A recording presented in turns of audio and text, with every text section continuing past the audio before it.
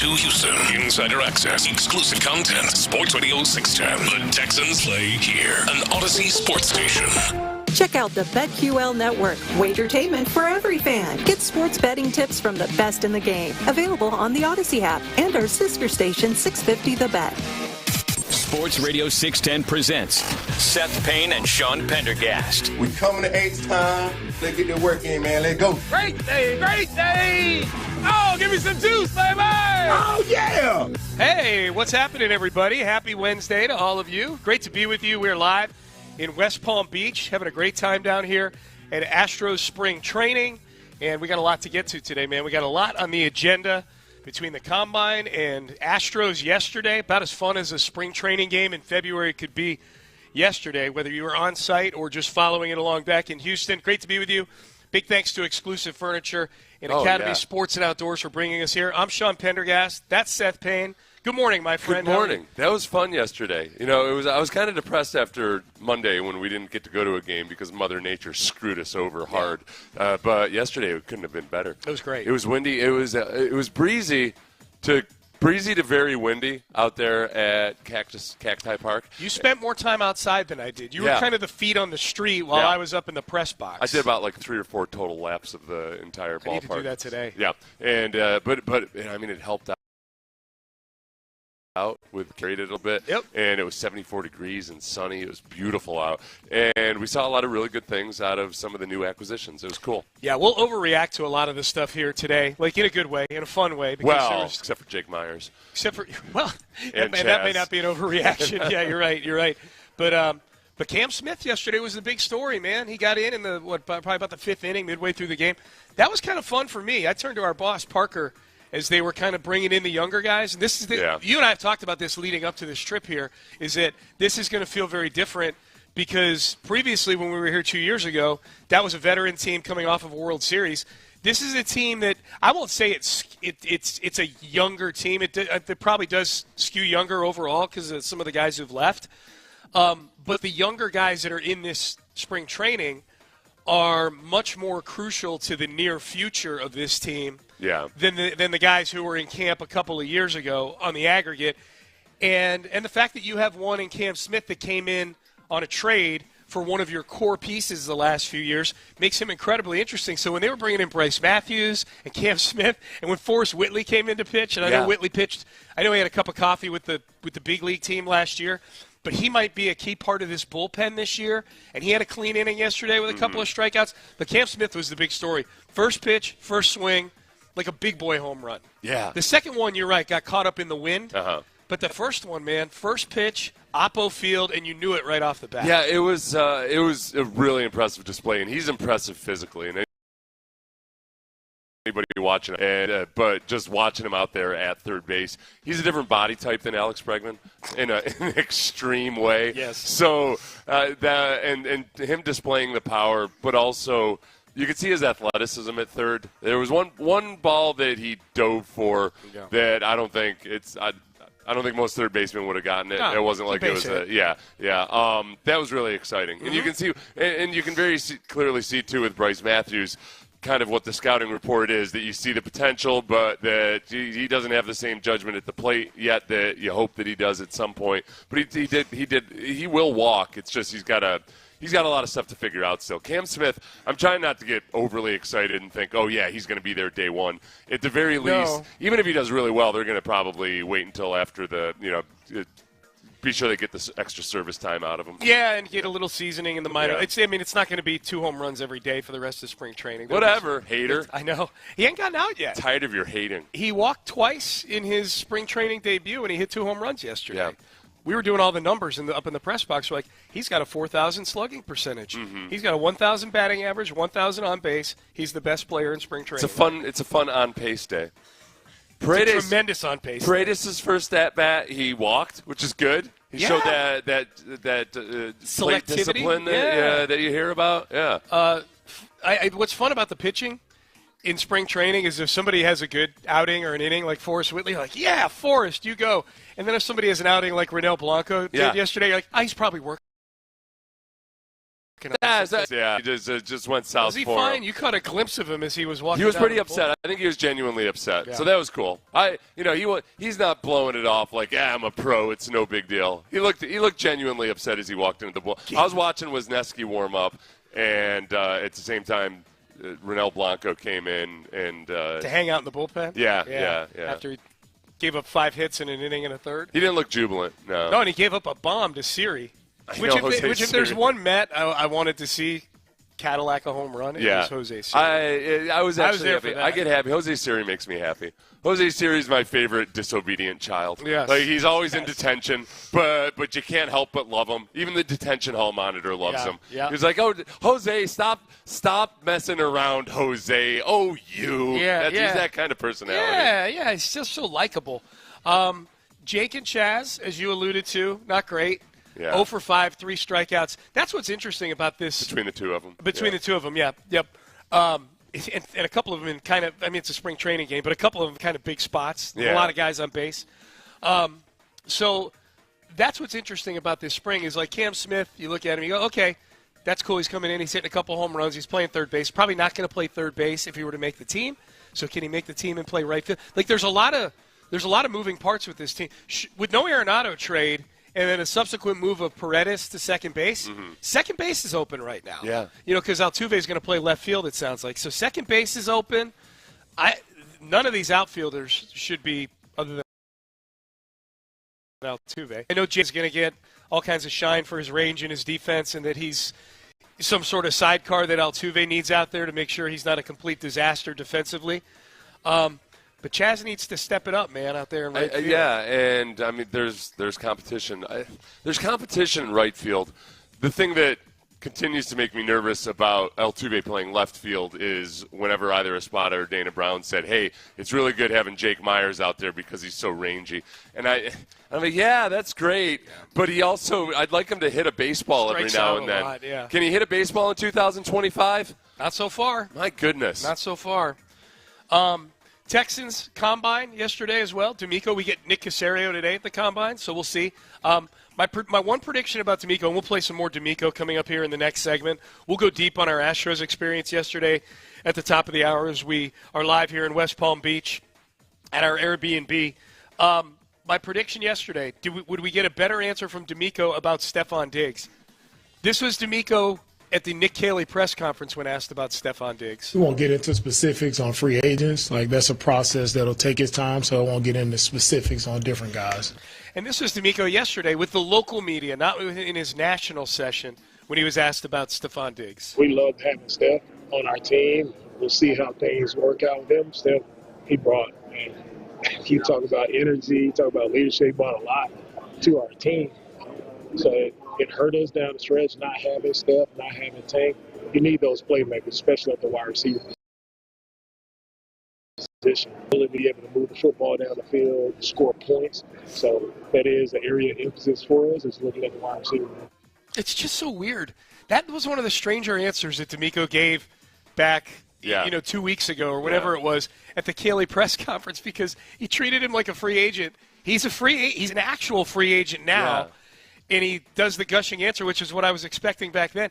It's just a very strange answer. Like, we're not going to talk about. I'm wondering, like, is he just doing that because he's being like a little bit prickly at a press conference? Or it's the same group of media that asked the question. I think it's probably one of those things where DeMeco wants to be sure he's not overstepping any boundaries, and Nick's side is the negotiation side of things. So DeMeco probably didn't want to speak out of turn when it came to when Stephon Diggs was still on the team. And maybe so that tells me maybe there was a chance he would have signed a contract. Maybe there were at least a few more discussions that were led on. Yeah, it doesn't matter. I was glad that was in the local media scrum because not that I'm overly worried about this, but if the Texans want to re-sign Stephon Diggs, then there will be competition from other teams, and other teams are going to have the same concerns that a lot of people did when Stephon Diggs got to Houston. It's okay, what about the sideline eruptions? What about the social media stuff? And that was of zero concern at any time that Stephon Diggs was here. He didn't have any issues at all. He was exemplary on the character and leadership side of things. So I don't need any positive press from DeMeco on Stephon Diggs in the national media. So nobody asked about it afterwards. I was a little surprised nobody in the national media asked him about it, but, so be it. We got a lot of stuff from DeMeco coming up. The very first question was, how do you help a player who's injured? Which was that was so strange. It just felt out of place. And DeMeco gave a really good answer. Gave a great answer. And some of it was relative to Stephon Diggs. If you think about it, DeMeco talking about how getting them involved and helping the other guys and coaching them, everything. That's one of the biggest things you can do with an injured player. Yeah. I'm going to ask you to do something you did today. Don't ever do it again. Okay. I walk out here. You're the early riser amongst the two of us here. You're usually up at least a good hour before I am.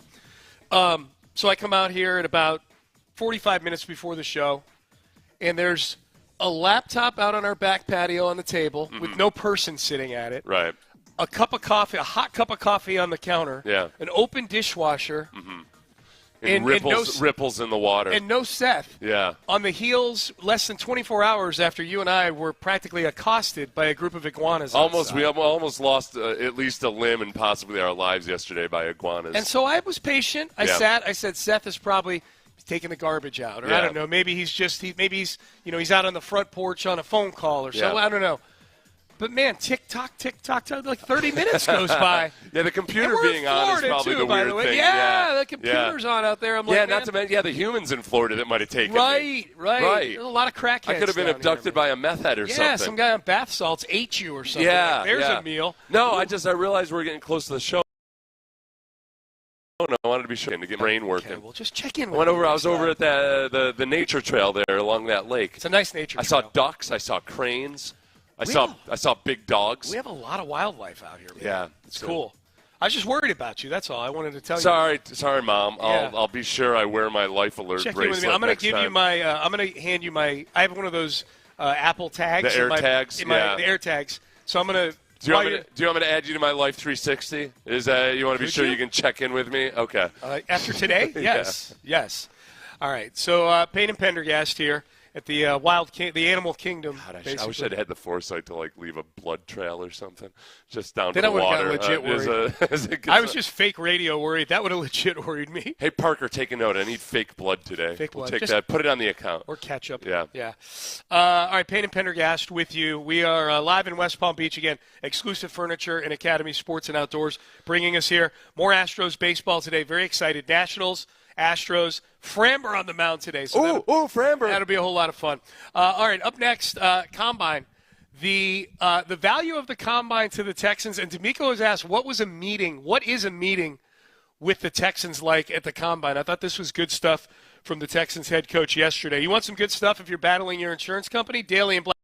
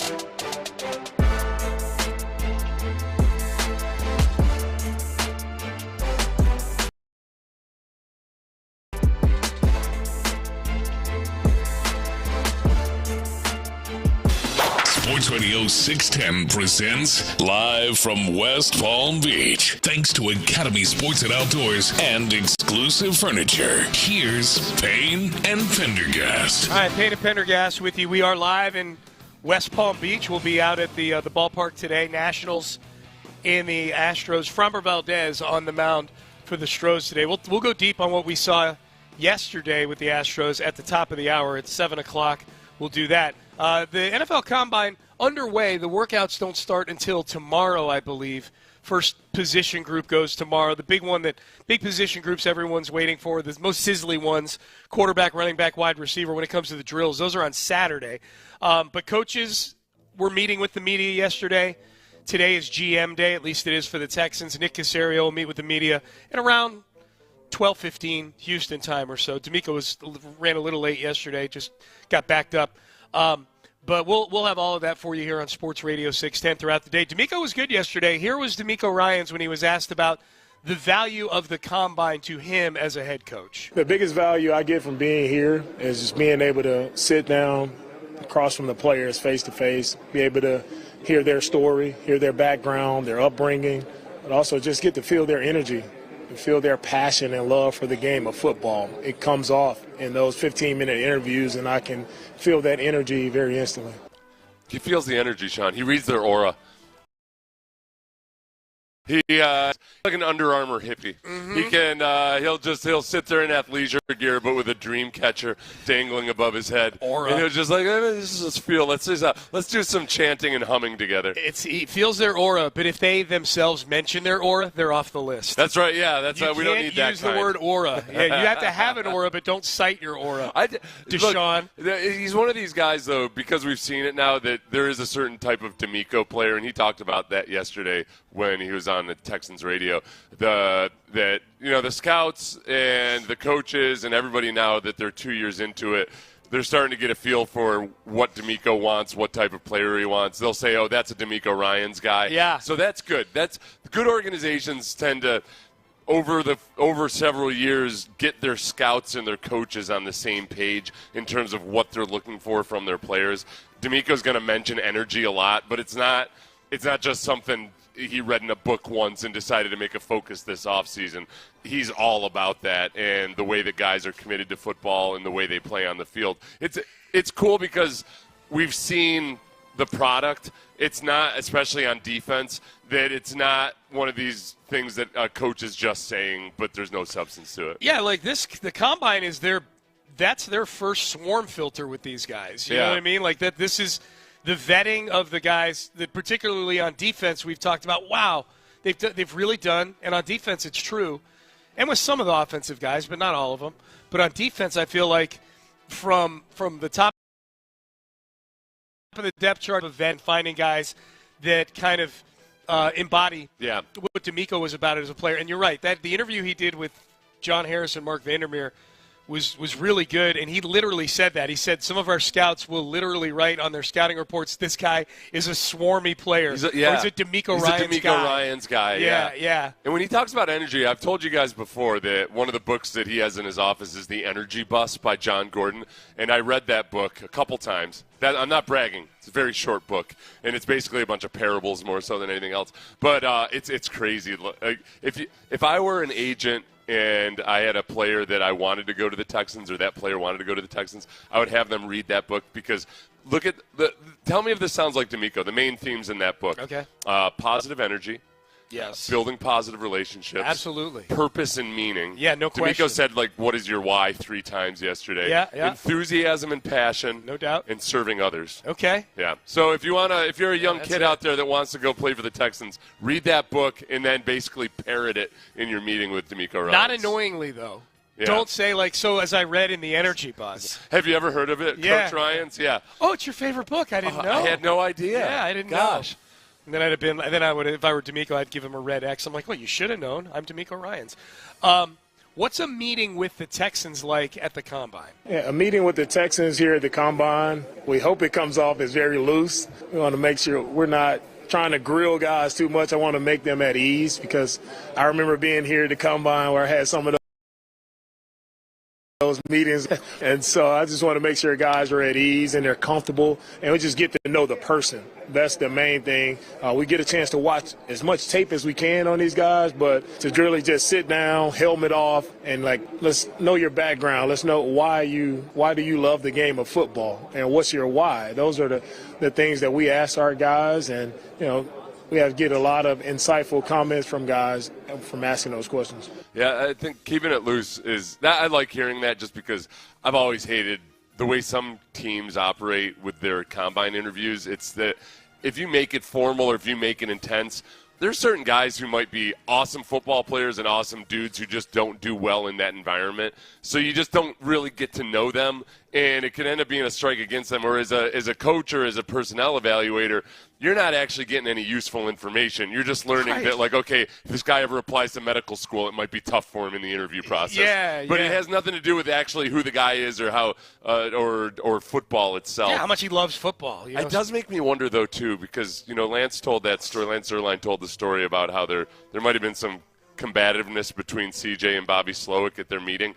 And if it is a laid-back environment, I wonder how that actually happened or what it looked like. Yeah. It does.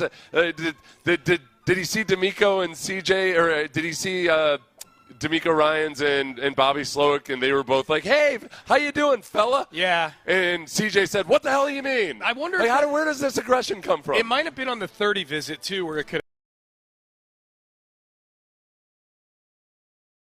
have happened. Yeah. Was it the same format when you were at the Combine? Was it 15-minute interviews? Yeah. How many teams did you meet with? I can't even remember. Not that many, because I was like a late addition to the Combine, so like 5 or 6. Yeah. And were most of your meetings like the ones DeMeco describes the Texans being, or were more of your meetings? They were all different. There was one place. where I met with a position coach, and it was very much like what DeMeco was saying. There's another where you're meeting with a scout, and it was almost like the guy was just reading from a questionnaire. Yeah. It was. I don't want to get too much into my own Combine story, but because I was a late addition, and there were a few teams that apparently liked me a lot, so they requested me to be there. So those teams wanted to talk to me. Yeah. But things were way different back then. Yeah. There were a lot of teams that didn't know a single thing about me and didn't care to look. Yeah. So it was weird. I felt I was a small school guy, and I felt kind of out of place because all these other guys are complaining about how many meetings they're going to all night long and everything. And I was like, yeah, me too. I'm totally exhausted. Yeah. Meanwhile, you're calling your family and be like, I got 5 interviews tomorrow. I don't think I'm supposed to be here. Yeah. That's funny. I was like Steve Carell acting like I knew what boobs felt like in 40-year-old virgin. Yeah. That's great. DeMeco Ryans getting kind of specific on draft picks. This is at the very end of his media session. I found this one interesting. He talks about what the expectations are for guys based on where they're drafted. Players come in all different types and sizes. You're taking a guy in that first round, you're looking at guys who you're leaning on being, day one starters for you. And, second round on 3, you're looking for guys who can possibly upgrade the roster to eventually become starters. But, you want to see a guy and what he's done in college, how many snaps he's played, how effective has he been with the reps that he's been given. So that's, especially with the 25th pick, that you're flirting with round 2 there, and you're somewhere in the gray area. Yeah. But it does seem like, especially maybe since the Kenyon Green experiment continues to not look so hot, if that's something they've started to emphasize more in the last couple of years, is we want guys who are pro-ready. That's a quote that probably gets more interesting the day after the day 1 of the draft. Yeah. You know what I mean? Because if they draft an interior offensive line, a lot of these guys who've been playing interior offensive line are still going to be here. Yeah. But based on that quote right there, like if they draft Tyler Booker with the 25th overall pick, based on that quote right there, my expectation is he's starting in – DeMeco Ryans expects him to start in week 1 for them. Yeah. He expects whoever they draft with that 25th overall pick to come in and take whatever job is open by the throat. Yeah. Whether it's Emeka Egbuka getting drafted to be the wide receiver opposite Nico Collins, or at least be in that rotation of the top 3 wide receivers, or more specifically, because receiver's an interesting one because you can get X amount on the field. You can get 2 on the field. You get 3. Starter is a bit of a nebulous But a guy term. that contributes and plays a lot. Contributes and plays, but right guard or left guard, you're a starter. It's a those guys play position, they play 100%. the snap. Yeah, I know. With Ibuka might be one of those guys that if they're going to take him in the first round, they like a guy like Ibuka because he's probably a little bit more pro-ready. Yeah, the ceiling might not be as high as some of the other guys, but they might feel more comfortable that it's not as much of a projection. But you also can't be married to that too. I mean, if a guy gets into camp and it's clear that he's not as far along as you thought he was, or he's not responding well, you can't just plug him in there. I'm still a little upset that they penciled Kenyon Green they put him in Penn on the depth chart as the starter all through training camp last year, when I felt like it really should have been a competitive situation, and it wasn't at all. But it's hard with the offensive line because you want him to get those reps and get the cohesion and the work with the center and the quarterback and all that. Yeah. Based on what DeMeco just said there about day 2 guys, which would be second round and third round, since DeMeco got in the building there, he said guys that contribute with the expectation they become a starter. Yeah. I'm paraphrasing. But they drafted Juice Scruggs in the second round, Tank Dell in the third round, DeMeco's first draft with Nick. And then last year they drafted Kamari Lassiter and Blake Fisher in the second round and Kalen Bullock in the third. Those 5 guys, and Tank's injury is what it is. Like, that's, you can't control that. When Tank was on the field, he was 100% worth the 69th pick in the draft or whatever he was. Yeah. So Juice Scruggs is a work in progress still, as is Blake Fisher. And I need to wait and see how they do in this next chapter of offense. But the other guys, Kamari Lassiter, high-end starter who I think has Pro Bowl potential. Kalen Bullock, I'd say the same thing at safety. And then, Tank obviously is a wild card because he's injured right now. But they've done a decent job of getting guys, I think, that fit that DeMeco description these first couple years he's been collaborating with Nick. Well, Kamari Lassiter last year, it was the 42nd pick overall, relatively early in the second round.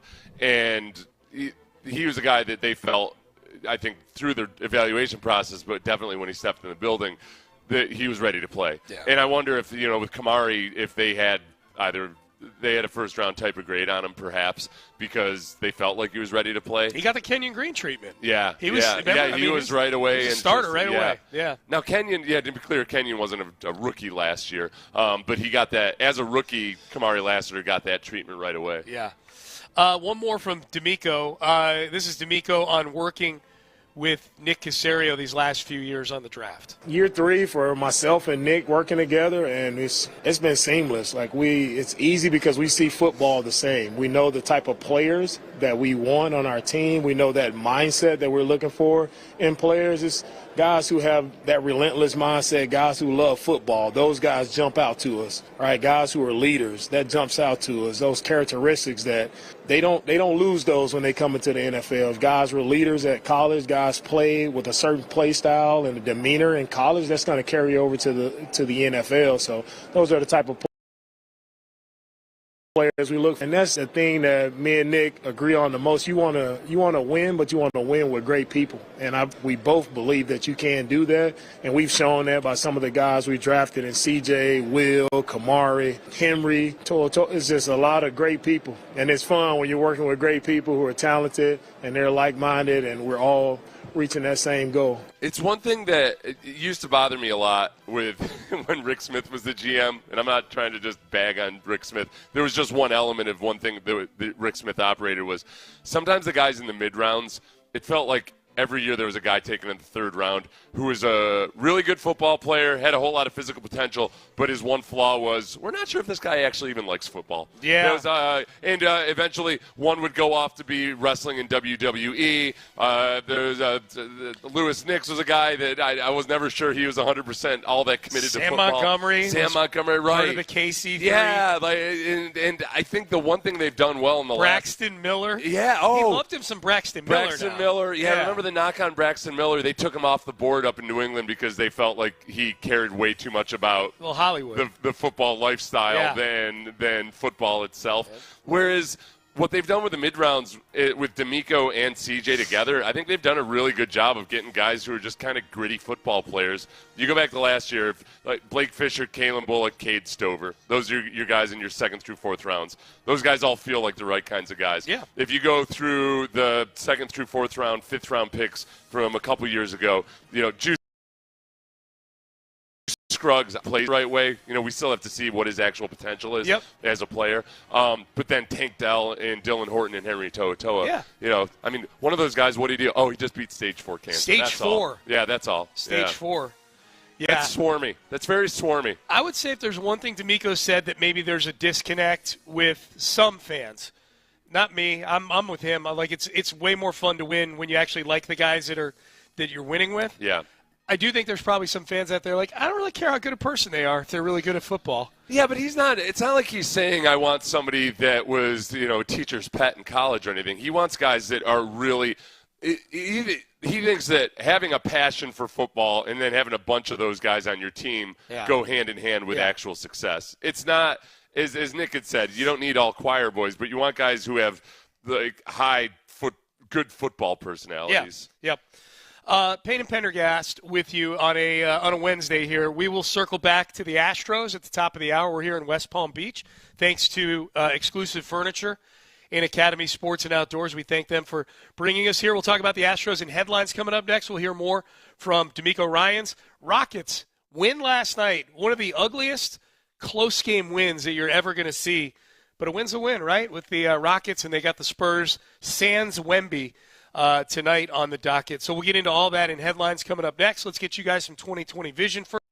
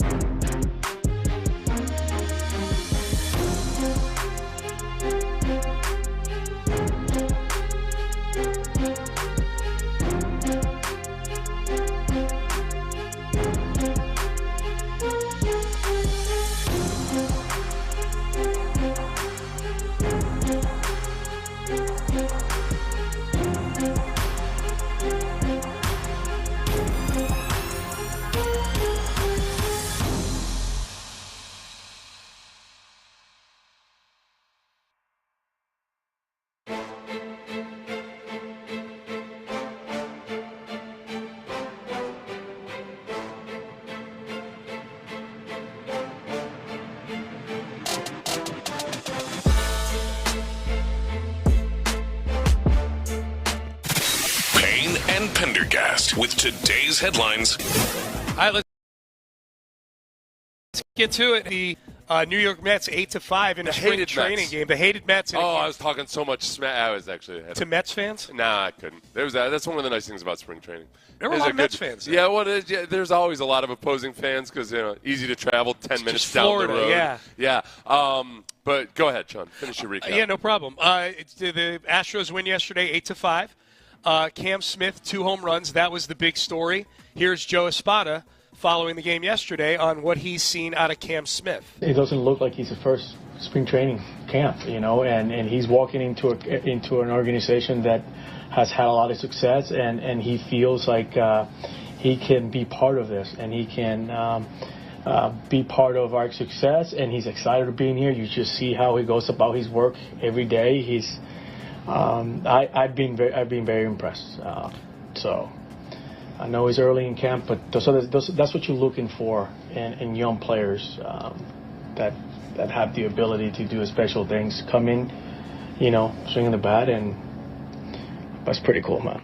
Yeah, 2 bombs. That's what I look for in my young players. It honestly feels, in the way that the organization has been talking about him, it feels a little bit like the Texans talked about Kamari Lassiter last year, where they say things they wouldn't typically say about a rookie.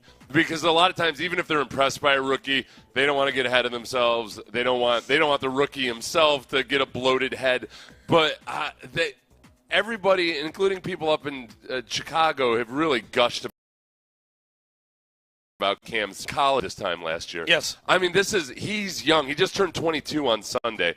And that was a very good debut. It's just spring training. You take everything with a grain of salt. But, man, Sean, this could end up being, if the Cubs don't do something with Kyle Tucker, re-sign him, you mean? Or have a really good season this year because they got Kyle Tucker for 1 year. Yeah. And Cam Smith ends up developing into just whatever type of player he could be. That might go down as one of the worst Chicago trades in history. Yeah, man. I mean, this is already turned from I guess you got a Espada and you got a Wisniewski and you got a prospect. That's what that trade was at first.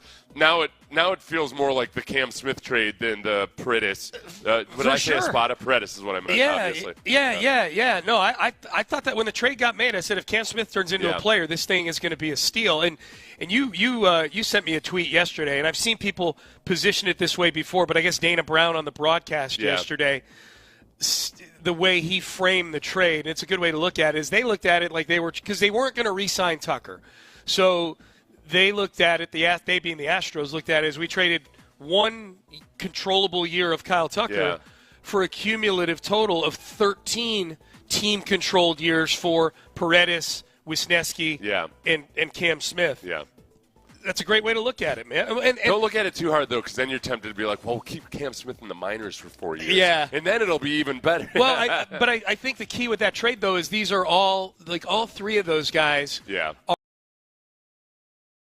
are from contributors to super high-level contributors at some point. It'd be one thing if you're trading for some minor league. We got 6 years of team control on, Joe McBleep face. You know what I mean? Some A. But this is Cam Smith. He was their best prospect. Yeah. And Paredes is an all-star. And Wisniewski, we'll talk more about him at the top of the hour. He had some good and some bad yesterday, but I'm confident. Look, they're looking for him to be the 5th starter. They're not looking for him to be Hunter Brown or anything. Yeah, I was really happy with Wisniewski other than the solo home run. And that's obviously grain of salt with all of this, good or bad. Yeah. The one grain of salt that's hard to just say is a grain of salt is the fact that Jake Myers and Chas McCormick looked awful at the plate yesterday. Yeah. We'll get into those guys top of the hour. We'll overreact to everything we saw yesterday because it's fun to overreact at spring training. Texans at the Combine. DeMeco Ryans met with the media yesterday. Nick Caserio will meet with the media today. 12:15 Houston time is what Nick is scheduled for today.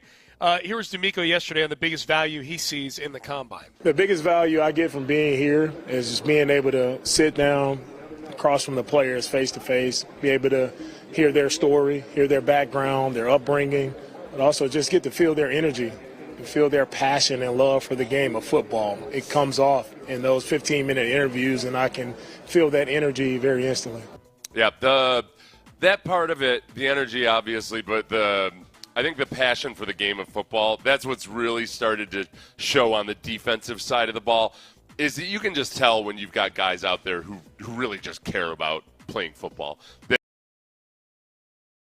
That aren't so much suffering you're willing to endure for money.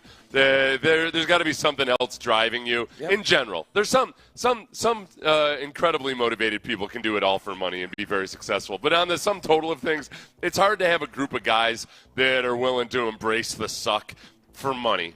It's there's got to be something else driving them, and I think they've done a great job of that on defense. On offense, it's a work in progress. I think they've got a few guys, but it's a work in progress. I wonder, it's the 25th pick. It's a crapshoot. Yeah. But the way they brought in CJ a couple of years ago to kind of recalibrate, the vibe on the offensive side, the overall leadership position. The way I think a big reason they traded up to get Will Anderson was he's going to be that guy for the future on the defensive side. I almost feel like Will Anderson is part of the vetting process for all these guys defensively that come through these interviews. You know what I mean?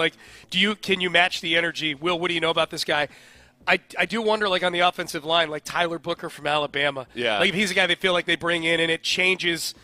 Tougher to do when you got veterans in the room already, like Tunsil and Titus that have been around for a while, but do they view him or anybody in that offensive line room as a guy who can kind of reset the energy in that room moving forward? As you look at Will is who he is, but they also have veterans and have tried to get veterans in that defensive line meeting room who are also that same swarm mentality. Yeah. You're exactly right. And I don't think any of us are convinced that Titus Howard and Laramie Tunsil are the epitome of swarm. No, definitely not. I think that I'm not as critical of those two guys, but in terms of the swarm mentality, I'm very skeptical. Very much so.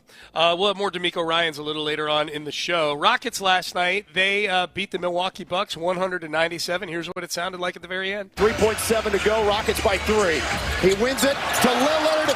Lillard for the tie. Oh, my God. And the Rockets survive and win. So many big shots that Damian Lillard has hit in his career in those situations, seemingly over and over and over again against the Rockets, especially when he was with the Portland Trailblazers. But he missed there, and the Rockets eke out the win, 100-97. This is what people need to know about this game, and if you watched it, you know already. The game was 85-85 at the end of the third quarter.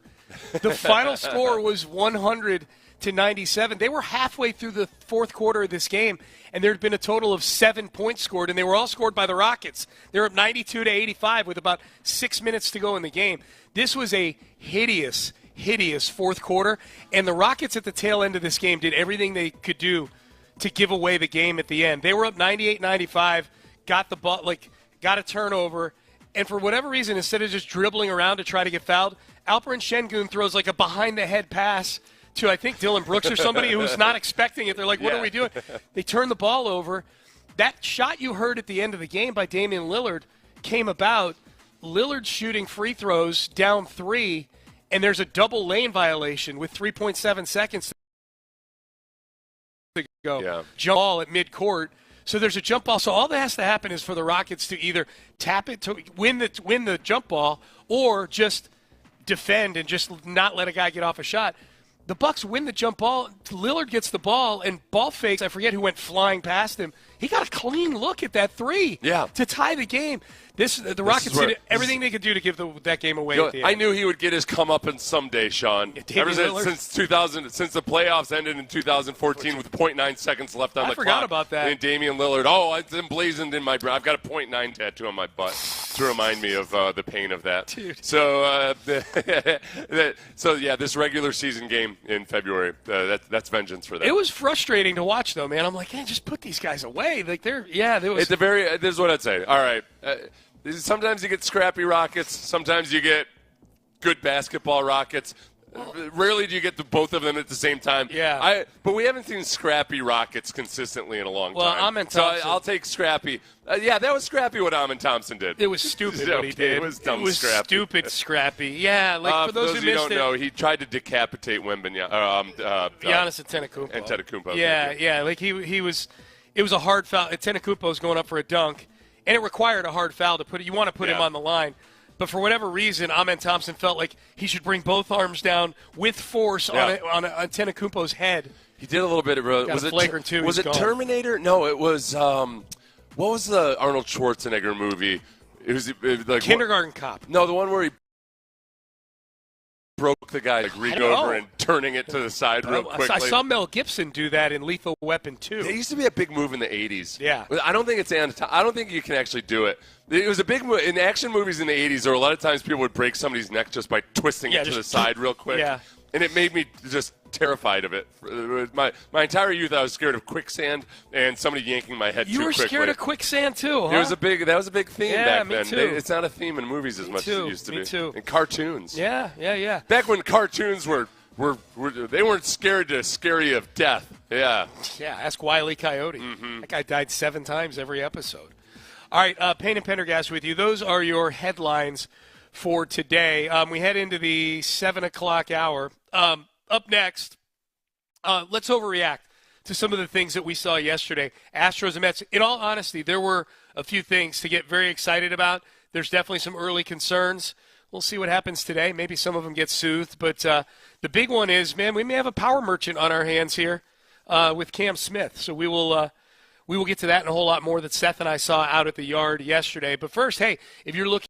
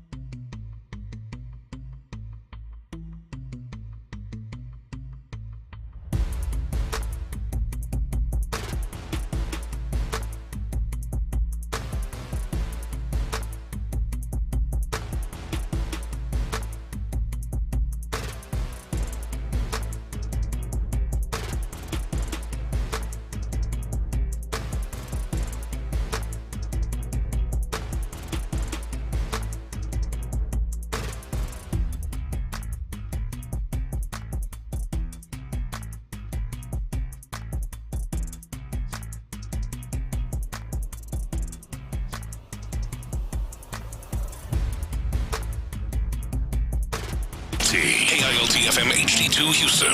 Insider access. Exclusive content. Sports Radio 610. The Texans play here. An Odyssey sports station. Sports Radio 610 presents live from West Palm Beach. Thanks to Academy Sports and Outdoors and exclusive furniture. Here's Payne and Pendergast. So yesterday, about midway through the Astros game, as they started to bring in the bench guys, I'm like this a lot more than I did a couple years ago. Like this Bryce Matthews, I hear he's got a shot at being something pretty soon. Yeah. This Cam Smith, whoa, yeah, big strapping young fella. I'm enjoying watching him. Forrest Whitley, he's been that around young forever. whippersnapper. Yeah. He still looks young. I think he's 37. He's not 37. I know he is. It feels like it he's for at sure. least 37 years old, or I'm a mallard duck. It is crazy though. Like he's a first-round pick. Yeah. I wonder what the longest time frame is for a first-round pick of a team.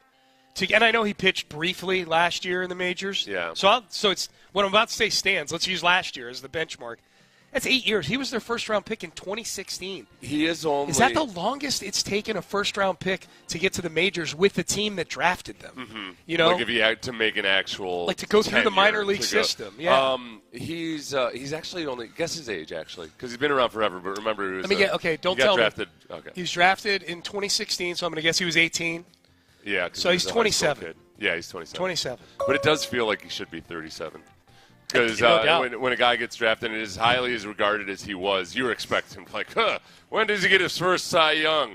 Probably 2018, 2019 or so. You know, no, it's been a while. I don't care if he's just like a setup guy or he's a guy to eat innings in the middle of a game. Yeah. It's a pretty incredible story. Mm-hmm. He's been through multiple surgeries and things like he's that. He's a nice kid, you know, and I shouldn't be calling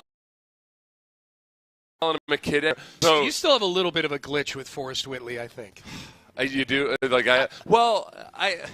I guess part of it is that I'm just amazed that they just continue to keep running it back with him. Though, yeah, the big one was in the COVID year when he didn't come back in shape. Yep. That was the big one. Yeah. Like what the hell? Why is this guy who's supposed to desperately trying to prove that he belongs in professional sports? How is this the guy that comes back out of shape? Immaturity issues, for sure. Brett Strom. Remember, I was angry because in the article about it, it was buried midway through the article I was reading. This quote from Brent Strom that just simply said, "I don't know why he didn't come back in shape." And right.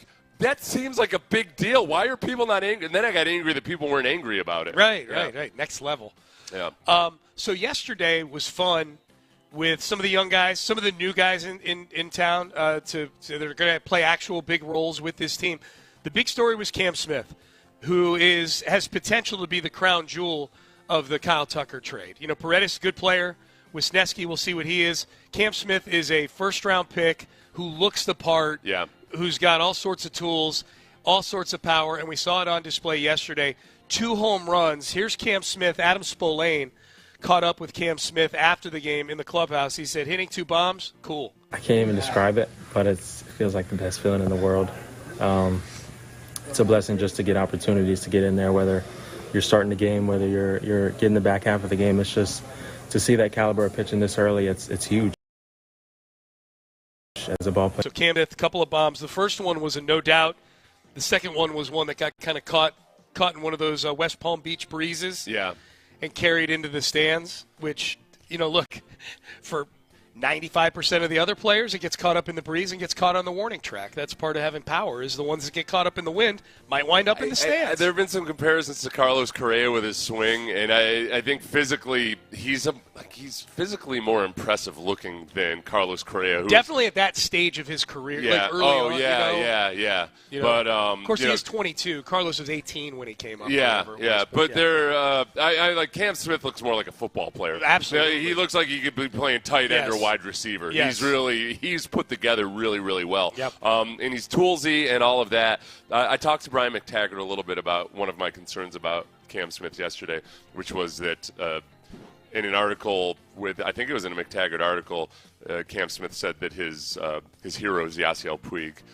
Which I told Brian that it felt a little bit like when C.J. Stroud said that Deshaun Watson was one of his mentors. Yeah. That was during the Combine a couple of years ago when C.J. said everything. that. Yeah. Okay, let's embrace the positives of Yasiel Puig, the energy, the passion, all of that. But less bat licking. I don't want any bat licking. Was Yasiel Puig swarmy? I think he might have been swarmy. I don't know. I think there's a certain consistency. Yeah, I guess. Energy-wise, he was untamed swarminess. Yeah. But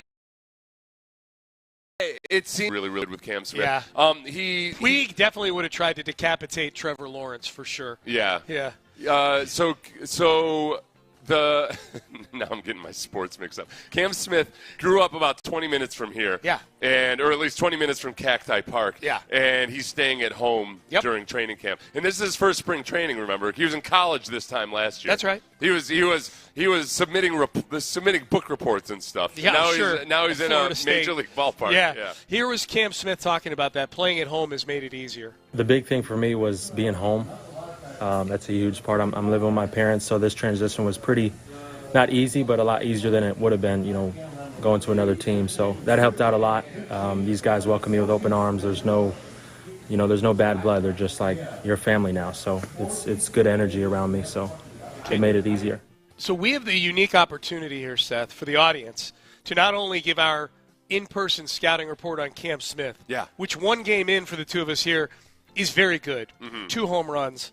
We also have the unique opportunity to give the scouting report on Cam Smith's family, of which he speaks right there. Right, yeah. Because we were walking, when we were leaving the ballpark, the 4 of us were walking out to our car, past that huge Astros sign at the front of the ballpark. Big logo. Yeah, there. big logo. 50 feet high. Great Instagram opportunity. Yes, big time. And you and I, we were all walking, talking, and there were 3 women taking a picture in front of it, and they were trying to take a selfie, and I heard one of them say, "My arms aren't long enough." Yeah. And I said, "Hey, little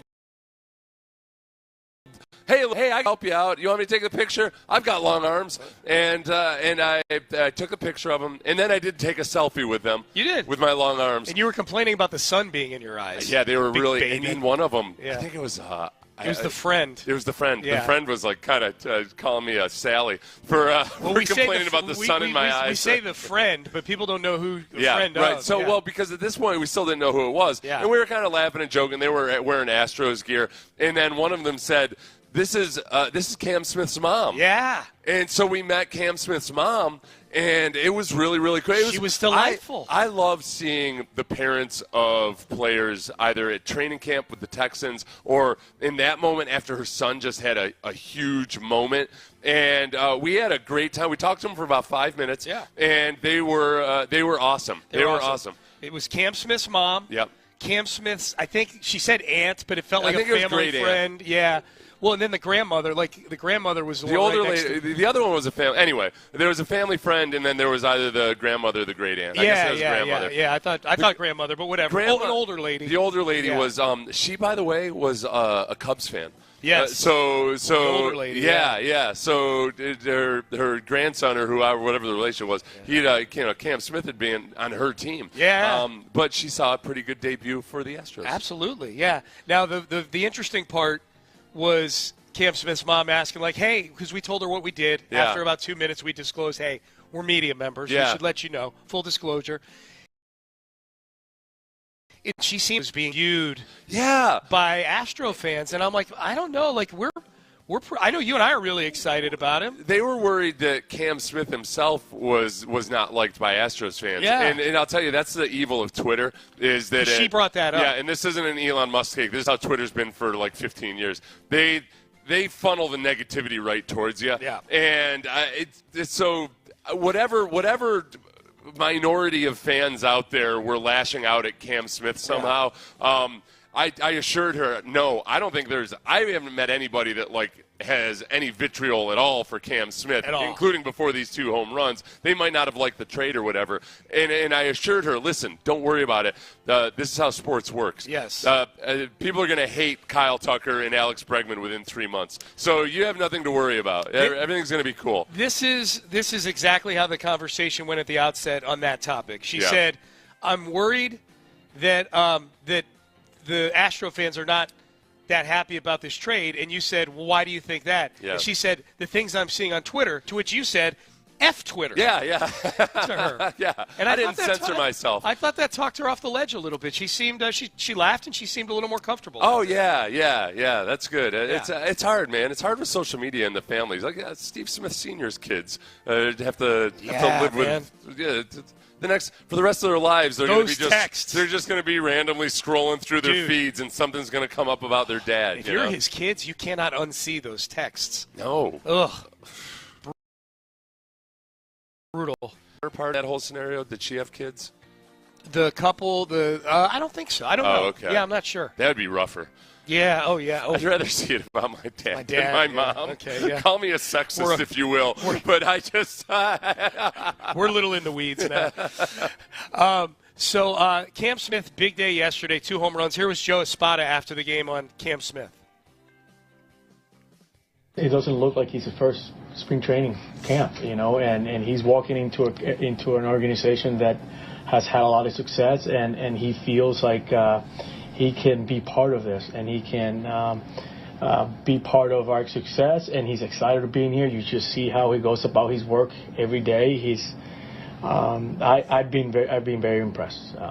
So I know it's early in camp, but that's what you're looking for in young players that have the ability to do special things. Come in, swinging the bat, and that's pretty cool, man. You know what's interesting about that with Espada is Espada feels like he's trying to dial himself back a little bit on Cam Smith.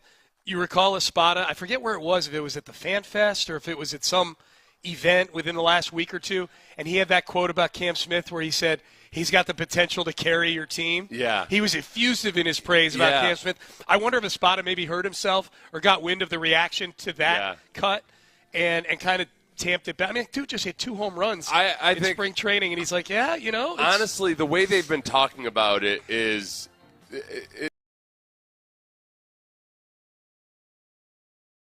I think there's probably alongside that, hopefully, a level of maybe maturity or professionalism, which is, he's a college kid, so he's a lot older than a high school kid coming out, that maybe they just feel comfortable. It hasn't felt like Dana Brown, when he's speaking positively about Cam Smith, is trying to justify the trade or anything like that. Yeah. It all seems very genuine.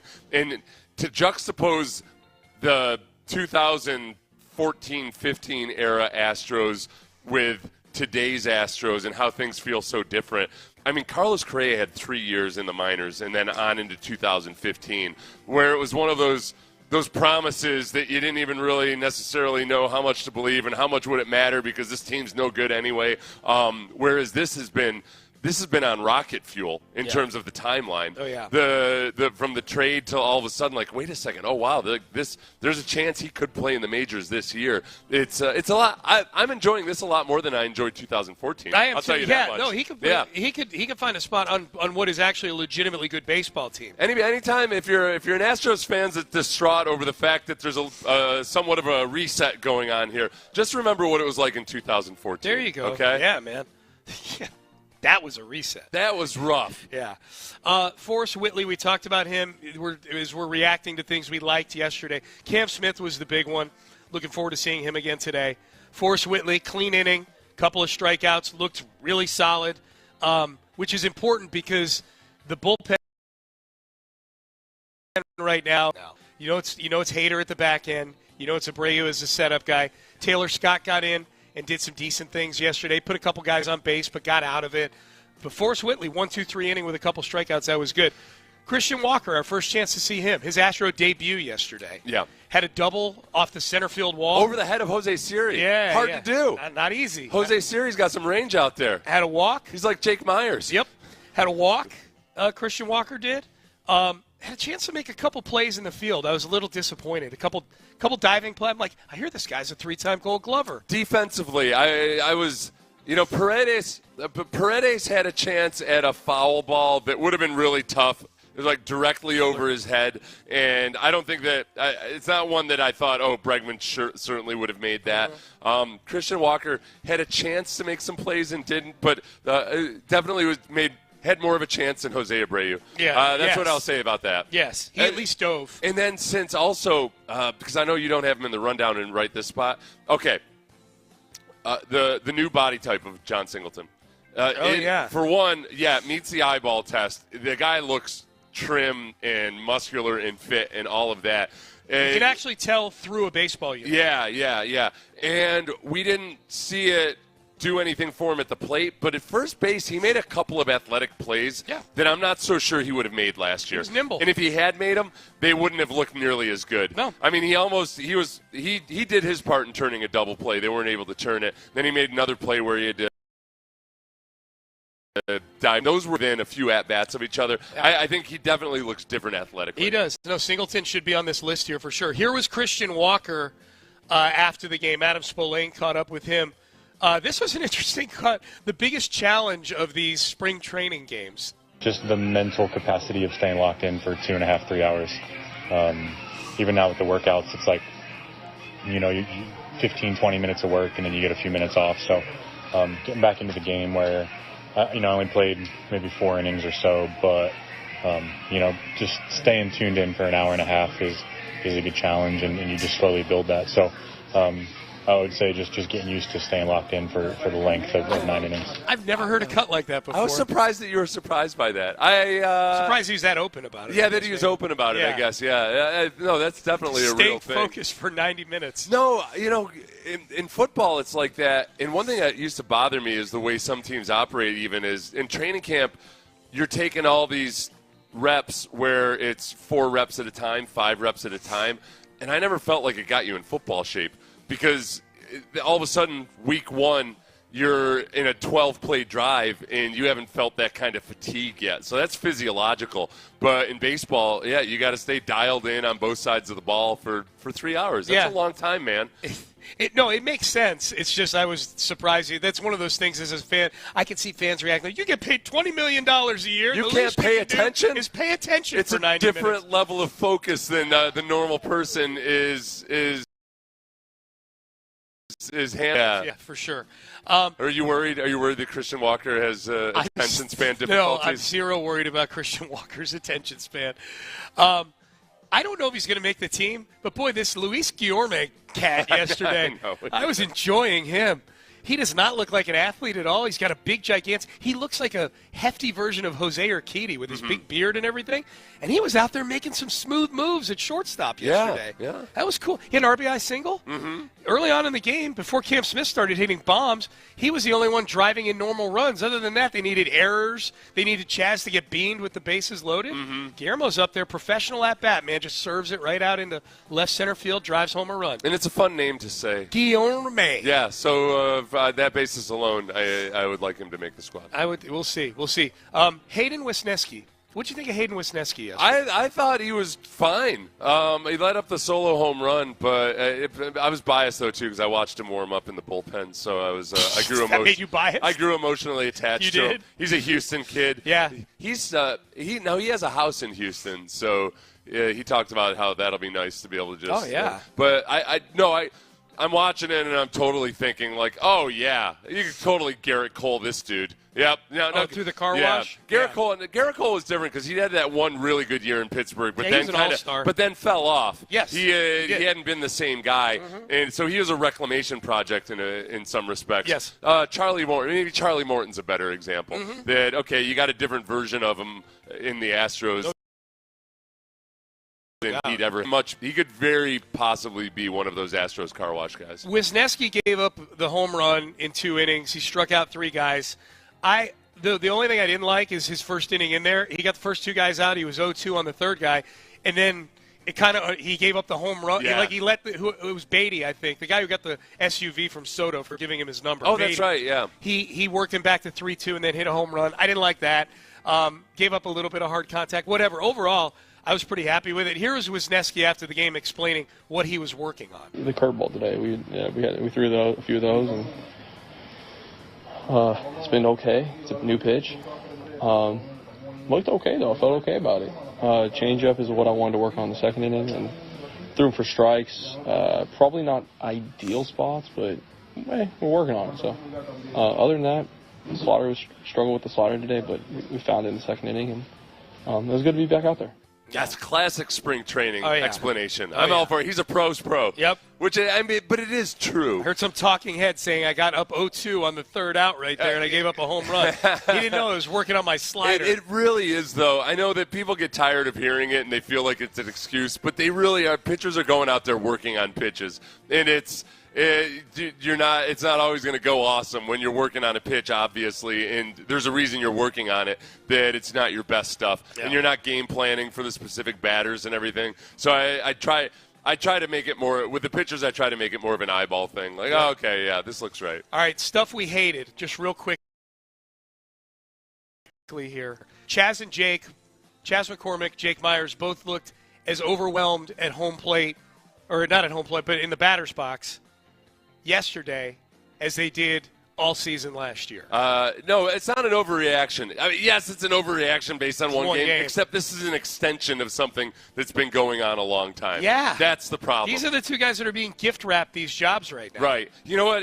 You can't fall into that trap where you do with, like, Jose Abreu, where people 2 weeks into last year would say, hey, it's just 2 weeks. What do you? No, you have to go back through all of last season. This is an extension, including when Jose Abreu actually did good things in September and October, but it was still an extension of a bad product. So it's okay to overreact to that, which means it's not an overreaction. That was the appropriate reaction. I don't know that there's a point as a Houston sports fan. Like, what are the things that make us most irrational and angry, like, in the moment? Like, Laramie Tunsil getting a false start. I get very angry at that. I don't know that there's anything that makes me more angry in Houston sports than a Jake Myers at-bat, because they end with strikeouts so very often. Like, he has so many uncompetitive at-bats, Jake Myers, and that he is the anointed center fielder and has been, really. Like, Jake Myers has been on this team for a long time now. Yeah. Like, he goes back to 2021. Yeah. This is his 5th year. Oh, and it's crazy. And I know this is just managers get asked about different things, so it's not. But it bothers me that there's a quote out there on leash. When Jake Myers, I don't have that same quote about Jake. I need a quote about Jake Myers having an extremely short leash. The problem is that with Altuve playing in left field, they really want to have Jake Myers' range out there in center field. Yeah, I mean, obviously they've got the numbers in the building over there that say having his glove out there is worth whatever drop off you're getting, like precipitous drop off you're getting offensively from him. I guess like the trade off of the two things. I hate watching him hit. And the look on his face on the little graphic up on the Jumbotron with his hat that doesn't fit, his gigantic hat, his Bobby Slowick hat. Ugh.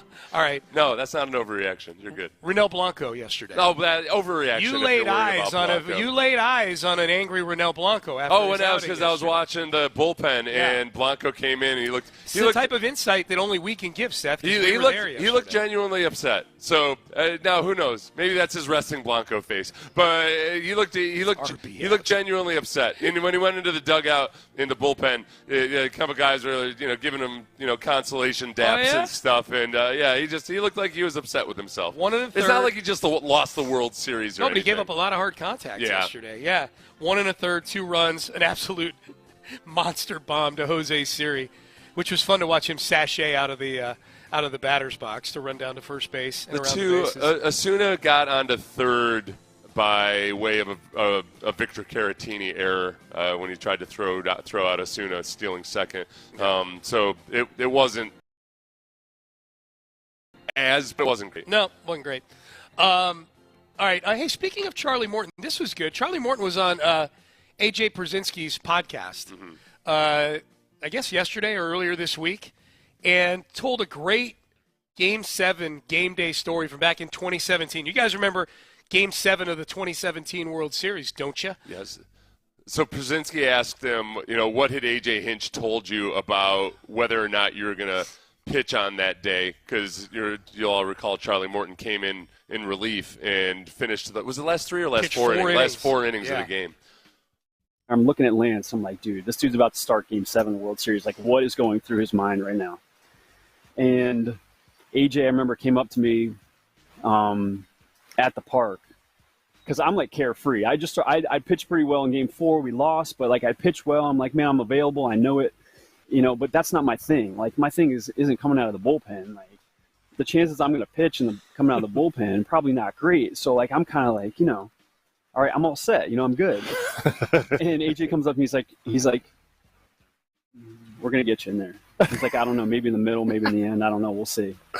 And then that's the only thing that I remember AJ ever talking to me about. I mean, that's crazy. He went from just kind of thinking he was going to be a spectator that day to pitching the last 4 innings. Yeah. And then also, I mean, at first he had to mentally adjust to, okay, I might actually, or I'm probably going to play today. And then he wouldn't have known until he got in that he was going to pitch the final 4 innings. It was probably out, oh, wow, I might pitch. Yeah. Then to actually go in and pitch the 4 innings. Because once you're in, you're in it. You know what I mean? Yeah. But maybe even A.J. Hinch didn't know he was going to go 4 innings. You just ride him. You ride him until gives you a reason to take him out. It was on 3 days rest too, and that was another reason he wouldn't have started the game because he had pitched well in Game 4, but it was on 3 days rest. And one of the other tidbits he had in there was that Hinch figured, okay, I don't know if Lance. I don't want Lance.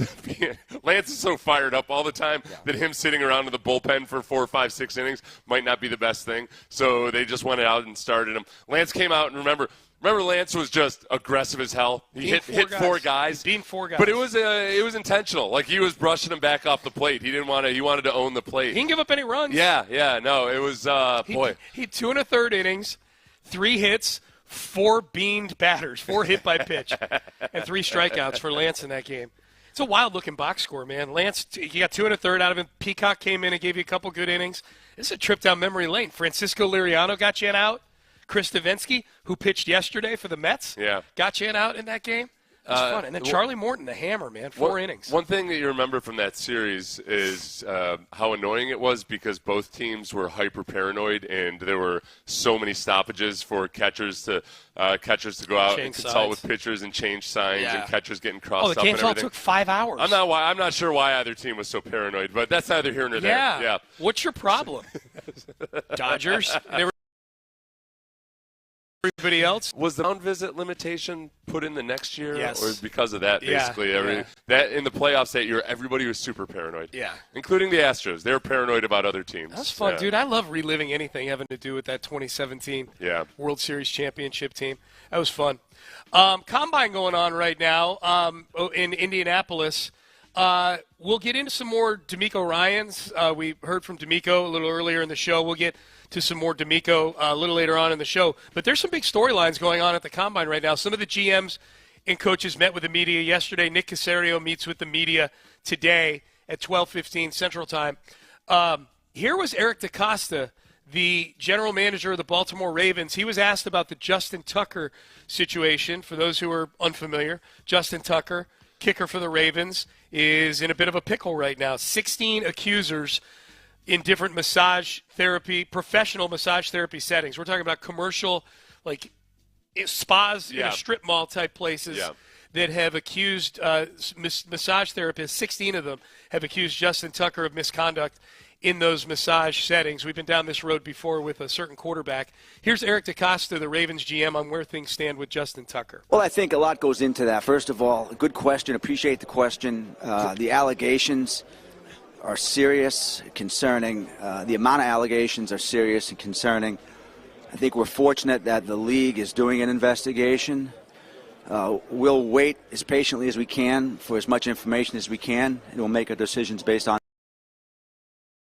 that. We'll stand by Justin Tucker. There's none of that in there. No.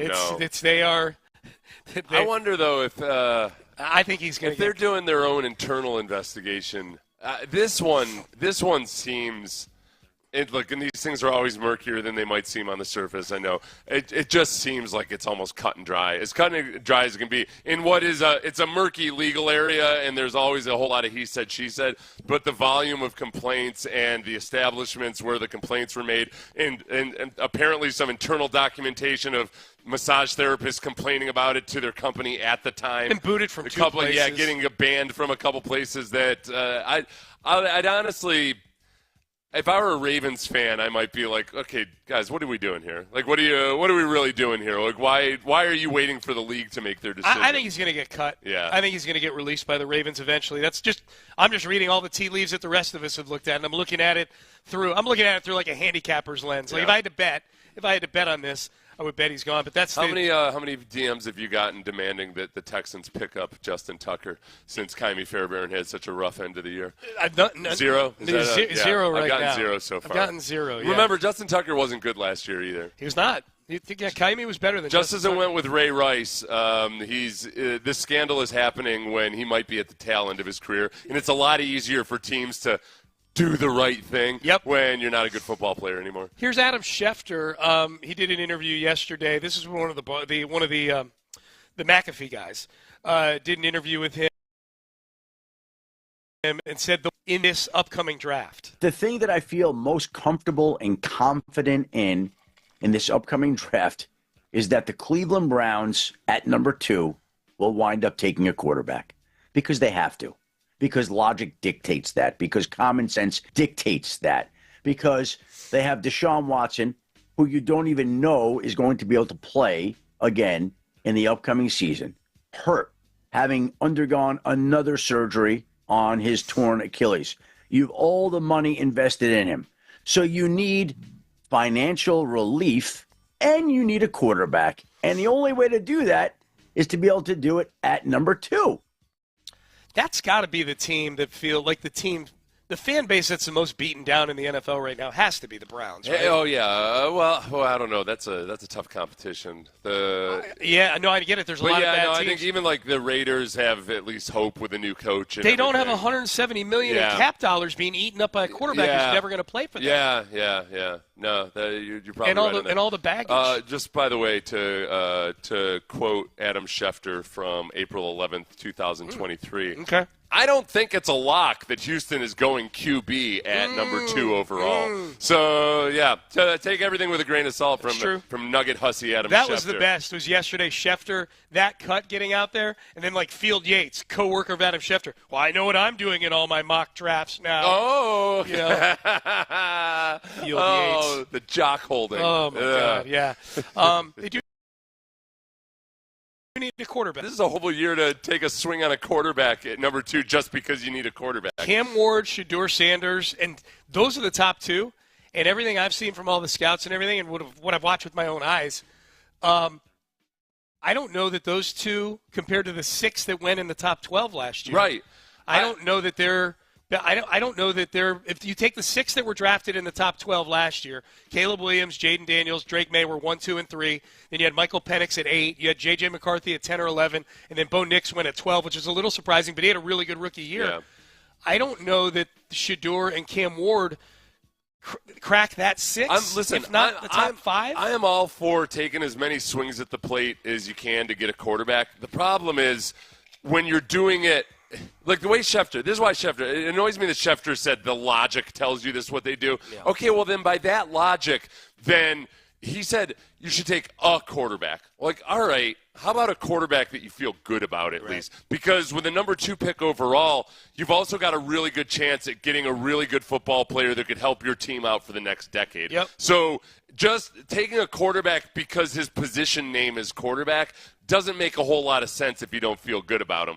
By all means, take a quarterback later in the trade back, take a quarterback in the second round. Keep taking swings at the plate. But when you've got an opportunity to get a Will Anderson type on your football team, or a Derek Stingley type on your football team, you're doing your team a great disservice just to simply take a position rather than a specific prospect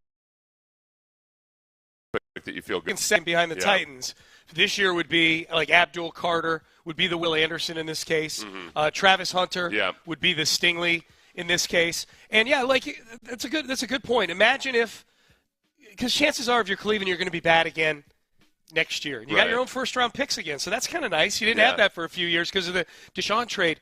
Imagine if the Texans back in 2022 decided to take Kenny Pickett with a 3rd overall pick. He was the only first-round quarterback taken. He got taken at 20.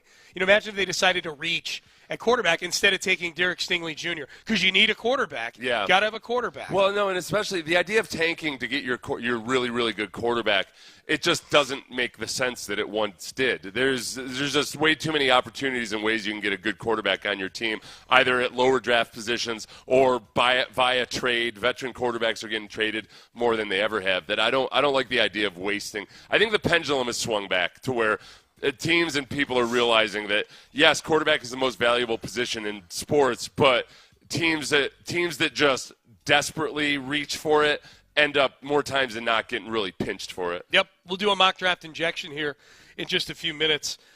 Text message. We haven't touched on the Jim Adler, the Texas Hammer text line yet today. Can you imagine Shedeur Sanders in Cleveland? I said this to Seth last night. I think it was when we were at the grocery store. Yeah. We went to the grocery store, and for some reason, I don't know why I had the draft on my brain. But I said I want one of 2 things. I want Shedeur Sanders either to go number 2 to Cleveland or I want him to go 40th. I don't want anything in between. I don't like the Jets at 7. Whoopee. I need him to go to Cleveland at 2 or I need him to be sitting in the green room for the entirety of night 1 of the draft. What about the Giants, though? I guess, do you think he'd probably be happy to at least be going to a huge market? He'd love to go to New York. Yeah. Well, I mean, look, you're getting drafted high. You're going to go to a miserable organization. But they're all miserable up that high. Okay. You know what I mean? Like he's like I think he knows. I think and he knows, and his dad knows. His dad was the 3rd overall pick or whatever. You're going to go to a bad team, but if you can go to a bad team where there's some sizzle, like New York and Vegas, I feel like look, Colorado was a bad team until they got there in college. You know what I mean? But Cleveland is miserably bad. Mm-hmm. Cleveland is these other teams you get drafted to, and at least they've got cap space and picks, and they're not, their best player. Max Crosby is not asking for a trade in Vegas like Myles Garrett is in Cleveland. You know what I mean? Cleveland is a next level dysfunctional, bad, and damaged, and in horrible because of their cap situation. And if they trade Myles Garrett, their cap gets even worse. Yeah. They have so much dead money associated with him if they were to move him. So plus Cleveland is miserable. It's not New York or Vegas. It's a miserable place. So I need Shedeur to go to Cleveland, or I need him to be the guy sitting there Aaron Rodgers style in the green room all night. Boy. That's my big draft wish. Shedeur Sanders and Deshaun Watson in that relationship, or whatever might be said about it. I almost want it just for that. Yes. I just want for yes. Whatever Shedeur might say about Deshaun Watson. Oh, my God. And he wouldn't hold back either. Yeah, boy. Yeah. Are you with me on this? I'm with you on this. All right, Coach. All right, you can text the show 713-572-4610. Man, a lot of good stuff to get into. This is a fun week. All right, mock draft injection time. The OG of the mock draft is Mel Kiper Jr., and he has his second mock draft out. We will dig into Mel Kiper Jr.'s mock draft. Who does he have the Texans taking at 25, and do we agree with him? We will check out Mel Kiper's mock draft and the mock draft injection coming up next. But I got my prize picks out. I'm literally doing my prize picks entry as I'm talking to you guys. I'll be more than 28.5 points. I'm going to go with a little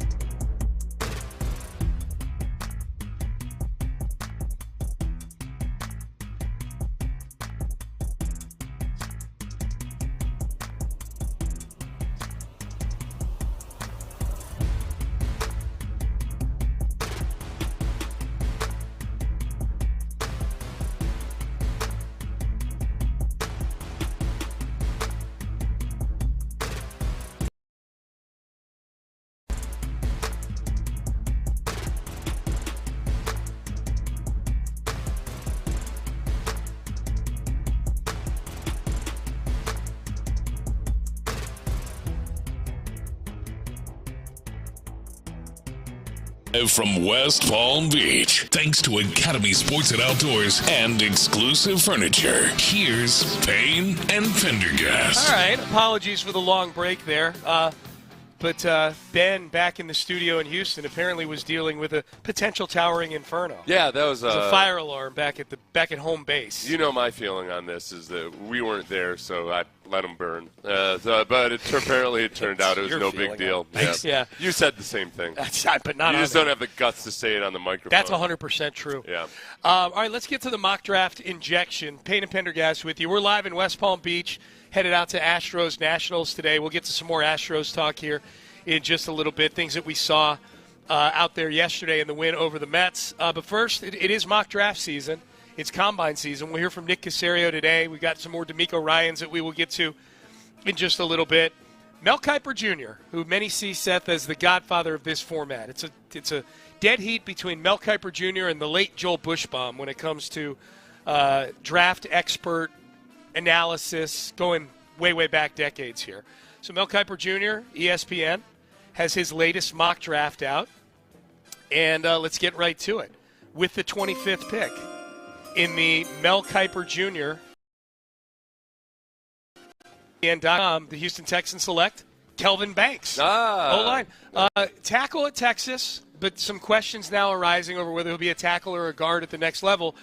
We've now seen him twice, I think, in the last 3 or 4 times you and I have done this exercise. Yeah. Which I think is more noteworthy, not so much that the Texans are taking him, but where he's being taken in the draft. Like, he's a guy that a lot of people saw as a surefire top 10, top 12 pick. Yeah. And now here he is lurking in the 20s somewhere. Yeah, so with a lot of these guys, too, when they start to work out at the combine, that's where we'll start to get a feel for exactly, all right, every GM and scout tries to act like they don't care about the workout numbers that much, and then yet all of a sudden the guys that work out really well tend to get drafted a lot higher. Yeah. So they care, damn it. And with offensive linemen, it's harder to tell I think it's harder to tell from the game film just how athletic they are necessarily, because you're not seeing them run at top end speed or other than on outside plays and when they're moving up to linebackers, you just can't tell as much. So the testing can matter for these guys. So I like that he's potentially versatile, because right now I think it's very fluid as to who's going to play guard and who's going to play tackle next year. I think that there's a chance that Titus Howard ends up being a full-time guard, but a lot of that depends on whether or not Blake Fisher comes along. If Kelvin Banks could come in and you want to put him at guard just to start and get comfortable with it, but there might be a chance for him to come out and compete at tackle. It's the days of Bill O'Brien, we really soured on versatility. But I think it's because Bill O'Brien was bad at identifying versatility. If you have genuinely versatile guys, especially these days where offensive linemen, it just feels like they get injured more than they used to. It can help a lot. Bill O'Brien would categorize a guy as versatile if he just got on the field and played a position. It was almost like if you did it. It's almost like, he's a surgeon. He performed my appendectomy. Like, what were his qualifications? He was holding a scalpel. Normally he's my tailor. He's my butcher. Yeah. But we put him in there, so now he's a surgeon. Yeah. Like, okay, well, no, I'd prefer somebody that's actually good at doing all those versatile Says things. you. O'Brien would be like, that's an amazing surgeon right there. He's willing to do it. It's a doctor. I want that guy. Yeah. So Kelvin Banks at 25th to the Texans. We've had a few people say, hey, guys, can you touch on what some of the other teams in the division are doing in these drafts, which is noteworthy because, yes, there's a team in the AFC South that actually has the first pick in the draft, and I think you could argue that they need a quarterback, right? I don't think Will Levis is the solution, but this is not viewed as a strong draft for quarterbacks. In this particular draft, Ben, have you got the sounder ready? With the first pick in the 2025 Mel Kiper ESPN.com mock draft, the Tennessee Titans select Abdul Carter, outside linebacker, Penn State, who is really, really good. Yeah, and the outside linebackers don't worry or concern me as much.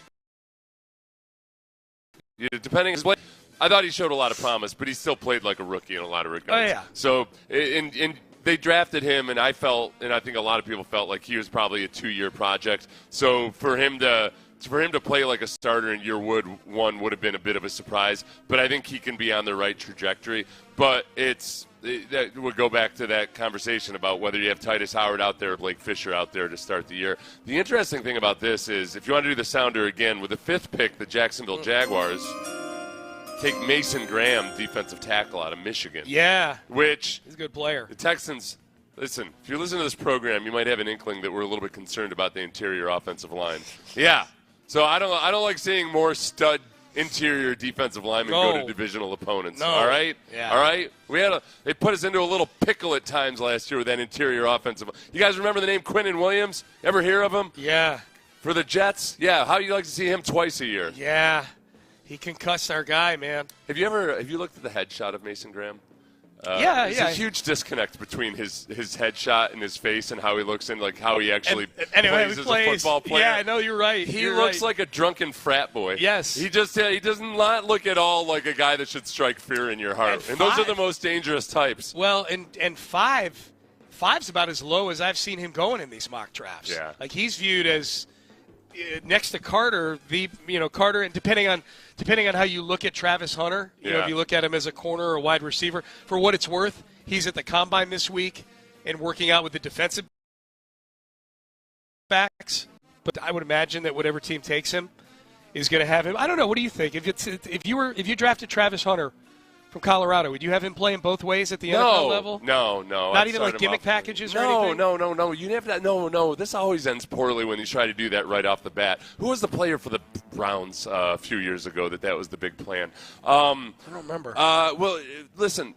No, because it's really, really hard to play a single position in the NFL. So it's always got to be that you bring him in and you see what he can do, and then you get him comfortable in his role. Mm-hmm. And then after he gets really good at that position on his side of the ball, then maybe you can experiment with something else. But I don't like adding gimmick. It just smacks of just trying to be too cute and too smart and too clever, and it just rarely works out well. So I also don't think.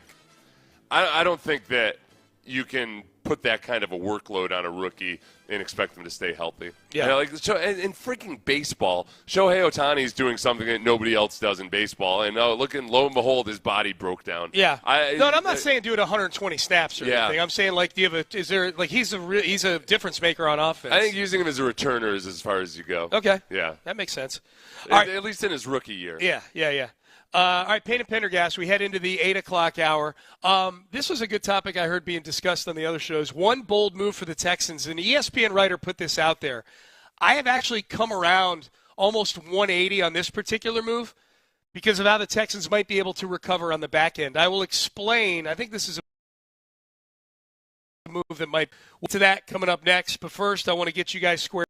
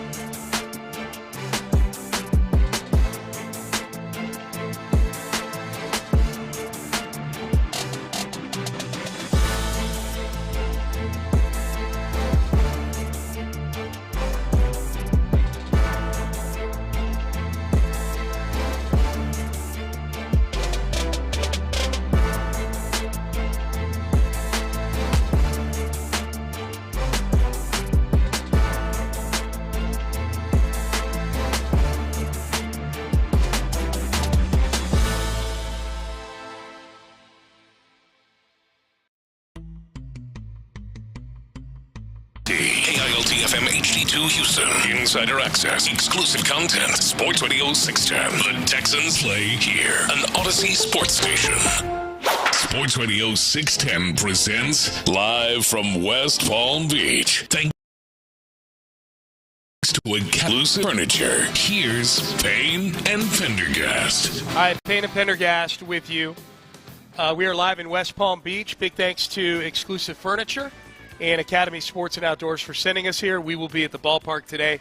Astros and Nationals. We get to see get our first look at Framber, where he will either pitch 2 innings of outstanding baseball, and we'll go vintage Framber, or he'll pitch 2 poor innings, and we will say he must be working on some things. Oh, that's right. Yes. Oh, he was working. I was going to say bad Framber. No. Yeah, bad Framber doesn't exist. Wisniewski was working on his curveball. That's right.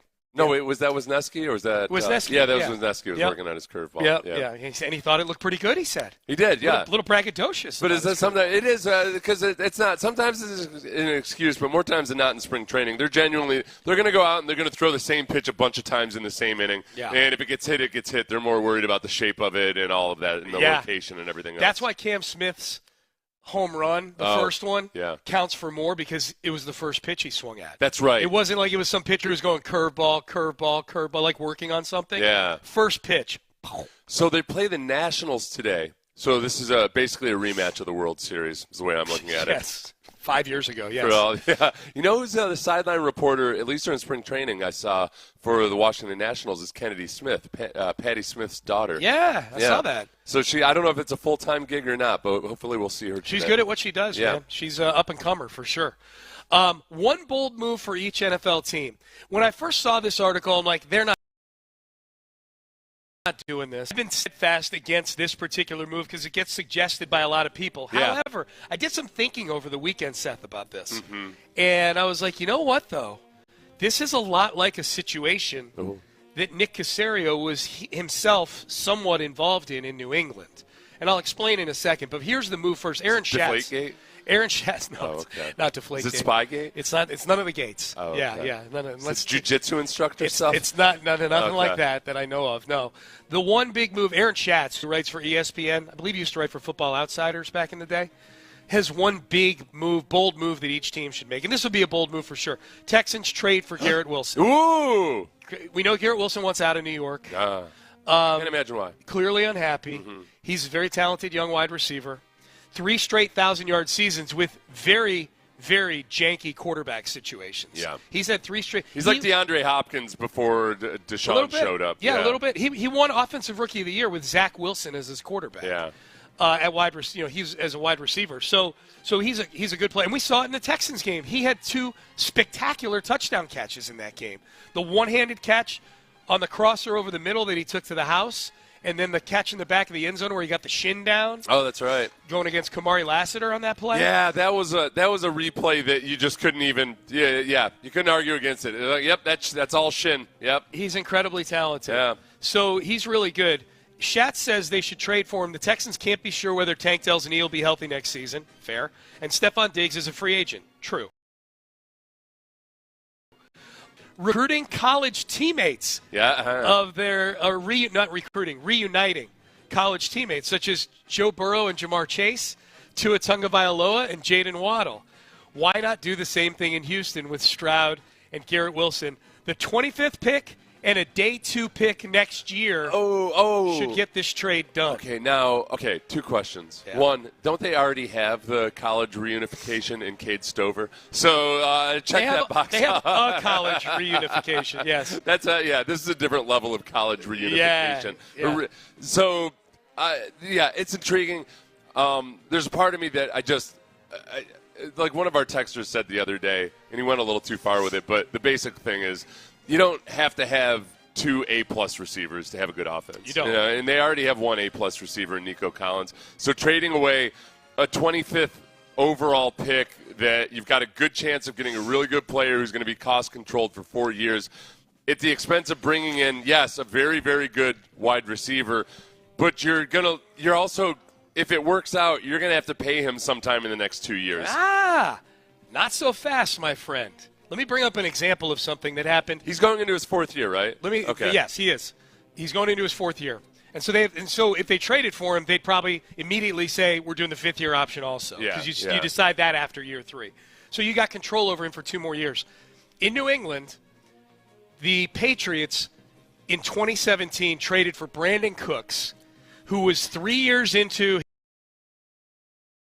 his time. Traded a first-round pick to the Saints for Brandon Cooks. They bring Cooks in 2017. Cooks has a good year. He has like 65 catches, 1,100 yards. He had a game-winning touchdown against the Texans that year. In Deshaun's rookie year. And then Brandon Cooks wanted to get paid. Yeah. So what did the Patriots do? They traded him to the Rams for a first-round pick and let the Rams pay him. So it was basically they got Cooks on a 1-year sort of rental type of thing. Yes, if they want to keep him long-term, you're going to have to pay him. Probably pay him more than Nico Collins. Yeah. But you're not helping. And I think Garrett Wilson wants to get out of New York so badly that he would be cool just getting out and playing with C.J. Stroud and playing it out this year. And without agitating for a contract right away. Most receivers don't get a contract after the 3rd. Jamar Chase didn't. Yeah. Jamar Chase is still waiting on a contract. Yeah. So if you were now it takes 2 to tango. You got to find a team to trade him to afterwards if you don't want to pay him. That's a big so. And now this is the thing too. If you're because the Patriots recouped everything. If he plays really well, then you've got the opportunity to trade him for a first-round pick that might be better than the 25th overall pick. And even if it's not, who cares? Well, I do because you're in that scenario. You are also sacrificing 1 year of a futures bet on a prospect that could have been in the system for an entire year there. So I feel like I want to get something back, like for the time value of the draft pick. That if he plays really well, then maybe there's a team out there that has a pick in the mid-first round or the upper half of the first round that wants to trade their first round or the potential for it. I don't know. And the marquee value of having those 3 wide receivers at the beginning of last year and realizing, getting knocked back into the fundamentals of things where, all right, man, there's 11 guys on the offense. Yeah, I don't – this is what I would say to you on that is don't get caught up in last year's 3 wide receivers. This is a huge need for this team now. Diggs was a luxury. It's a need to have a second wide receiver that you feel good about. Sure. It's not a need to have an ethereally talented wide receiver that you feel good about. And I think because Garrett Wilson is that guy. Oh, yeah. I think he's just been in a bad situation. Yeah. So I don't look, and not that it can't work out. Obviously, the Eagles have a couple of really good high-paid wide receivers on their offense, but they don't have a quarterback who's as good of a pure quarterback as C.J. Stroud. I think C.J., when he's playing well and when he's protected, can do more without having to have. He doesn't need Devontae Smith and A.J. Brown. Yeah. That's not necessarily the driver of the offense. That's all fair, and I agree with what you're saying. Like I in my mind, I'm going, man, what was another situation like this where a team traded a wide receiver after 3 years, and then the team that traded for him didn't have to pay him, and it was the Patriots with Caserio there, and that's where. If they did make a trade for Garrett Wilson, I don't want him giving up 2 first-rounders. I don't want him giving up these monster Godfather packages that teams gave for Devontae Adams and Tyreek Hill and the packages that were being talked about if Minnesota had decided to trade Justin Jefferson. I'm cool with trading 25. I'm cool with mixing in a pick the following year, whatever. For the intrigue of you have him for a year, and then if you're able to flip it and get some picks back, it's basically like a 1-year rental. Yeah. That's I'm more of this is I'm not against it. I'm more open to it is what I'm saying. Yeah, you're more open to it. Yeah. I guess that second pick I still don't want to relinquish that either. I'm being stingy with my picks now because the Texans had a wealth of picks and then they got Will Anderson and that was totally worth it. But when you start to get too aggressive all the time and trading away all your picks, do we want to go down the Rams road, which was successful for them? Yes, if it ends in a picks, Super Bowl, right? yes. Yeah. And the Rams, what the Rams did was they didn't have high draft picks, but they had a lot of really good mid-round picks that they drafted that they used really, really effectively. Yeah. Okay, I might have to go back in and look at the Rams and talk myself into this through that way. Yeah. Caserio was part of the text message. Jim Adler, the Texas Hammer. Text line. Caserio is part of that Cooks deal. Let's see what he cooks up. Shut up, Romo. That texter knows that the worst thing about Romo. Quotes around Cooks. The worst thing, and I've enjoyed Romo more as a broadcaster this last year. I don't know what it is or why. Maybe I'm just less of a D-bag. But until that Bills playoff game where Romo was convinced that he was the first person that thought to say something about James Cook's cooking or let James cook. It was him delivering it exactly like your annoying uncle was bothering the hell out of me. Am I right? Did you get it? Did you get it? His last name is Cooks. Text message, good morning, guys. Let's keep in mind that Nico Collins is our number one wide receiver, and he also missed games last year due to injuries. He has a history of getting hurt. That's a good point, my friend. That's a counterpoint That's a counterpoint to the we just need Nico and some blue-collar guys. All right. Okay, what's the expected trade value for Garrett Wilson? I think Schatz is. It's all over the place these days. I think Schatz is probably. I think if someone were to trade for Wilson, it starts with this year's first-round pick. Yeah. For whoever's traded. And it might be that the Texans' first-round pick isn't valuable enough. I mean, that might be the Jets, which is a pretty good indication that that maybe it is a good idea because there's somebody out there with a higher than 25th overall pick that might be able to pluck him. Because then, so if it's I feel like that's an unrealistic trade because I think Garrett Wilson will probably get more than what was the other pick in it? A day 2 pick next year. Yeah, the 20. 2 or 3. I think there's somebody that'll give up a first rounder and either a mid rounder this year for Garrett Wilson. Okay.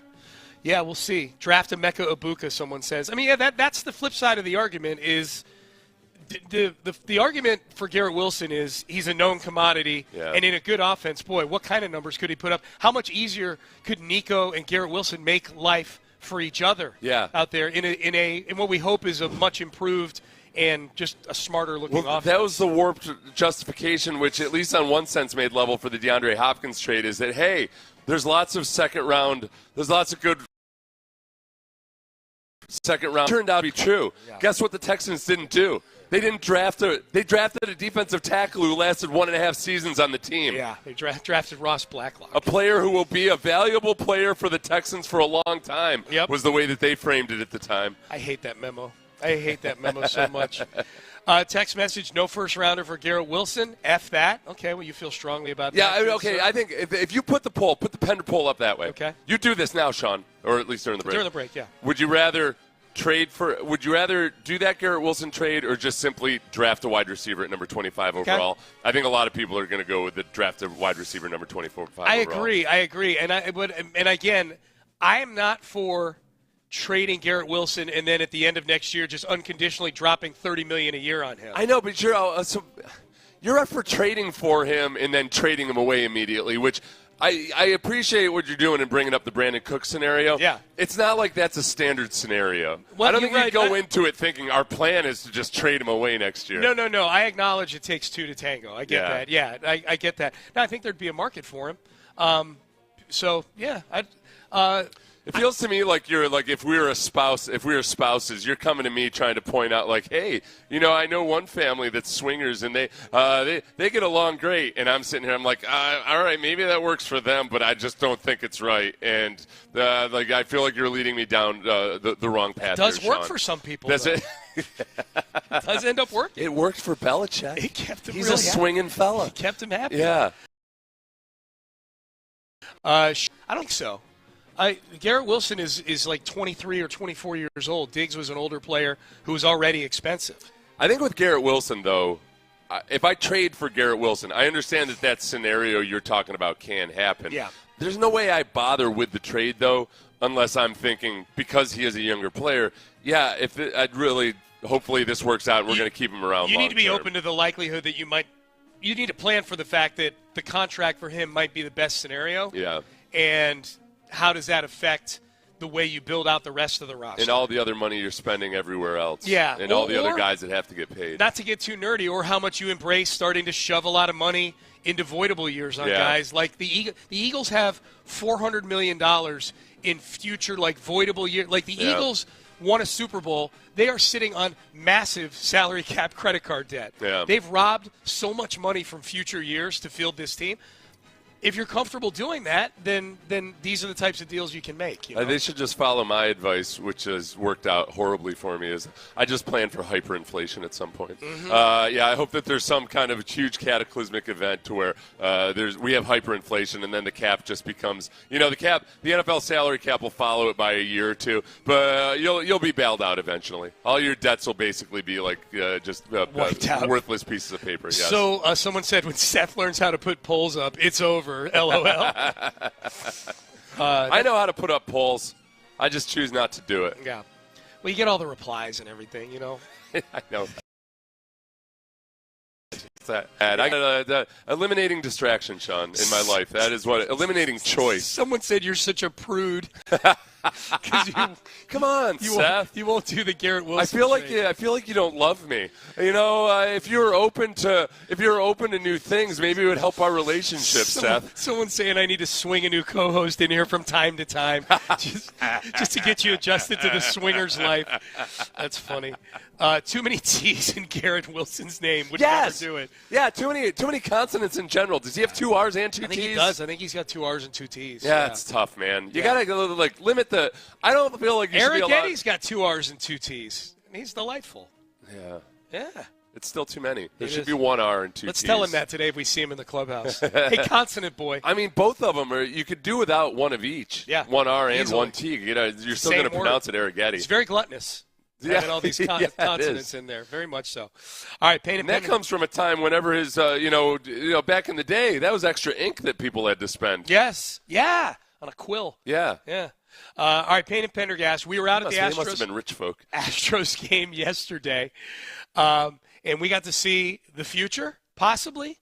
We'll hear from the future, possibly. Cam Smith, and a whole lot more good stuff yesterday. And we'll start to take a look ahead to what we're going to be having an eye on today out at the Nationals and the Astros. We'll do that coming up next. Hey, you guys remember when I was telling you about how I like to depend on hyperinflation?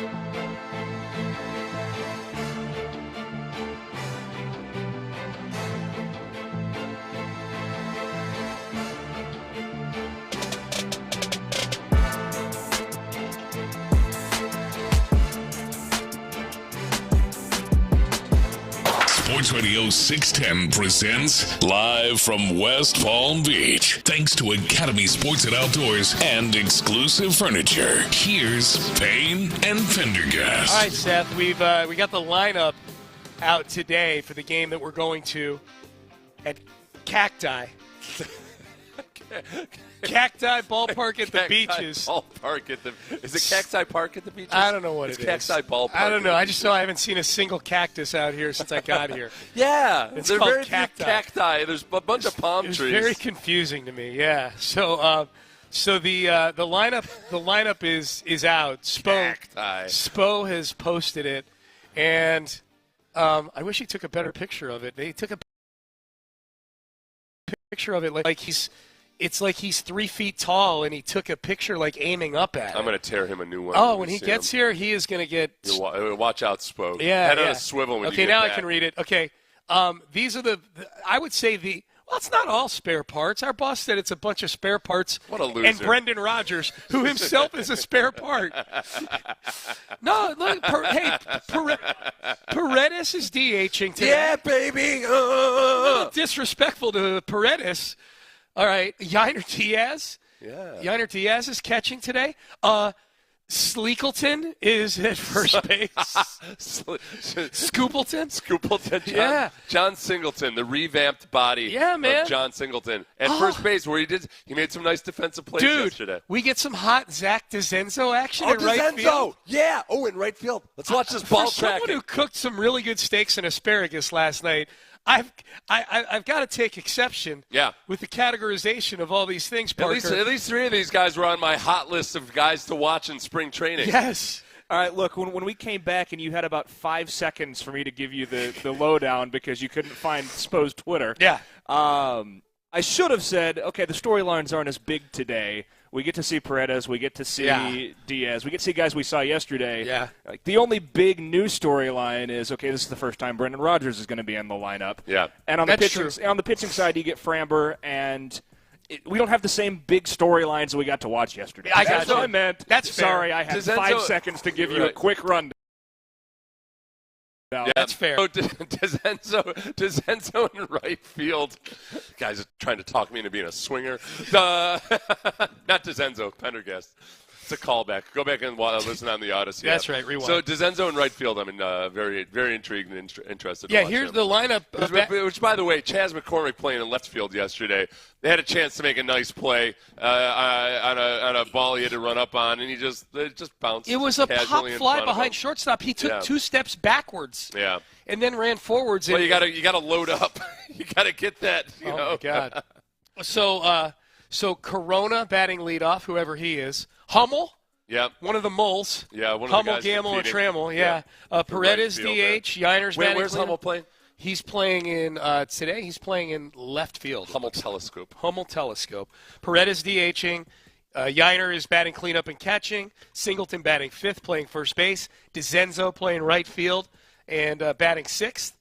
Brendan Rodgers, the star of the game, is going to be playing second base and batting 7th. Oh, you can't tell me it's not going to be an exciting game when Shea Whitcomb is at third base. That guy made 4 errors in an inning last year. Mm-hmm. You know there's going to be some sweet action over at third. It won't be good, but it'll be some Shea Whitcomb action. He's batting 8th. And then Zach Short, playing short, is batting 9th. And Framber Valdez is on the mound.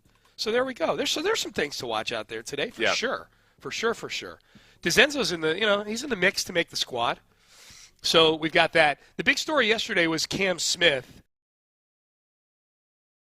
who could end up, I think in the Astros' eyes, when they draw up the ideal scenario for that Kyle Tucker trade, 0 doubt he is the crown jewel of this trade. If there was a holdup in this trade, it was getting the Cubs to throw Cam Smith into this deal. And a lot of people were skeptical that the Cubs would relinquish Cam Smith because people just saw so much promise in him last year. Yeah. It does. It ends up being potentially an awful trade for the Cubs.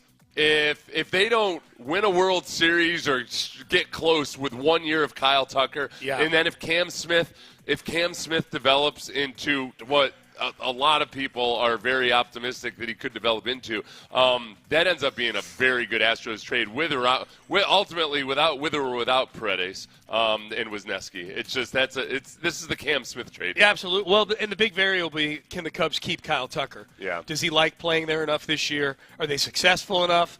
Because Kyle Tucker's going to have if he has a normal Kyle Tucker year, he's going to have a big market. Now, I do think that Kyle Tucker, similar to Bregman in Boston, and I know this irritates you when I bring up these old-timey ballparks and what the atmosphere is like there, Seth. Yeah. Like the baseball. Now, I don't know that Tucker's the baseball junkie that Bregman is, like the historian. Definitely not. Yeah, but he's a young guy who Chicago's a fun city to play baseball in, and those are good fans. You know, it's a good place to play. It's an historic park. Yeah. I think he's going to like playing in Chicago. For the Cubs' sake, if Cam Smith is anything that he showed yesterday, 2 homers every game, but if he turns out to be the player that the Astros think he can be, and quite honestly that the Cubs think he can be too, they wouldn't have drafted him if they didn't think he was a good player, then they need to re-sign Tucker. Anything short of a World Series with 1 year of Kyle Tucker, if Cam Smith turns into a player, that trade, to your point, is a massive failure. Here's Cam Smith yesterday after hitting 2 bombs in a spring training game. I can't even describe it, but it feels like the best feeling in the world. It's a blessing just to get opportunities to get in there, whether you're starting the game, whether you're getting the back half of the game. It's just to see that caliber of pitching this early, it's huge as a ball player. All right, so Cam Smith, soft-spoken Cam Smith. Yeah, I was a little bit surprised by that because he looks like such a beast. And he does play with a lot of energy and everything. Right. But he's also, this I hit 2 home runs yesterday. That's one thing I remember. Chris Hudson, who grew up in Houston, was a teammate of mine. My first couple years. Right? Yeah. I remember he was walking through the weight room my second year in the NFL, and I was talking to one of my teammates who had been in my same rookie class, and Chris Hudson was like, "Man, it's always funny seeing you guys come back the second year. Everybody's got more bass in their voice. The guys, you're a rookie. You're kind of timid. You're not quite sure. You're trying to fit in. That's and this is back when we still got hazed too. Yeah. So you knew your place. Yeah. You weren't trying to make any loud noises around anybody. That's funny. More bass in your voice. Yeah. So then all of a sudden you come back your second year. You got a little bit more confidence. You're not going to get hazed a little bit. Dude, you put some more bass in your voice. That'd be great. If Spo interviewed Cam Smith today and he sounded like Barry White, that would be awesome. Just because he's got two spring training home runs. That's it. Here's Cam Smith talking about the benefits of playing at home. He's from West Palm Beach, literally living with his parents right now. The big thing for me was being home.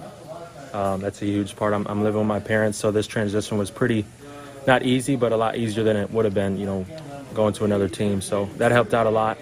These guys welcome me with open arms. There's no bad blood. They're just like, you're family now. So it's good energy around me. So it made it easier. All right, and this is where we got to tell Astro fans, especially those of you on Twitter, if you're being a jerk about this trade, be nice to Cam Smith, man. We ran into his family after the game yesterday. Mm-hmm. His mom and 2 of her either relatives or friends or both were getting ready to take selfies in front of the big Astro logo in front of the stadium, and they complained about having short arms and not being able to do it. So Seth Payne walked over, long arms and all. That's right. And said, allow me to take a picture, picture, Showed him my combine stats, my arm measurements. Your arm length, That's right. Went over and took a picture with them. You took a selfie with them. Struck up a conversation, and next thing you know, we find out, yada, yada, yada. Oh, my God, it's Cam Smith's mom right there. Yeah. But she was concerned when we talked to her, and we told her we were media members, so she knew who she was talking to. Yeah, we weren't duping her into giving us info or anything. We said we should, full disclosure, you're talking to the host of the best show in the world. That's right. She heard about us. She's like, oh, yeah, you're the ones everybody he's talking about, and complaints about my son. And I think that it's probably the people were down on the trade or whatever. She had seen that there were a lot of people who were down on the trade. People like Kyle Tucker. Yeah, I don't think I've seen anybody with actual venom for Cam Smith himself. I think there's people that are hesitant or reluctant to, want to buy into a prospect. So I told her, bleep Twitter. Yes. Yeah. And, yeah, because that's where she said she was seeing a lot of it. Yeah. And I said bleep Twitter. There's nothing good on Twitter when it comes to trying to. If you're looking for positivity on Twitter, I suggest you go find it on a different. Yeah. But you didn't say it. I was about to. Like as soon as she said, like, wait, because you asked her, like, well, where are you seeing that on Twitter? I'm like, oh god. Yeah. Of course. It's the worst. You don't say. I said that. I said it's the worst, lady. Yeah. Which I never would have said, obviously out of respect, but also because this is yet another moment where I realized, like, oh wow. These parents of rookies look so young to me now. Like I thought at first it must be his sister or something. Yeah. And then I do the math and I remember, this makes total sense. They were nice. They were really nice. They looked like they were having fun. They had a good time. Yeah. And they get to go from. That's pretty cool to be able to go watch from home, 20 minutes away from your home, your son playing in a major league spring training, because he didn't get to do spring training last year. Right. He was in college this time last year. He was. They were playing against South Florida. A year ago today. Our boss told us a year ago today they were playing South Florida, and Cam Smith went 4 for 5 with a home run. So he's really good on February the 25th. He was not today, but yesterday. Right, a year ago. So February 25th is his day, man. He does big things. Here's Joe Espada on Cam Smith. It doesn't look like he's the first spring training camp, and he's walking into an organization that has had a lot of success, and he feels like he can be part of this, and he can be part of our success, and he's excited to be in here. You just see how he goes about his work every day. I've been very impressed. So I know he's early in camp, but that's what you're looking for in young players that have the ability to do special things. Come in, swinging the bat, but it's pretty cool, man. It's pretty cool. I'll harken back to like a week and a half ago where Joe Espada said in an interview he's got the potential to carry our team. Which he may, like the physical tools he may very well. He may very well have those. It all has to come together. I'm still trying to get over this picture that Spo took of the lineup. How high on the wall did they hang this thing? It's crazy. All right, Payne and Pendergast with you on a Wednesday, live in West Palm Beach. Big thanks to Exclusive Furniture and Academy Sports and Outdoors for bringing us here. J.J. Watt may have to pay off on a bet that he probably thought there was zero chance of him needing to pay off on, and he said yesterday he will pay on this bet. This is big for NFL news. It could be. Yeah. It could potentially be. We'll get to that coming up next. Hey, underdog.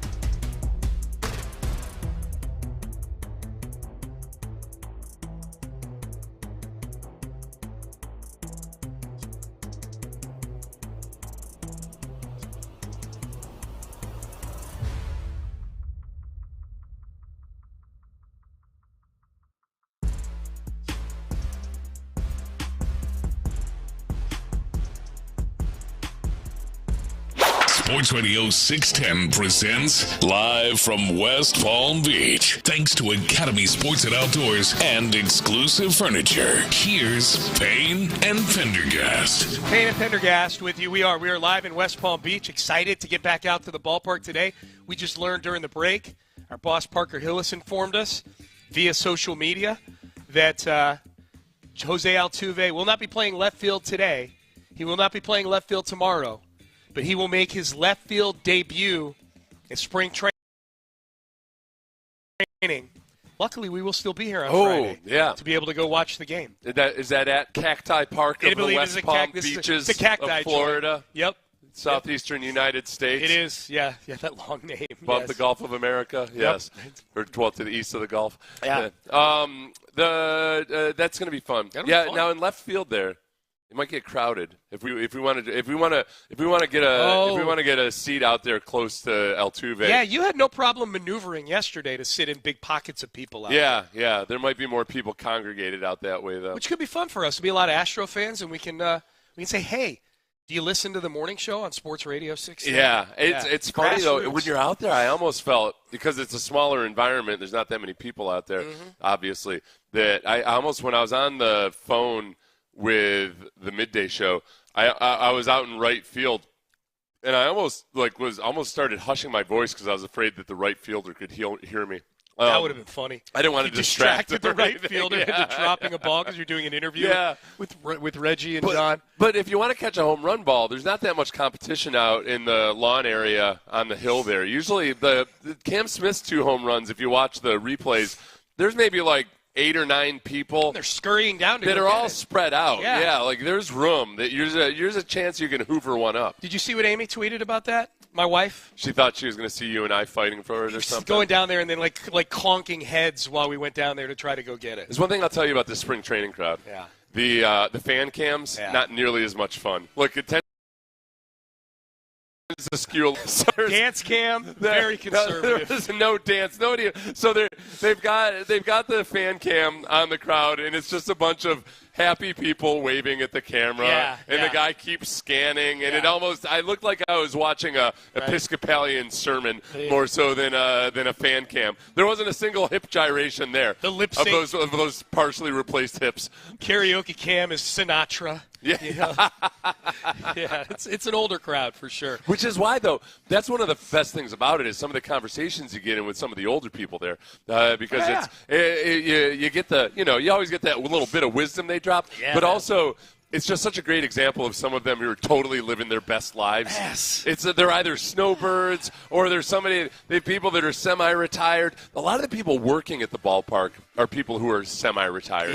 And they'll come down and they don't want to sit on their butts for 6 months while they're in Florida, so they go out and they work at spring training, and they might end up working some of the minor league games or what have you. And it's really interesting. I don't know what other environments would be in this conversation. I just know I would have a hard time finding like a more chill environment that has like a lot of energy in it than like a preseason, like a spring training baseball. It's baseball, so it's fun to be there. The ballpark's got that buzz to it.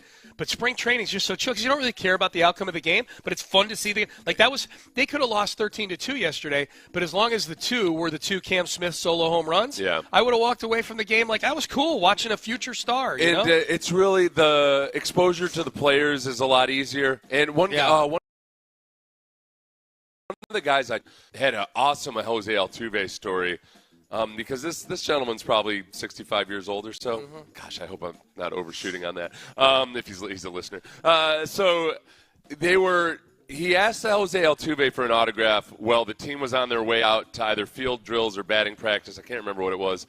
And Altuve said, "I'm sorry, I can't right now, but I'll get you later." And the guy was like, no big deal, whatever. And he wasn't expecting Jose Altuve to specifically, when they came back out, like, he could see Altuve looking for him.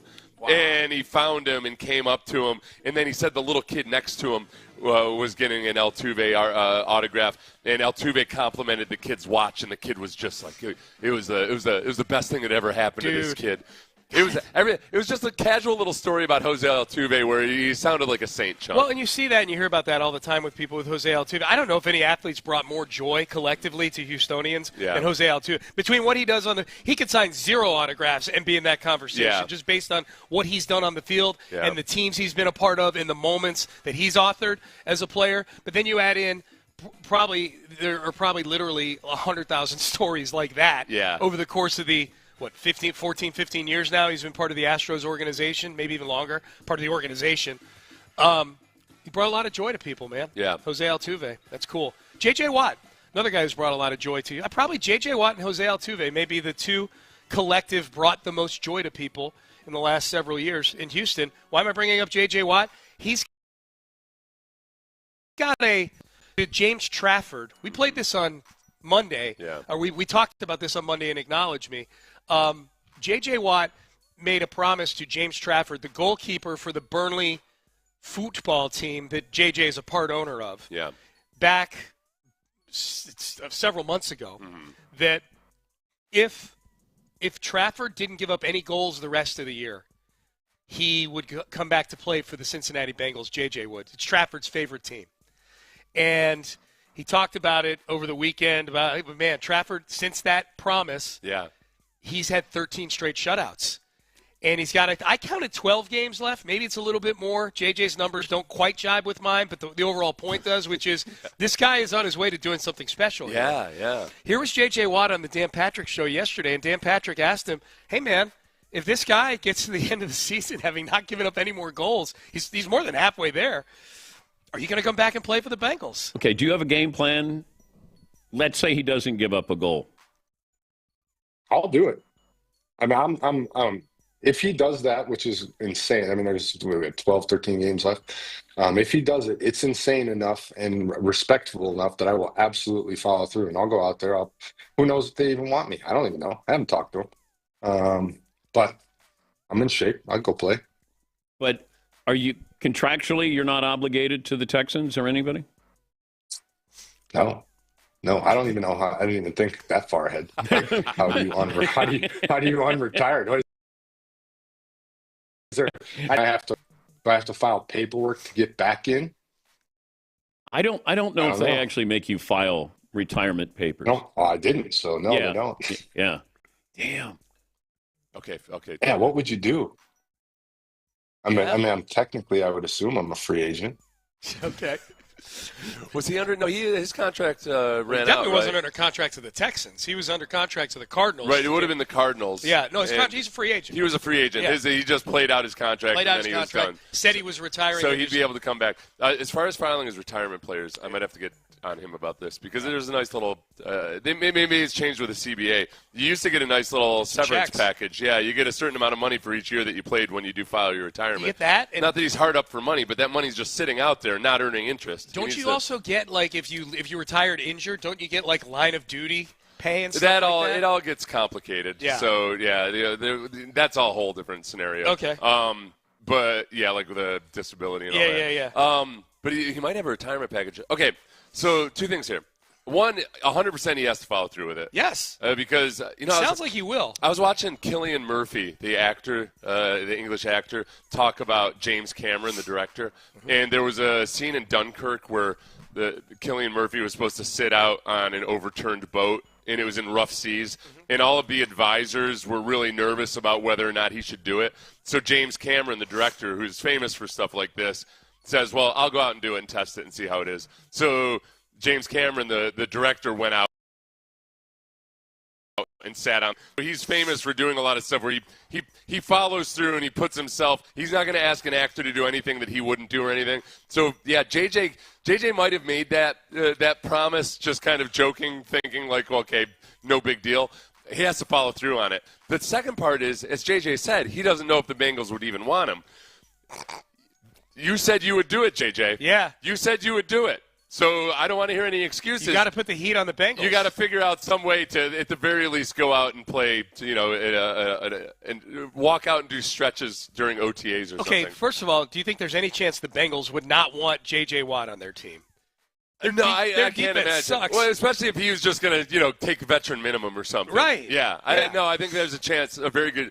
I don't think they say no for the veteran minimum. Do we take a rookie on the rookie minimum, or do we take J.J. Watt at the veteran minimum? Okay. We take J.J. Watt. Here's my next question, because J.J. Watt, you're talking about a big for a guy who is retired. Yeah. He is retired. He's not in football. He's in great shape, but he's not in defensive end shape. He's slimmed down.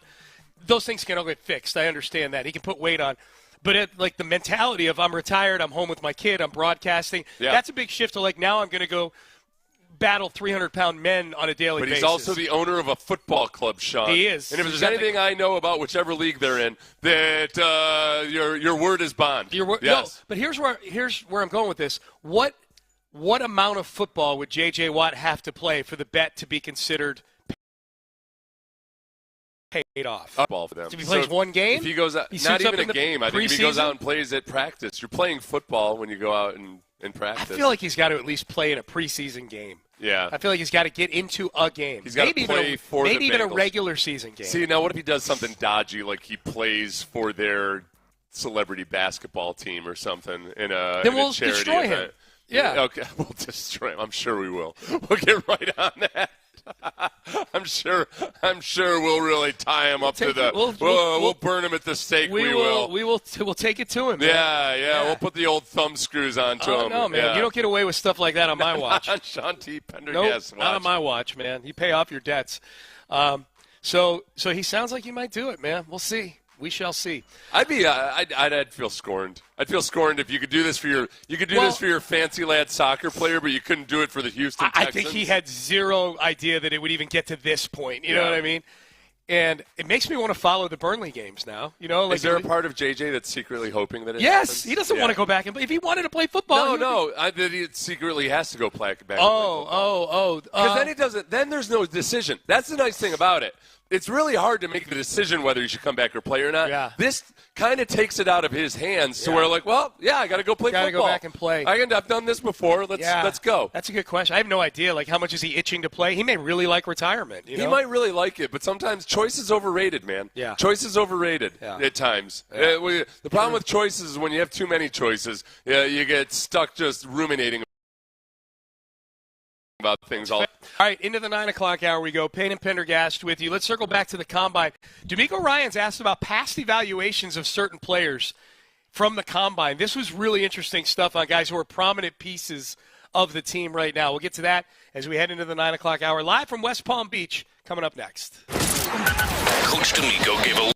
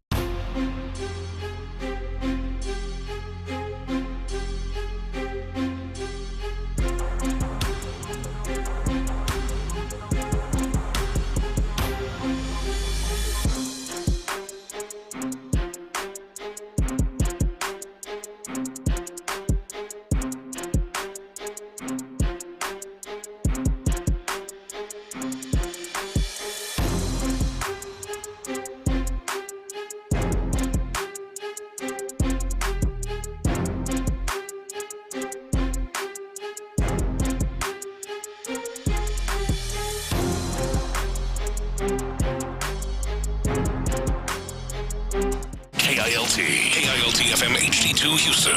Insider access. Exclusive content. Sports Radio 610. The Texans play here. An Odyssey sports station. Sports Radio 610 presents live from West Palm Beach. Thanks to Academy Sports and Outdoors and exclusive furniture. Here's Payne and Pendergast. I would like to give them at least 5 innings of defense.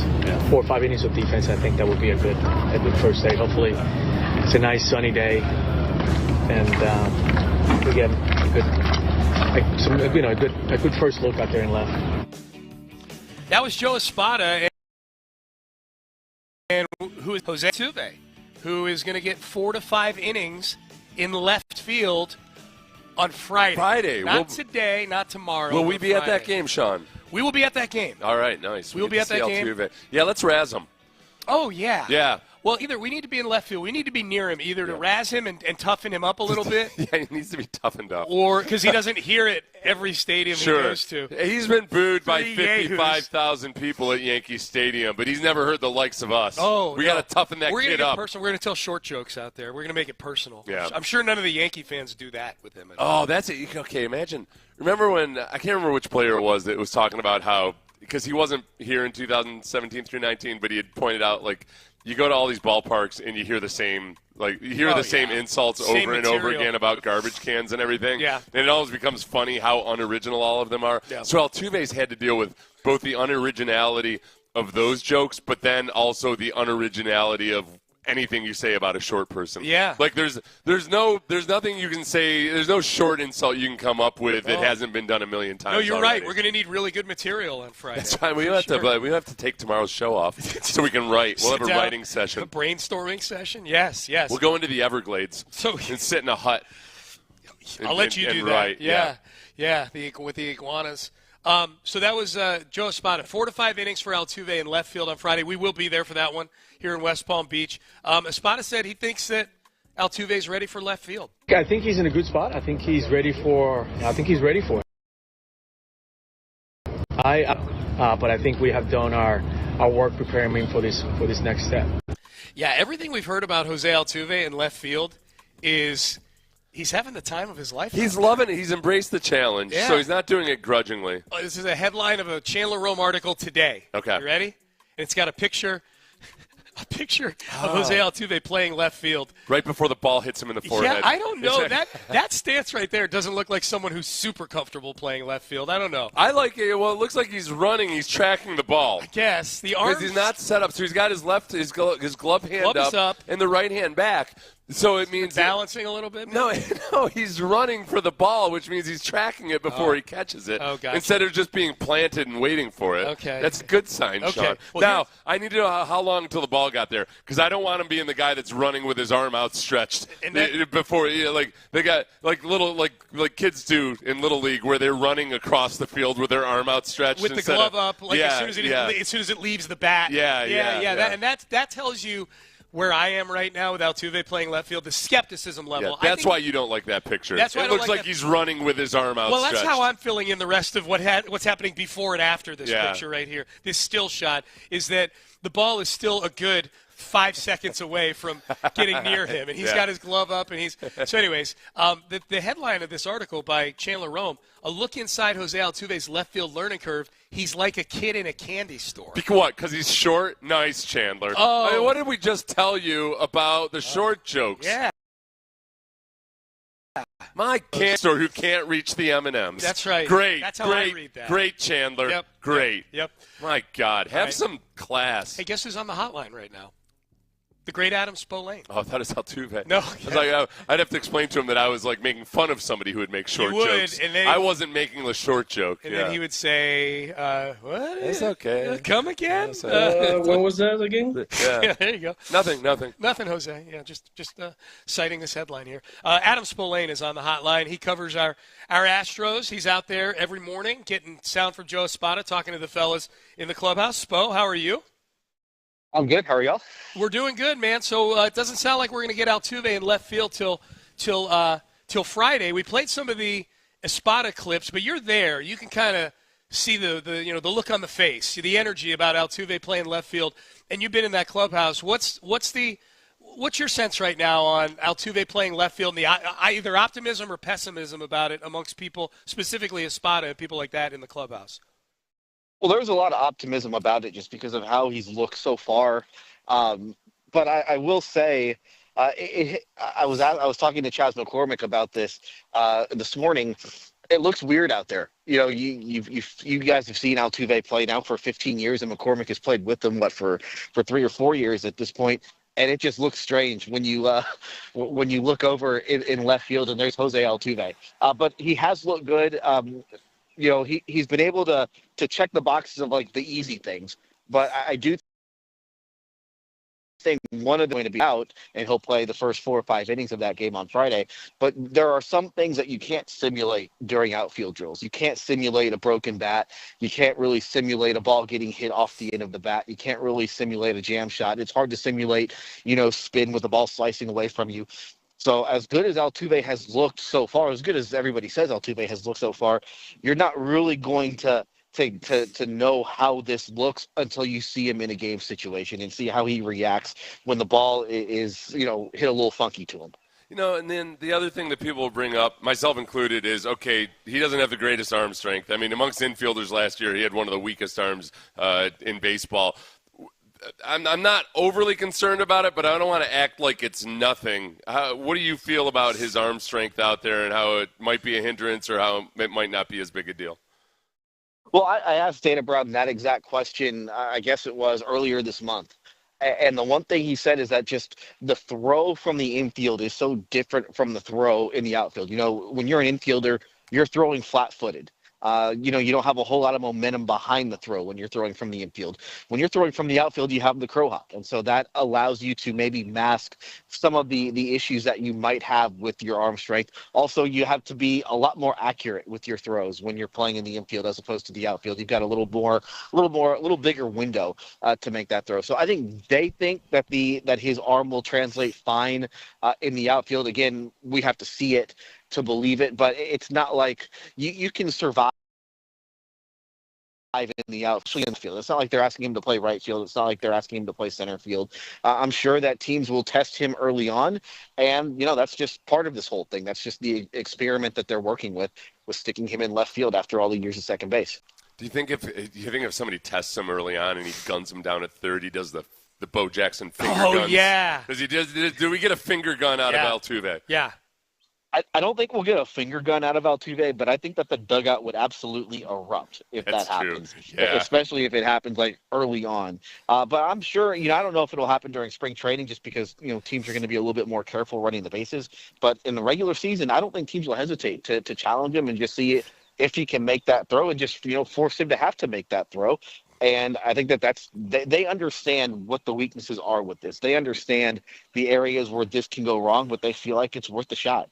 That'd be great if teams are just routinely tagging up from first base, like pop flies or short left field. Test him out. I guess, the only other thing I wonder and worry about a little bit is, I don't know if you've noticed, Adam, but every now and then Jose Altuve kind of loses track of where he is on the base paths as a runner. Oh, yeah. You're in the outfield. You got a lot of stuff to keep track of where to go with the baseball. You worry? Should I be concerned about that at all? Are you losing track of outs? Or like which base to throw to. Yeah. Because he loses track of it when he's the actual base runner. So I'm worried about him in left field. Good point, Seth. I don't think that he'll have issues, throwing to the right bases, infield directing you where to throw the ball most of the time. Forgetting how many outs there are, that could be something that comes up. Remember, this was something that Christian Walker said yesterday. It's like, one of the biggest challenges of spring training is staying focused and maintaining your focus for a whole game. He's going to have to do that. It gets boring in the outfield. That's something that Dana Brown said when this whole process started, is that Dana Brown was an outfielder, and he admitted he can get bored playing out there. So, that could be something that comes up again. It's all very, very new. A lot of bad things can happen when you're trying something new, especially for the first time. But, again, they think it's worth a shot. Another reason to sit out in left field on Friday, Seth. Yep. Altuve might toss out number 2 into the crowd to us thinking it's out number 3. That's true. Yeah, we need to really making a ball out balls of it. in play. Balls in play. Yeah, no heroes. Hey, take it back. Take it back. Hey, we're talking to Adam Spolane, our Astros reporter. He's live here with us in West Palm Beach. He's just leaving the ballpark right now after media stuff this morning. We'll be out there at the game between the Nationals and the Astros today. So, Spo, we get our first look at Brendan Rodgers as an Astro today. How up for grabs? A lot of people talking about the outfield, and there's the outfield needs to get shored up. How up for grabs is that second base spot right now?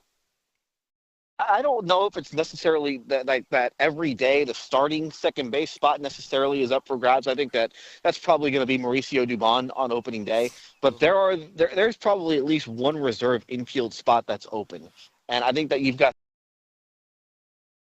3 guys, Zach Ort, who's going to start at shortstop today, Luis Guillorme, who we saw at shortstop yesterday, and he'll play third base today, and then Rodgers. I think that Rodgers probably has the higher ceiling of those 3, but we'll have to kind of wait and see just how that looks. I mean, he's got a lot of talent, a guy who was picked 3rd overall 10 years ago, won a Gold Glove back in 2022, had a really good year in 2022. And then the Rockies kind of gave up on him, and he's a guy who has come into camp pretty motivated. He's a guy who I think he's got something to prove. He wasn't just talking to him the other day. He wasn't real happy with how things ended up in Colorado, and I'm sure he felt like that team gave up on him. And so this is obviously an opportunity here for him to prove himself. This is his first game today. Zach Short's been around for a little bit. He was with A.J. Hinch in Detroit for a few years. And then you have Guillorme, who's probably the most veteran of that mix and probably has the higher floor of those guys. And as you can see today, he can play more positions, which makes him valuable just to be able to play, those 3, all 3 of those positions at a high level, I think makes him pretty valuable to them. So we have talked a lot about the outfield, mostly because the starters haven't looked very good. But the infield, I do think there are some openings there for some guys who maybe make the club, not necessarily as a starter, but can come off the bench and do some things for you. Adam, Sean and I, at the very beginning of the show today said we're going to be careful not to overreact about Cam Smith's promising performance yesterday. Since then, we have named him Rookie of Not an overreaction. Yeah, realistically, on a scale of 1 to 10, how much should I think about, okay, Cam Smith is going to play in the major leagues this year? How excited could I actually get about that? I would say you should temper your expectations, temper your excitement for that. Yeah. I don't think that there'll be in any sort of a rush to bring him up to the big leagues. I'll be curious to see where they start him. Do they start him in Double-A? Do they start him in Triple-A? Because you're probably better off just starting him in Double-A, because if he does get hot to start the season, then you're going to have all the fans clamoring to have him brought up to the big leagues when, frankly, he's not supposed to be ready to play in the big leagues at this point. This is a guy who was playing college baseball this time a year ago. It's his first spring training. He has really impressed, though, and the expectations were high for him when they got him. They were high for him when he arrived in camp, and I do think that he's probably exceeded those. He's exceeded what they thought that he would do so far. But again, it's 4 plate appearances in spring training, and there's a graveyard full of guys who have done great for those first 4 spring plate appearances, and then kind of fallen back a little bit. But so far, he's off to as good a start as you could ever imagine having. Not just what he's done in the games, but just what he's done in group workouts. What are you most looking forward to seeing today in the game with the Nationals? Fromber on the hill to start the game. You've probably seen the list. We have not. I know they have the list of guys who could potentially be pitching today out of the bullpen. Look forward to seeing today, Spo? Yeah, so Fromber, obviously, I wouldn't say that I'm, intrigued to see him. You kind of know what you're getting from Fromber at this point of his career. One of the guys who is scheduled to come out of the bullpen today is Logan Van Wy, who is an undrafted free agent a couple of years ago, who has really flown through their system. He was a Division II pitcher who wound up closing games last year in Sugar Land. And when they traded Ryan Presley, Logan Van Wy was a guy that Dana Brown specifically mentioned as somebody who could win a bullpen role coming out of spring training. So that's somebody who is kind of interesting at this point, just because when the GM mentions him by name, that's your ears kind of perk up, especially if he's not somebody that you're overly familiar with. So Logan Van Wy is one guy that I'm looking at today, and then the other is just the infielders, the three infielders who are making their or the three infielders kind of vying for those bench roles with Rogers, Short, and Guillorme. Just see how those guys look. It's Adam Spillane. He covers the Astros for us here on Sports Radio 610. He's in West Palm Beach with us. Spo, we'll see you back here at the house, and looking forward to heading out into the game later on today, man. All right, sounds good, guys. All right, thanks for checking in. Adam Spillane, good stuff. Did from you hear over the at birds in the background? Over at the yard. Yeah, it sounds pleasant. Yeah, it was nice. It was like we were listening to the Masters or something. Yeah, a little bit. All right, so that's Adam Spillane. We are live in West Palm Beach, brought to you by Exclusive Furniture and Academy Sports and Outdoors. Up next, we'll circle back to what we originally teased into that segment till we got Spo on the phone, which was the Combine. DeMeco Ryans was asked about 3 specific players. They're the prominent player for the Houston Texans. We'll get to that and a whole lot more coming up next. You'd like to have a problem.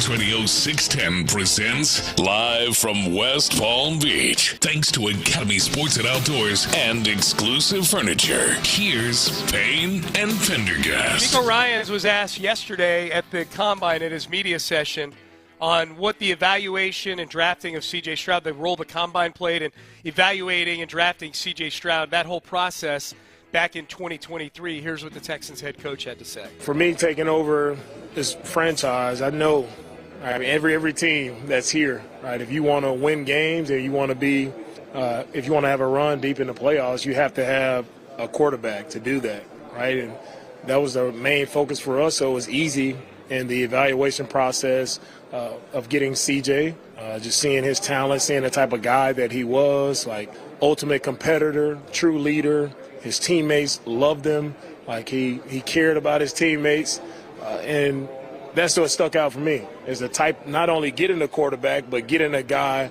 who the locker room can get behind, guys that they feel his passion, they feel his love for the game.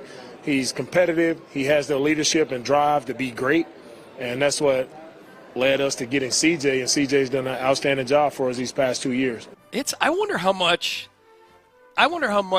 things like the Combine and in the 30 visits and really just throughout the whole evaluation process for the draft, having the quarterback up, we know that a quarterback is disproportionately important as an individual to a football team than other players are. Yeah. It's just a fact.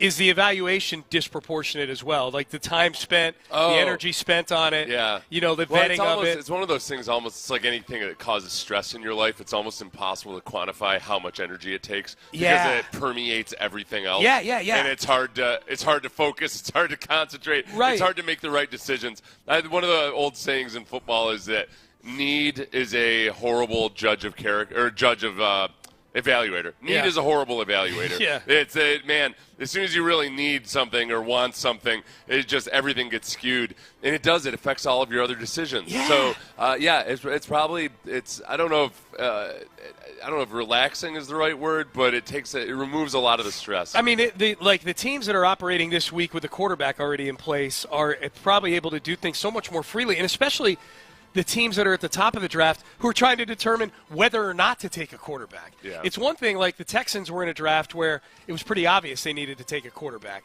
But I can't imagine being like the Titans and the Browns and things like that. You've got this whole evaluation. You're evaluating guys that might be the face of your franchise with that pick. Yeah. But then you're evaluating guys who might just be good football players with you for that pick. It's a strange spot to be in. The downside of choosing the wrong quarterback is just so big because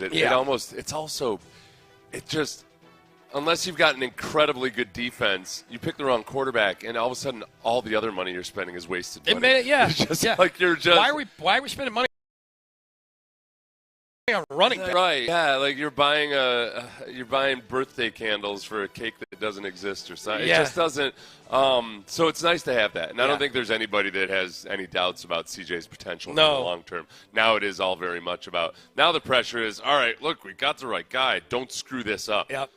The Colts have been a team that have had everything right except for the quarterback. Yeah. And they might as well have just not spent 2/3 of their payroll over the course of the last decade. Like the last 7 years on fire. Yeah, because they can't find the right quarterback. That's right. They've done a lot of things really, really well, but they're really dumb when it comes to finding quarterbacks. Yeah.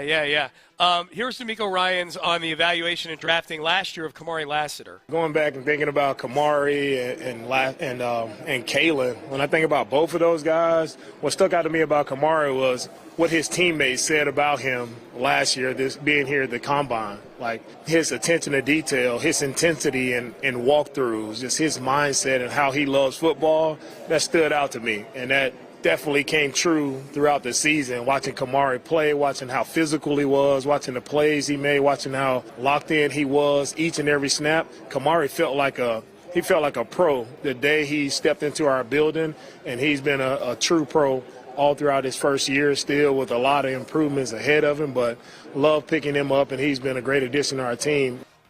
I think the two things about Kamari and then CJ, who DeMeco talked about earlier, the one thing you mentioned with CJ was how much his teammates loved him at Ohio State, and I think that's of a guy. Look, lots of guys can do a pretty good job faking it in a 15-minute meeting. When you talk to teammates, when you talk to coaches, when you talk to equipment staff members of a guy's college, you start to get a real good feel for, all right, what are people actually saying about this guy? Yeah. Do I have to read between the lines, or do they just genuinely love this guy? I think with CJ it was pretty apparent. I think with Kamari Lassiter it's the same thing where, for one, he wanted to sit out of his bowl game because he got advice that that's what he should do, that was the smart thing to do because you're about to make a bunch of money as a pro, and he couldn't help himself. He just he felt like he had to play. He couldn't abandon those guys. Yeah. And when the way Kirby Smart talks about him, and I'm guessing other guys talked about Kamari Lassiter, it's the meeting with those guys is almost probably just a stamp of confirmation on everything else they've heard. But I think that DeMeco does a really good job and I think he's doing an increasingly good job of being on the same page with Nick with, like, what does football character look like? Yeah. It's not – football character is different than Eagle Scout stuff. It's different than just showing up on time and working hard in the weight room. There's a lot of stuff that goes into it. And I think those two are starting to get a good feel for what they actually want and the type of guy. Hey, Ben, let's skip down. Let's get to the some of the things that DeMeco had to say about the offensive line. This is DeMeco Ryans talking about the goal needs to be to protect C.J. Stroud better. Yeah, getting better protection for CJ is definitely a main point of emphasis for us. Right? We know, when CJ is protected, he had quarterback. And I constantly show guys clips in our meeting after a game of plays when we protect well and we have a good pocket. I'll show guys explosive, outstanding throws CJ is able to make in the middle of the field, along the sideline. Like, he's capable of making any throw on the football field, but it's just a matter of protecting him and giving him that comfort when he's in the pocket. When we do that, we can move the ball, we can make plays. So that is a point of emphasis for us of making sure he is protected better. I like I know he doesn't present it this way, but I do like the idea of just like him showing them those shots of CJ and being like, you guys are squandering this. Yeah. You guys are squandering a national treasure. If you could protect him for maybe 8 more of these a game. Yeah, this is like I'm yelling at a child, my teenage boy, because he wants to have a gun, but he won't clean his gun. Clean that gun. Yeah. Got you a nice gun. Yes. And you're sitting there, you're letting CJ rust out in the rain. Yep. I'm supposed to trust you with my weapons? A lot of these answers, and especially yesterday, DeMeco was very, I thought, poignant in his thoughts on the offensive line. He was asked about, what are you looking for in offensive line? He said, we need guys who can protect. Protecting CJ has become a big thing, as it should have been back in week 7, 8, and 9 when they were kind of whistling past the graveyard a little bit. Well, it's fixable, and it's, let Kenyon Green. Let's give him one more shot in the Jets game to see if Kenyon can start. It's almost like DeMeco and the staff are finally seeing what we were all seeing. Hey, wait a minute. Yeah. Hey. Did you guys ask it? Yeah. Now, this was interesting yesterday. Tell me if I'm crazy here. Yeah. Tell me if I'm crazy. But just it feels like CJ's gotten hit a lot this year. Am I crazy? Am I nuts? Yeah. This was interesting. I listened to this yesterday. This was the first segment of The Drive with Stoerner and Hughley. And I want you to take a listen to what Clint had to say about how the team is handling C.J. Stroud. And you, Seth, and you, the audience. And I'm curious if people agree with Clint's assessment of how he's being handled and how he needs to be handled moving forward. Is it coddling, or is it this is the way that quarterbacks are handled in this day and age? To me, it's less about DeMeco or Nick or anybody in particular, like in one particular instance, coddling C.J. Stroud. I just think for me, it's at a point where, man, look, it's time for C.J. to become a big boy and be treated like a big boy and take this team, this bull by the horns, and let's move on. I mean, I don't know. I feel like there's a lot of, and I think coddling is a perfect word for what has gone on with C.J. Stroud. And look, I think there's some of that when you're young is necessary. I've said before, I'm on record, I love the way that DeMeco immediately gave him the job. Didn't I know they had some little competition with him and Davis Mills or whatever for a couple of weeks. I didn't like that. But I love the fact that DeMeco put his arm around him and stands him up right there in the team huddle and calls him up after the game and has him and is establishing, this is our guy, this is our leader. I love all that stuff. But at some point in time, It's got to be, hey, the O-line struggled. Hey, we had some problems at the receiver position. Hey, our quarterback didn't play well at times. We don't like that. Don't feel like you get that. Hey, you know what? We gotta play a little cleaner. We gotta get the football out. We gotta do some things to help ourselves as well. So I don't know. I just it's less about what somebody says or didn't say, and more about, hey, it's time. It's time. At some point, you graduate to, hey, I'm that dude. Give me control of the offense. Let me run the damn show. If I play poorly, get up there and say I play poorly. If I play great, they don't need to say anything. Let's keep it moving. The next step, folks, is for C.J. Stroud to be that calming force when somebody gets injured, so you don't waste a series, so you don't have 2 delay of games in a drive, right? That's the next step for him. Or if you want to look at it from a season standpoint, when the mess hits the fan and the O-line can't protect the quarterback, maybe you and the OC ain't seeing eye to eye and there's some frustration, whatever. Right? In those moments, somebody on the offensive side of the football has to be the rock. Okay. I guess and I think a little bit what he was referring to at the end, and I listened to the whole segment. Yeah. The optics of how CJ handled the Tank Dell injury that factored 100%. big into Clint's assessment. Right, of all this. No, and I guess that's where I wonder, though, too, because, coddled is kind of a loaded phrase. It's kind of like calling somebody soft on defense or something. I'm trying to think about how they should have handled or could handle CJ differently, especially because CJ's not like a Kyler Murray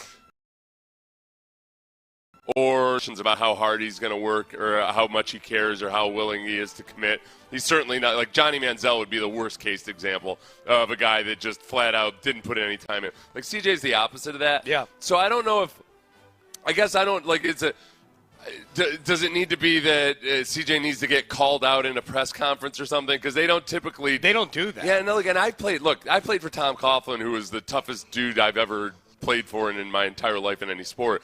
He had a very firm policy about not criticizing his own players in press conferences. He just didn't do it. Nobody accused of him of not being tough. So, I don't know exactly, where I see necessarily they've mollycoddled CJ Stroud. Because what are you supposed to do? Bench him? Is that? Was there an instance this year where it was going to be better to put Davis Mills in? I don't know. Right. Well, and I agree with what Clint's saying. Is there's a certain level of stoicism CJ needs to have in situations like with Tank Dell. I agree with that, but that's more of a CJ Stroud thing, more so than a. Was DeMeco supposed to go over to him on the sideline and start shaking CJ and give him the slap like in the old movies? You're supposed to be Snap consoling out of it. everybody else. I think it's part and parcel of just how DeMeco handles things in general publicly, because most of what Clint was talking about in those 2 minutes are things that were said publicly about CJ, and CJ needed to take the bull by the horns, and maybe if CJ played poorly, they need to say he played poorly.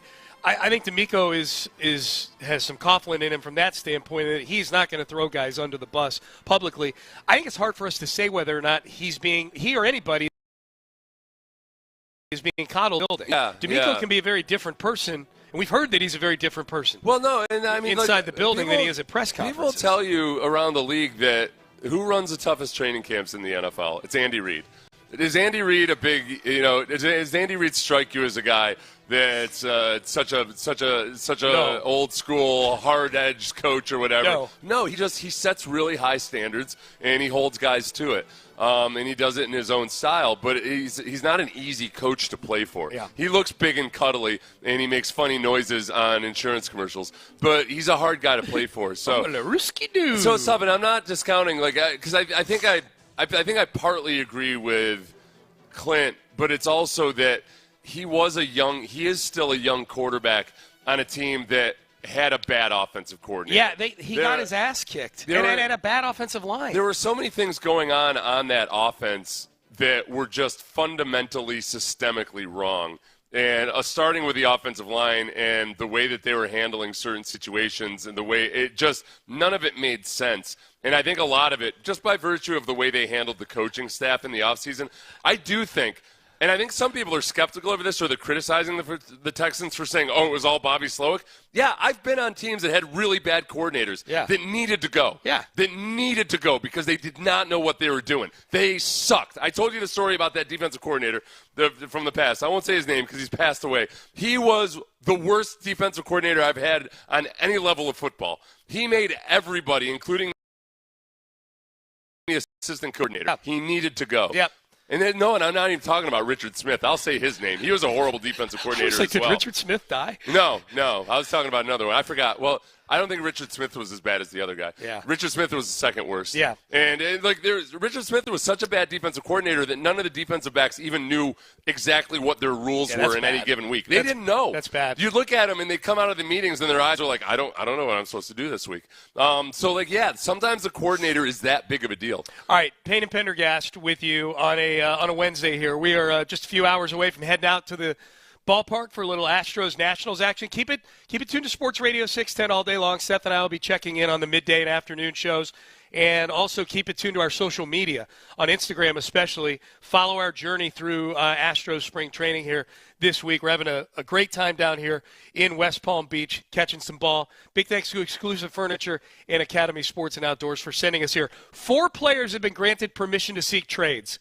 Should the Texans be picking up the phone when the agents of any of these 4 players call? We'll run this through the Seth Payne filter coming up next. So look through my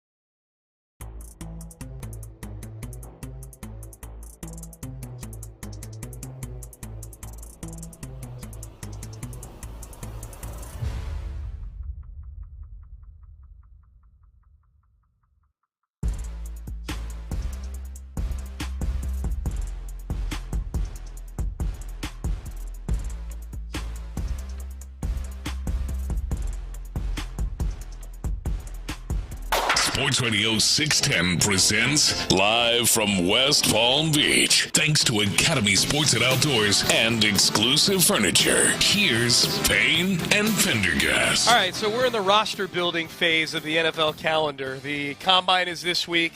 It's the prelude to the draft, of course, which is one way to supplement your roster. You got free agency. Free agency's coming up like 2 weeks from today, I think. Something like that. Like like March 12th or something like it. And then there's the tampering. What did Nick call it? He called it the legal tampering period, and then preceded by the illegal tampering period. The legal tampering period. Which is right now. Which is the illegal tampering period. Illegal tampering period is right now. Yeah, because he cited the Combine. He's like, it's amazing how many deals get done. And you're like, we were talking at the Combine. Like, he sounded. Nick don't play that, man. Nick sounds like he tries to plays it clean. Play by the. Well, there's one thing that they learned up there in New England. It's play by the rules. All right, we better really, try to play by the rules. Yeah. And then, last Tom thing I Brady need is Nick Gate. Yeah. I don't need Combine negotiation Gate. Yeah. Okay. A horrible gate. Might be. Oh, by the way, though, I did wonder. I hope Florio doesn't pick up on this. Somebody asked DeMeco a question about Jahmyr Gibbs, about how do you stop Jahmyr Gibbs or something. And DeMeco just said something casually like, we'd love to have a Jahmyr Gibbs. And which is like no big deal. It's no big deal at all. And yet, those are like the kinds of statements. Yeah, if Florio decided to jump with it, they're like, that's tampering. Because they will. The tampering. Don't get mad at me, everybody. It's dumb. Like a coach will make a simple comment like, that eight-time All-Pro player, we'd love to have a guy like that. They'll fine you for tampering. Paying a compliment to the guy. Yeah. So regardless. So draft, free agency, and then trades. I hope they trade for Jahmyr Gibbs.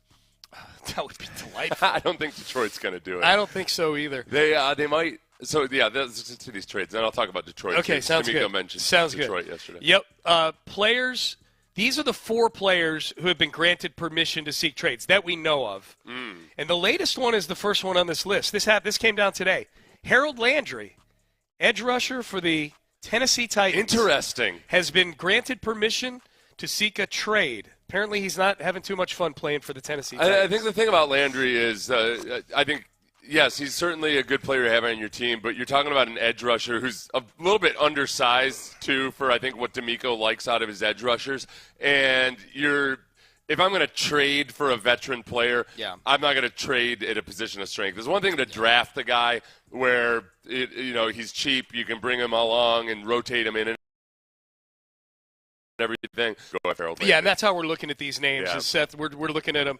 Should the Texans be in on any trade? If the agent for these players who's helping try to find a trade for them call the Texans, should they entertain the call? I'm with you. Harold Landry is a firm no for me. I don't even know if that's the team that Harold Landry and his group found to get a deal with, that the Titans would follow through on it because it's in the division. And it's with Houston. Yeah. You know what I mean? I don't think the Titans are going to do anything that's viewed as helping the Houston Texans for a variety of reasons. This is another one. You and I, we've gotten asked about this specifically. I think you've gotten asked about it on the text page because of the position. Yeah. Is defensive tackle Jonathan Allen of the Washington Commanders. I am intrigued by Jonathan Allen. This is the one thing that I worry about a little bit is he had a nasty injury a couple years ago, and he ended up he hasn't played as well the last couple years as he has historically. This is where I'm torn. Is he a guy that you look at and you think, all right, he hasn't played as well, but DeMeco's done a really good job with defensive tackles when they come in and play in this scheme. Yeah. He did some similar things in Washington that he would have been doing here. I'm intrigued by him. I'm nervous because he's 30 years old. I think he's turning 31 this season. And his play hasn't been as good the last couple of years as it had been before. And we've already got a bunch of old defensive linemen on this team. I think DeMeco Autry's still going to be around, but he's 35 years old. That I would have to say Mallory or something, but I'm not interested in giving him a high draft pick. He was a rookie in 2017. Yeah. He played 5 games that year, so he was hurt that year. Since then, not including I'll get to last season in a second. From 2018 to 2023, he missed 1 game in 2019. He missed 1 game in 2022 and 1 game in 2023. So he played all but 3 possible games for a 6-year period. Yeah. Last year he tore his pectoral muscle. Oh, that was last year he tore his week pec. 8. That's right. Yeah, Okay, yeah. In week 8 he tore, and that's not an injury that really scares me as far as like, oh man, like this is, if it started to be like a lot. I know muscle it's a muscle. It's quad's a muscle too. Like a torn pectoral muscle is a very specific thing that gets surgically repaired, and you go ahead and you play. Like it hasn't been a litany. Like I know it's a different position, but if I had Jimmy Ward on my team, I would be planning on him playing like 6 games for me next year. Yeah, because it's like 3 things a year with him. Yeah. So I guess the age concern is a very valid one, for sure. I think they should be interested in Jonathan Allen. Interested in him. Yeah, they should be interested in him. $15 million salary this boy, year. and this is one of those things. Sometimes I really wish the draft was before free agency. Yeah. Because so right now you got to make a decision on whether you go with Jonathan Taylor or perhaps end up getting a defensive tackle in the draft. Jonathan Allen, yeah. Yes, that's yep. It would have to be a really good deal. And it would have to be too. Yeah. Okay. Well, then I'm out. Yeah, he's 30 years old. I'm not giving him a new contract. I don't. It's just it's the age and the injury combined, and he's on a good team. Yeah. You know what I mean? Like he's wanting to get off of Washington, which is a good team. So I would answer the call. Like Harold Landry's I would totally calls, answer I'm the not call, even picking up the and phone. it would be one that I would hope they're having conversations about it, and then ultimately it comes down to, okay, what do they really feel about just all the reasons he's asking for a trade and everything else. All right, the last 2 are 2 that we've actually talked. Cooper Kupp we've talked about quite a bit. Definitely answer the call. Cooper Kupp, yeah, it has to be a late-round draft pick, and the Rams have to pay a good chunk of his salary. Because right now he's not worth what his salary is. Otherwise, wait for him to get and cut. I think there's a really good chance he gets cut, and you can end up competing on the open market for him where it's probably not going to be nearly as much as what you'd have to pay if you trade for him. Okay, these are all guys who've been granted permission to seek a trade. We did Harold Landry, Jonathan Allen, Cooper Kupp. Last one is Deebo Samuel. Not all that interested, no. How come? I feel I just want a traditional wide receiver who's a wide receiver. I don't need I feel like this is like one of those fancy cooking utensils that you buy but you never end up using. Oh, there's a ton of those in this place. Yeah, he's a mandolin super slicer. He's just something that it's cool. It's cool that he can do all that stuff out of the backfield and he gives you all this versatility and everything. But I just want to give me a classic trait, skill set type of wide receiver to complement Nico Collins. You just want a toaster. Yes, I just want a toaster. Literally and figuratively, metaphorically, you want a toaster. We're in an Airbnb right now that has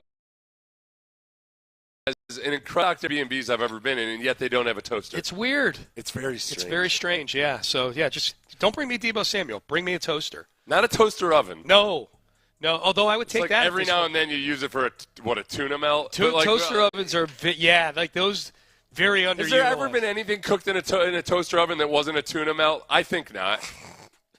Let's talk to the fellas about this. Reggie Adatula and John Lopez. They're in studio right now. Hi, guys. Hey, man. Toaster ovens are just too complicated, too hard. Yeah. Are you for real? They're a little hard. I mean, for toast. They're good for other stuff. But Yeah. Toaster. I find myself continually just saying, why are you not a microwave? Yes. Yeah. Exactly. To the toaster oven, yes. Yeah. How you guys doing? Great, man. Enjoying your show? Yeah, not as good as you guys, apparently. Yeah. Oh, we're doing really good. Yeah, I enjoyed great trip. all the various stories of your day at the ballpark. Oh, we had a great time, man. One of the most fun times I had was listening to Seth on with the two of you yesterday. Well, one of the things He came in hot, man. I'm sorry that Yeah, I didn't ask you, Seth, about you were eating a churro when you were talking to us. Oh, I saw a churro. Oh, you saw a churro. Did you get one? You were asking me some question. I was like, what is that person eating in my mind? Did you go get one? No, I didn't get it. He was walking past me. Mm-hmm. And I looked for, I didn't see churros anywhere else. So now I'm on a mission today. That's my big Seth thing. was a man of the people yesterday. He really was. Yeah. I ended up talking to a lot of Houstonians or former Houstonians who live in Florida now and everything. It's a great time just getting into conversations with people in that environment. Oh, yeah. Is there a word for that? Because my brain went to expat, but that feels a little dramatic. People who fled Texas. Or safe haven in Florida. Yeah. So are you guys going to get super hyped about Cam Smith today like we did today? Oh, you're darn right. Our question of the day. What's your most irrational sports take? Because Cam Smith gave me one. Yeah. Oh, okay, yeah.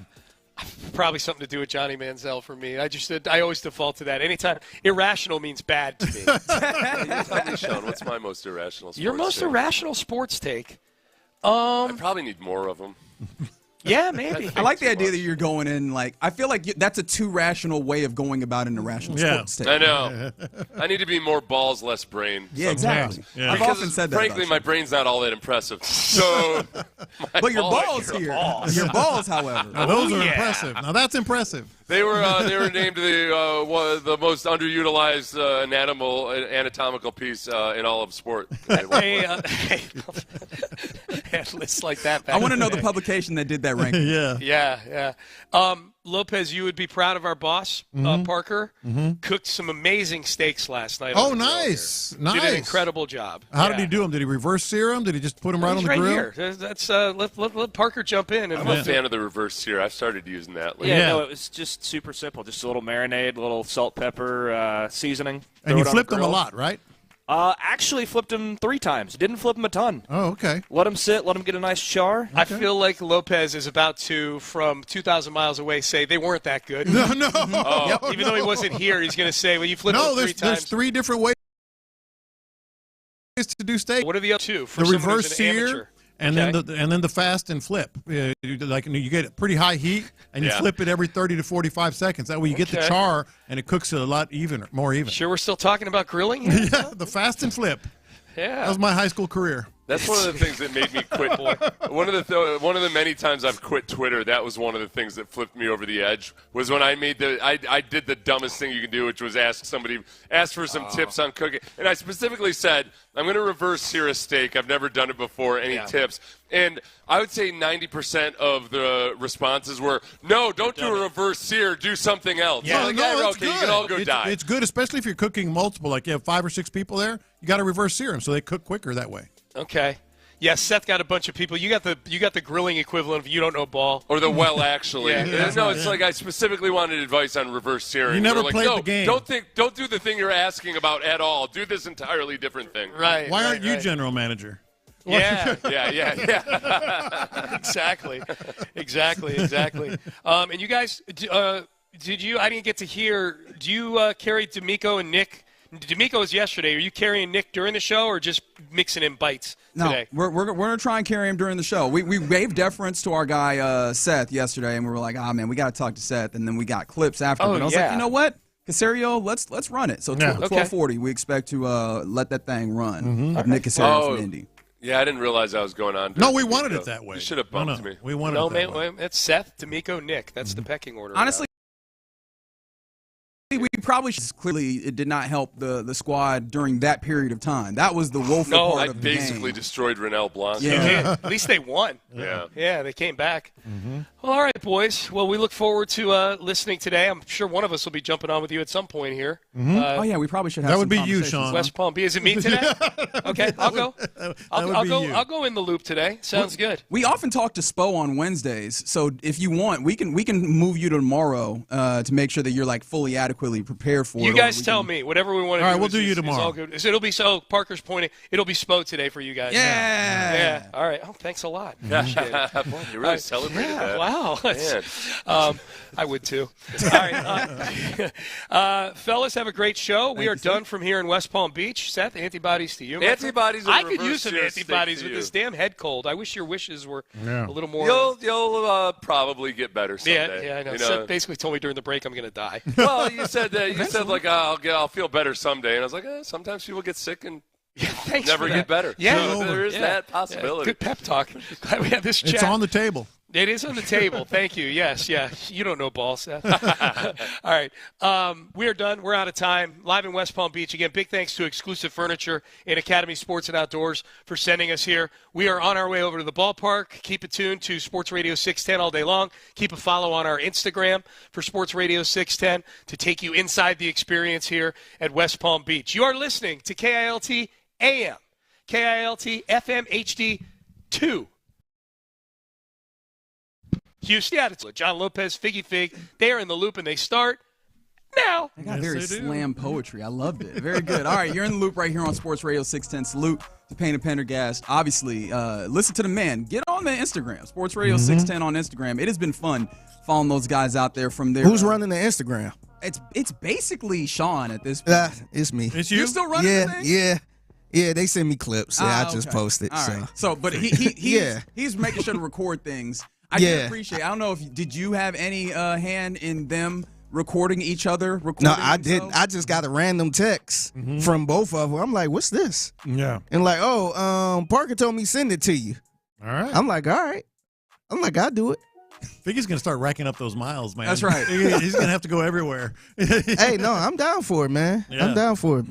Make the account look good, man. Yeah. For sure. All right, let's get going on a Wednesday, as you heard us talking about with the fellas. We will hear from Baseball Spo, Adam Spillane. We're just going to wear him out this week. Why not? That's what we're going to do. I mean, He loves it. This is what he's here for, man, especially when we get to baseball opportunities, talking to Spo. We'll do that at 10:40. And, of course, you heard the man also mention Nick Caserio talking in Indy, and we will have that audio for you as soon as humanly possible. 12:40 is when we will let you hear from the general manager of the Texans live from out there.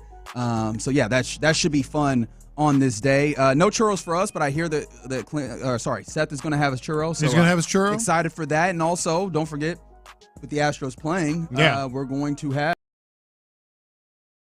on the that's going to be big. I thought Altuve was going to play today, but no, but we do have Friday. an update. Yeah, we do have an update. It will be Friday that we get the left field debut of Jose Altuve, at least in spring training. But if you hear some of the audio, which we will, it seems like that's going to stick by hook or by crook. It seems like that is going to stick. A lot of fun sports things yesterday, including those types of things, but also Rockets get going on yet another back-to-back, the front end of which they were playing last night at the Toyota Center. I know that B. Scott was out there. There was a lot of people out there.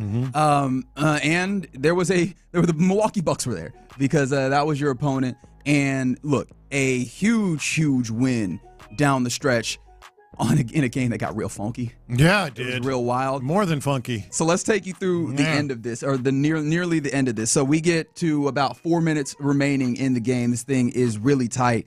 And Amen Thompson, you got this audio for me here, Figgy? This is the play-by-play that was going on there in the fourth quarter. As Giannis Antetokounmpo, who, he is one of those guys that if he's getting downhill with a head of steam, he is a problem. I was very interested in the way that the Rockets handled this, or like Giannis, the idea of when they were in the half court, they were cool with Dylan Brooks or whoever they ultimately had. I think it was the majority of the time Dylan Brooks, sticking him one on because they believe in their guys' ability to stay in front of him and then just showing bodies in the paint.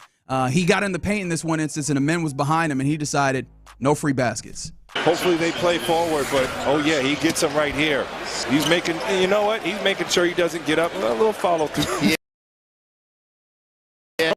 Being more to this than just a common foul. That was frustration. Felt like he got hooked by Giannis, and right there, that follow through is probably what the officials will see. Yeah, they look at the windup, the follow through, all of it.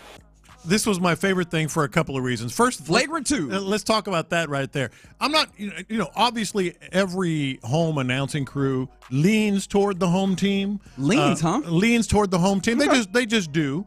But they're not necessarily homers. They sit with the home team. They sit with the home team, but they're not necessarily homers, and those are the good ones. These guys were trying to lean toward, you could tell, that might be a common. Nope, that's not a common foul. Yeah, in live action, they were like, oh, man, that's a hard foul. And it did look like a hard foul, but then you see it in like a slow down motion. And obviously, it's not just the fact that it was slow, is that you see, he strangled him. Yeah, well, there was that. And then tried to take his helmet off. The hands came right up. He gave him a mush in the face of sorts. Yeah. And so Amen Thompson is out for the final 4 minutes of the game. And the reason why that's important is that this is as you're attempting to close out a basketball game, which is a question that I think a lot of us have had about this team, funny enough. So that's the question I want to pose. What is your confidence level with this team closing out a basketball game? Because at that moment, when the flagrant foul comes, you're up 2 points, and then Giannis makes one of those two flagrant free throws. And so you're up 1 point, 92-91. During, as that game continues to run, right? You have a moment where, it kind of goes up and down. The lead balloons a little bit up to 95. Dylan goes and makes a three. The Bucks kind of pull back a little bit closer to 95. They tied up at 95, in fact. And at one point, with the lead, right, Alperen Şengün gets the ball. He's out in transition. And then this happens. To Brooks, ahead to Şengün, gets it across. Şengün will drive over the shoulder. Got too cute. Got too cute. Got too cute. Can't run from that free throw line. You cannot run from the free throw line. Hold the ball. They got to come foul you. 17 Houston turnovers. It was a 3-point lead at that point. You get the ball. He tried to hit you with the Magic Johnson no look, man. Behind the back no look. 12.1 seconds when he makes that play. And you look around and you go, hey, man, or actually he get with the rebound with Jalen Green, 22 seconds. So the shot clock is turned off. If you hold on to the basketball, assuming that the other team doesn't foul, you'll run the clock out. Which they were. So then they will foul. Which they were, yeah. They're going to foul because they need to. They're down 3 and they need to get some level of possession. Hold on to the basketball and get fouled. But Alperen Şengün has a fast break. I understand why you're going there. Has an open, was it Tari cutting in that moment that he could pass the ball to? No, Jabari Smith Jr. is who it was. Yeah. And so I understand trying to make that pass. One, if you're going to make that pass, it's got to be a standard, basic pass. You got to get it there. He got too cute. But he got too cute. In fact, can I take you to the ESPN box score play-by-play? I want to read you what it says, how that play is described on the box score. 12.1 seconds left. Alperen Şengün out of bounds. Bad. You're laying on kind of thick, ESPN. There. You're laying it on kind of thick. You're not wrong. Editorializing. But you have that moment, and then ultimately you allow the Bucks to kind of hang around. They're down 3. You kind of go back and forth. You get a couple of instances of fouling in order to keep. Actually, first and foremost, before we even get there, you allow Giannis to get a free dunk down at the rim, which is not something that you want to do in a moment. That brings it back within 1. The Rockets go and they're fouled. Jalen Green knocks down the 2 free throws as necessary. And then you're down 3. Damian Lillard trying to get a shot off. He gets fouled. He thinks it's a 3. Refs ultimately say, no, it's on the floor, so it's 2 free throws. You good with that? I was good with that, actually. I absolutely. Were you? Because I thought it was the right call. I was good with that because that's the emphasis that the NBA has had and trying to stop teams. Because so many teams are trying to. It did seem like he tried to hoist a shot. He did. Though. He did. He did try and get a shot off, but I was okay with my bias being okay with that being. No, I don't think it was biased at all. He misses the first, and then shooting the second. There's a double lane violation. Yeah, I never knew that. I didn't know the consequence was, hey, let's just jump it up. I'm like, what? I imagine that operates as like a tied ball because it's like if you give him another shot, that's a benefit to him, and they did something wrong in being in the lane, but then the other team also was in the lane. A weird situation that kind of helped the Bucks because then you get Giannis, who's a great jumper. Yeah. He tips it. They get it to the dude that they want to, and Damian Lillard gets a really good look. Thankfully, he misses. The Rockets get out of dodge, but so they close. They get the victory. They kind of close. More than 20 game wins now for the Rockets. But now after seeing this, after I lay out that whole final 4 minutes of basketball, how are we feeling about their ability to close? Well, yeah, that was your original question. And I think the right answer is if they can close it out with who they are, not who they think they are. Because you talk about what Şengün did there. Let's not mistake this. This was an ugly fourth quarter. It was really bad. Can I illustrate how ugly it was? All right. So the actual scoring in the fourth quarter, the Milwaukee Bucks only 12 points. Great job defense.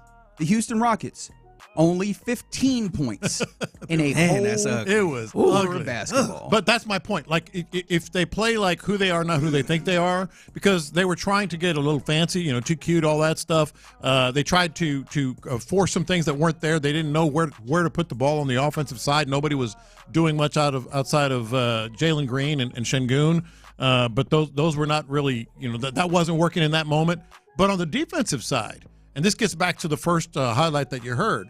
On the defensive side, they were playing good defense. It wasn't just ice cold stuff. They were playing really good defense, and this was what I told you before the show. Frankly, I'm not trying to be old school tough guy here. I loved what Amen Thompson did, except for the strangling part. Sure. Try not to try to take his helmet off. It's funny because I got in late when they was reviewing it a little bit. And I'm like, how they going to throw him out for that? And they showed the replay. I'm like, okay. Yeah. He might just. That was a defense-oriented, type win. That's how they close games. That's who they are. And I think Udoka didn't really have a problem with it either, at least from what he was saying afterward. And frankly, Giannis didn't have anything bad to say. He said he respected Amen doing that. Well, I will say when Ime he's not delivering any of these in a particularly boisterous way. His post-game he press doesn't do conference. anything. So he didn't propose. He's in a no selling everything, right? But when he was asked about whether he believed that to be a flagrant foul, he just goes yes. Yeah. And with a curtness and a sternness that made it feel like that was absolutely the right way to call it, and you got to be smart enough to not end up in that circumstance. Yeah, especially in that time. Hard foul, no layups. Just don't do that. And they did everything else great. I thought they did everything great. They closed it out like who they are. Their defense was really good, man. The only thing that kept messing it up was the offense, where you like, damn, they just got a good stop right there, and then they make a silly turnover or no look pass and all that stuff. It's just like, damn. But then we come to today, because I think. Well, before we come to today, I do want to turn this question to one Glenn Rivers.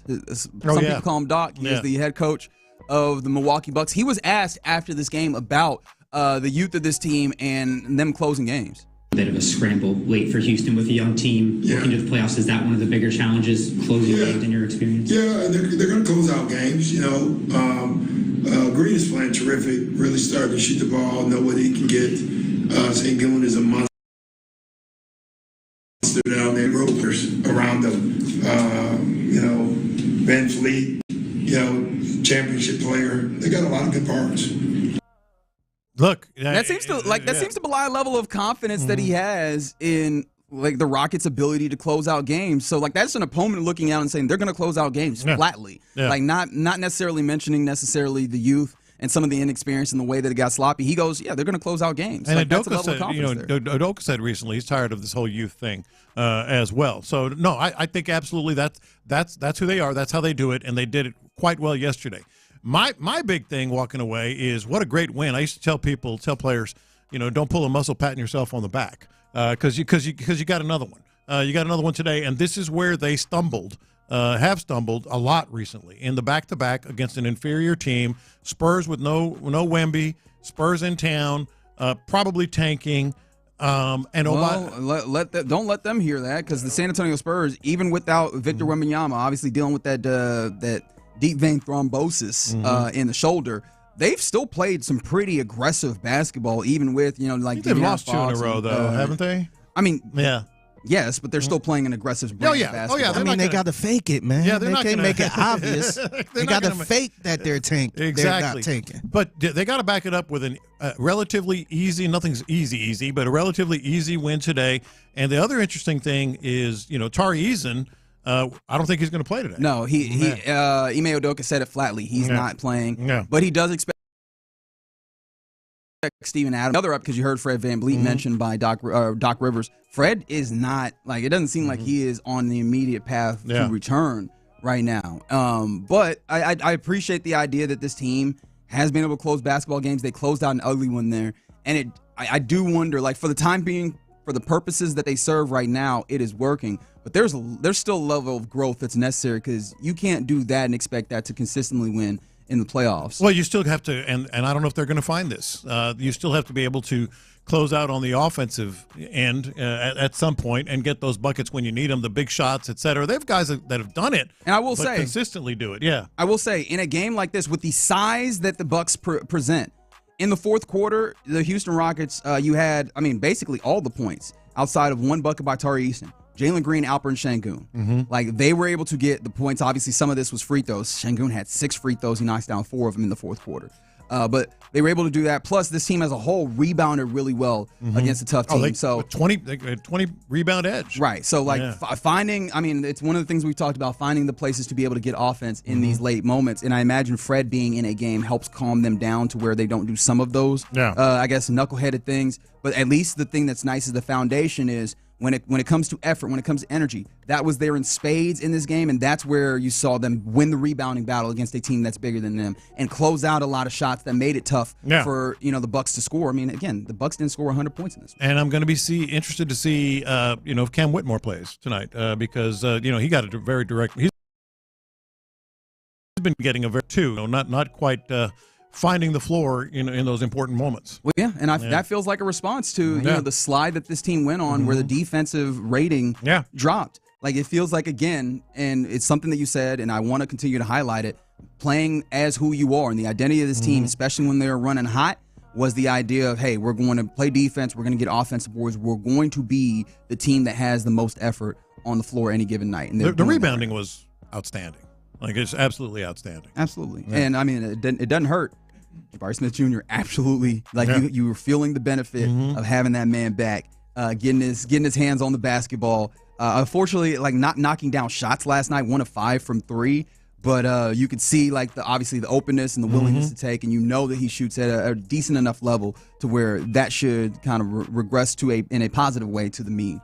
All right, you're in the loop right here on Sports Radio 610 from the 832 on the Jim Adler, the Texas Hammer text line. The Texas Hammer! I thought I matched energy a little bit better that time. Somebody said, seeing Naz Reid is going to test free agency this offseason. How do you feel about him on this team? Naz Reid is an interesting one because, like, he's a really solid big, obviously stretches the floor very well. I don't know that I want, like, to spend that money. He might get paid. No, I think he's going to get paid. Yeah, I mean, he already has got paid on this last contract with the Timberwolves. He's a very particular player. I mean, I like his game. I think that he would fit in nicely with this team, but I don't know that you have, one, also the space. Like, you're already looking for places for, people. I mean, look at last night's rotation. That's that you want to spend your money. And I think that this is a team that's very much trying to utilize the opportunity to either, give money to the guys that they have or be ready to account for that salary cap space with a big ticket that Naz Reid is. Love the player, though. Like, I really do enjoy his game. All right, you're in the loop right here on Sports Radio 610, just getting going on a Wednesday in Houston. That's Rockets talk. Let's get to the baseball team that's out in West Palm Beach. Well, I guess not quite. It's question of the day. I'm getting ahead of myself. I'm ready to talk to Spo at 10:40. But question of the day, which honestly inspired by the team out there in West Palm Beach. What is your most irrational sports take? Because seeing Cam Smith yesterday go yard twice, I got one for you, baby. 713-572-4610. Your most irrational sports take. Next. All right, let's talk about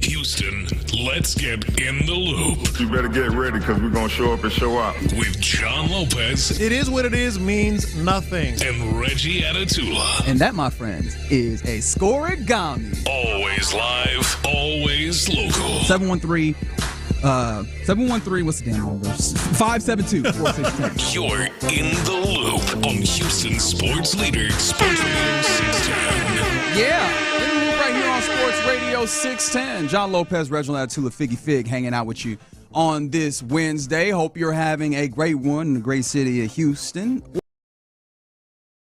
Or wherever you Twitch, by the way. Shout out to the Mocarum Injury Lawyers for that live stream. We keep it 100. 100 indeed. And then, of course, you can always get involved with the program there or on the Jim Adler, the Texas Hammer. The Texas Hammer. 713-572-4610. That's a great place to now get you're us just showing off right now with the question of the day. What is your most irrational sports take? I think you and I might have the same one. I think we might. In terms of timeliness. Like current sports I think we might. Or just in the past? No, not necessarily. However you feel. Because some people want to get one off their chest, but also some people are like, I was wilding at one time that I said this. So, however way you want to go with it. Go as the spirit moves you is how my pastor would say it. So, let us know. 713-572-4610. Because I think we are both on the same page because we were both very interested in seeing Astros play spring training baseball yesterday, especially after you had a rain out the day before on Monday. So yesterday the Astros get out there versus the Mets. I almost said the Marlins because I kept forgetting the Marlins was they supposed to play on Monday. Mm-hmm. They got out there against the Mets, and as we're talking to Seth Payne on the phone, Ronel Blanco gets a little sideways. But you had a run go up there, 2 runs go up there. You had some fun things happen. But man, after that, later on, we got some fun, including Cam Smith subbing into the game at third and going yard not once, but twice. At home. Like at his home. Yes. Like he's staying with his parents. Yeah. He's from West Palm. In fact, if you don't mind giving me this audio here, this is Smith 3 as I think it was our very own Adams. A year ago yesterday, he was playing at Florida State, playing against, what did they say, South Florida, in a baseball game. He was playing college baseball a year ago. And then yesterday, 2 bombs in spring training. Now, of course, like early spring training, pitchers are probably working on their stuff, whatever. I ain't trying to hear none of that, right? It was a fastball that honestly kind of looked a little meatball up top. It kind of did, I think on both situations. Although the first one was first pitch, aggressive, bam. Second one, 1-1. Got that, saw his fastball, sent to yard, oppo, in fact. And so both were either up the middle or oppo. Yeah, exactly. So that's also another part that leads into the very little rationality that I have in the irrational take. But this is Cam Smith talking about what has helped him in that transition from just being a year away from playing college baseball. The big thing for me was being home.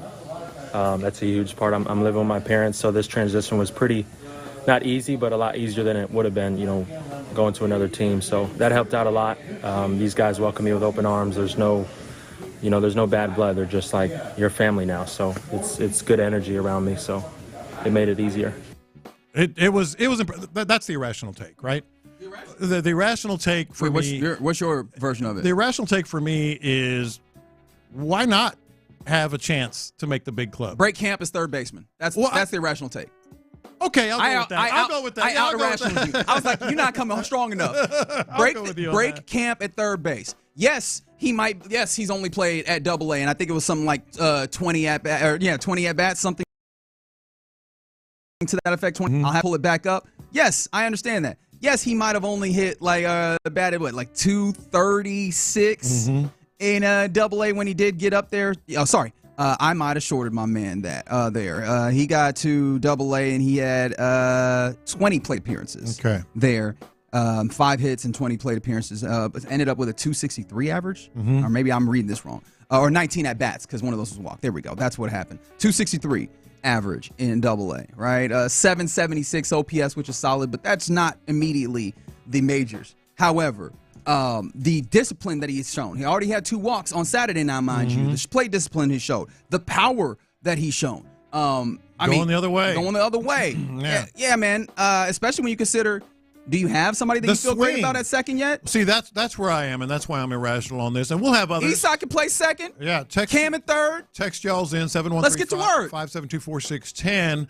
I've got others that'll come to mind, I'm sure. But the thing with him that it's irrational, but maybe not as much as we might say here or think here, is there's opportunity.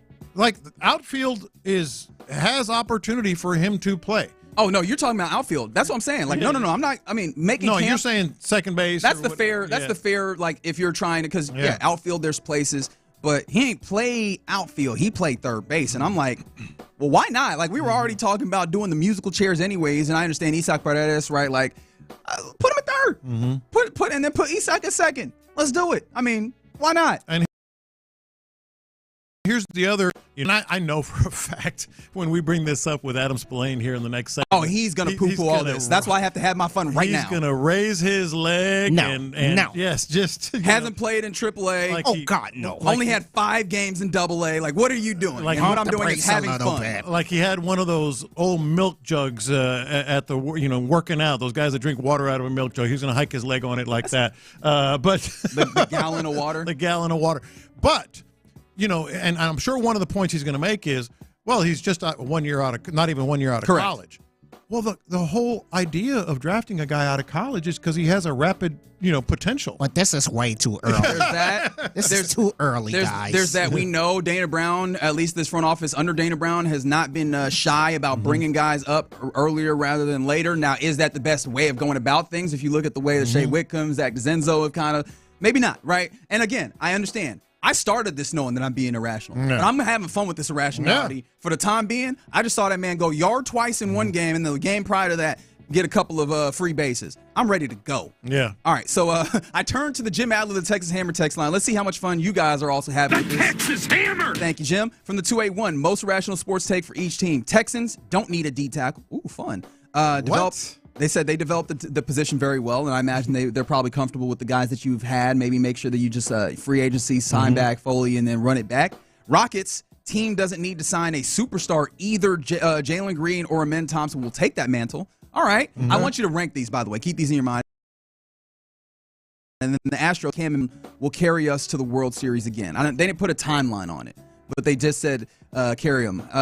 Levels of irrationality on their Texans, Rockets, Astros takes. I can't get over the defensive tackle one. Okay, so that's the one that you feel like is the biggest. Okay, very good. I can't get over that because you want to be more than developing a decent defensive tackle, and they did a good job of it. I'm not saying they didn't, but you want to be more than that at that position. Another irrational take that I've had. Think about yours. For years and years, I don't think it's irrational at all, but some people do.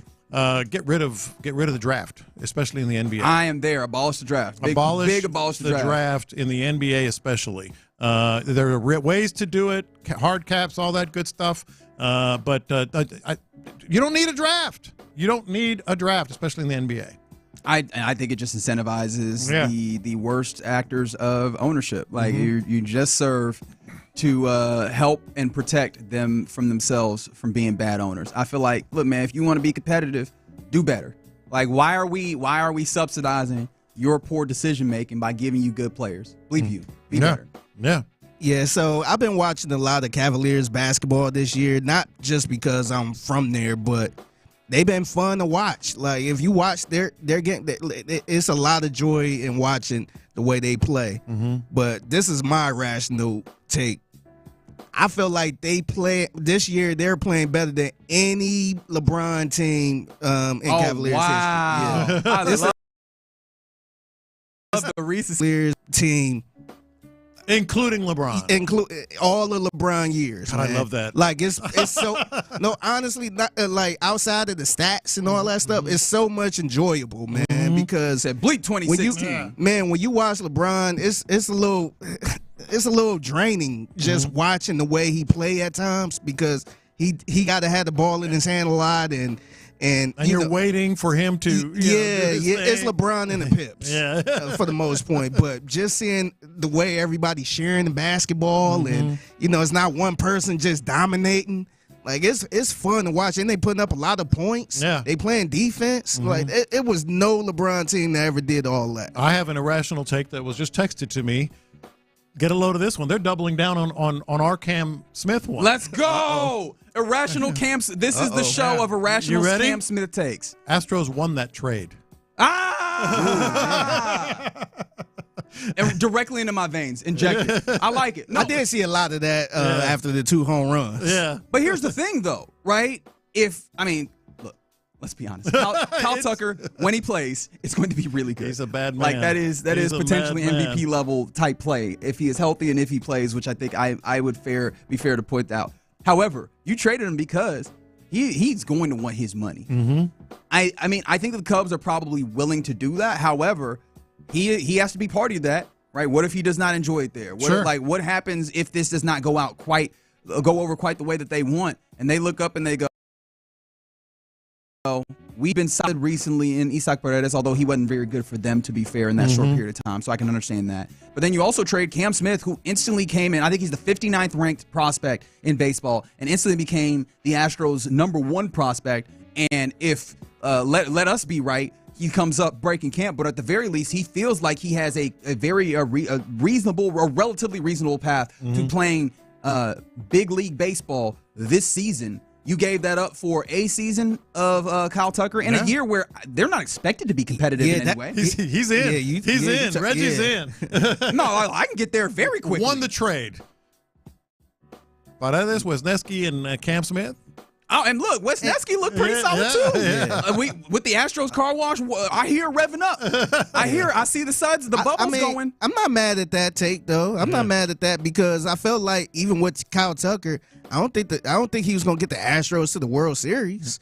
And you was going to have to pay him anyway. So, hey, move him and get a prospect, man. He's a bad dude. he's a bad dude. Who, Cam? No, Kyle Tucker. Oh, yeah. He's very good at baseball. He's very good at baseball. Here we go. Somebody said that there's a reason the Cubs didn't want to part ways with Cam. Absolutely. Like, that's not something that they were super willing to put in the deal. Eventually, you just worked your way there. And we're seeing it. And even at that time when the trade happened, everybody was kind of like, man, they could have got more and all this other stuff. No, it seemed about right now. Don't at me when the inevitable slump comes, because it's baseball. Don't at me. I'm still going to be in this place. I think maybe we'll see. From anyone have LeBron is the greatest of all time. He's not even top 3. I hear you.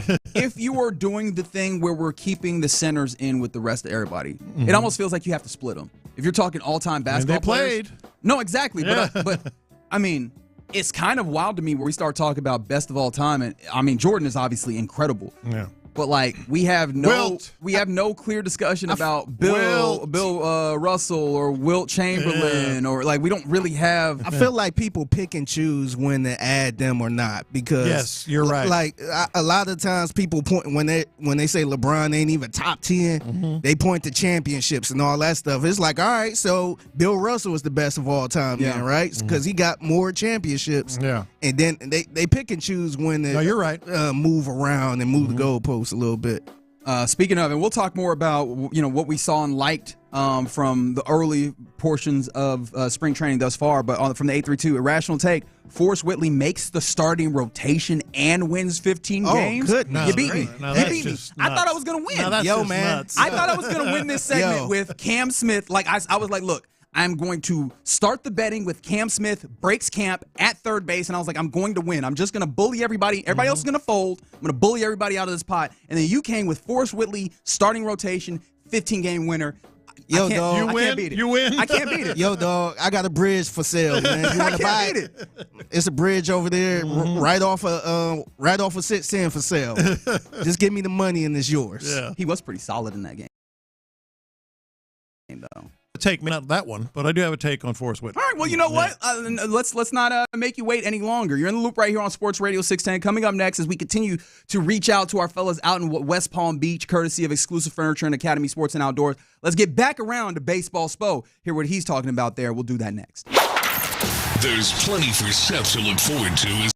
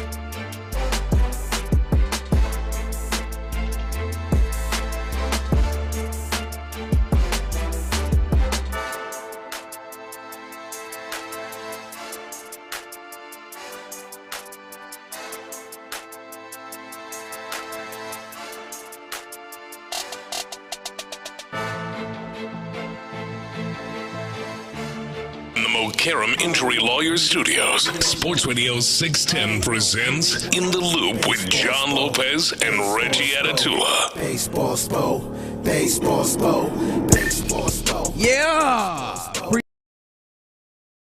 Appreciate you guys. We welcome in our guy, Adam Spillane, Baseball Spo, live from West Palm Beach, courtesy of Exclusive Furniture and Academy Sports and Outdoors. Spo, how you living, my man?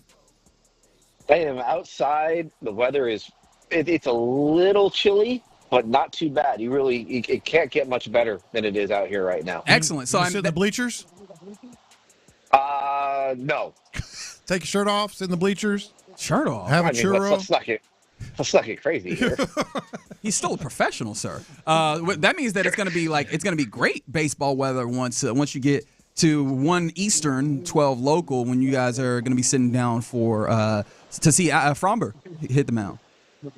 Yeah, we'll probably get to see him for a couple of innings today.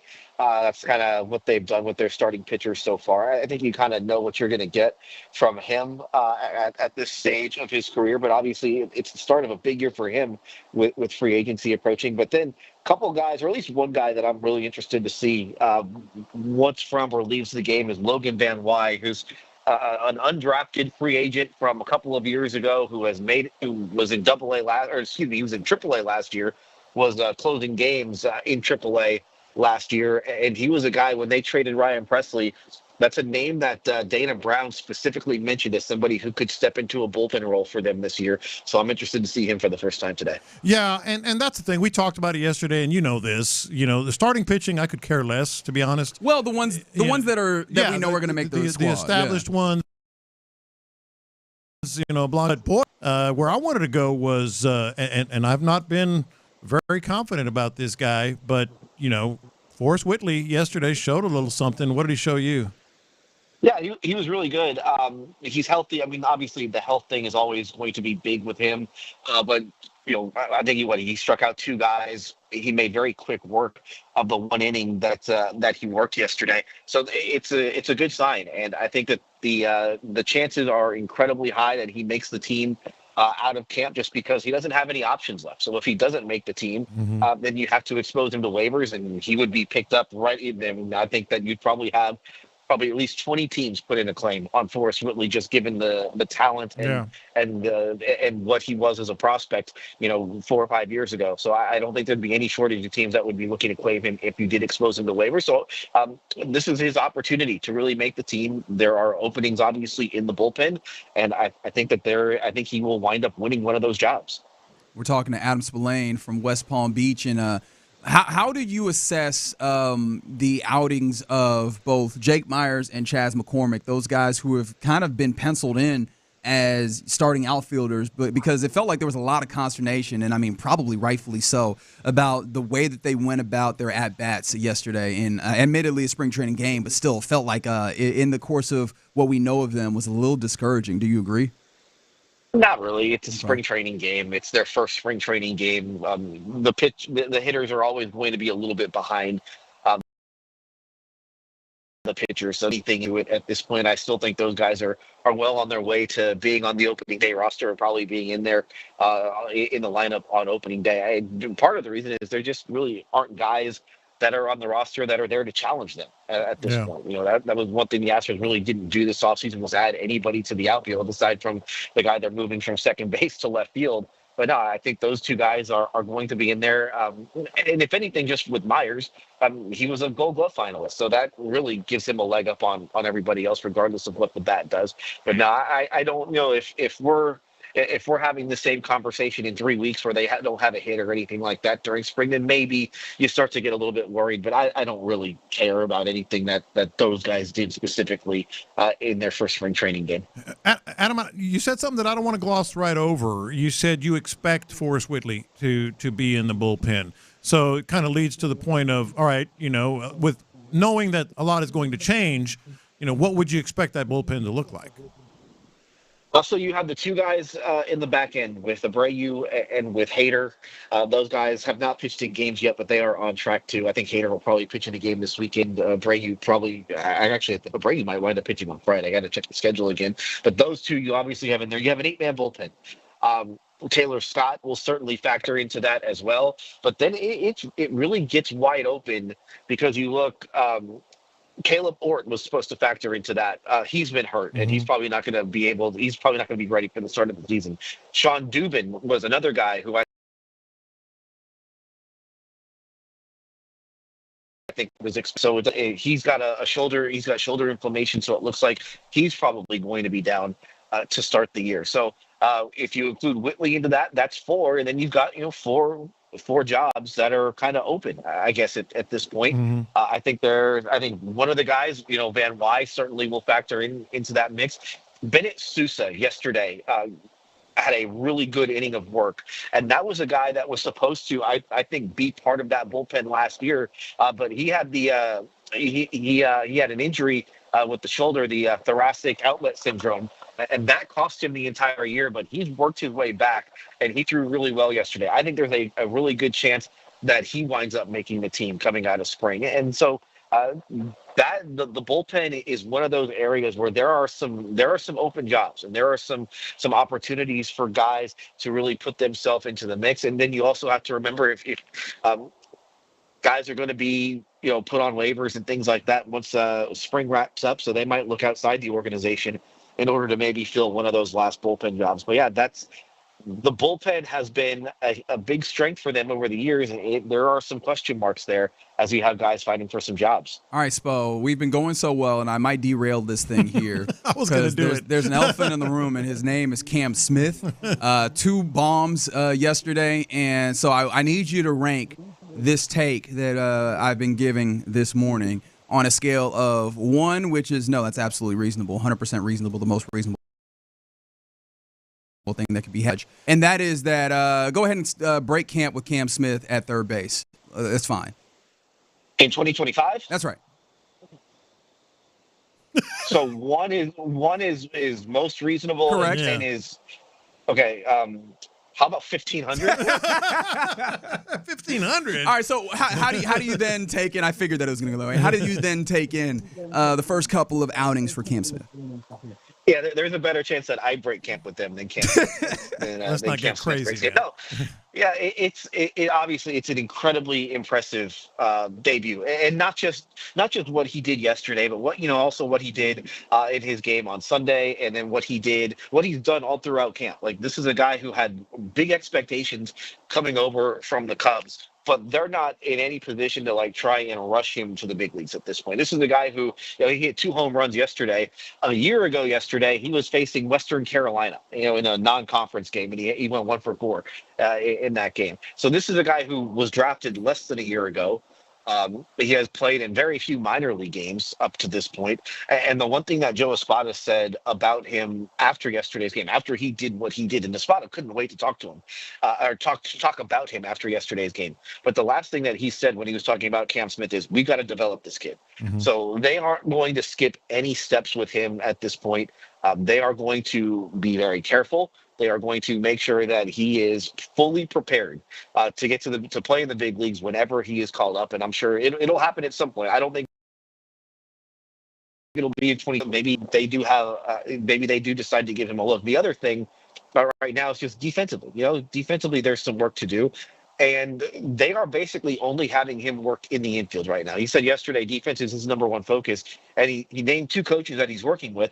Both are infield guys. So. Where's he gonna play? The infield is one area where, yeah, exactly. Well, there's opportunity. They're already trying to turn one infielder into an outfielder. I don't know if they want to try to do 2. Well, then you're going over the same things at the same time. Yeah. Perfect. Yeah. But he obviously he's their best prospect, and he's their best prospect by a long way at this point.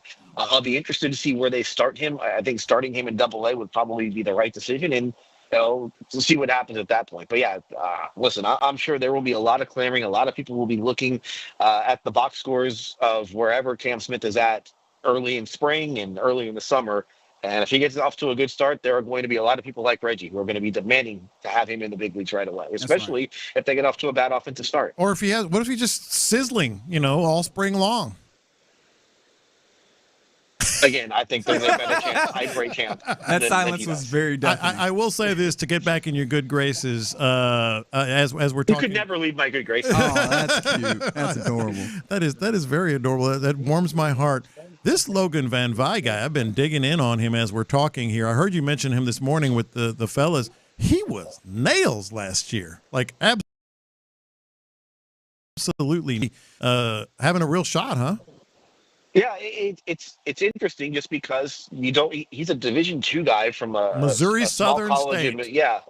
Yeah, you don't see a lot of big leaguers come out of Missouri Southern State, and he's worked his way up to this point. I think the one thing for him is, does he have a weapon to get lefties out? I think that's kind of the one issue that he might have at the major league level, but he's got some deception to his delivery, according to Espada. And we'll see if it plays, against, major league hitters. But it does sound like he's going to get an opportunity. And when I said this to Seth and Sean earlier today, when the GM specifically mentions him, that's when he has to start being on your radar. And that's exactly what happened with Dana Brown. Dana Brown mentioned Whitley, and he mentioned Logan Van Wy after the Presley trade. All right, before we let you go, I asked you this last time, and I'm going to keep asking you this to the point where it's probably annoying. Can you power rank for me at this given moment, second base? I still think it's Dubon 1. I would probably then put, in terms of making the team, Luis Guillorme probably 2, just because he's got some versatility where he has played. I mean, he started at shortstop yesterday. He's starting at third base today. So I'd probably put him at 2. Then Brendan Rodgers, who's playing second base today, is 3rd, and then Zach Short would probably be 4th with that group. All right, very good. In a similar fashion, I'm sure you expect that I'm waiting until the day that you actually put Bryce Matthews on the ranking at all, and I know that day will not come, but I'll wait eagerly regardless. Spo, we appreciate you, my man. It's not going to ever the realist is why we love talking to you, Adam Spillane. Go and enjoy yourself, my man. All right, I'll see y'all later. There it is. Right. Adam Spillane, Baseball Spo, joining us from West Palm Beach as the morning show. Sean and Seth out there as well. Courtesy, Exclusive Furniture, and Academy Sports and Outdoors. Always good getting to hear from them fellas. All right, you're in the loop right here on Sports Radio 610. Let's circle around and go around the NFL. Let's turn to Indy, where we're getting a lot of things that we're hearing, including the idea that the Indy quarterback job may be up for grabs. Plus, report cards are out for NFL teams. Let's break those down. We'll do it next. Coach DeMeco gave a little insight into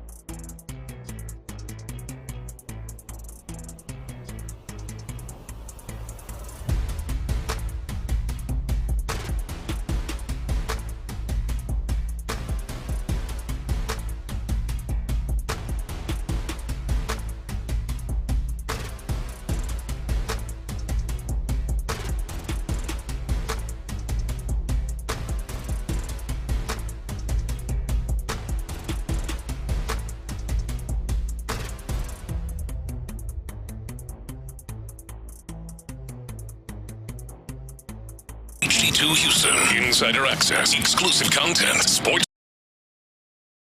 Radio 6, an Aussie sports station. Let's go around the NFL in the loop style. Why are you smiling? Because I love football.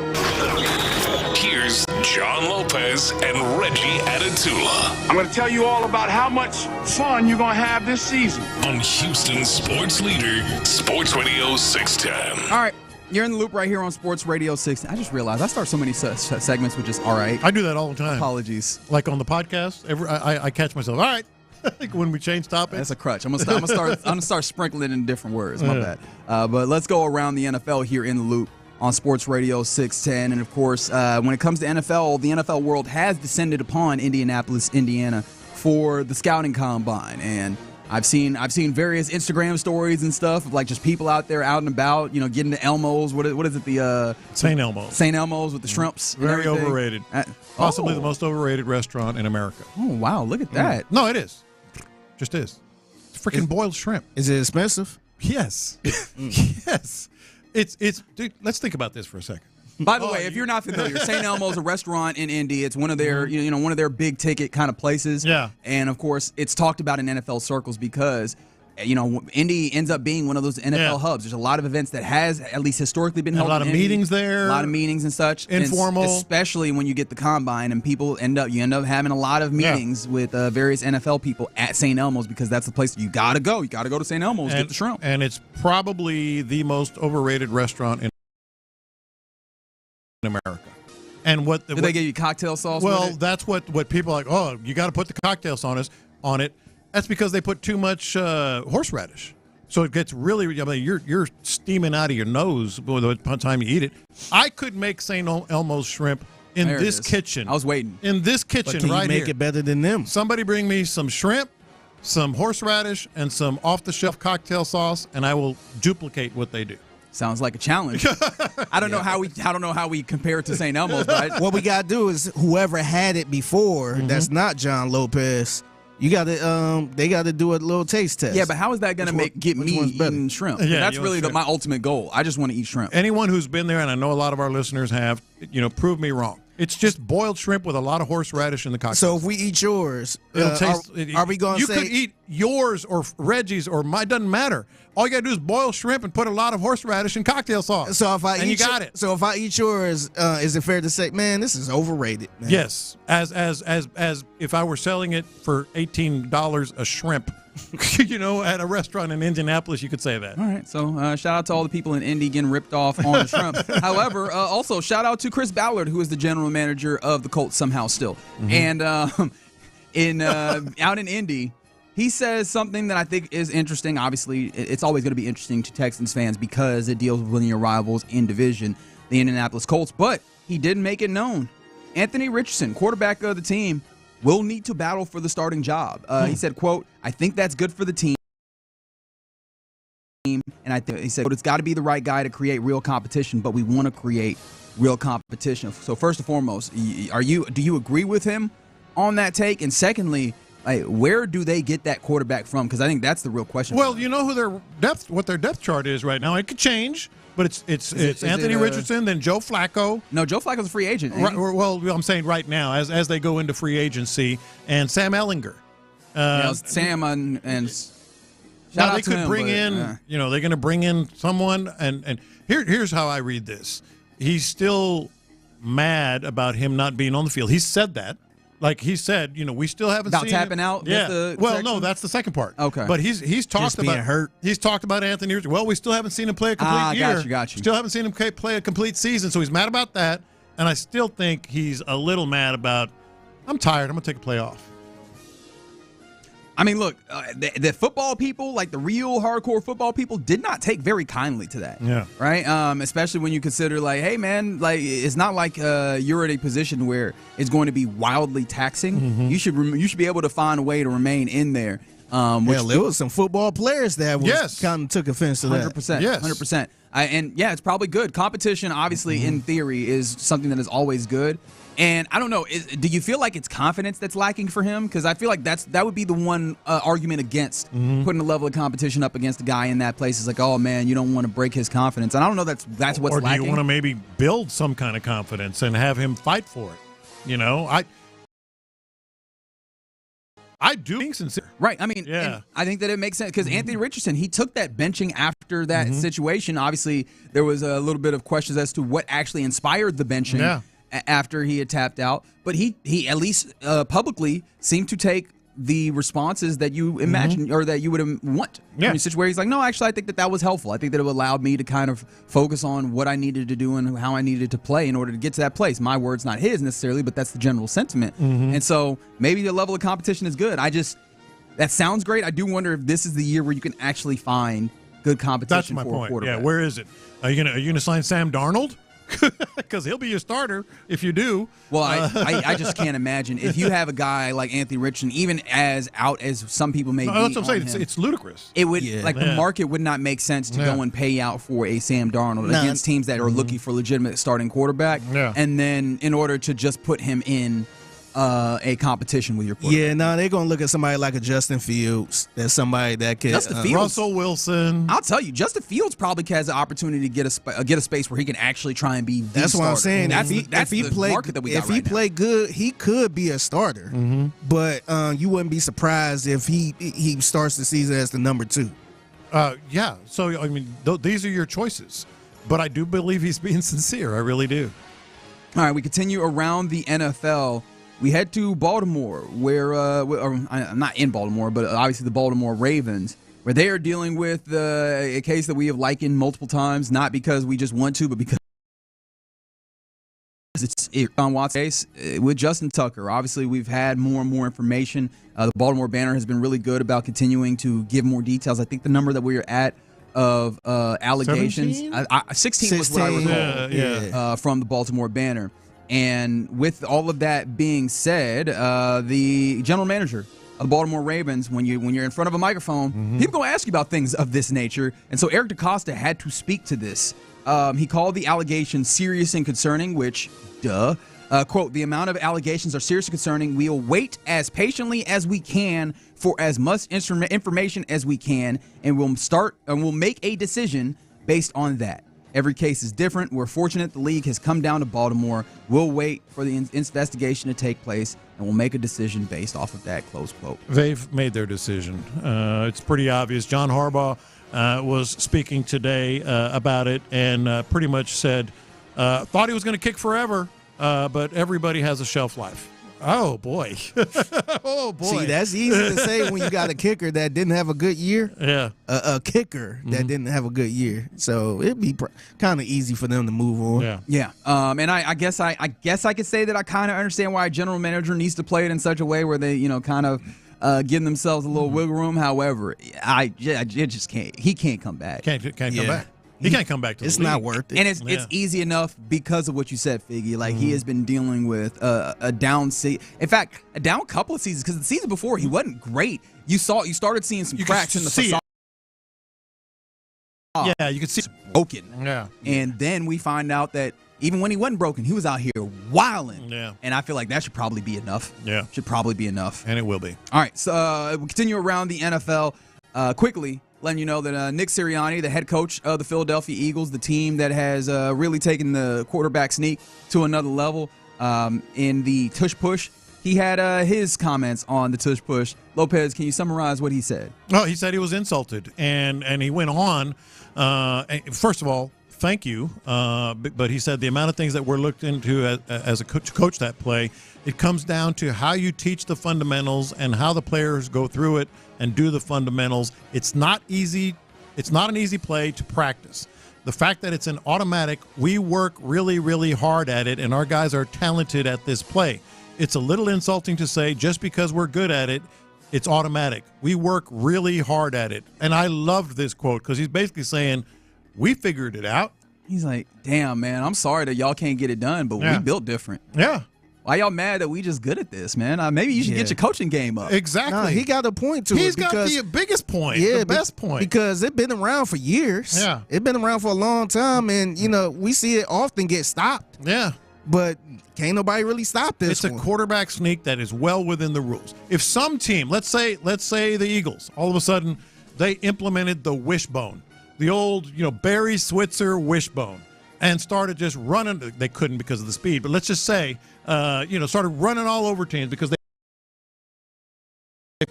they drafted toward it. They signed players toward it. Are they going to outlaw that play too? Yeah. I mean, you're just going to start outlawing plays now? Another standpoint that I heard, a perspective that I heard that was kind of interesting is the idea that, hey, man, it's hard enough on defenses as is. You're going to make it even harder? Yes. Which I understand that feeling, however. Yes. Yeah, kind of are. Yeah. So, shout out to them for continuing to, I guess, building a little bit of being the villains in a small way, which I think is inherent when you just on the top, and right? It's wild. How is that a villainous thing? We practice. We drafted toward it. We brought players in. We got are a quarterback, and you can't stop it. Now you're going to, negate this play. We are haters. That's why. Like all of us, the royal we are haters. Yeah. Once you get really good at something, like once you're a certain level of good, we're happy for you. When you're really, really good, we're like, nah, this can't keep going. We got to stop this. Come on now, cut that out. All right. Real quick before we move it along around the NFL, the NFLPA, they have taken to doing a yearly report card about the organizations in the National Football League. Of course, the NFLPA stands for the National Football League Players Association. And so this is a kind of thing that they started doing in order to, I don't know if garner leverage, kind of have a little bit of a propaganda, for lack of a better word, in their favor in order to kind of in some way shame, because shame is a powerful tool in our society. Shame the organizations in places where the players feel like they're not holding up their end of the bargain, supporting the players. And one thing I will say, shame not coming for your Houston Texans. Their overall ranking ends up meaning that, the players, by and large, feel good about it. Here's the overview. Houston Texans finished 6th with head coach DeMeco Ryans and owner Cal McNair receiving strong grades overall. Their food program and dietitian were also ranked amongst the best. Not only did the food program and dietitian receive high grades, but when asked what the team is currently doing best, the players called out 2 areas in specific. Overall, players identify no major weaknesses, so good across the board, but then also suggest adding a sauna to the facility as a potential improvement. Get the boys a sauna. That's the biggest complaint. Is like, hey man, we'd like a sauna. Wish we had a sauna. Hey man, we doing good. Hey man, sauna very underrated. I've never been to sauna guy. Like I've literally never done sauna. Dry sweat. I like a good sauna. Get a sauna. Sauna, the steam room. I like that. I like both. Might be number one. If they get them a sauna. Get a sauna, and now you're number one. All right, so real quick, the one place that, like you said, largely overall pretty even, and we could dive back into this later, but if there's one particular place when it comes to grades where is the lowest, you wouldn't even be able to guess this without looking at them. However, I'll tell you what it is. Treatment of families is a B-, ranks 14th out of the 32. That is literally the lowest of the portions. That's surprising to me. Now, the Texans provide daycare during home games, which, funny enough, not all teams do. And some teams charge. That is true. Yeah. I think the Bengals charge. However, go figure. The Bengals on this. Cheap oh, my ass. God. The Bengals. The one of this, because I thought they are super cheap. I think TJ Hushmanzada had the story about them. What was it, sharing jock straps or something like that? Just nasty at work. It's crazy. But yeah, the Texans apparently, when it comes to the treatment of families, are only 10 teams. They're one of only 10 teams that don't provide a family room during home games. So I guess that's the place where hey, is there a specific place where the babies can go as opposed to just kind of a daycare or what have you? That kind of makes sense. Yeah. I kind of get that. All right, Cal, Hannah, I know you listen. Get the boys a sauna. And get them a little room, man, for the kids. Think of the kids. I think they feel good about No, they're in great shape. Very, very 100%, happy. They should be proud. No and doubt. Cal and Hannah are always open to help out. They got a good relationship with the players' significant others. Hey, my wife's a school director. She'll sit in with them. Yeah. Hell, I sit in there with them for the right price. For the right price. Sound like you're extorting the organization. Uncle Bootman take care of the kids. Let's circle back to this at some point, because maybe even tomorrow, because I want to look at some of the categories and I want to just pile on to the Bengals. Like the easy. They stink. God. Did you see their practice facility? Like, where is it? How they got to? Their cafeteria. They they actually got to walk across a busy intersection with equipment and all this other stuff where people just randomly walking around to get to practice, man. They're awful. We'll circle back. I got time to pile on. Yeah. F- in treatment of families for the Bengals. I didn't know you could get F-. F for food in the dining area. A C for ownership. A C for nutrition or dietitian. Surprise. That C is so cafeteria. The easiest thing you could fix. Spend $4 or $5 more a plate or whatever it is. They rank 32nd in taste of their food, 32nd in freshness of their food. Oh, man. And 30th in the dining area. You stink. How hard is it to fix a cafeteria? But that's also like one of the first places you go if you're like, we're trying to cut back, we save money. I mean, it's food in there, ain't it? You're just imagine going to work every day. Yeah. And you getting like, I got to go to this cafeteria. You'd rather eat at the county jail. Dude, it's people. That's wild. You get a bologna sandwich and a fruit cup. You're doing a lot A bologna sandwich and a fruit cup. When was the last time you ate at the county jail? Well, I feel like you might be, might not be fully accounting for what the culinary situations are there. The players over at NRG, they be taking to go containers. Yeah, piles of them. Yeah. That they ranked really highly on that. Which if the press box food is any indication, yeah, they eating good. Mm-hmm. They're eating good. All right, you're in the loop right here on Sports Radio 610. Like we said, we'll return back to that at some point. But coming up next, when we were handing off to the drive yesterday, Clint really came in strong about C.J. Stroud and the way that the organization, or at least the way he perceives the organization to be handling him. Is Clint right about the notion of this team possibly coddling C.J. Stroud? Let's talk about that next. All right, let's talk about Mary. You know Mary. She's in Hockley.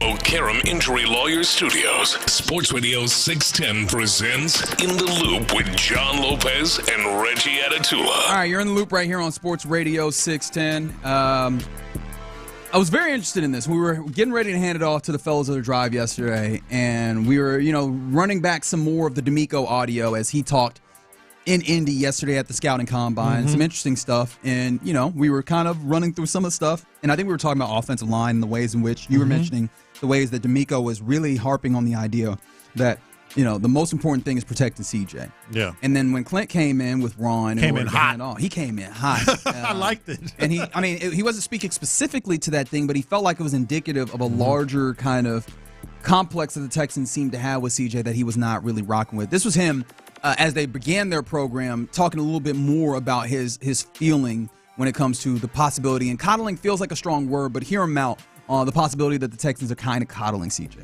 Is it coddling, or is it this is the way that quarterbacks are handled in this day and age? To me, it's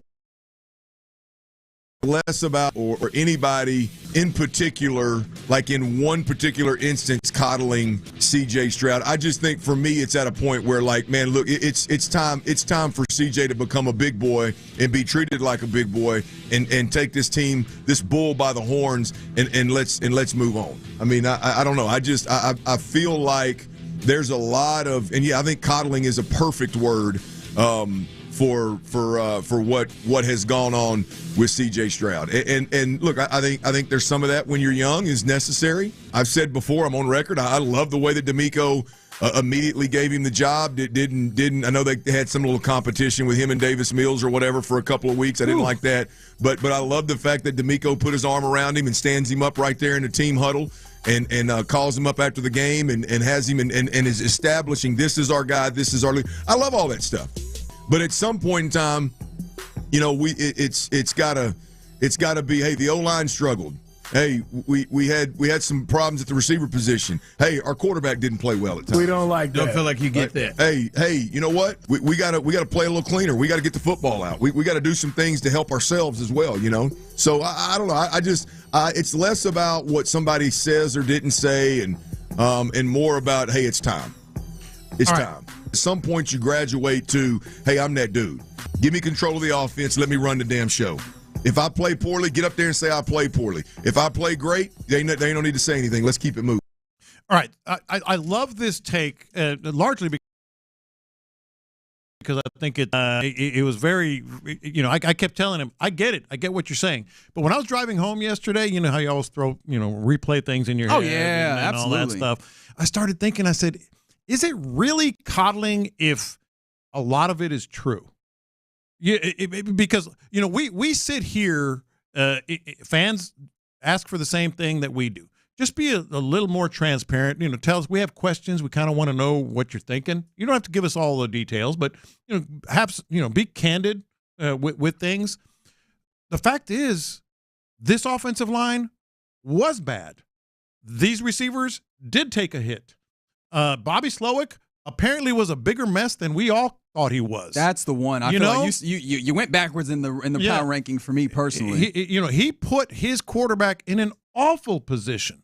So maybe that's also part of what Clint is talking about, because there's been a lot in this offseason that is pointed to, hey, Bobby. In fact, I think it was it might have been Ron Moore show talking more about this when we got the full list of the coaches. And you go, well, the only real changes are Bobby Slowick and Chris Chaucer. Is this to say that those are the only issues? And that's probably a little strong to say that. However, it does seem like, especially when you tie that back to what Clint is talking about, hey, man, there comes a time where you need to take responsibility. I think that might have been the big thing that kind of was a barrier for this team. That might have been a little bit of a stumbling block for this team, is that it seemed like Bobby still wanted to hold on a lot of that control. Yes. And I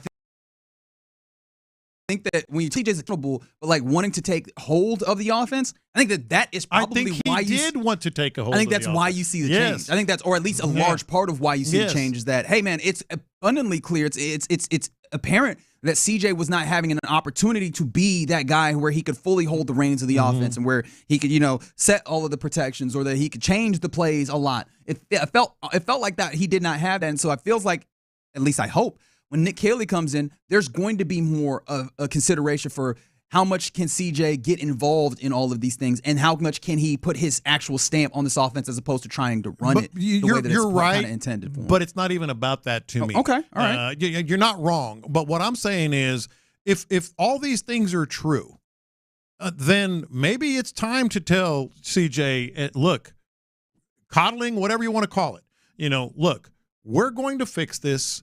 It's not your fault. I've referenced this a couple of times. I've never said it directly, but I think it fits right here. There are a couple of guys around the NFL that are now, sort of either retired or consultants or whatever that I text with occasionally. And I was texting with one about 2 or 3 weeks ago about something completely different, and he told me that that C.J. Stroud, you could argue. And this is an NFL guy that I've known for decades that I trust very much. He told me that C.J. Stroud, you could argue, had a better season this year than last because of all those things. So that kind of leads the Texans know that. They know the positions that they put him in. They know all the things. I said, how could he have a better season? I said, he's like, you watch the games.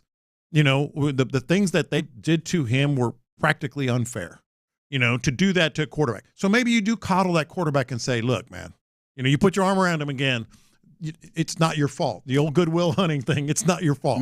It's not your fault, And so if you want to call that coddling, I get it. That's why I kept telling Clint, I get what you're saying. But then I kept going back to that text. Like, you could argue he had a better season than he had the year before based on everything that was thrown at him and happened to him. I wonder if Clint is kind of, I don't want to say confusing anything because he know what the hell he's talking about. He's grown man. You know what he's talking about. I wonder if he's talking about people that's making excuses for CJ all the time. That's different. And I do think that's some of where this comes from. A lot of people have been making excuses whenever CJ make a bad pass or something like that. Yeah. So I wonder if he's talking about the people that's making excuses for him no matter what. And it does feel like that is part of it, and I think that's kind of the more of how you get to the word coddling and kind of that feeling. But I don't know that that's the case with the organization. And if, in fact, let DeMeco Ryans tell you, he was on with Mark Vandermeer and John Harris, Texans All Access from Indy yesterday. And I thought you got a little bit of more insight into some of the things that he was talking about, including him talking about like what his expectations are for C.J. Stroud in year 3. It starts with the expectations C.J. has for himself, right? And those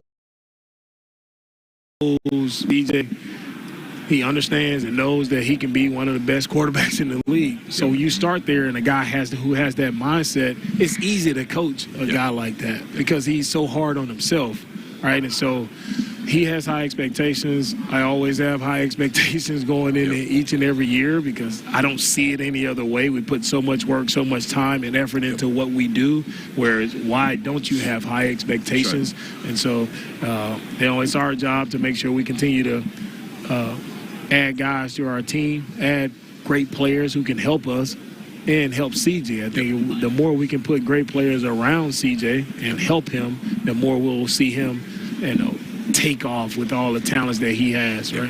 And I understand that. And again, I'm very hesitant because I don't want to put words in Clint's mouth or anything. But I think that the second part of that, where you're like all the conversation about, we need to put more around him. I imagine that goes, all right, well, if you're that guy, it should not be, hey, we need to give you a whole bunch in order to get it over. However, the first part of that I think is very, very illustrative to me, which is, hey, man, that guy holds himself to an account. And DeMeco says there's a high standard that already CJ makes it easy to hold himself to because he holds himself to that account. Plus, we know what a DeMeco Ryans, high standard looks like from some of the guys that have worked with him. Was it Jimmy Ward talking about or was it Aziz? It was Aziz. One of these guys talking about hey, when DeMeco was in your room trying to watch a film with you or whatever. Like it's not all giggles and stuff. Like he's holding you accountable. And I imagine that's the same kind of mentality all the way through the team, especially for CJ. You're right. Let's just be honest. This is the world in which we live, especially in sports. Some players do get better treatment. Absolutely. Some players just flat out get treated differently because they are that guy. And then the last thing. I think the question then would be like, when they're getting treated differently, is that expeditious? Like, does that help you to get to where is you it productive? Right. Yeah, and you can argue that, and I don't know. I just keep going back to that text exchange I had My bad. where they're saying, no, they were awful. Bobby Slowick was awful to him. The line was awful to him. The receivers were a bad break, that it happened the way it did. But he kept saying he played as good or better. So, yeah, that's when you start to coddle and say, hey, man, we're going to make this right. And by the way, all I heard from DeMeco's comments right there is they're gonna sign an offensive lineman. Got to bring some players in to help him. I am intrigued because some of the other things that we heard from DeMeco in Indy maybe has me in thinking that I don't necessarily know how much I agree with that. We'll circle around to that audio at a later date. But you're in the loop right here on Sports Radio 610. Coming up next, let's get into what's popping, including sometimes you can circle the block and go back home, right? And sometimes you just have to whip up on your old team. We'll talk about that and more next. When you're ready to sell, the choice is clear in the Houston area.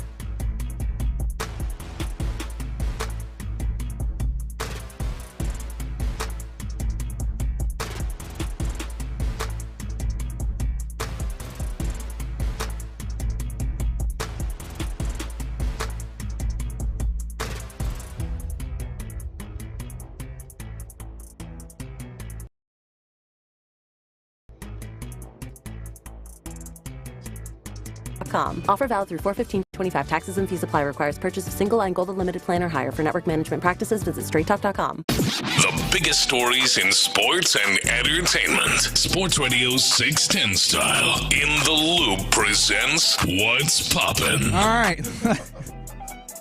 Let's get into what's popping here on this Wednesday in the Loop on Sports Radio 610.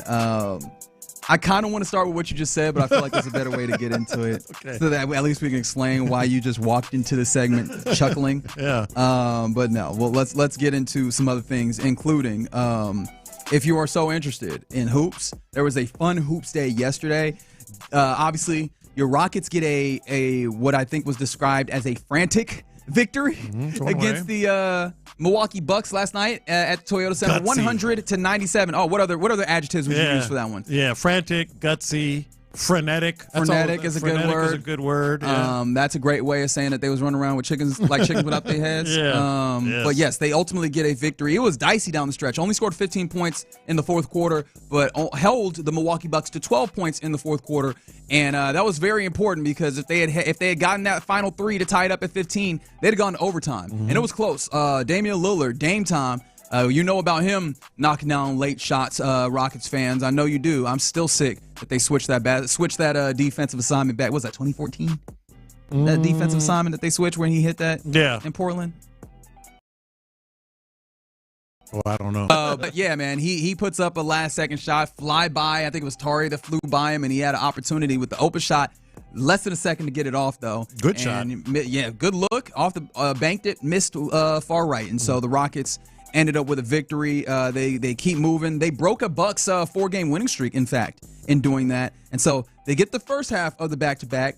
And on the backside of the back-to-back, I think this is a good opportunity to be a little bit of a panacea for these back-to-back as they welcome in the San Antonio Spurs, a Spurs team that I will admit, though, like even though they've lost Victor Wembanyama for the remainder of the season with a deep vein thrombosis, basically a blood clot in his shoulder, that is said to maybe not keep him out of basketball. It's not going to be something that's significant beyond once he gets past this. Yeah. However, it's interesting, and for a big like that, I wonder, is this just going to be one of a number of things when you're that large? Like, is there going to be some injuries? But outside of that, the Spurs come in and they put a level of fight on the court, even though they're 1-3 since the All-Star break. Yeah, remember Akeem wore that sleeve. He had something very similar. He had a blood issue, clotting issue, and ended up okay for him. Sure. So we'll see. I think today's just as important as yesterday's game.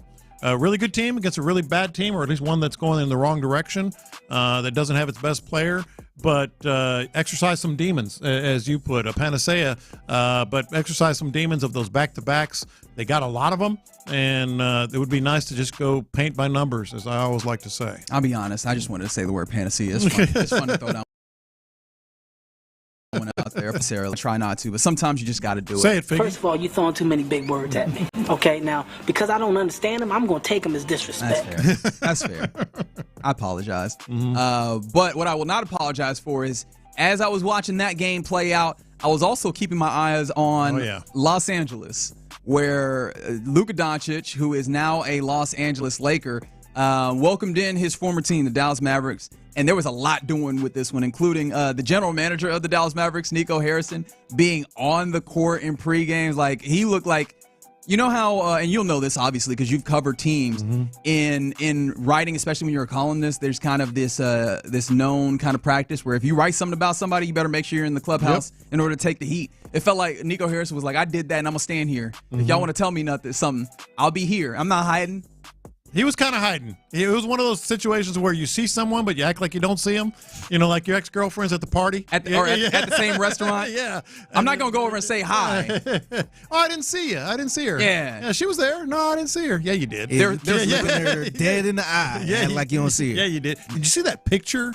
It was a terrific picture. When Luka's warming up, and you could see over his shoulder Nico Harrison at the scorer's table. Just a weird look on his face, like an embarrassed look on his face, and then he did Luka things. During the game. He was whooping them boys up, which it makes sense. He practiced against them boys, like all of these guys. Although there's a good amount of that Dallas team that's relatively new, but he practiced against all of them, and he made it look like it. Plus, I think this is a conversation among all people who know the ways to and to not guard Luka Doncic. You would imagine that Mavericks head coach Jason Kidd would be one of those guys, and he was out there like blitzing Luka Doncic, which no, don't do that. You should. He's one of the better passers in the league right now. Yeah, you should not do that. So yeah, he busted their keister, and at one point you see him turn to what I think the broadcast described as the bench. But it looked like he was looking higher than the bench. That's what I'm talking about. Which I think the eye line, a lot of people would say, would be to where That's the picture I'm talking about. When the general manager's Nico's sitting in the stands and he's looking over right at him, and he had that weird look on his face. My favorite part was to see Luka doing the push-ups. Okay, so I actually have a little insight here because I'm going to burst the bubble here. That was not him making a statement about, oh, man, you said I was fat. Don't ruin it for me. I'm sorry. Yeah. Well, Spo ruined my Cam Smith breaking camp thing, so now I got to rain on someone else's parade. Apparently, Luka Doncic before games, he'll do his workout, but then he'll also kind of throw up trick shots and long shots. And it basically is a bet with him and one of his, one of the coaches that he works with, where, if you make it, if you lose the competition, you do push-ups. If I lose, I do push-ups. So that's what happened there. He must have lost the competition. I refuse to believe that. I mean, look, jokes are greater than facts, right? So if there's instances where you want to get a joke off and that's more important, do that. Yeah. From the 832, love Tari, but it seems like he commits the worst fouls at the wrong time. He stresses me out. I mean, there's that. There was Alperen Şengün deciding he wanted to get into his Magic Johnson bag with 12 seconds left on a fast break when they could have iced the game away. Up 3. There's Amen Thompson with 4 minutes left. Trying to Giannis out of trying to pull his mask off. Yeah. And the problem was he was not wearing a helmet. So those are all moments for this team that should still describe like the youth. In fact, I was talking with B. Scott. I was texting with him because he was at the game, and at one point he was like, "Man," he texted me. He was just like, "Man, sometimes they just look so," and he put the ellipses ... young. Yeah. And that is exactly where they are. So you're really hoping that they can find a level of growth, and that's what the season has been about, you imagine. Yeah. And, Texter also says how badly they need Van Vliet back. Van Vliet, yeah. Is he going to fix fourth quarters like that? He's going to help. It'll help, but no, there just needs to be a level of growth. Yeah. There needs to be a level of growth where, and I know Jalen Green is going to catch a stray here, and this is just kind of a general thing. I don't think this showed up in this game in particular, but yes, you're the guy who, we expect to go and get a bucket sometimes, but how about having as good of a diet in those situations as possible as opposed to kind of settling for the step backs that we know you can make but are not necessarily as high leverage. How about Alperen Şengün? Let's just make some of these bunnies. Yeah. Right? Let's make some of those, right? How about we make good decisions in some of these instances? And I know you're closing out hard, but hey, man, you don't have to fly by and then create a rift in your defensive rotation. There's still stuff for the entirety of this team to learn in their youth, and this seems like that's the point of this season. Yeah. All right, another thing that is indeed popping, if you are a basketball lover and a women's basketball lover, you'll maybe lament, although I don't think I lament, actually, the retirement of Diana Taurasi. You don't? No. How come? And this is one of my confessions, so I'll get to it. Okay. But yeah, man, I don't go be a woman in this instance. 20 years. But yes, Diana Taurasi finally hangs it up. She will create way for the rest of the Phoenix Mercury members. But a very good career, coming out of UConn, obviously highly regarded, and won quite a few gold medals with the U.S. women's national team, and then has been very, very good there for Phoenix for a long 20 time. years, man. White Mamba, baby. Dude, just think about what you was doing 20 years ago. I'd rather not. How old am I? I was 12. Actually, I was okay. I was 16. I wasn't doing too much. I was okay 20 years ago. And this is 20 years in the WNBA, right? Or that's correct. Well, 21 years of pro basketball. Remember, she played one in Russia. Yeah. But no, this felt like she been playing for over 25 years very, because very long time. I feel like we saw all of her years at UConn. Probably right at 25, including UConn. She's the greatest women's basketball player in history. I don't know that I agree with that. No, but she is very much on the Mount Rushmore, if you want to say that. Okay, let me just throw this out there. 3 NCAA titles, 3 gold medals, 3 WNBA championships. I know someone who got 4, Cynthia Cooper, and if she had played the W was around the whole time. How about the other 6? If the W existed for all that time, she'd have been. She got 4 championships at the end of her. Come on, dog. She was playing overseas, whooping them up and down in Europe, and then they created the W, and she was like, "I'll win those 2." How about that? 3 NCAA titles, 3 gold medals, 3 WNBA championships. I'm sorry, you're not gonna get me out of my homer bag right now. No, Diana Taurasi is the best player in the history of the game. Not even an argument. If you say so. All right. How about this? speakers, you're very particular on this one. This is awesome. And I got a question for you guys. All right. 30 years ago today. Yeah, baby. We're in rodeo season. We are. I'm rodeo. You got your boots on. I'm going to get to that during confessions as well. Yes. 30 years ago today, one of the most iconic concerts in the history of certainly this state and maybe this country at the Astrodome, 1995.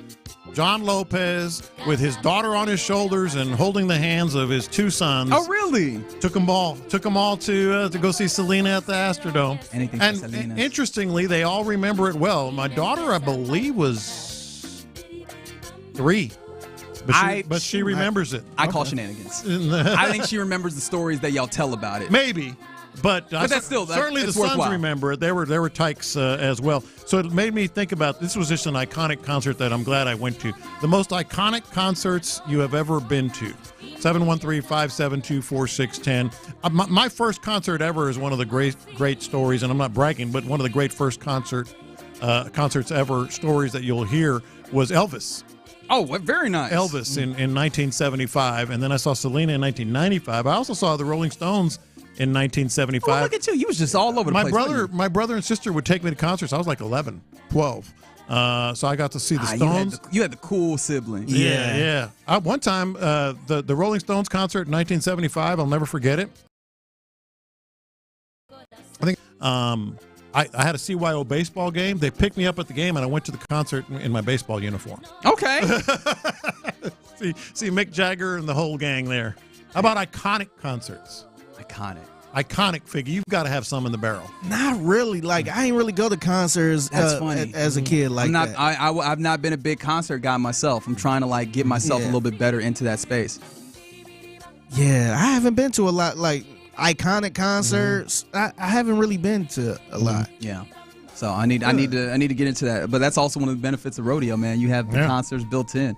In fact, speaking of the rodeo, tomorrow is a rodeo ticket Thursday, and so if you want to be more of a concert person, or if you're already that, keep it locked on Sports Radio 610 all day tomorrow. We'll be giving out 4 packs of tickets to various concerts at the Houston Livestock Show and Rodeo. All right, you're in the loop right here on Sports Radio 610. I got to read this text because I had forgotten about this instance from the 832. Well, actually, another text comes in from the 832. Cynthia Cooper is the best female basketball player of all time. I didn't even remember. That's your number. I didn't even remember. What about Cheryl Miller? Cheryl Miller was a monster. It's a monster. I'm not saying they weren't monsters. They weren't the greatest player of all time. Diana Taurasi is. We'll get to that place. But somebody reminded me, because I had completely forgotten, there was a 5-second violation Dillon Brooks had in the Rockets game that drove me up. I am certain my neighbors heard me yelling. I was like, what are you doing? Because he had someone. All right, I don't even have time to do that. I'm sorry. I apologize. Coming up next, let's return to West Palm Beach. Let's talk about your Houston Astros. What takeaways West Palm Beach? And it looks like somebody on YouTube has another calling of their shot when it comes to Cam Smith. We'll talk about that next. What does DeMeco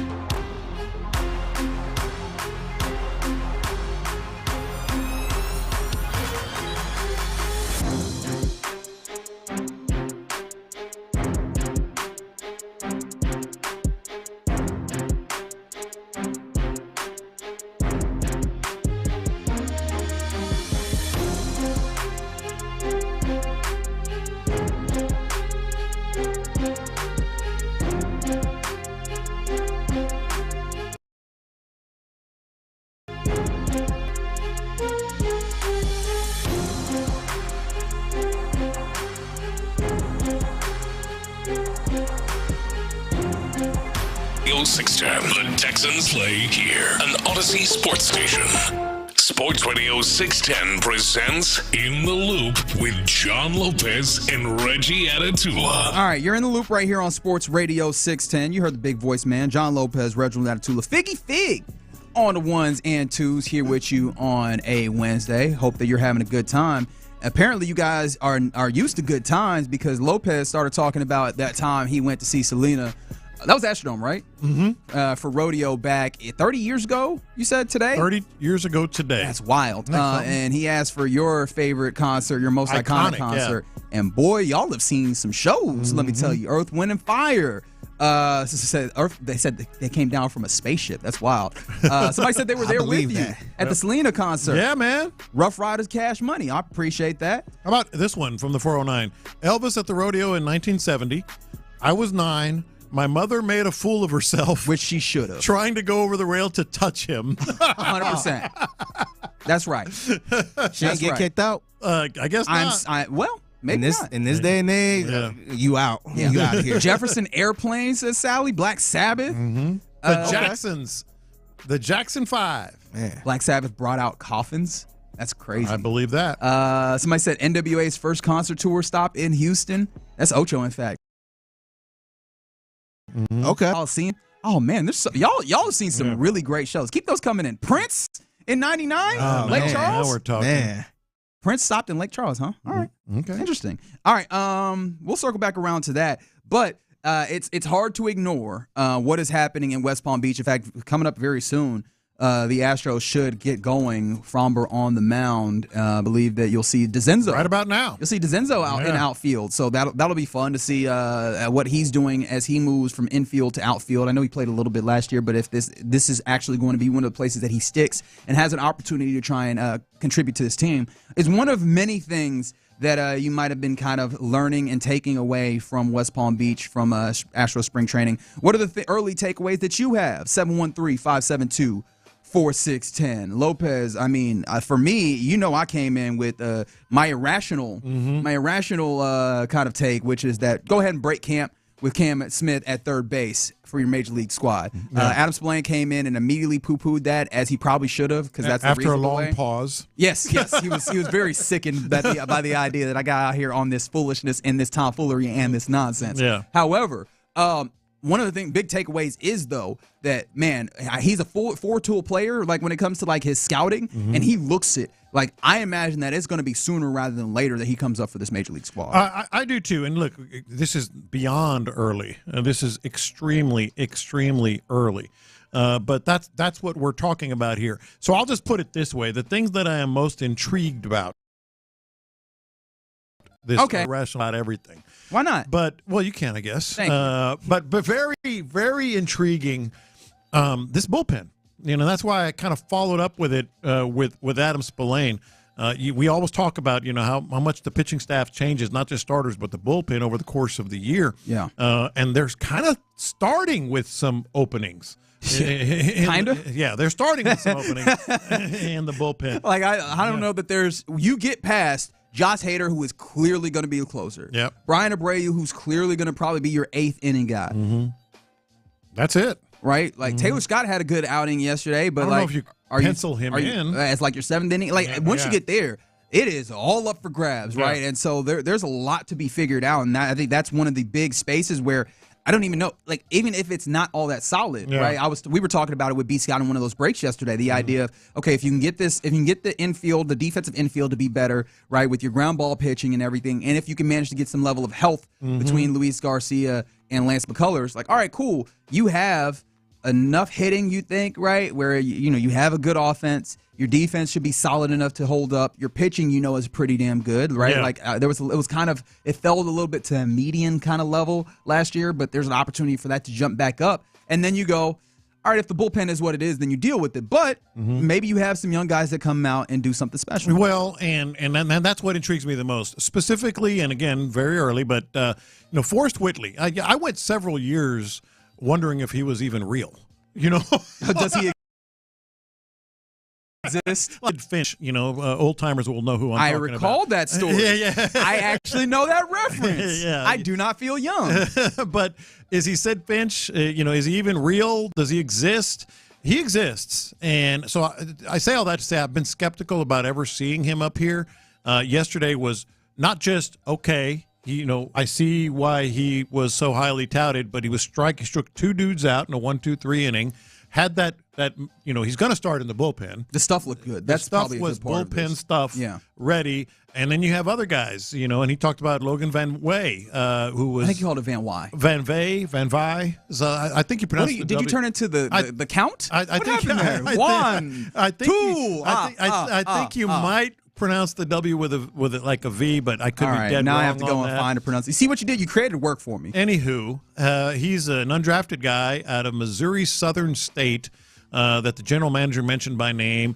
Seems to be really doing well. Kicked butt in Sugarland last year. So there are some opportunities and some intrigue in the bullpen. That's the first thing for me.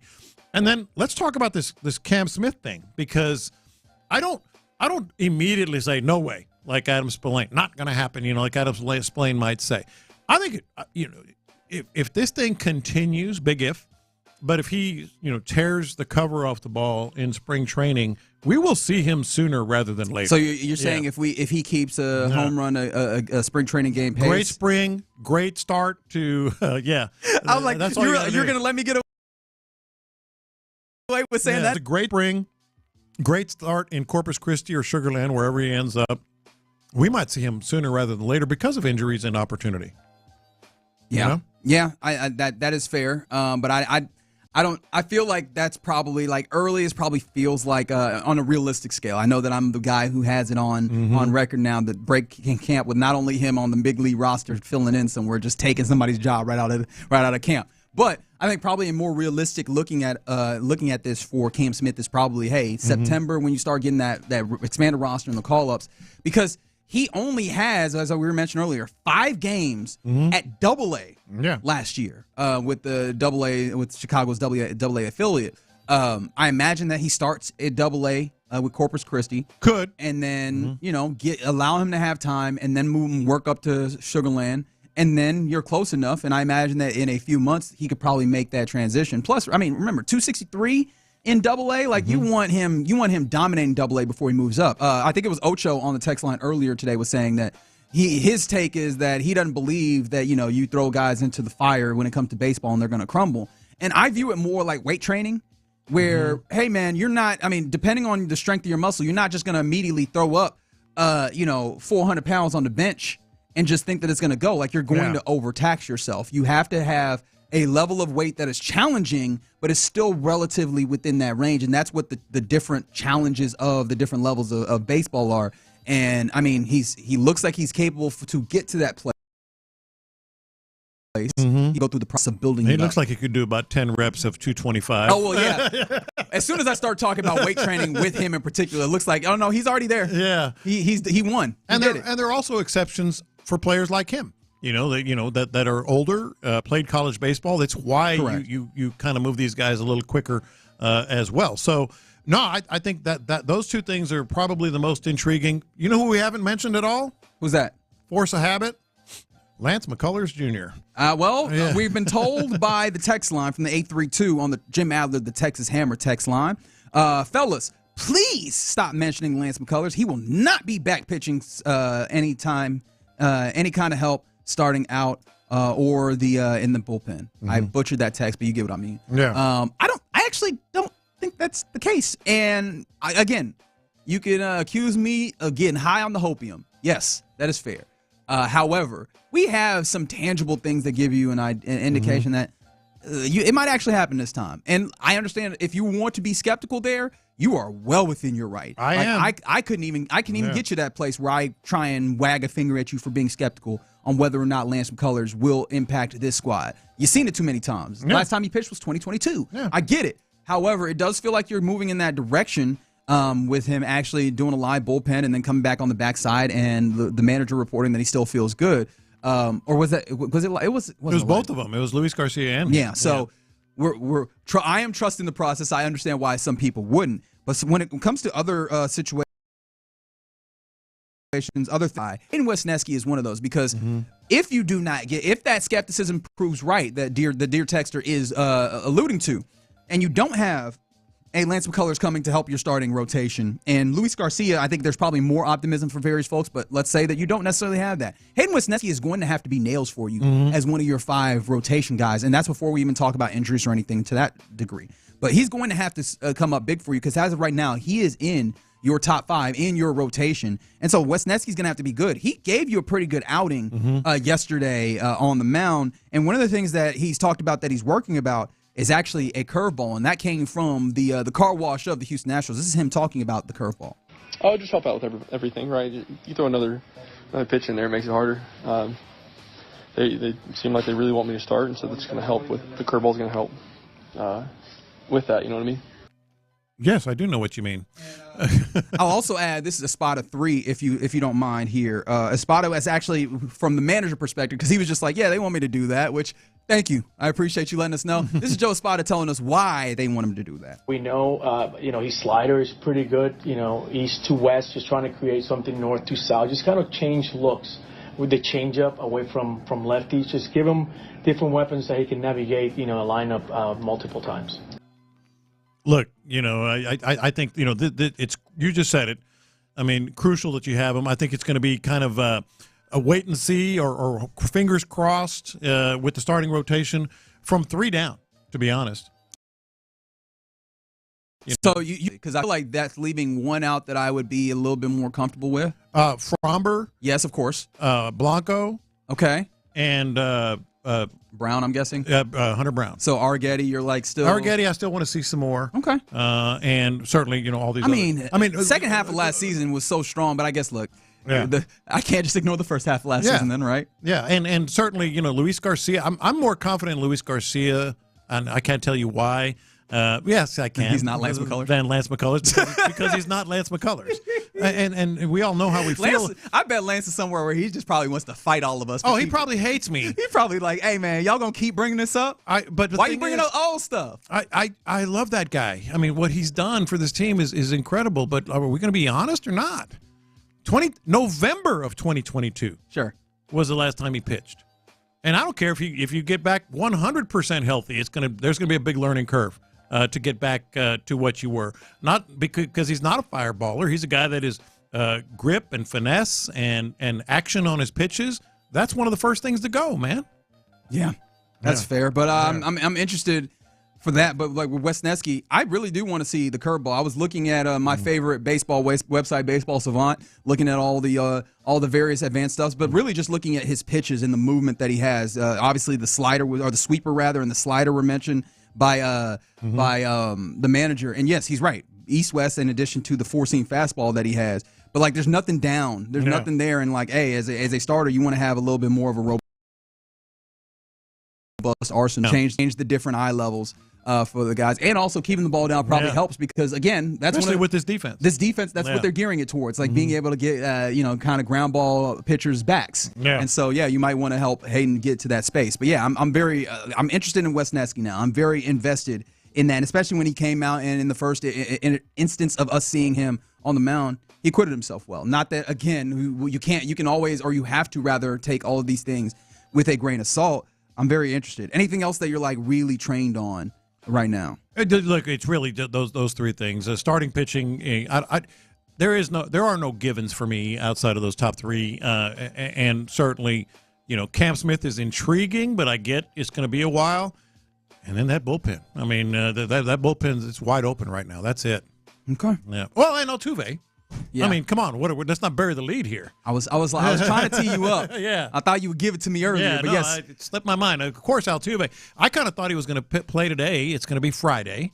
But we're gonna dissect everything he does. Like, that's right. Crazy. False steps. Yeah. Right? Like, how's he wearing his glasses?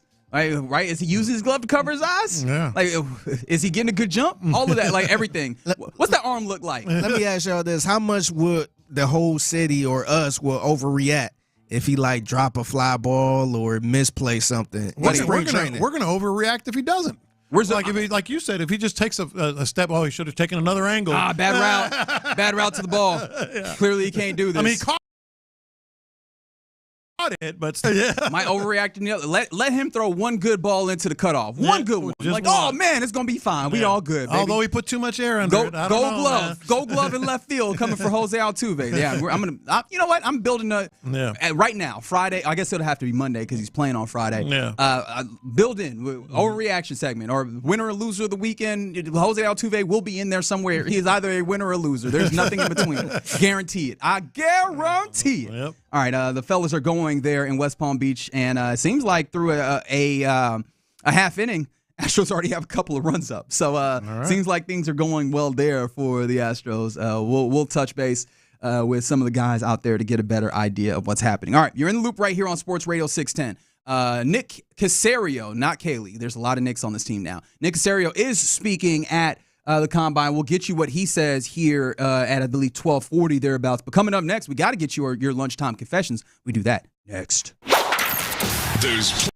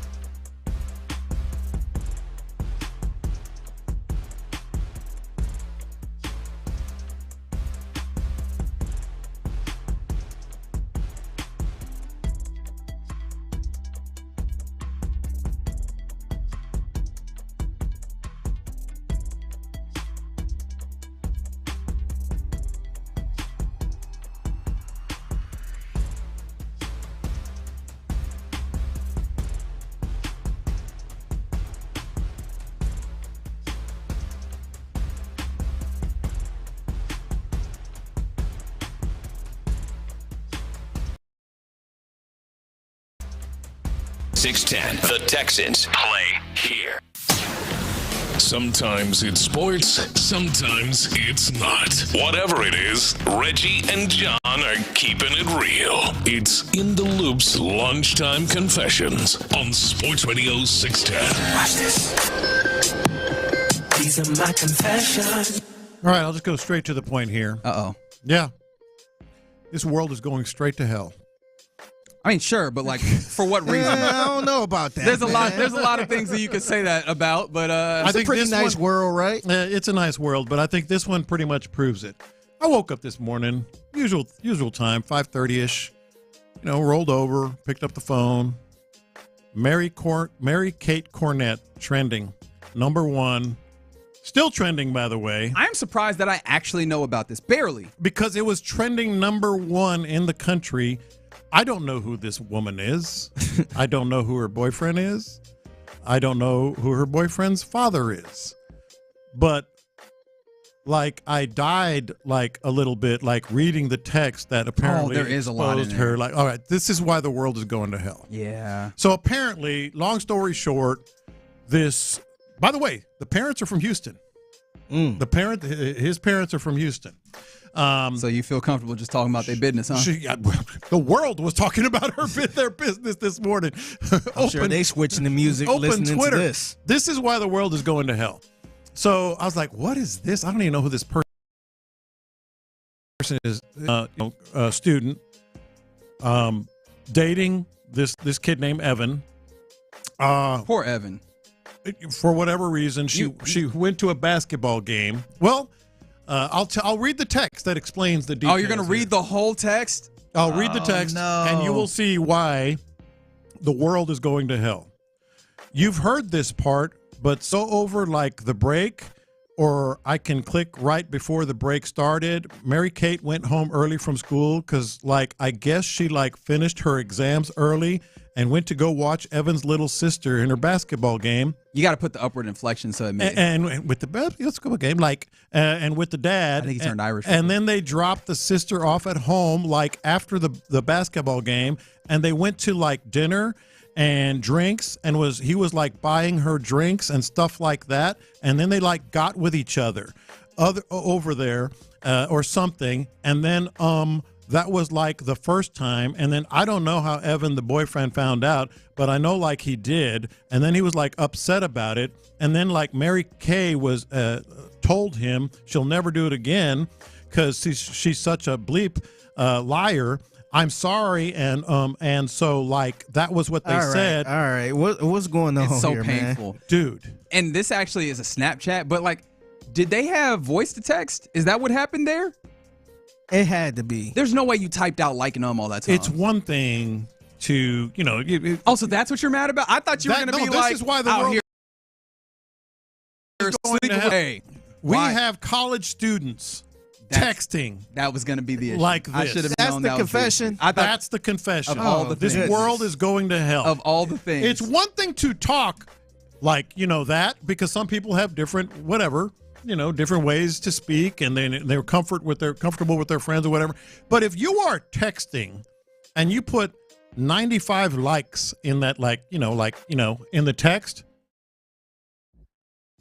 I died a little bit. Sleeping with your boyfriend's father is one thing. Yeah, too many likes. Set that aside. And your text. We going to hell on scholarship. Set that aside. Sleeping with your boyfriend's dad, set that aside. That's not why this world is going to hell. Not what I anticipated. It's because of happening. texts like that. Not what I anticipated happening. It's true. At all. It's true. Wild. Yeah. Wild things. These are my confessions. I just couldn't. I couldn't say anything else. All right. I got to be honest. I got to confess. Mm-hmm. When I saw that Diana Taurasi was retiring, in fact, the way that I saw Diana Taurasi was retiring actually was a friend of mine sending me a text because he knew that I was going to actually be happy about it. I get antsy. I get antsy when players play too long. Yeah. Diana Taurasi is just one. Some of the ones I was thinking about just this morning. Jerry Rice. Remember Jerry Rice out here with them cornrows? Mm-hmm. Oh, where it started on top of his head? He salute like this? Playing for Seattle? Yeah. Yes. Yeah. I mean, remember Large Benjamin, as I like to call him? Ben Roethlisberger out here looking like a firmly planted oak tree in the pocket. Yeah. Not That's why you were happy?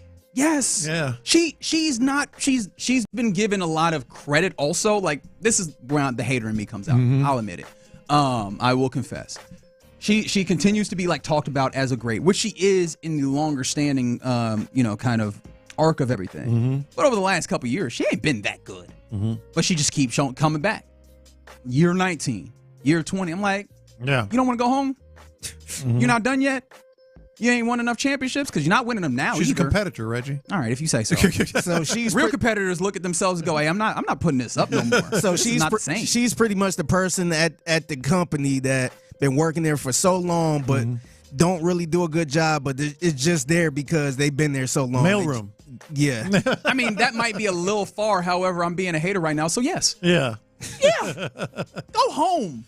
Just waiting on that person to retire. Go home. You ain't gonna fire them. You gotta wait for them to retire. And I just saw the returement cake. That's what happened. I was like, good.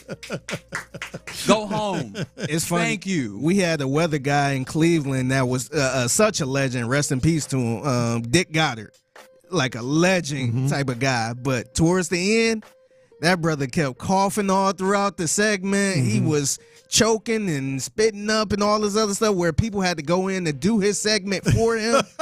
And we was just like, man, he's such a legend, but man, it's time to hang up. And he finally retired and stuff. Yeah. But it was just like a, man, nah, you can't go out like this, man. That's a perfect cue for me to say what I've told you all on air. After age 65, put an ice pick in my temple. I feel like that's probably he'll be here. I don't think we need to go to a ice pick. That feels like a little much. He'll be here. These are my confessions. So, if you didn't know, I'm not a fan of stray dogs that just be going around the neighborhood all day long. I hate stray dogs. You turn into a little bit of a Karen. Whose dog is that? Yeah. Put your dog on a leash. Especially around my neighborhoods, a lot of stray dogs to the point I wouldn't even go for a walk. Oh, wow. I don't think I'll go for a walk in my neighborhood that's a anyway. problem. Yeah, that's a problem. But yeah, it's a lot of stray dogs. But I got to confess, this morning when I was driving, I seen a stray dog.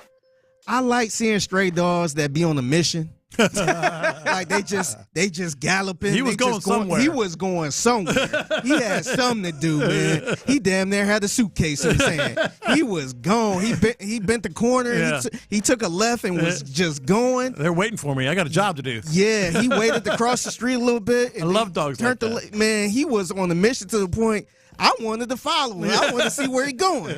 Man, I gotta confess, I'm not a fan of stray dogs that just be hanging around in the way.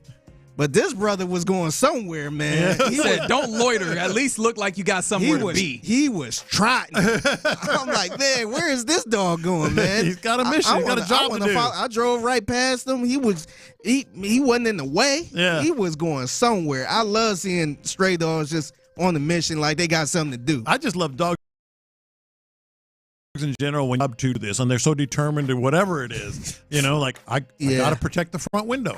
I got to stay in the front window all day until Dad comes home. Yeah, that's my job. Yeah, I enjoy seeing this dog just bend the corner and just he was just rolling, man. I don't care for the dogs that just be hanging out in the way and just bothering people, but this brother was gone, man. I'm like, dang, he done ran past somebody, it didn't bother him. He was gone. See, that's the point because you were saying, hey, man, a stray dog that has a purpose. I vividly remember there was one time, summer, we was out here playing street football, and I seen one of those stray dogs bend a corner coming directly at us. We all scattered. So, I don't really necessarily love that sometimes because then you're like, I don't know what intentions that dog has, but I am getting the bleep out of here. I don't want to find out. Exactly. Yes. Yeah. These are my confessions. All right, Figgy, I need your input on this confession. Okay. I think Reggie is friskier and looser and more energetic. Hey, don't speak about my morals like that. when he lets his hair down. He's got the full... You're literally letting my hair down? He's got the full blowout today. Okay. Have you noticed anything today? He been, I don't want to say spicy because that might come across a little like a little negative, but you can tell he got a little more energy, a little more pop in his step. Yeah. A little more pop in his step. And the boots don't hurt. He got man of his word, went and got some at Boot Barn. Where you get the boots from? Shout out to Boot Barn. Tell us about the experience. Boot Barn helping me out. Yeah, man. Got in there. I was in there for a minute.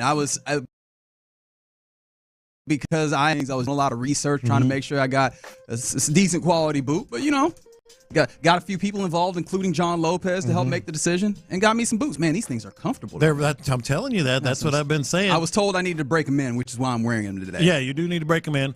But I think when he's got his hair braided or, whatever tight, he's not as... He kind of come across as tight. He comes across a little tighter. You got to let your hair down. Well, I guess I'll be tight tomorrow. Literally. This hair is getting braided. It is absolutely getting braided. Today? Yep. Okay. Yeah. All right. Yeah. All right. There you go. Those are our confessions here in Loop on Sports Radio 610. Coming up next, let's go to Indy. Nick Caserio, the general manager of your Houston Texans, has been talking to the media. Let's hear his thoughts and his feelings, including how this team can create space to do the things that they need to do in this offseason. We'll hear from Nick Caserio next. Coach DeMeco gave a little insight into what a meeting.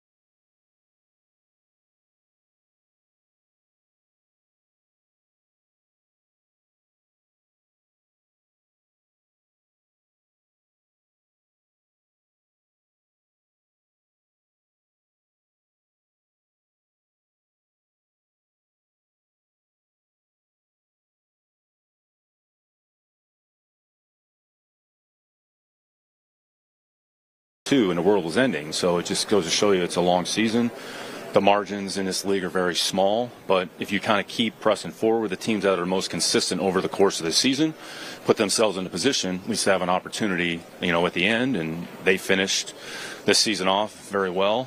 Credit to them. They got a lot of really good players. We feel like we have a decent team, put ourselves in a kind of a position here each year, this past season as well. I was just talking to our local guys. Other than the Minnesota and Baltimore game, we really had an opportunity to win each game. So what does that tell you? It tells you, all right, we've done enough things. We just got to finish games. We got to execute a little bit more consistently.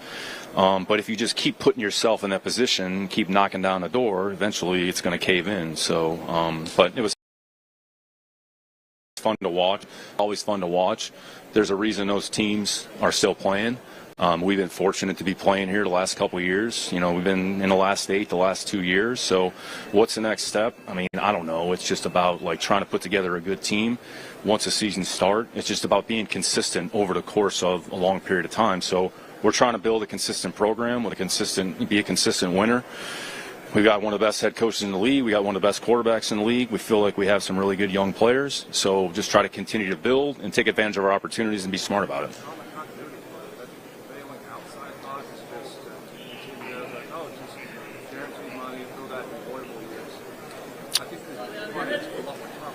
Yeah, everybody can massage the salary cap and do what you will. At some point, I'm not a math major, but accounting, everything comes due at some point. So it's like our government. I know we got a, $40 trillion deficit.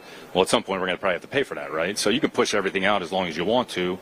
But, and we've talked about this, we look at the team building kind of in a 2-year kind of window. Our 25, 26, where are we? What can we do? It doesn't mean, well, if we don't win enough games in that 2 years, then we're going to blow everything up. So just trying to be strategic, trying to make good, smart decisions along the way. You have to understand you're going to draft, you're going to have young players. Okay, if you're going to keep young players, okay, other players are going to have to roll off. So what's that balance? That's kind of the game that everybody's kind of playing. So, Howie's found a way to create some, mechanics of pushing them. No, I'm kidding. I got a lot of respect for him, but they got a good team. But by the same token, you're going to lose players. You can't keep everybody. So that's where your scouting, your process. We were just talking about this. I think Bond is a phenomenal example, and Bond's a great player. So signed a 1-year, $3.5 million deal, right? So it's kind of his career was what it was. The guy was a all-pro player. Now he's going to capitalize. So, that's good management. That's good scouting. That's good coaching. They put him in a position, and he was one of their best players. A credit to Zach. He took advantage of his opportunity. So it's all a player can do. Give him an opportunity, put himself in a position. I would say Cashman, for those of you that followed our team, over the last few years, Cashman was the same way. We brought Blake over, gave up a 6th or 7th round pick, whatever it was, had a really good year, capitalized on free agency, had a big impact on the Vikings. We got good production from Henry, signed Aziz, Christian was out, hopefully get Christian back. So, it's a cat and mouse game. You got to bob and weave, you got to be flexible, you got to be adaptable, so that's what we're going to try to do.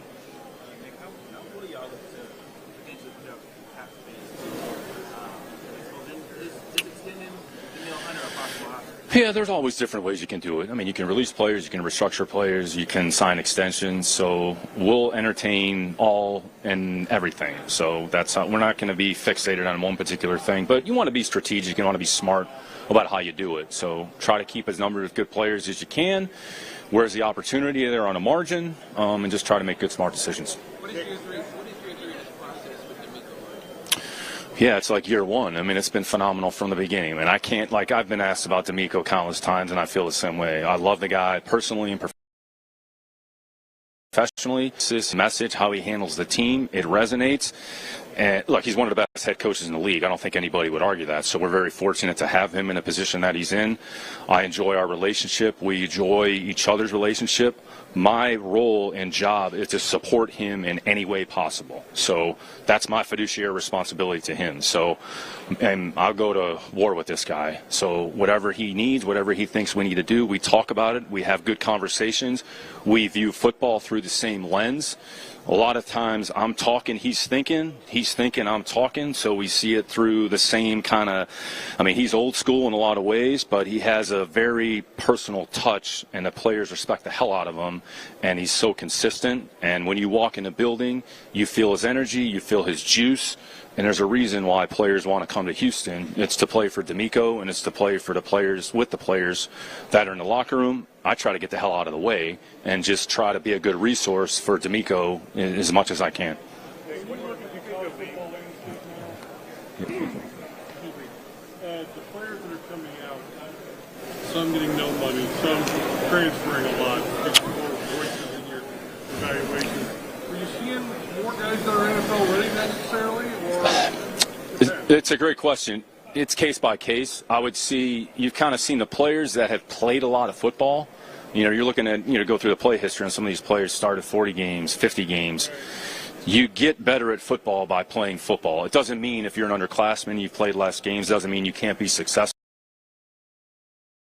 I'd say he played 2 years of college football, missed his third year, had some traits that we liked, and I'd say he worked and to put himself in the position that he's in. So I think we're cognizant of the landscape of college football. It doesn't necessarily change our calculus, change about how we go about evaluating players, but when you see them play, you just want to see them play football. And sometimes they're a little bit more physically and mentally ready. Some players are further along. Some players might be behind. It doesn't mean they can't catch up. That's part of our job and responsibility, to create an infrastructure for the players so when they come here, what are the things that they need to be successful? And then that's part of the job of the coaching staff as well, is to put the players in a position to go out there and be successful. So it's definitely evolving. We're certainly aware and cognizant of it, but it doesn't necessarily shifted how we view players. Go ahead, Will. Yep. Yeah, I think everybody probably has an opinion on it. I think what I would say, DeMeco and I have talked about this, you don't necessarily want to penalize a team that's done something very well. Like credit to Coach Stoutland and Coach Sirianni for that's a play that's been effective for them. They got a good quarterback who's got good lower body strength. I mean, not every quarterback can squat 600, 700 pounds. So the techniques that they utilize. So, again, just because you can't stop the play, I mean, is that something that you have to take out of the game? I think you got to be careful about just totally ridding the game of it. I would say, I'm sure the league will talk about player health and safety. Is it put the players at risk? It's a well-executed play by the Eagles, all right, and they've had success doing it. No one's been able to stop it. So, honestly, at some point, they're one of the few teams, or about the only team, that handles it the way that they do. So the sneak play in and of itself, there's a lot of dynamics that are involved. Some quarterbacks want to be in a fray, some quarterbacks don't. You look at Buffalo, Josh is 6'5", 250 pounds. So I mean, he reaches his hand out there, he's got a first down. So every team's got to handle it a little bit differently. So I would just say, like, to penalize a team because they do something well, it's probably something we just need to think about as a league. I think as a quarterback, having CJ how much is that? You got that. Yeah, CJ's a good player. He has to continue to improve. There's things that he's going to work on in the offseason, but the offseason is an opportunity for every player to improve their individual performance and get themselves ready for the season in front of them. So CJ's done a lot of great things on a yearly basis. His first year, he did a lot of really good things last year as well. I think sometimes that kind of gets lost in the shuffle there a little bit. So, all right, what happened last season? What can we learn from it as a team? What can he learn from it individually? Okay, in the offseason, here are the things that I'm going to focus on to try to make myself a better football player. You get better at football by working, practicing, playing football. So, that's your job and responsibility, and that's what we ask of all of our players. So I think CJ's motivated this offseason to have a good offseason, prepare himself to try to be the best player he can be, once the season starts. Yeah, the sooner you have just something in place, at least you have an idea of the direction that you're going to go. Doesn't necessarily change how you evaluate or scout. I mean, there's some things you got to be able to do offensively, so maybe there's some things, okay, Nick, in this particular case, puts a little bit more weight or stock in. So, but to get that in place, I mean, we went through it. It took us, 2 weeks-ish from start to finish. So, we're very thoughtful. DeMeco put a lot of time into it, kind of went through the process, and they kind of made a decision there that Monday or whenever it was. So to get Nick in the building, to get him with the offensive staff, to kind of get them situated, we've given them some players to evaluate, both collegiately and pro free agency as well. So free agency will be here, before we know it. So we want their input. How do you view the player? How do you see the roles? It's different than maybe what we think. So that'll be the first step. But to get that in place, it gives you some level of stability. Now you can just put the foot on the gas and start moving. Last year, was there any hesitancy to Cole Popovich's role being a promotion? And then the investment you guys have made in that, does that ever affect the need to maybe continue to invest? Yeah, it's always case by case, I would say. In Cole's case, Cole's got a lot of experience. They've been in the league for a number of years. The players, had, again, you're not going based off of what players think, but they felt there was some positives. And I'd say some of the offensive coordinators that we talked about had referenced Cole as somebody that they would want to potentially consider, separate from us. So, all right, well, the guy's here. Okay, does it make sense? How does Nick Caserio feel about it? We had a few other candidates that also had identified Cole as somebody. I think Cole was, highly thought of in the league and an opportunity. Here, he decided to stay in Houston. So we'll see how it goes. I'm sure there's some things that Cole is going to do, kind of put his spin on it. But once we kind of get started, we'll kind of have a better idea what that looks like.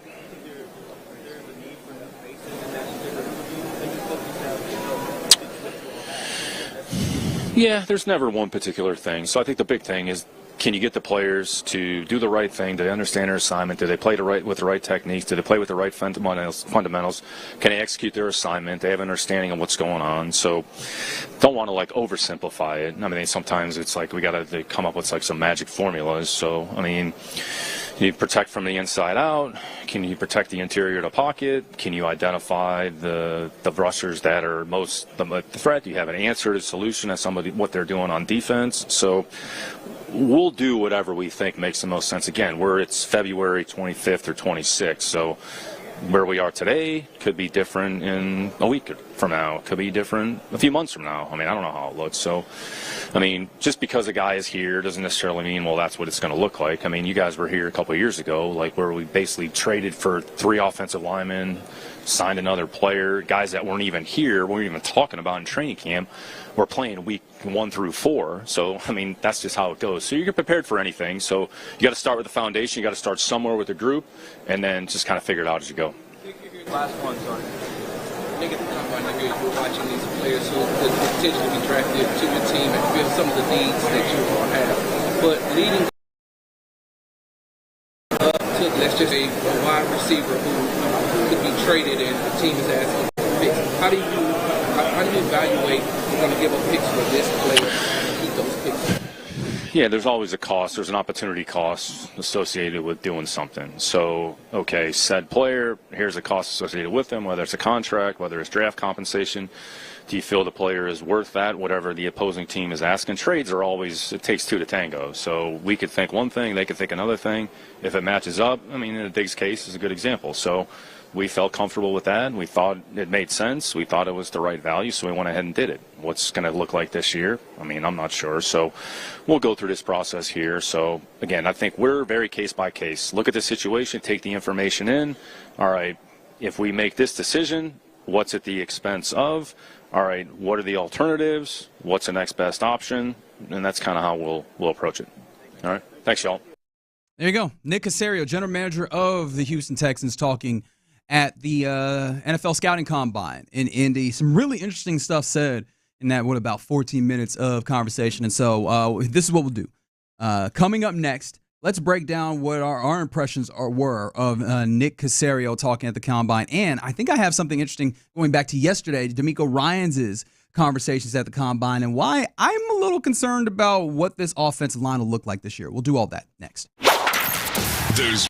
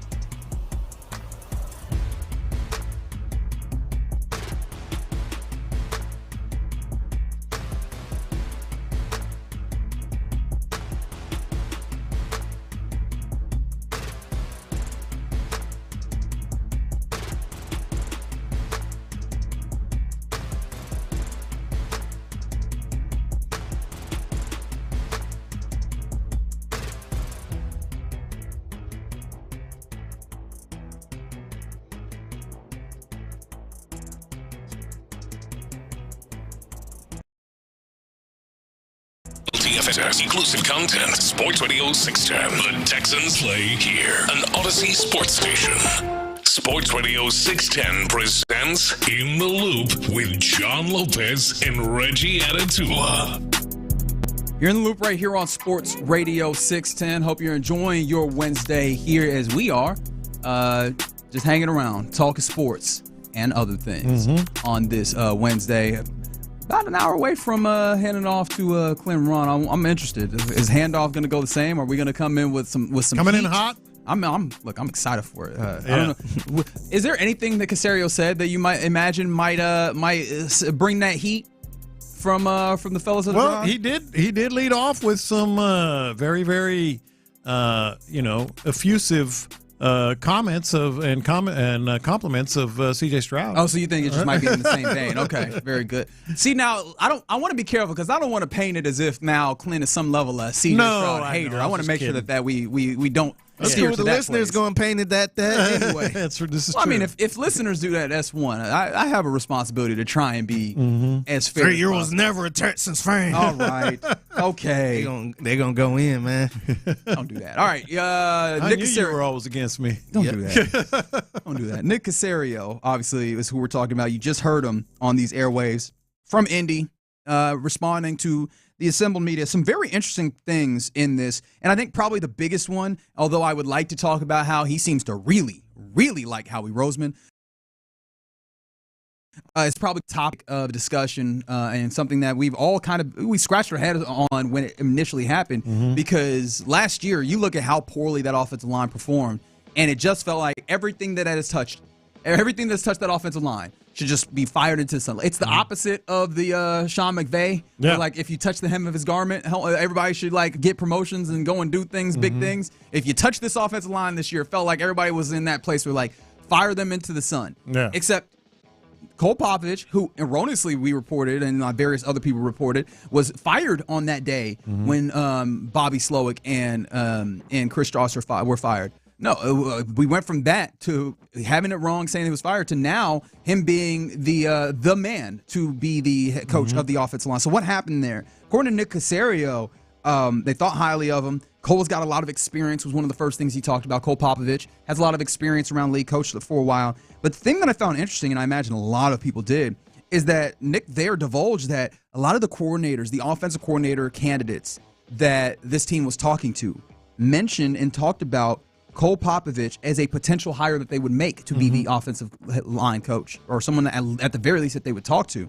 And so I imagine, so it seems like they just went around, they looked up, and they said, well, I mean, if all these offensive coordinators are at least talking or mentioning him, that means that he must be something that is worth considering. And so, boom, there you go. You end up in that place. Well, and also they know. And I thought the more important thing, the most important thing for me was, he kind of said, yeah, we talked to the players about this, because he goes, he did. But so clearly you got the message. The players were telling he and DeMeco or whomever on the offensive staff, you know how people will say when they break up, it's not you, it's me. No, they were saying it's not us, it's him, it's him. So I think, which is convenient, to be fair. It is convenient. Convenient things can be true. Yeah, but it is convenient. No, but it is. But there's so many little, week after week, almost day after day, you're getting the breadcrumbs of why your ex was crazy. Yeah.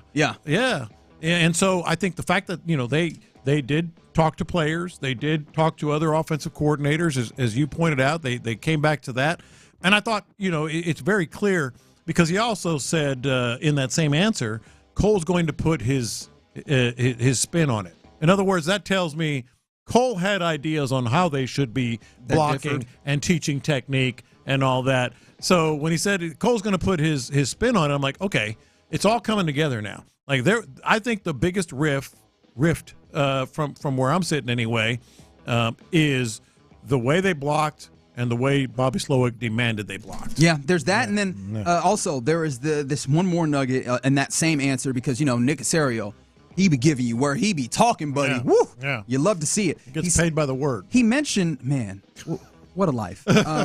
He mentioned that Cole had opportunities elsewhere last year. Mm-hmm. I found that to be interesting. 2024. Being before the 2024 season. Yeah. Being the assistant offensive line coach. Mm-hmm. right? To this carry time. If you have an opportunity at an upward mobility, you can go elsewhere. And it seems like he opted against going elsewhere in order to remain. That is interesting. Does all of this Cole Popovich stuff, does this give you more confidence, not the same amount of confidence, less confidence? Does this shift at all the way that you feel about this hire? It absolutely gives me more confidence. But something else he said, because you know, when you're listening to, especially Nick Caserio, you always have to kind of read between the lines and sort of get the essence of what he's saying, because he's not going to tell you exactly what he's saying. But he did sort of unsolicited say, hey, 2 years ago we traded for 3 offensive linemen, you know, or we signed 3 offensive linemen. So it's kind of like, okay, what are you saying? You know, like we've done it once, we'll do it again. Yeah. What exactly you're saying? You know, it's speculation, but you know, just sort of like the essence of what he's saying. Reckless speculation, or is it just regular speculation? Probably a little bit on the reckless side. Do we have a reckless speculation sounder yet? I feel like we need a reckless speculation sounder. Yeah, I need to work on that. But I mean, it was unsolicited. You know, in the course of that answer, you know, hey, we signed these 3 offensive linemen 2 years ago, and then he said, you got to be prepared for anything. So being prepared for anything might be personnel and the combination of Cole Popovich coming in. So this actually gives me an opportunity to go back a day to DeMeco Ryans. So we heard DeMeco Ryans on the podium. We also heard some stuff from him on Texas All Access, which 6 p.m. every weeknight here on the station on Sports Radio 610. They give you some really good insight as well. Of course, Mark Vandermeer and John Harris. But a third play called the walk-off. So anytime that a coach has like a presser, you could almost expect for the assembled media to kind of tail him as he walks off the podium, and he usually gives some more interesting things. For a couple of minutes. Sometimes these are the real questions. Yeah, no, it really is. Honestly, it really is. That's where the juicy stuff comes out. In fact, I will ask you, as someone who has been a beat writer, like, what do you think the percentages of like kind of interesting things that are very insightful come from like press conference to walk off? Almost probably 65-70% or better on the side. You know, on the side after the podium. That's where the regular and the local media members like, all right, you got them out the way. Exactly. Let's get to the real stuff. Yeah. So in that kind of deal, that walk-off type thing yesterday, DeMeco Ryans was asked about the offensive line issues. He was like, and he was asked, was it due to bad scheme, coaching, lack of talent? Like, what was it? The issues we had just across the board, I think it was a lot of different reasons for those. I can't just nail down one for you right now. It was a lot of different issues that happened. And look, at the end of the day, we're still right there at the end, you know, in the game versus Kansas City. So was it all bad? No, it was not all bad. But can we get improvement? Yes, we can get improvement. And that's, you know, ultimately why I came down to the decision to make the move, because I felt like we can improve and we can get better. Yeah, and you know that can be. I mean, he said it. It was a number of things, which means it probably was, you know, personnel and coaching, and it could have been any number of things there. Now, it's interesting because Tyler Millen just sent Caserio, and I didn't pick up on this, but I think it feeds even more if you have it. Caserio Combine 9. I think it feeds even more what I was saying about you have to read between the lines. You have to maybe sort of interpret, do the interpretive dance of the essence of what he's saying. The question was actually... Well, before we get there, can I stay in this DeMeco walk-off space? Because he had one more that I think gave me a little bit of pause, is the way I'll say it. This is him talking about DeMeco Ryans, or sorry, he is DeMeco Ryans, him talking about getting better on the offensive line. Continue to improve on the offensive line, as everyone knows. Like, we had some miscues there. I think, you know, hitting the reset button will allow us to, the guys we have, they played some good ball. You know, it wasn't all bad. Everybody had some bad reps here and there. O-line, D-line, a lot of guys have bad reps, but collectively, I think we can do a better job of just everybody being on the same page, hearing one voice of how we're communicating to the offensive line, and I think that'll help the guys that we have right now. See, that speaks to they can play better, but they have to be able to be on the same page as the same page, same line. That you know, one band, one sound, all that. Like that's fine.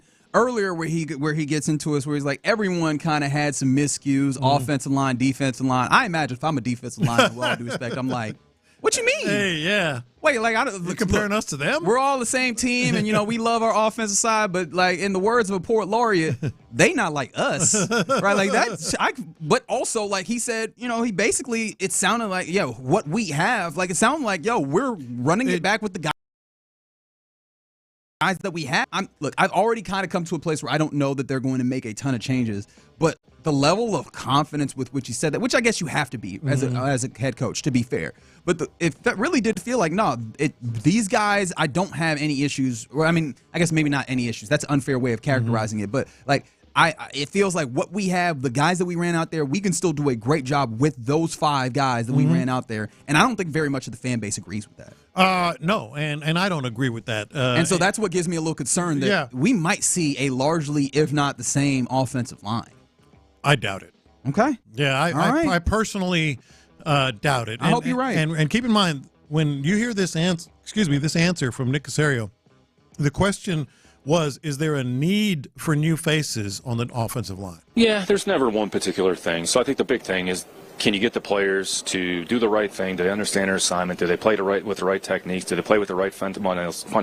Can they execute their assignment? They have an understanding of what's going on. So don't want to oversimplify it. I mean, sometimes it's like we got to come up with some magic formulas. So, I mean, where we are today could be different in a week from now. It could be different a few months from now. I mean, I don't know how it looks. So, I mean, just because a guy is here doesn't necessarily mean, well, that's what it's going to look like. I mean, you guys were here a couple of years ago, where we basically traded for 3 offensive linemen, signed another player, guys that weren't even here, weren't even talking about in training camp.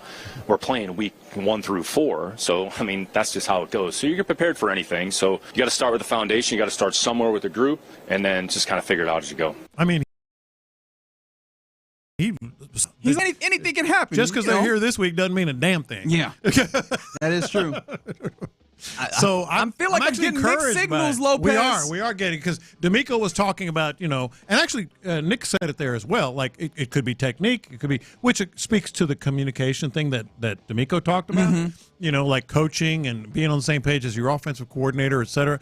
But he went right to, well, yeah, man. It doesn't mean a damn thing if they're here right now, because we have a track record of moving guys on the offensive line. All right, so I said I wouldn't start here, but I damn sure was going to get back to it because I just found it interesting. I think we've talked a little bit about one of these things that I have as a pet peeve, which is when we talk about football or any other sport where there is a champion and then everything becomes try and repeat that champion's particular way of success. And I'm interested, did you think this was of any note? Do you think that this will be some level insightful into the way that the organization goes about things? Because Nick Caserio was talking about how, and I don't know if he was asked this specifically, to be fair, but Howie Roseman and how they built this champion for the Philadelphia Eagles. He mentioned how they built it in different ways, both, or not both, but when it comes to free agency, drafting, trading, like all the various different ways that you can acquire talent that they did. He said they're trying to build a consistent team. He also called CJ one of the best quarterbacks in the league. But he mentioned Howie Roseman multiple times. He came back to Howie Roseman talking about how he has a lot of respect for him and how you're not going to keep everyone. Like the idea of Howie Roseman and the way that the Eagles go about things, do you think that's going to be instructive in the way that they go about the offseason this year? Well, and I think they watch everything and everyone and try to steal. Everybody does. Ideas, et cetera. But I really don't think, just in a general sense, I think Nick Caserio, one thing you can say about him is, he grew up in that Patriot system, but he's also developed his own way of doing things, and he's very, very flexible with DeMeco Ryans. I thought really one of the better aspects of this whole thing is if you had any doubt that DeMeco and Nick are not on the same page, I mean, he went out of his way to say, I love that guy. I think he was talking to you when he said, hey, he loves me. I think he went out his way to talk to you when he was confirming DeMeco making that hire, and I was just a resource and everything. He also didn't say that last week, but that's okay. It's all right. I get it. But no, I mean, they work well together. I don't think he's going to necessarily be the copycat guy. I don't think he's wired that way. We all know him. We know him well enough. There's a process, and he believes strongly in his process. He believes in what he is doing. Was there anything else that you found interesting? Because one of the things that was in a walk-off situation, so you did not hear that on the airwaves, but he said that there's no timetable for Stingley, which is akin to what he said with Payne and Pendergast when he was on with them. What is that, a week, 2 weeks ago? It feels like time is just slipping away from him. Shout out to the Steve Miller Band. But, yeah, man, no timetable, and he was like, Stingley said that he wants to be here. We want him to be here. If it works out in this time period, cool. If it doesn't, we'll find some way to work on it afterwards, it seems like. But he did give DeMeco credit in continuing the love fest, right? Because the question was asked in the way of, hey, man, Stingley has what I imagine to be Stingley has expressed his desire. First and foremost, that is a credit to the coaching because that ain't got nothing to do with front office. People don't say that they want to stay there somewhere forever because of the front office. Yeah. So a testament to the coaching, but then also that no timetable on the Stingley. Does that do you have any reaction to the continued kind of stance that, hey, no timetable, and if it gets done kind of mentality? I think that's the way he should play it. I think that's the way they're going to play it. He said as much. But you asked, like, anything else that stood out. Yes, sorry, I asked the question, then I just started talking. No, it's fine. Number one, the latest in a long line of high-ranking Texans officials that pretty much told us, hey, C.J. Stroud was great last year. If there was any doubt. He has room to improve, he said this offseason. But that dude was great last year. And let's not bury the lead. We're here at the end of the segment. They're getting a sauna. Yeah, they're getting a sauna. How about that? Yeah. Okay. They asked him about the NFLPA thing, and he's like, yeah, we're going to bring the sauna back. Nice. Hey, number one on the way. Number one on the NFL. That was walk-off, That was right? walk-off. Okay, I'm trying to remember where that was. But yes, the sauna's coming back. In fact, we'll dive back into the NFLPA report cards before we hand it off to the fellas. But yeah, I found that to be very insightful. Nick Caserio often gives you a lot of good stuff. A lot of words in there, but there's some stuff in there that I found to be interesting. I'm sure that the fellas of the drive will break that down even further here on your home of the Houston Texans and your Houston sports leader, Sports Radio 610. Before we move it along here, 2-0 is the score in the bottom of the fifth in favor of the Houston Astros versus the Nationals. Van Vey turn into the count. That is incredible to me. He's on the rubber. But yeah, man, Van Wy, as I heard it called. Maybe it's Van Vey. Like, I don't know. I'll let you decide that. But Logan on the mound, 2/3 of an inning and a strikeout already. Went those 2 outs. Fromber had a pretty nice, quick outing of things. Two innings of work and had 1 walk. Got through that pretty smooth. I think it was it 5 ground outs? I think I remember I believe our guy Spillane tweeting about it. And of course, in trying to take in all of the Nick Caserio, I let it slip out of my head. But yes, 5 ground outs. So that's good. That's right in line with what you expect. Shea Whitcomb assisted on 3 of them. So salute to him being solid at the hot corner there as well. But Astros things continuing to happen out there in West Palm. All right, you're in the loop right here on Sports Radio 610. This is typically where we hand it off to Figgy Fig for Figgy's mixtape, and that is exactly what we'll do. Fig, what you got for us? Yeah, so Chad Ochocinco, he got a little surgery down there on his beef, but I think he got a little more beef than he expected. I will explain everything that happened with this. Are you talking about his manhood? Wow. What? Next. In the Loop. Which you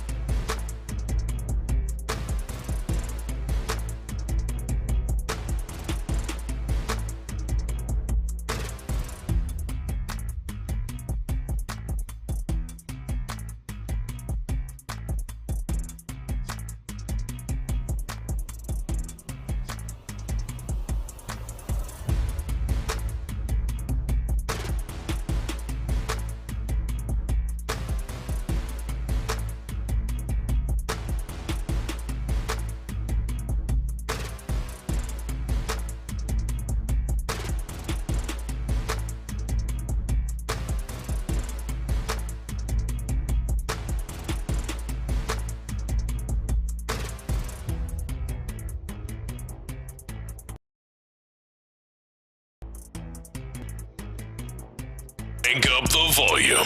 Figgy Figs in the driver's seat. Sit back, relax, and enjoy the ride. It's time for Figgy's Mixtape on Sports Radio 610. Yes, it is Figgy's Mixtape on In the Loop Sports Radio 610. It's your man Figgy Fig holding it down on a Wednesday. Happy Wednesday to everyone out there. And I'm sure you probably wondering what the hell am I going to talk about with this tease. I have a hunch, but yeah, I want to know how you get there. I'm very uncomfortable. Yeah, so you heard me right. Chad Ochocinco openly admitted that he got some work done down there. He got his surgery on his manhood. He got it enhanced. He got it enhanced. I didn't know that was. Well, I've heard of it. Available. Yeah, I'd heard of it. I knew it was available and people do it. I just never heard anyone openly admit that they got that done. I have questions, but I've always operated under the kind of thought process of don't ask questions that you don't really want answers to, and I don't think I want those answers, but I do have questions. Well, you know what? You're about to get those answers because Chad Ochocinco was on with Stephen A. Smith. Awesome. So happy about this. Of course it had to be these two. Of course. And he explained why he decided to do this. Where we were in action, and she said in my ear, "Go deeper. Stay with me now." And what hurt me is, so I had ran out of You do understand the cameras are rolling? Who you are now. Yeah, completely different. Is manufactured because it was surgically enhanced. Yes, sir. Yes, sir. And and I'm comfortable saying that. And I can tell you that it's just something you would never be able to get on TV. That's why we on your show. My goodness. Stephen A. Smith I know that feeling. I very much know that feeling. It's like when you be talking about that thing where you put the holes in the boat. Yeah. Just like, why are you doing this to me right now?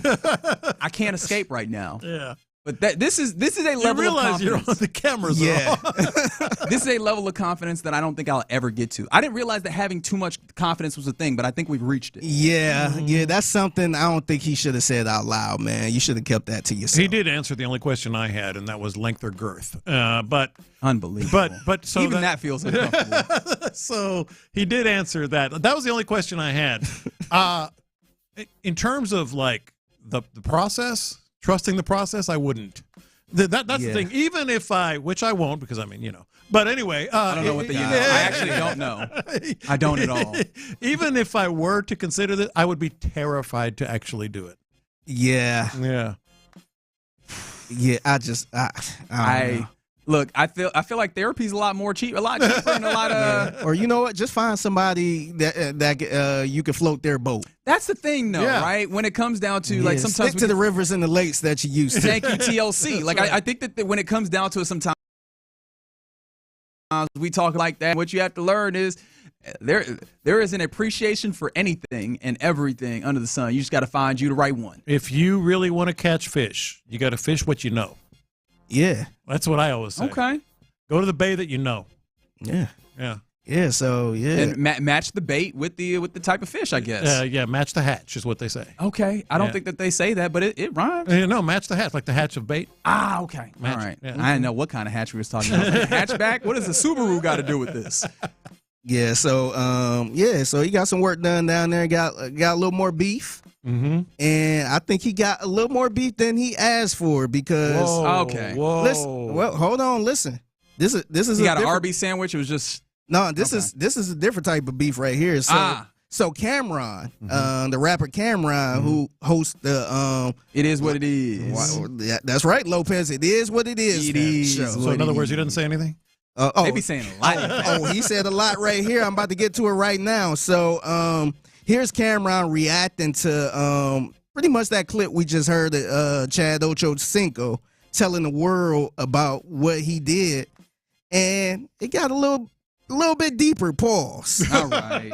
Freaky ass need to keep their ass inside, man. You know what I'm saying? This is what they need to do, man. Because you telling another grown man about you getting your tool piece a little bigger, man. I don't really with Chad Ochocinco, to be totally honest with you. He all right, but at the end of the day, when we started this show, The nigga was doing very well. It was very successful. We didn't have no deal, no sponsors or nothing. We was doing this off the muscle. He comes out of nowhere talking about, yeah, I'm going to get myself back together and I'm taking Cam's spot. Why the you got to take my spot? Because you talking about you've been a football player your whole life. Now, because I'm doing sports, you come and take my spot. And at that particular time, we had only been doing the show about 2.5 months, 3 months. But that's how much of an impact that I had that bitch ass felt threatened. You know what I'm saying? Then after that, we tried to call him. I tried to give him a job. He like, yo, talk to my agent. I said, I'm talking to you now. What the I don't do business like that. I talk to my agent. See, you so dumb, you can't even speak for yourself, stupid motherfucker. Telling Stephen A. about getting your piece bigger? Yo, I don't like you. I don't like you. I don't like your your whole style is bitch made, and I don't with you. Hating on me for no the reason from the jump.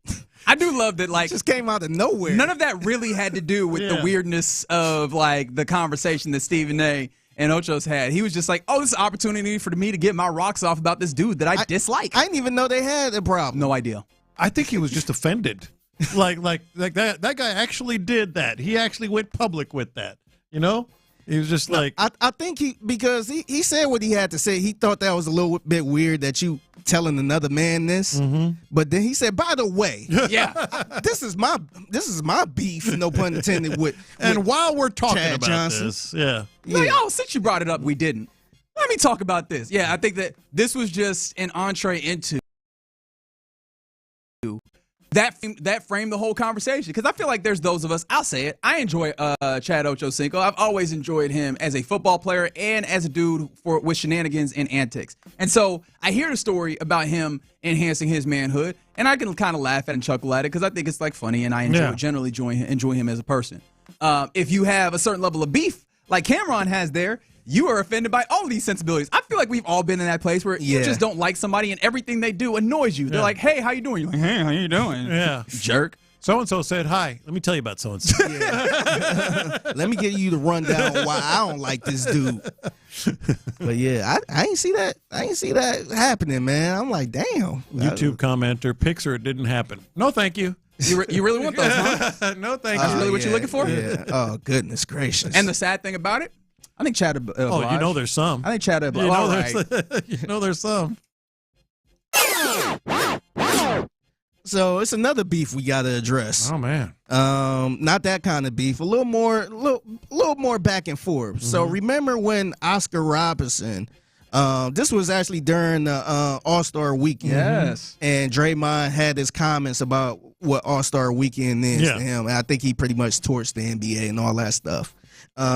This is what Oscar Robertson, the Big O, had to say about Draymond Green. Well, Draymond said so much. Who cares what Draymond says? It doesn't mean anything. If he's not passing the ball to Curry, what is he doing? So he said that, which is cool. He went on to say he may not even have the career without passing the ball to Steph. Like this is the kind of take that only somebody who is in the Hall of Fame can make. At that point, you got to take a back seat. Man. To me, and I respect the Big O. If somebody said that to me, I'm like, all right, you know what? I can't say nothing bad. That's a defensive player of the year right there. Yeah. 8-time all defense. Yeah. And he was like, who are you? What do you even do? What's your name? Just pass the ball to the real Hall of Fame right here. That's crazy. Yeah. So Draymond Green on the Draymond Green and Baron Davis podcast. They have a podcast together now? They have a podcast together. How many podcasts does this man do? It's so many doggone podcasts from NBA players, especially in the NBA space. It seems like every former and current NBA player has some type of podcast. You know what we need? We need podcast contraction. That's what we need. Not expansion. We need a contraction. We need a limit. When somebody stop their podcast, then that's when somebody else can jump in. There we go. Yeah. Look, I feel like I volunteer as the podcast czar. Let me give out the podcast permits. You know what I mean? Like I'll let Jeff what's my guy's name? As soon as I forgot Jeff Teague. I'll let him have one. You're grandfathered in at this point. No. Ain't no grandfathers. Y'all gotta apply. Yeah, kick some people out. Y'all gotta apply bi-yearly, biannually, like the registration on your car. Mm-hmm. Every 2 years, you gotta come up and check and see if you're allowed to have a podcast. It's too much. It's enough. Yeah, but Draymond Green actually responded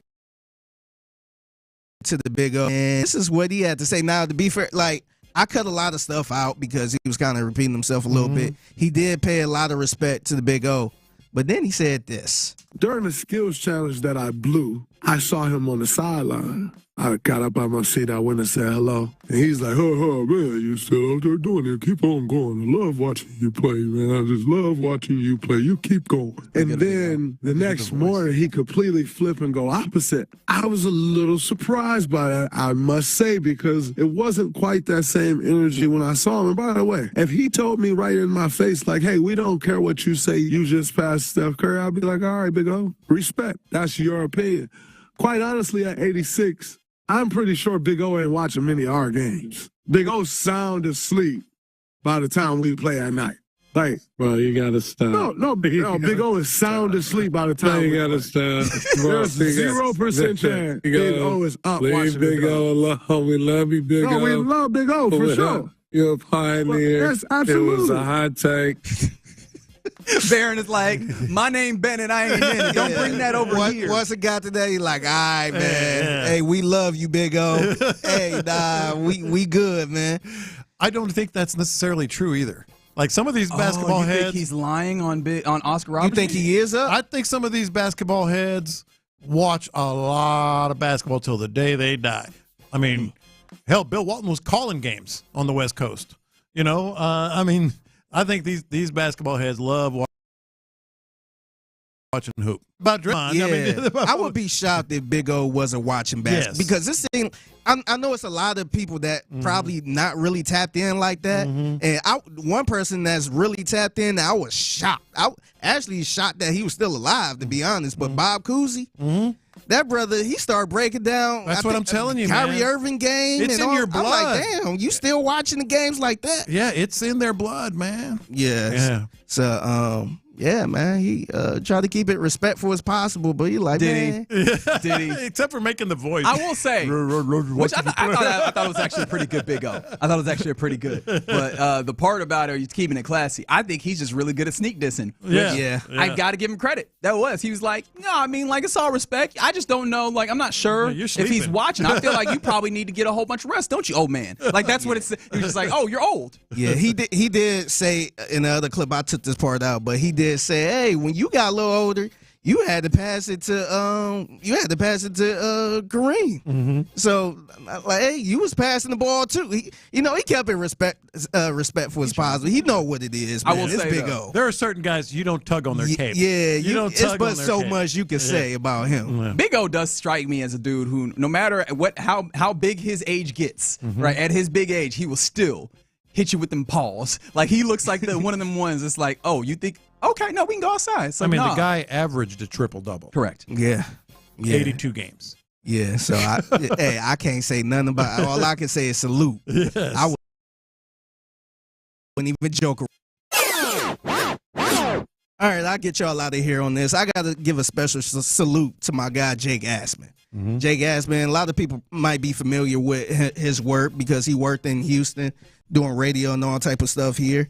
And I actually saw him in Super Bowl. He was in New Orleans. He was doing this thing in New Orleans, the Jake Assman Show on YouTube, #1 Jets YouTube show. And he go around, he set up his stuff. He got his banners and all that stuff. Man. He do a really good job, man. But he was he's currently at the NFL Combine in Indy. And during this live stream, he ran across one Ian Rappaport. All right. And so while he's live on the air, Ian Rappaport just kind of walking around, and he decided to try to get him on the show. And this is how that went. Ian, you want to talk Jets? No? What do you think? I'm live right now. You have a message to the Asmaniacs? I am, yeah. It's the Jake Assman Show. Come on. Give me a headset. 2 minutes. I'm going to put you right here. There we go. Ian Rappaport joining us. You look like you were lost, so I just wanted to, I wasn't try lost. and help you. I was looking for somebody specific. Definitely not you. Damn. I mean, wow. I'm sorry. How many sorry logos of your own do you have? You want a magnet? Right here? Do I want a magnet? Let me see. Why not? I have the biggest Jet show on YouTube. I work for ESPN New York. I've had you on when I was doing radio in Houston. He got him on the show for a while. minutes, man. Hey, that right there is a hard worker, man. Oh, he is. There's no question. Spending his bread, going to all these different NFL events, getting people on, hustling. He could. I mean, we saw a lot of people walking around, and out of respect, we kind of don't bother them. But he like, hey, Ian, you want to hop on? You want to hop on? Don't ask, don't get. Hey, he got my respect, man. He got my respect for hustling like that. Otherwise, he wouldn't have got him and got some good stuff out of him, talking Jets and all good. Stuff. So salute to him, man. One of the best YouTubers out here when it comes to content. Stuff look clean, man. I just appreciate he did the tried and true, which is you just lie about how long you're going to have him on. Oh, 2 minutes. 2 minutes. He had him on for about 7-8 minutes. He had him on about 4 minutes. Okay. Yeah. And then Ian was like, he was looking at his watch. Though. Like, I got to go, man. I got to go. He did? Yeah. That's awesome. Yeah, so salute to him, man. Yeah. All right, there you go. That's Figgy's Mixtape. In the Loop right here on Sports Radio 610 every weekday, 1:20 p.m. right here on the show. At @TheFiggyFig on social media is how you get at the man. And if you see anything that you feel like, that's got to go in the mixtape, hit him up there. All right. Coming up next, we crosstalk. We hand it off to the fellas of The Drive, Clint and Ron, see what they got going on. But before we get there, let's circle back around to this NFLPA report card. And I don't know, make fun of some of the other poverty franchise. We'll do that next. What does DeMeco see?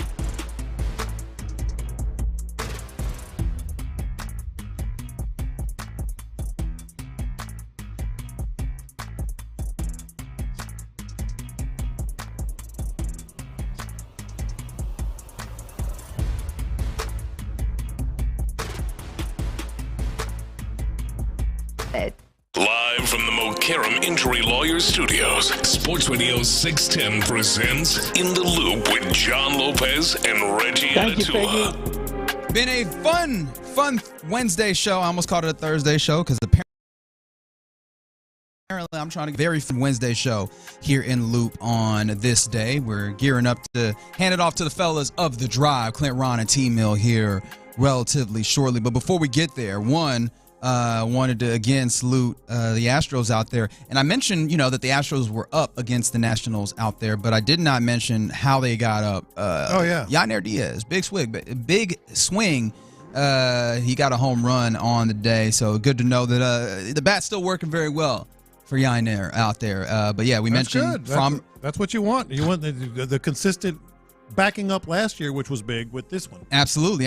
You mentioned Van Wy. 3 strikeouts in a couple of innings. All right. The Dana Brown mentioning him seems to be for good reason. Obviously, again, it's all spring training. There's a level of temperament that we need to put on all this, but always good to see better than it is to see worse in those instances. Still 2-0 out there, top of the 8th in West Palm. And I don't know who, but I'm guessing it's either Sean or Seth jumping on with the Drive later on today to give their what they saw from this game. They're drinking Long Island iced teas right now, as I understand it. Oh, are you on the? Did you see the Instagram or something? Is that what happened in the outfield? Yeah. So they're pretty lit. They on the lit. Yeah, they're pretty lit up right now. I should have texted them. I'm really intrigued just to see if our guy got himself his churro. And from the 832, Reggie, did you get your boots? Hell yeah, I did. I am currently wearing them in order to make sure that I have them broken in. But I've already gotten compliments on them. Yeah. So, about the boot and boogie? Yeah. Boot, scoot, and boogie. Yeah, absolutely. I will see if I get on that. I'm not entirely certain on that. But yes, boots booted up, ready to get ready for, cookout on Saturday? Well, starting tomorrow. Well, it is starting tomorrow. That's right. Yeah, I'm going to be there tomorrow. We're setting up right now. Well, not me personally. I thought you were going Friday. No, I am going Friday. I got to go tomorrow and Friday. Oh, look so at tomorrow I'm going to Burns Barbecue tent. Oh, okay. Man. So that's going to be fun, man. That sounds delicious. Mm-hmm. I can't wait. All right. Yes, 832, you're all right. Altuve is in left field for Friday's game. Joe Espada did let us know that earlier today. And a lot of good things that we heard as well. In addition to Altuve, I believe Jordan and Pena are probably very soon to be seen on the diamond out there in West Palm. All right. But before we move it along and hand it off to the fellas, before we talk to them, I want to return to the NFLPA. Their yearly report card that comes out. They've put it out, and the Houston Texans, largely good. Shout out to the Texans. Shout out to Cal and Hannah McNair and the whole organization. Ranked 6th out of all 32 teams. A very good breakdown. I guess, should I start with the negative and then circle back around to some of the positives here? Yeah, because just by and large, they were fantastic. Yeah, they were pretty good. There weren't any places where they were like the best in the league. They were second best in the league. They had the second best rating when it comes to food and dining, which makes sense. I mean, Houston I am trying to push this as I don't know if I need to get in touch with like the Board of Tourism or whatever. Houston is an elite food city. Oh, elite. And I don't know if that's acknowledged to also make sure that the players had that feeling. The Texans rated the taste of their team's food 9.3 out of 10. And then freshness is a 9.8 out of 10. So look, high. Dining area, 9.4 out of 10. Like, just high rankings all the way around on the food for this team. But the lowest thing that they're rated on, actually, as I looked about it, was actually team travel, which dropped year to year, interestingly enough. Apparently, 82% of the Texas players believe they have a comfortable amount of personal space on team flights, which is okay. It's actually ranks 23rd out of the 32 teams. Players, though, feel like their team's travel schedule is somewhat efficient, 9 out of 32. What they're asking for, what they would want, more access to first-class seats when they travel. Well, you're going to need a private plane to get that done. Well, yeah. So is that what's happening? The players are like, hey, Cal, yeah, you want to go ahead and fork over a little extra? One of the things that I think you have to be happy about, although I'm interested in like how this ends up with this particular rank. Head coach, 97% of Texans players feel their head coach DeMeco Ryans is efficient with their time, ranking 9th out of 32. Players feel that DeMeco Ryans is moderately receptive to locker room feedback on team needs, 17th of 32 head coaches. That sounds about right. I think he's pretty much a player's coach, but I also think he has his thoughts on how things should be done. Yeah, I Hell, found he fired one of his best friends. That's right. I think we've started to sense in, I guess, discourse, and maybe this is unfair. Like maybe I'm certain maybe bad faith actors. I don't know. I'm trying to be as kind about the way I discuss these things as possible. But there's been kind of a sentiment that maybe DeMeco Ryans isn't as tough. Maybe that's not the right way of putting it, or maybe he's like a super players coach where he's just buddy with the guys. Right, I don't know. I think that's it. And I mean, that would seem to indicate not quite. And of course, this is like team needs, so I don't know where that leads to. Is that just like we talking about? Hey, coach, we need more towels. I don't know where that goes to, right? And I don't even think that'd be in his purview. But you get what I mean. Like I don't know exactly what that speaks to. But at least it's like moderately receptive. It's not like he's just in there being the buddy of all these guys. Right, and nor do you want that. I feel obviously I think he's rigid enough, but he's also a player's coach. And that's kind of what you want out of your guy. But he ranks 15th, and I imagine that particular portion of it pulled him down. Still got an A, but 15th to 32 teams. I'm like, man, all these coaches getting – like the players are like, no, love the coach. Yeah. All this the stuff in the organization, they got to do better for us. But the coach is great because, if he's 15th at an A, I need to go through and see who was out here getting A-pluses on coaching-wise. Yeah. The other thing that was interesting as you dug into certain teams – is some things were surprising, some things were very unsurprising. Surprising to me was one of the lower grades in terms of travel was the New England Patriots.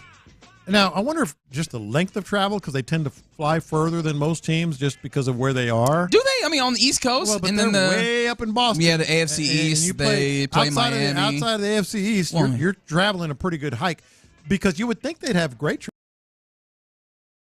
travel. Doesn't he have a plane? Yeah, Kraft does have a plane. Do. Yeah. So I found that surprising. Unsurprising, the Cincinnati Bengals. Just awful. just awful, particularly in the easiest thing to fix, the food, the cafeteria. They were so far down. But that's not surprising at all. 32 out of 32. That's not surprising at all for me. By the way, New Orleans Saints second there, which is talking about great food cities. Hey, man, y'all can't. Is that right? D- when it came to food and dining for the New Orleans Saints. That's interesting. Boys over there, man. Yeah, that feels like an easy, or maybe that's what it is. Maybe, and because this is part of all. Sometimes of the good food can be bad. Yeah. Well, not even that. I feel like with all of these reviews, we have to be careful because these guys are human too, right? Maybe so we can get a little spoiled at times. Yeah. I do wonder if you comparing the food in the building to the food outside the building, that might not be a fair competition. Yeah, they're eating well over there. That might not be very fair, man. I just went to Mother's and now I'm gonna come back to the team facility and I don't know, it's not quite hitting the same. Yeah, guys, that's more than fair. But I'm not surprised on the Bengals at all, man. That is notoriously a cheap organization. How hard is it to just Joe Burrow's really good, but he shocked them out of that cheapness for a very short period of time, and they got right back to being cheap again. Yeah, back to it. Yeah. Anything else jump out to you in any of these? Look, like I said, the Patriots travel surprised me, and then the other one I have it right here. I was just looking at it. Indianapolis. It was actually pretty good, except for travel as well. I don't understand that. And then of course. Kansas City, about what you would expect, for a team like that to be pretty respected and pretty good across the board. C- on the owner. Oh, it came up. Yeah. How about that? Yeah, they was getting Fs for Ds and Fs for which team again? For the owner. Facilities and owners. Yeah, I heard Chiefs got the worst locker room ever. They need new stuff. Yeah, Arrowhead's been there for a very, very long time at this point. Yeah. They were hot after they went to. Oh, last year was a big topic. Super Bowl. That's right. Yeah. Super Bowl and was in. You know what? It did go up. Is in Vegas. I thought that was bad. I thought that's improvement. I think Clark went in there and said, "Hey, look here now. Hey, y'all gonna at least give me a passing grade. Just have me out here to ask questions."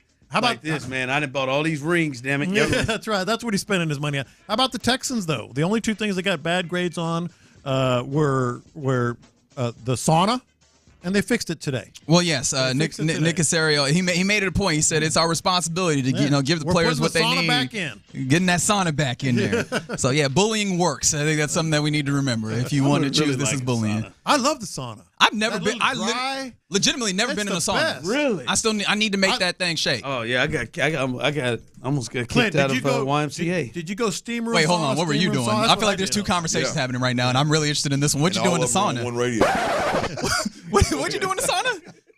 Almost got kicked out of that sauna. No, that's the part I understand. Yeah. What's the other part? I didn't realize it. Now I was stupid. Still am sometimes. Fair enough.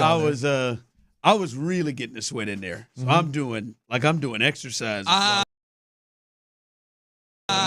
Jump ropes.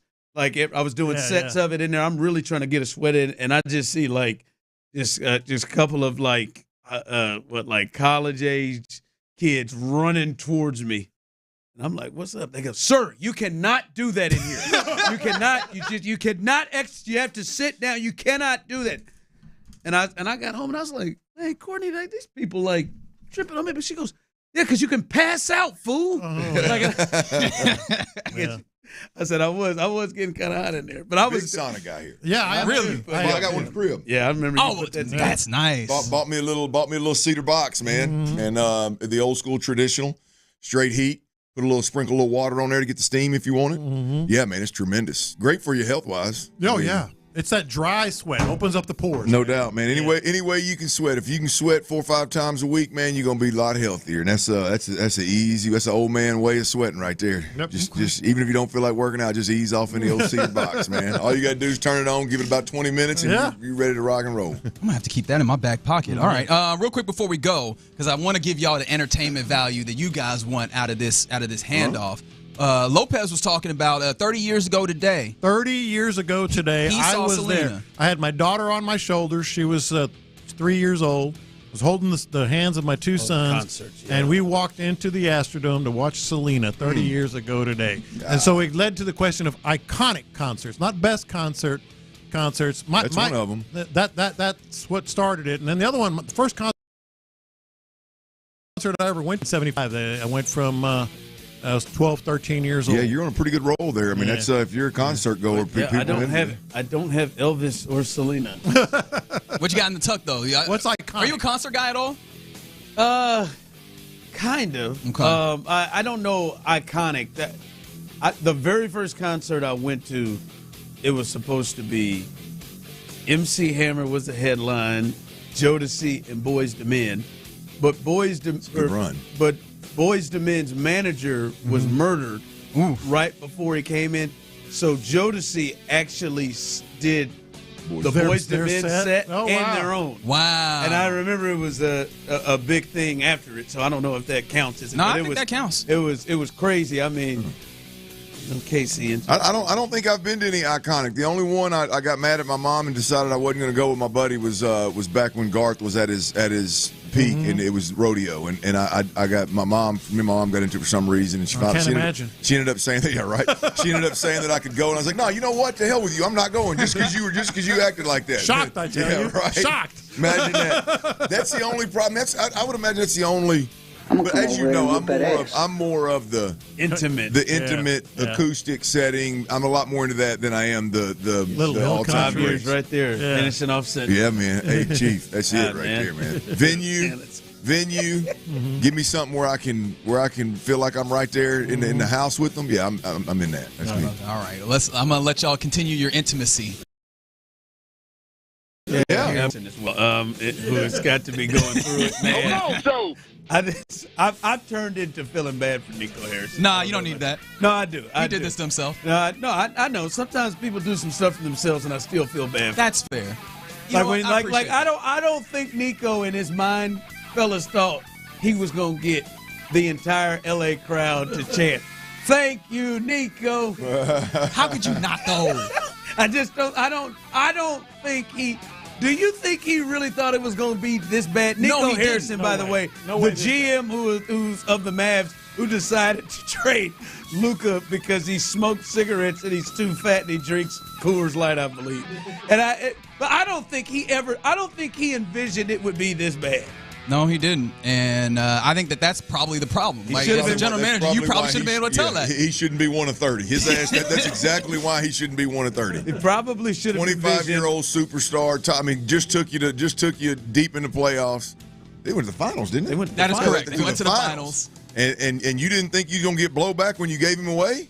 I think he thought he was going to get blowback. I don't think when he envisioned it that he thought, yeah, man, when I go to the game less than 2 weeks in, thank you, Nico. And who knows, like if that's what the L.A. crowd's doing to him, what's it going to be like the matchup with the Mavs? That's the thing. I was like, yo, he's lucky that this one, the first one was in L.A. because if this was in Dallas, it'd be something else. What are they going to do, Reggie? He's not going to show?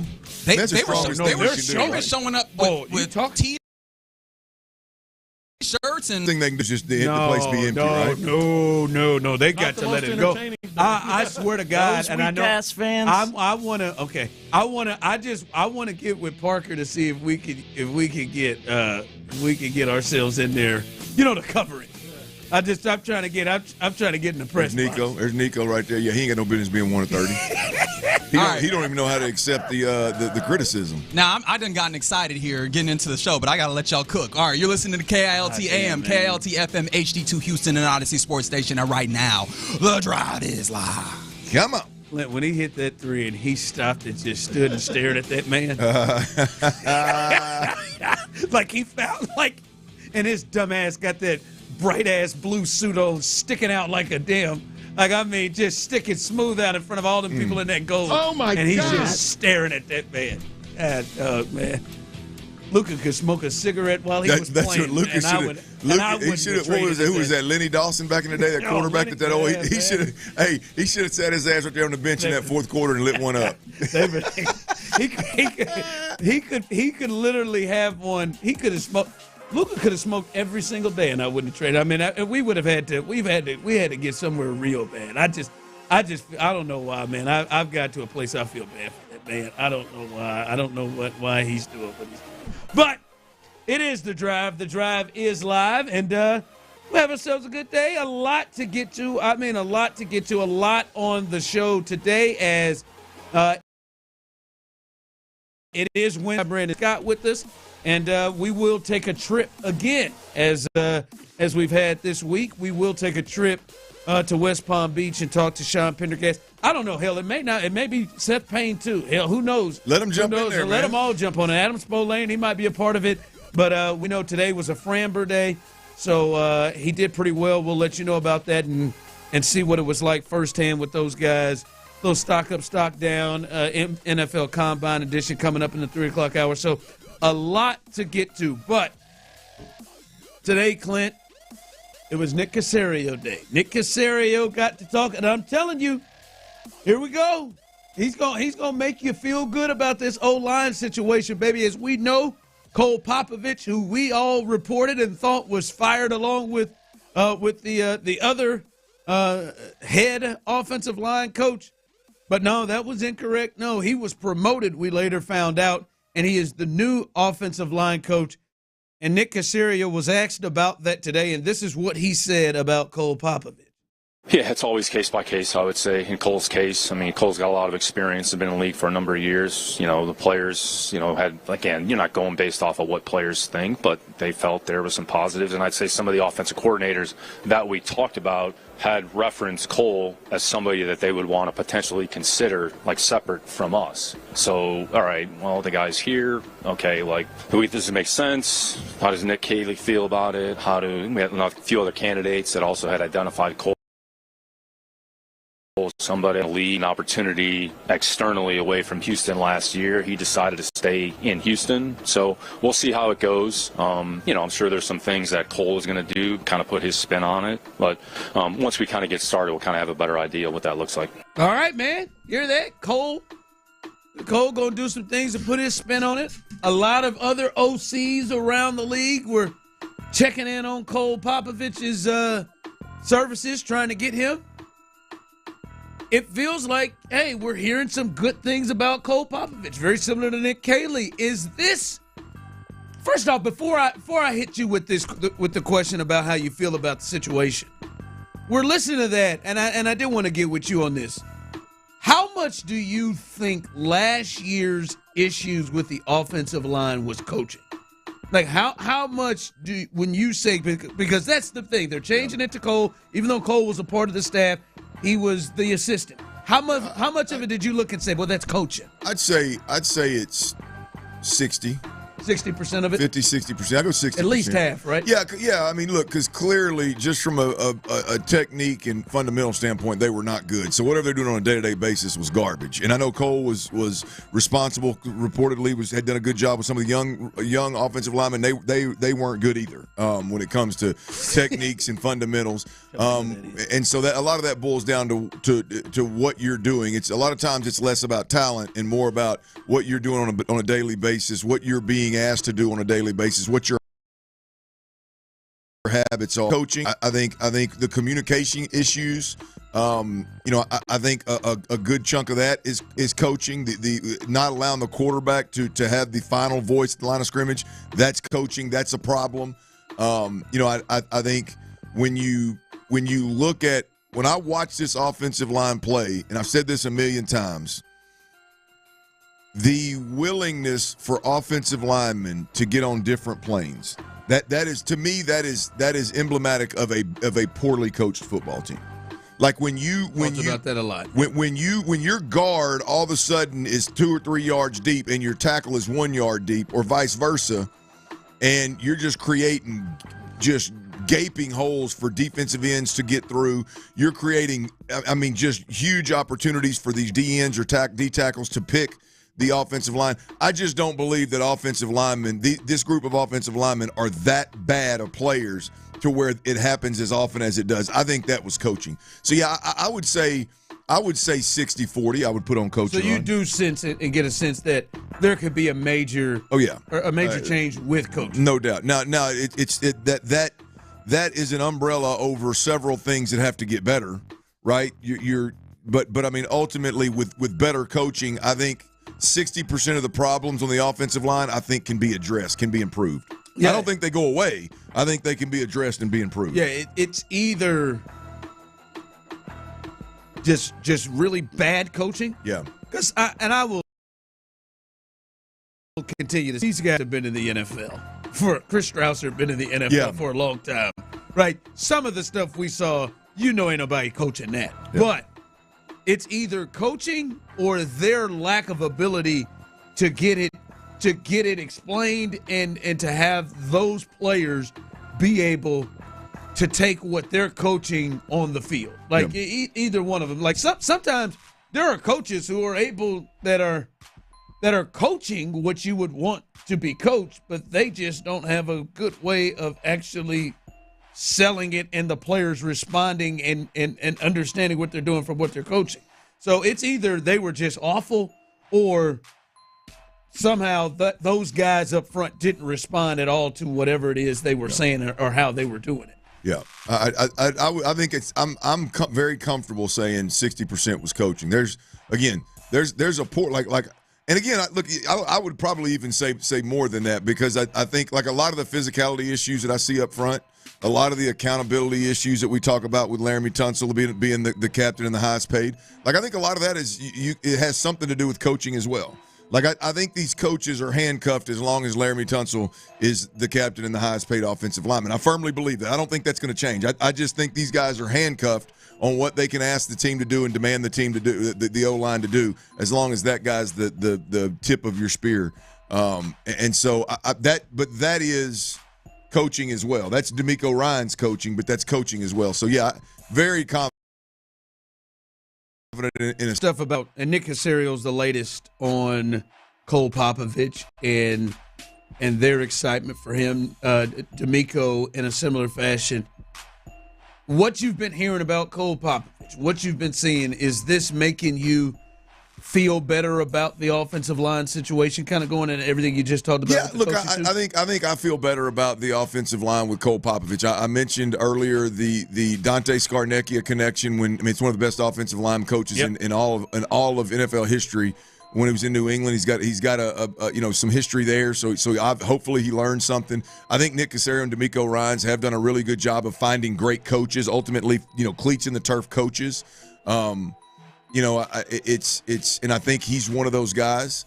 Now, when it comes to coaches that can then manage a group, that can then communicate an overall group message, that can then design and call plays, not so much. But the guy that just in the meeting room, hey, we've got to do these things right. Yeah, I feel good about Popovich. I feel as good about Popovich as I can anybody that's not, again, a proven pelts on the wall O-line coach that nobody questions at all. Yeah, I would look at this and say I think it's very, very smart and understandable that the Texans are really pumping him up. Yeah.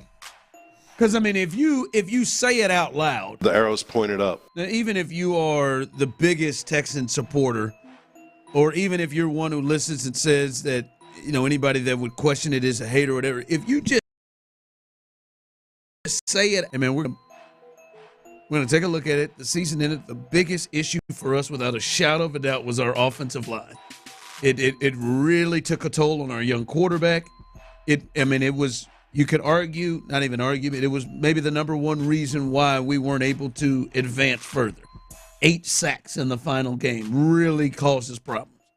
And then you say, well, we're going to fire the head O-line coach and then bring in his assistant to take over.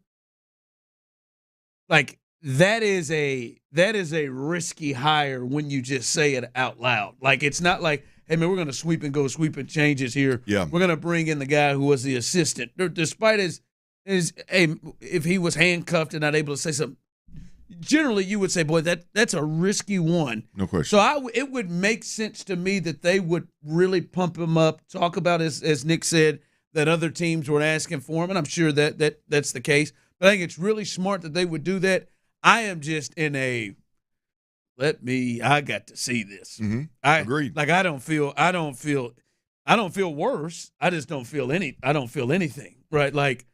It's just a hard sell for me that you were in the building coaching these guys directly and nothing got better. Yeah. Like, nothing got better. And like you weren't you weren't like a senior assistant. You were right there working with the same guys every week. So nothing. So don't feel better, don't feel worse. I understand why they're pumping them up. It makes a lot of sense.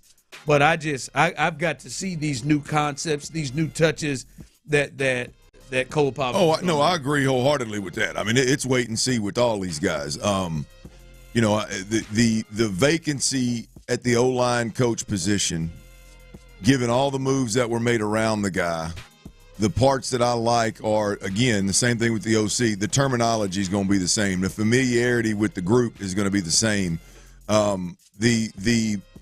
You would think the guy would be able to say, hey, here's what I would do different and why I would do those things differently that's going to help us protect the quarterback. So given the circumstances around him, I think this is as good a hire as you're going to get, given that he knows the guys and he knows the terminology.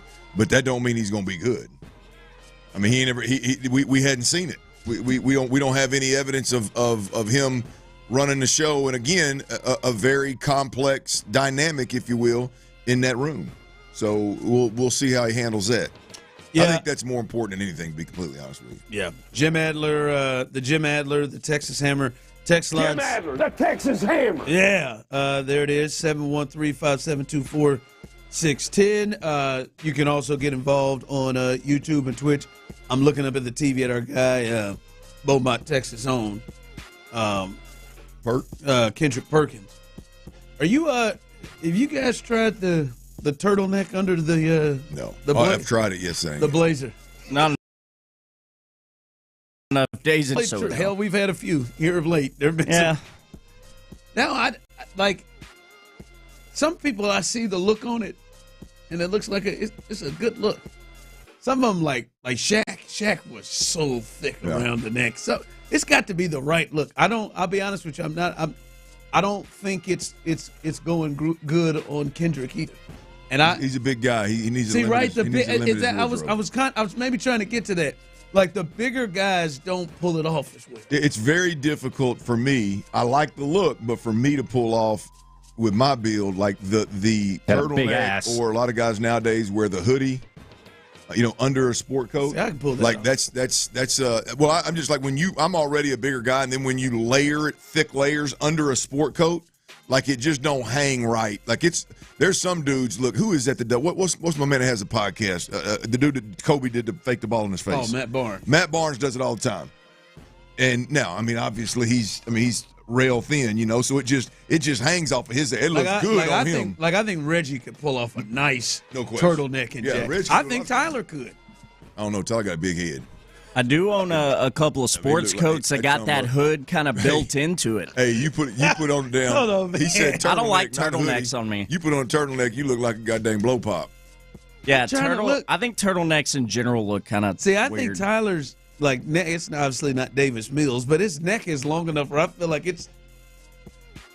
I have been told I got a long neck. Pull one out.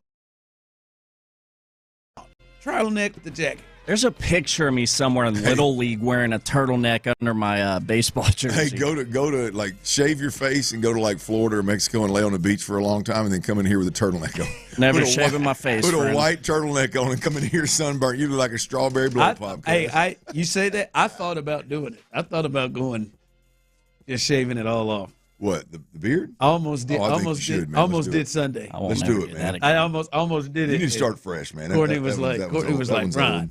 She's like, no. Because Lauren, she don't like you. She don't like your bare booty face. Lauren was like, "Hey, Lauren, Dad, why don't you go shave your face?" Is that my boy Ron? I was like, you know what? I might do it. Just shave it. Courtney says, "Ron, stop." Come on, man. I think about she don't like you bare booty face. I haven't had it. I don't think I've ever been bare. I lost a. Oh, this will be a surprise. I lost a bet that I had to go straight stash, and she was pissed off about that. That's the closest thing since we've been together, and I've gone just completely. Oh, I think you should do it, man. I'm thinking about doing it, man. I thought about it, then I pulled out. I don't want to leave Tyler like that. All right, a Houston legend, J.J. Watt.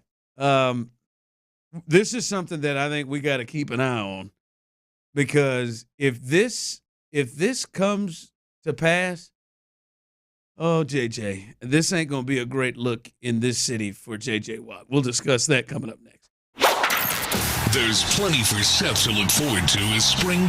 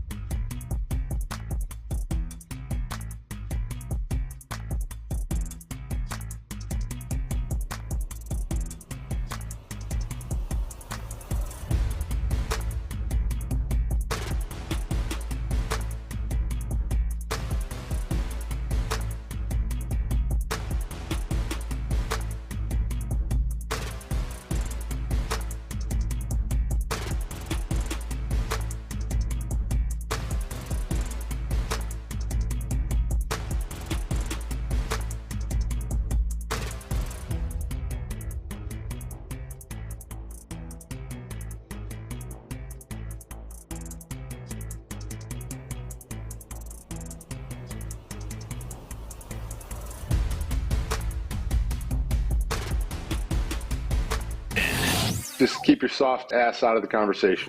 Live from the Mokaram Injury Lawyers Studios, Sports Radio 610 presents The Drive with Stoerner and Hughley.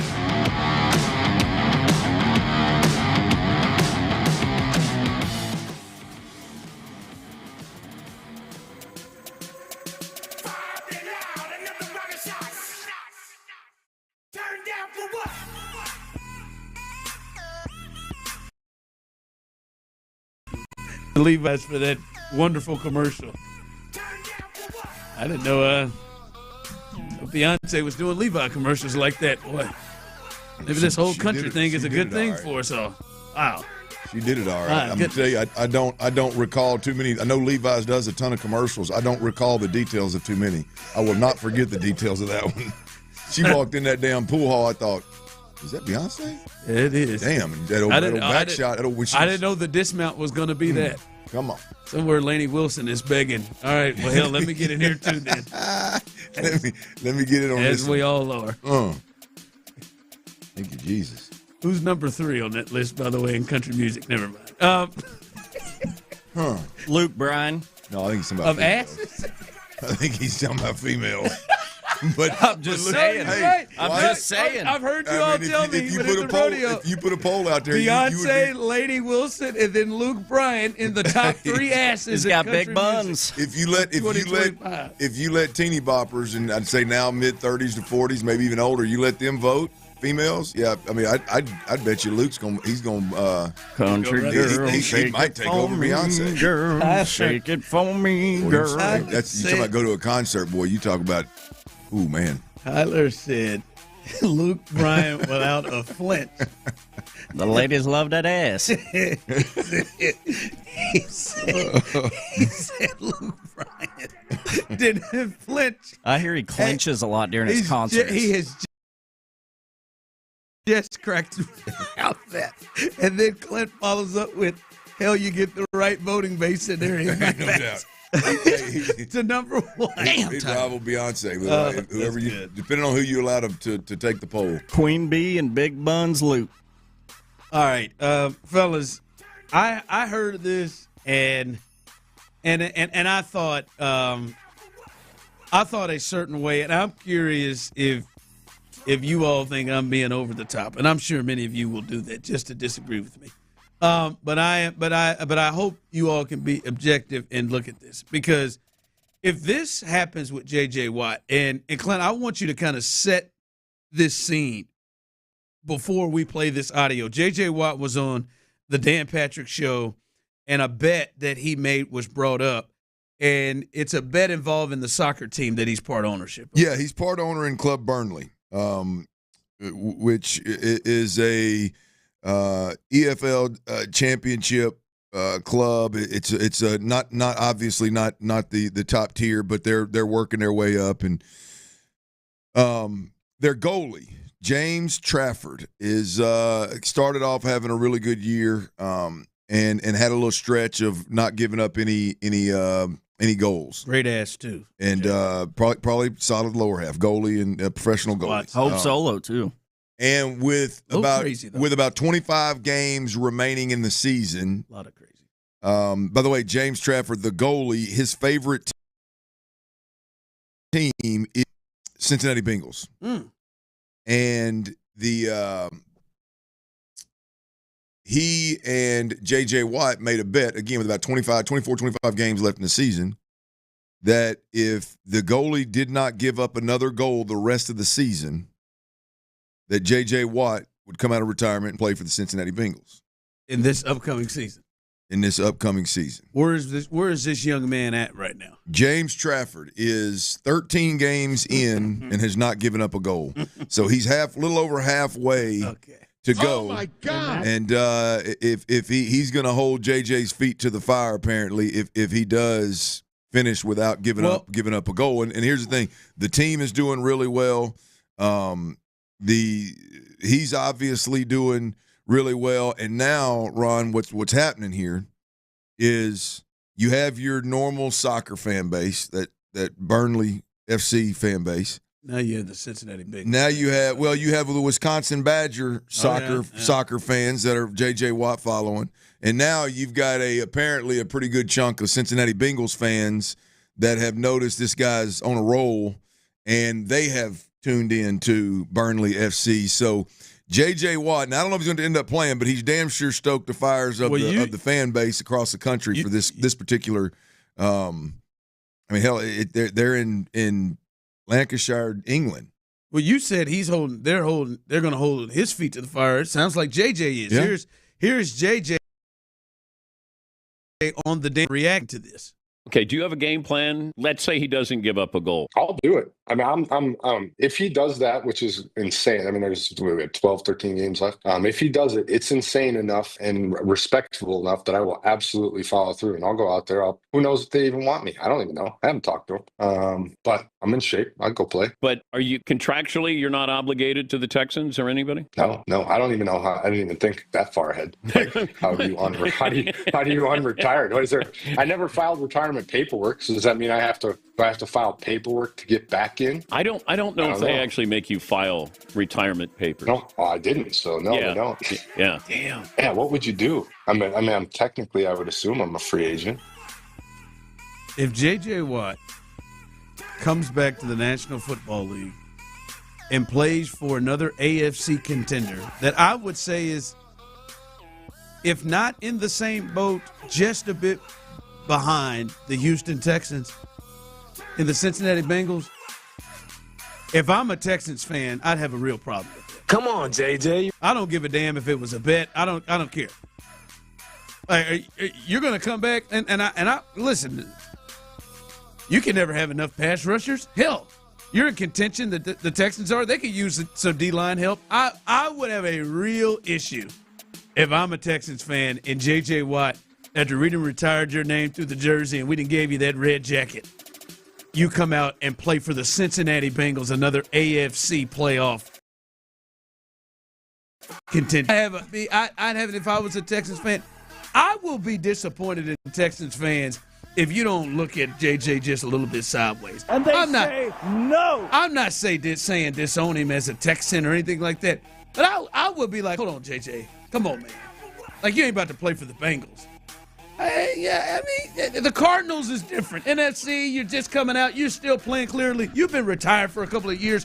You were flirting around, getting some people's hope, some people excited and their hopes up. I tried to tell y'all last year that was never true. And then you're gonna go play for the Bengals? I'd have a real problem with that if I was a Texan. Yeah, I don't think I would. Tyler, I mean, you're the diehard of the group. I understand. I don't think I would. I think I would be entertained, and I would obviously be fascinated to see if he could obviously do it after sitting out 2 seasons. But text line coming in, and was that AI? No, that wasn't. No, it was dead serious. I mean, the guys. You do got to ask that these days. I mean, fair. I don't know. To would you be upset? So the short answer is yes. But I would say I'm proud of you. Yes, I'm proud of you. And I would be, but also I think this is highly dependent. My mood, how I feel about Watt possibly wearing a Bengals uniform, it's highly dependent on maybe what JJ would actually do on the field once he's wearing that Bengals uniform. If he came back, was a shell of himself, doesn't get a single sack, he just sucks. It's kind of sad seeing him trot out there every time.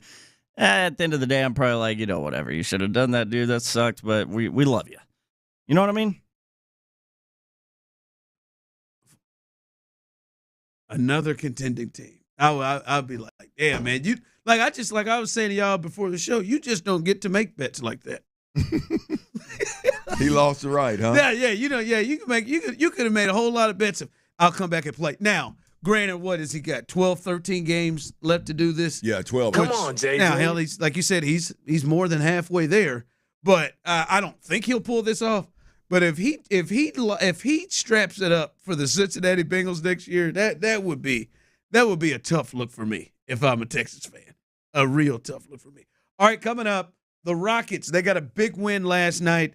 There was a lot in this win as they beat a Eastern Conference contender, the Bucks, 100-97 in a funky ending. We'll go over what happened there and let you hear from the captain. The captain finally spoke out about the not only the next time we will see Altuve, but for how long. That's coming up next. Don't ever underestimate the heart of a champion. Coach DeMeco gave a little insight into what a meeting.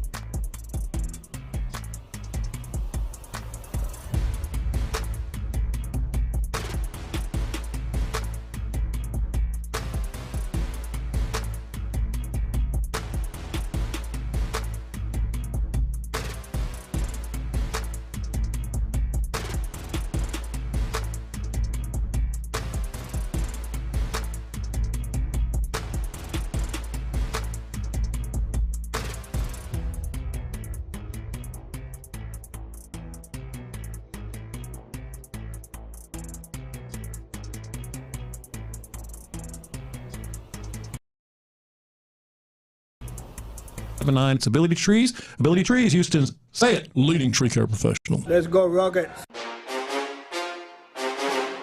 Live from the Mokaram Injury Lawyers Studios, Sports Radio 610 presents The Drive with Stoerner and Hughley. 3.7 to go, Rockets by 3. He wins it to Lillard. Lillard for the tie. Oh, my God. And the Rockets survive and win. So many big shots that Damian Lillard has hit in his career in those situations, seemingly over and over and over again against the Rockets, especially when he was with the Portland Trailblazers. But he missed there, and the Rockets eke out the win, 100-97. Boy, Clint, I thought they was going to fight it multiple times in that game. He got 2 good looks, Lillard, at the end, in which I thought he was going to knock one of them down, and every one of them felt like coming off his hands, they were going to go down. But the Rockets, as they said, a good word to use for it, survived 100-97. And hey, that's a big win. They're 2-1 out of the break, and they maintain with the Lakers kind of tied in that 4 spot, 2 back behind Memphis and the Nuggets for that 2 and 3 spot. So big win for them. But boy, that thing cut it close. And I think if you would have said prior to the game, hey, they shoot 41%. They have turnovers like they did, they would lose the game, but they found a way to win the game. Yeah, and I think that's the impressive part of this, not the play, because I mean, look, it wasn't just the end of the game. I mean, the carelessness with the basketball throughout the game, and it does come in spurts, but it's just like they wanted Kevin Porter to get dunks yesterday. At one point, Dylan Brooks just rolled his eyes at one of the passes that Jalen Green made. He was literally coming to screen, it looked like, for Jalen Green, and Jalen flicks a one-handed pass towards him and catches him off guard, and he ends up out of bounds, turnover. But I mean, there's so many. I bet if there was one, there was 6. Just like careless. I mean, as you mentioned, Kevin Porter Jr. got 2 dunks back to back, damn near. Yeah, on just stupid telegraph pass. So I don't know, man. Like when I'm watching that game, there were several spurts where I'm not looking at the score. I'm just watching the game, and I'm like, boy, the Rockets are going to let the Bucks run away with this. And then I look down at the score, and the Rockets will be up 3 or up 6, and I'm like, well, how in the hell is that happening? Yeah, look. So I say all that to say the carelessness and taking all the risk with the basketball is going to get you beat 9 times out of 10. But the fact that they can go beat a team like the Bucks, because as you mentioned, great defense and timely buckets, because there were some timely buckets where they knocked down some shots. But I think the most exciting part for me is the fact that you can win ugly when you regardless of what your identity is, physicality and defense. But when you can win ugly, then you got a real chance. And they beat a good team with the two stars were shooting it well and played a lot of minutes last night. And Lillard and Giannis, that's impressive to be able to get a dub down the stretch when you're playing some really, really poor basketball. Yeah, well, with Lillard, I thought their defense on Lillard was really good throughout the game. I think he got some open shots.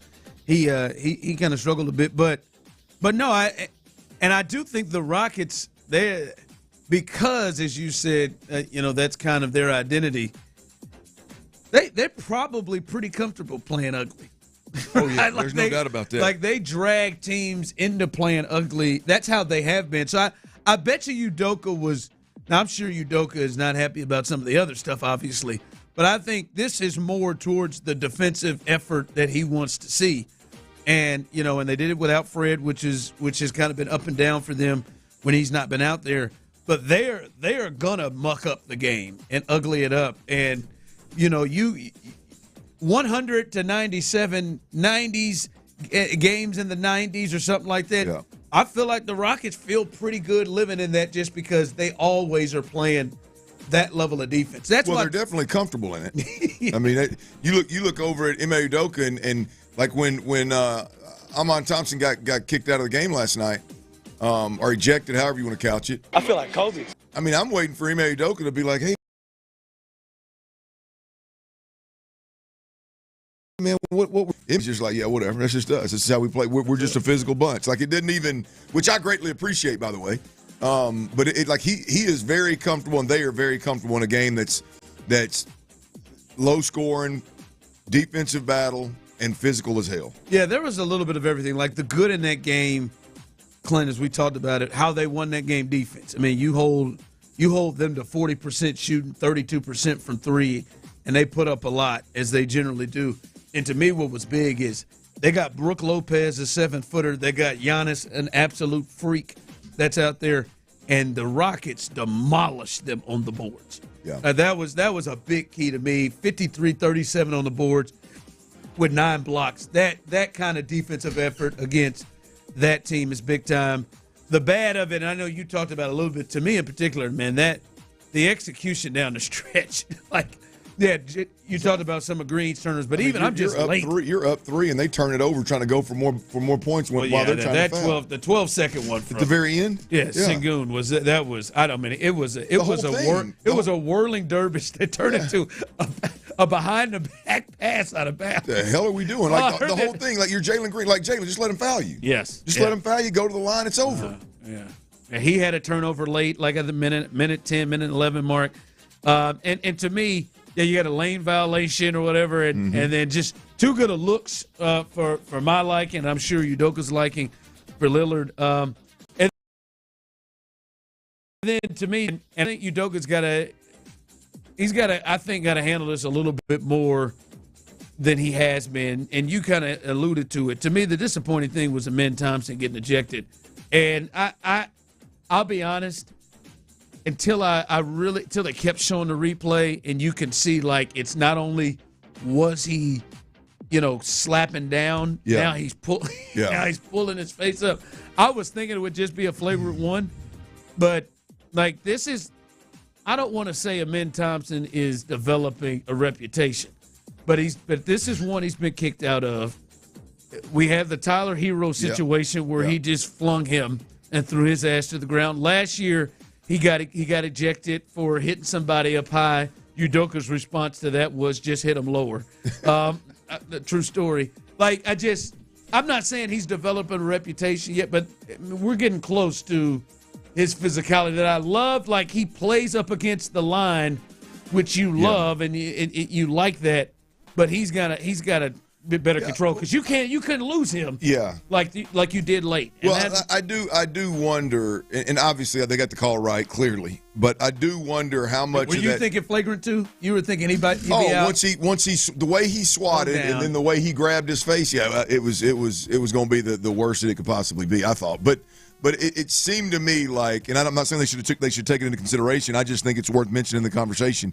It seemed to me like the flagrant 2 came from the grab of the face, and it looked when Giannis jumped and hit Amen Thompson in the chin, the natural reaction then is to grab something, and he just grabbed his face. I don't think he purposely grabbed his face and threw him down. I think when he got bucked in the chin, when you're in midair and get bucked in the chin, your natural reaction is to grab something. Unfortunately, he grabbed his face, but he'd already gotten the flagrant with the wild swipe and the grab of the face. It was over. Yeah, I do just question, like, if you just watch it one time and you're like, damn. I mean, not only the swipe, but then the throwdown. I mean, by the face. That's pull rough. It up, yeah. Like, I'm not sure if you don't watch that a little closer, if the buck of the chin with the top of Giannis's head didn't cause some of the way it ended. Yeah, I don't think there would have been a problem if it was just a flagrant 1.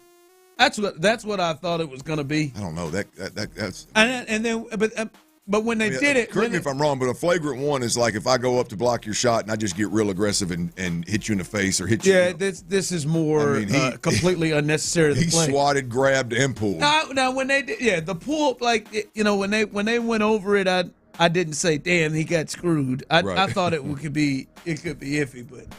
No, they ran his ass on up out of there is what they did. But no, man, it was hey, the big thing is they got the W. And right now against teams like that, playoff contending teams, you want to get those wins, and their defense is going to be there. It's just I don't know. To me, it was like, man, they're making this damn thing much more difficult than it has. No question about that. Like no question. They're making this game much more difficult. Hey, close it out. All right, coming up a little bit later on, 4:40, we'll get our guy Brandon Scott's thoughts on this with our Rockets report. He was there last night, said he was going to be there. He was there last night, saw this, and we'll get his thoughts on how this team is coming along here as we get down the stretch towards the playoffs. So that's coming up at 4:40. Stay tuned for that as we continue. All right, we are getting around the mock draft time period. Obviously, the NFL is in Indy for the combine, but we're getting around mock draft, and the number one of them all, Mel Kiper, had a mock draft. Wait till you hear who he said he thinks the Texans would pick at that spot. And I'm telling you, I don't like it, and I don't like it at all. We'll discuss that coming up next. Houston Astros baseball spring training. There's plenty for Seth to look forward to as spring baseball.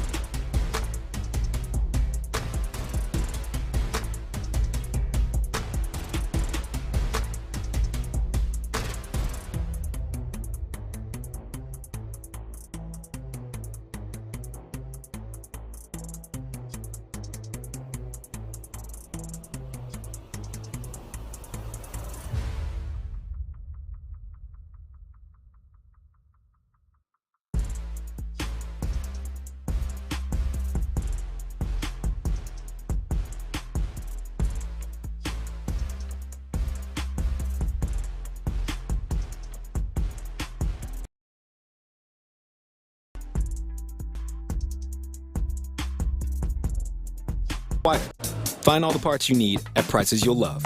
Guaranteed to fit every time. But you already know that. eBay. Things. People. Love. Eligible items only. Exclusions apply. KILT FM HD2 Houston. Insider access, exclusive content. Sports Radio 610. The Texans play here. An Odyssey sports station. The Houston Texans are on the clock. Sports Radio 610 presents The Drive with Stoerner and Hughley. All right, welcome back into The Drive. Please, you can stop sending me Luke Bryan ass-shaking. Do not stop, folks. Keep sending them buns over to Ron. Twitter. Please stop. Splitty has started this. Please stop sending me Attaboy, Luke Bryan Splitty. asshole. Can't say that. Good Lord. How does a slip of the tongue like that even happen? Now you're thinking about that part of him? No, I was saying, damn, them jeans are tight. I was mixing. We dumped it, folks. He said the other word for anus. I was mixing in those people are being that as they're sending them to me. I don't know. It sounded like you wanted to look at some picture of Luke Bryan's a-hole. I don't. What the hell are they sending? You got pictures of Luke Bryan's old chicken eye over there? Good. People that are sending them are a-holes. I don't want to look starfish at up his in here. Man, I said He's casual with it. This is water, folks. Yes, I better hit that old dump button. Oh, never heard talk about a man's certain hole so casually. That's funny. Sorry about that. Top that Sean G. It sure wasn't dumped on the YouTube and Twitch. Well, that's another advantage you have over there on YouTube and Twitch. That one. That's not. Well, just stop sending them. All right, see what happens when you send them. Now I'm out here. Keep sending them. Someone texted in Cowboy Butts Drive Show nuts. No, it doesn't. I just Luke Bryan's. Seems like it. It was you went beyond the butt. I did. What is this right here? I don't know what's going on. It's Tim Couch right Tim now. Couch is dead. Yeah. It's a hell of a time for Deshaun Watson to be on the screen. It was Man, all we of it, know guys. what he likes now. Yep. You got it. We got it. All of it. They're all there. They're all there. It doesn't stop. It does. Ocho, you're welcome. Thank goodness for YouTube and Twitch. That'll raise the eyebrows. That would. Hopefully, Parker and them are in the clubhouse getting interviews after the game. You happen to look up at the screen and Tim Couch is face down in the dirt and Deshaun Watson standing over upright. And Ron's over here talking about chicken eyes. Good Lord. Yeah. Let's just segue out of that to That'd be a hell of a 3:00 hour, boys. Should be Mel Kiper has his mock draft out, and before I tell you the player he has, and I hate it, I want to get it right off the jump. I hate it. I think he's what I said earlier on accident for making this selection. Hold on. Todd. Man, I hope Todd's doing better, man. They Me just too. took Todd McShay's ass right off TV, man. I think he's doing a podcast somewhere in Todd. the world. Last time I saw him, he looked like he was doing better, but, man, I legitimately hope that is the case. But before I let you know who Mel Kiper had, this is what DeMeco had to say yesterday with the way he looks at and views first-round guys for his football team. Players come in all different types and sizes, man. But I think when you look at a guy, you're taking a guy in that first round, you're looking at guys who you're leaning on being, day one starters for you. And, second round on through, you're looking for guys who can possibly upgrade the roster to eventually become starters. But, you want to see a guy and what he's done in college, how many snaps he's played, how effective has he been with the reps that he's been given. All right, 2 years ago, C.J. Stroud, Will Anderson, bam, starters. Even last year, he traded out. They traded out, but they got Kamari Lassiter, who, yes, I was skeptical of with his speed, but he was a starter and became a starter day one. And this is who Mel Kiper has. Kelvin Banks Jr., offensive tackle, the best offensive lineman in the SEC last year. He got injured, missed some time. You could see how that affected Texas at times. But Kelvin Banks is an offensive tackle for Texas. And I hate the pick. And it is not, to me, Clint, just because you drafted a tackle in the second round last year and you would draft a tackle in the first round this year. And not to mention you still got Titus and Laramie Tunsil on the roster. Not just because of that. But for me, Clint, I don't want – if I look at the Texans, I don't want the Texans in the first round to draft an offensive. Because one, it would signal to me that they didn't do enough during free agency to get somebody there, so they feel like they got to go bring an offensive lineman in because you just heard DeMeco. They view those guys as day one starters. And to me, Clint, they have to get for shows. They have to get guys that we know who they are. We know what they're going to be. And to me, we've seen this.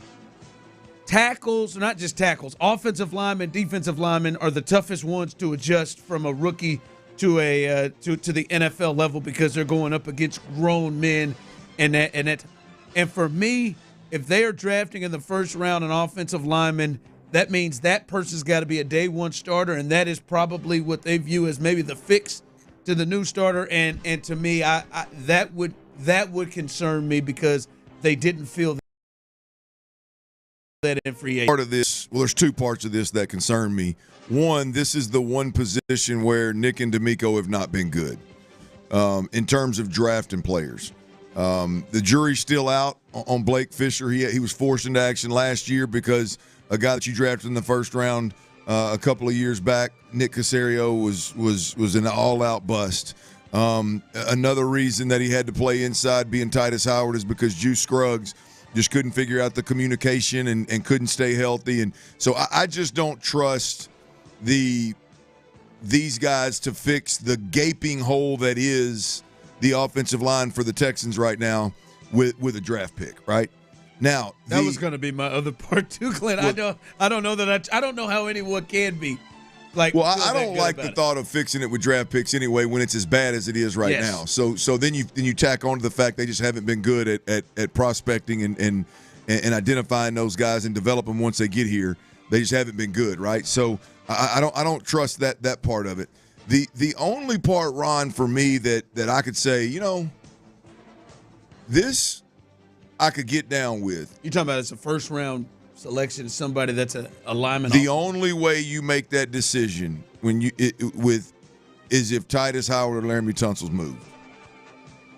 And so then now you're talking about a good chunk of the cap space that allow you to then go in and fix the interior offensive line. And now you've got whoever's left, Tunsil or Titus plays your left tackle, Blake Fisher, and in this case, Kelvin Banks could play your right tackle. Figured out. I would be A-okay with it if that ended up being the plan. If you're saying, hold on, Titus would kick in, or you got rid of one of them? You got rid of either Titus or Laramie. And then which frees up a bunch of cap space. Whichever one's left plays left tackle, and then your right tackle is a competition between last year's second-round pick Blake Fisher and this year's first-round pick Kelvin Banks Jr. That's where I would the cap space. But you're also adding a guard. You're using the money that you cleared some space plus what you already have. You're using that money to fix your problems inside. I've said this a million times. Like if I'm Nick Caserio. If you came to me and said, hey, man, I'm going to fix the interior offensive line, but in the process, you're not going to have a lockdown tackle on both sides. You're not going to have a guy that you can leave on an island for 17 games on both sides. You're going to have to – there's going to be games that you're going to have to scheme around, and you're going to have some tight end help and some running back help. I'd say no problem. You shore up my interior offensive line, give C.J. Stroud somewhere to push up in the pocket to escape the trouble. Give me a tackle that I can help off the edges with tight ends or running backs, or even wide receivers, and I can build an offense around that. I can't build an offense. I don't care how good Laramie Tunsil is. I can't build an offense around the interior offensive line that just caves every time they run a D tackle end twist. I just can't do it. Yeah, so, to me, if you're saying that scenario, and I guess that's the only way that I would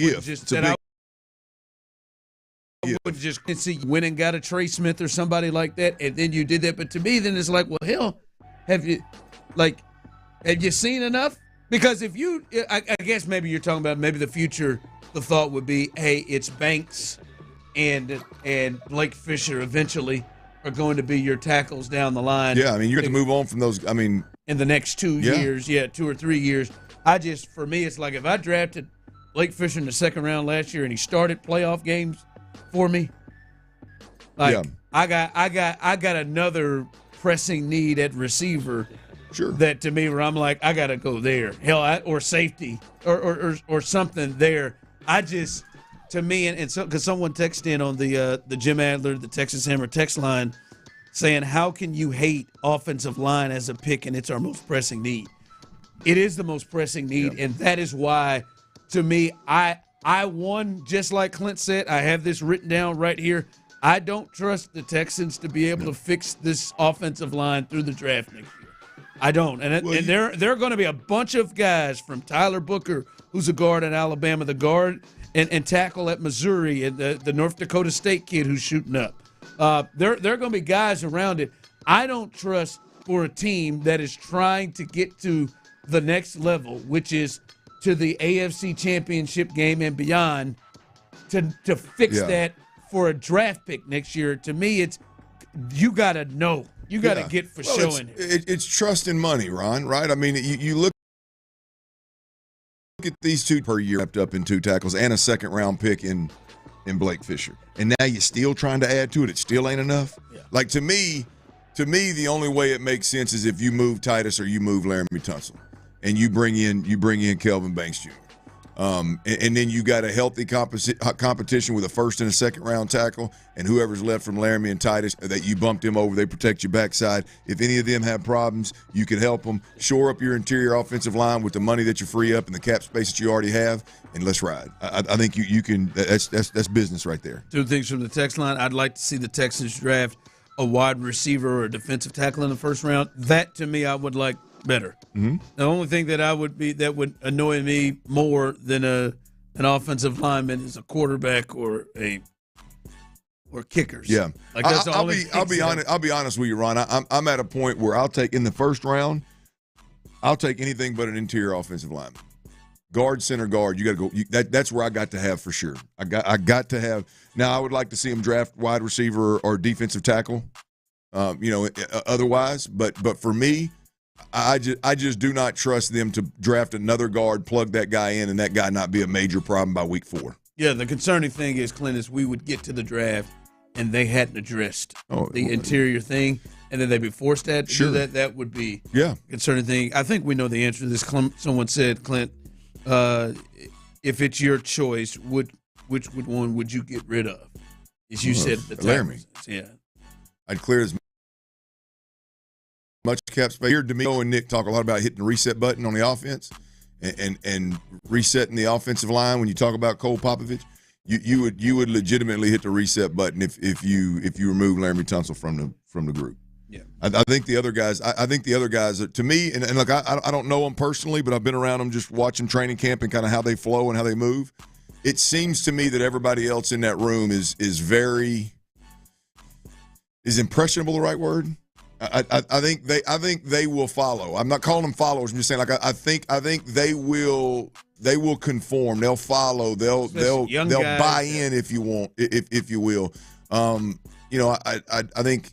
think they're guys that whatever the leadership is in that room, they're going to lean into. And right now, that's Titus Howard. I mean, that's Laramie Tunsil. Yeah. No. If that Kelvin Banks, boy, if they would go tackle first round this year, second round last year, boy, with Titus and Laramie with that. I thought they were crazy going tackle last year with Titus and Laramie. So and they did it anyway. So I don't have any clue where these guys are going to go with that draft pick. Yeah, me either. We'll see. Receivers. I see people texting in receivers. And that one would make a lot of sense. All right. We heard from Nick Caserio today talking about a lot of things, and it seems like the thing that has been a big talking point in Indy at the Combine is this tush push. yesterday, and then Nick Caserio, he addressed it today, talking about it. Here is what Nick said in terms of the potential of that being taken out of the league, the tush push. Yeah, I think everybody probably has an opinion on it. I think what I would say, and DeMeco and I have talked about this, you don't necessarily want to penalize a team that's done something very well. Like credit to Coach Stoutland and Coach Sirianni for that's a play that's been effective for them. They got a good quarterback who's got good lower body strength. I mean, not every quarterback can squat 600, 700 pounds. So the techniques that they utilize. So, again, just because you can't stop the play, I mean, is that something that you have to take out of the game? I think we got to be careful about just totally ridding the game of it. I would say, I'm sure the league will talk about player health and safety. Is it put the players at risk? It's a well-executed play by the Eagles, all right? And they've had success doing it. No one's been able to stop it. So, honestly, at some point, the onus is on, figure out a way. And if you can't, and the way they implement it, they're one of the few teams, or about the only team, that handles it the way that they do. So the sneak play in and of itself, there's a lot of dynamics that are involved. Some quarterbacks want to be in a fray. Some quarterbacks don't. You look at Buffalo, Josh is 6'5", 250 pounds. So, I mean, he reaches his hand out there. He's got a first down. So every team's got to handle a little bit differently. So I would just say, to penalize a team because they do something well, it's probably something we just, need to think about as a league. The way he started that off. Yeah. As soon as I heard that, I said, "What?" I would stop being 8. Can I just do it one more time? Yeah. I'm never gonna get that yogurt with Nick. Listen, I've kind of rethought my stance of the tush push. I hear what Nick is saying. It feels like maybe one or two teams. I think Buffalo, you put out the numbers about Buffalo, they've been pretty good at the tush push as well. Yeah, not quite as good as Jalen and the Eagles, but Josh and the Bills have been pretty damn good. When they execute it, they've been pretty good too. I said Baltimore has started to do it with Mark Andrews, their tight end. I think it is a fair thing that not enough teams have done it. Can I just throw this out? Can we then defensively change the forward progress thing then? Either way, because that's kind of my biggest thing. On this tush push, we just drive through forward progress because they're able to be shoved right through even if they are held up. That doesn't happen on the other side of the ball. I'm cool. Keep the tush push. Can you change the forward progress rules on defense? The most annoying thing to me, play-wise in football, Clint, when I watch forward progress is the stopping of motion. You talking about the pushing, the actual pushing of the player? Well, yeah, when the motion when the motion stops, there are times this happens to both of them. Yeah. But all right, you want to keep the play to me. The thing that drives me nuts every week is multiple times a game, we see offensive players whose forward progress is stopped, and offensive linemen run up and shove them 10 more yards up the field. Right. Or they'll just keep letting them shove them until they finally have gotten yards. Can we at least take that part out of the game? Can that part come out of the game? Or when an offensive player is stopped, and we see this, they're stopped and they are drilled and hit 7 yards back. That ball doesn't get placed where they get hit back to. They bring it all the way back up to wherever the furthest point of progress. Forward progress stuff. I just think if we're going to keep the tush push, then we gotta make the forward progress rules fair to defense too. Can we do that? There is nothing that irritates me more than you running up, Clint, and then 3 of your offensive linemen come up and shove you up 10 more yards. Here's the deal. Let's think through this. If I'm a ball carrier and I hit a defender and I'm bigger and stronger and I'm moving him back, more defenders are going to keep hitting me to stop my forward momentum. Yeah. So if it's vice versa, why wouldn't the offense be able to do it? But what I'm saying is, let's say those defenders hit you and they drive you back. Right. They don't put the ball back where they drove you back to. They put the ball. Oh, so you're suggesting that forward. So we eliminate forward progress, and no matter how far down the field you go all the way back to where they were until they down? blow it dead. That's what they do on offense. I'll go forward until they finally decide to blow it dead. Yeah. Like I'm just saying, like let's blow the forward progress down. They it goes opposite for defense and offense. It's such a crazy route. I'm not doing it. All right, I'm not dealing with this. The tush push thing I can deal with. I don't love it, but at least make that part of it fair. There's nothing more that drives me crazy than, hey man, we're just gonna let these cats keep going until they cross the goal line. And then, then we'll blow a whistle. Then we'll blow a whistle dead.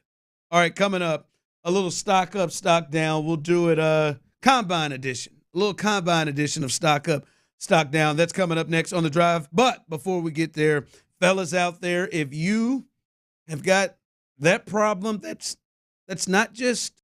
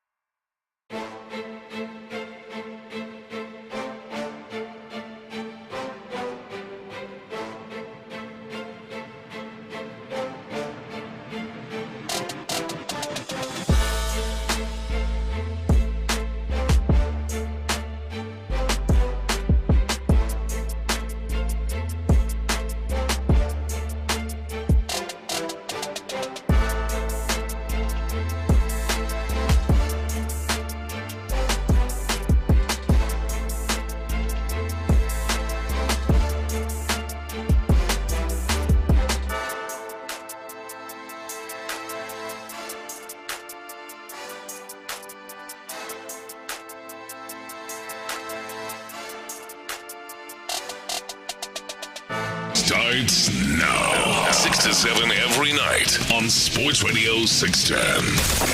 Insider access, exclusive content. Sports Radio 610. The Texans play here. Every season brings highs.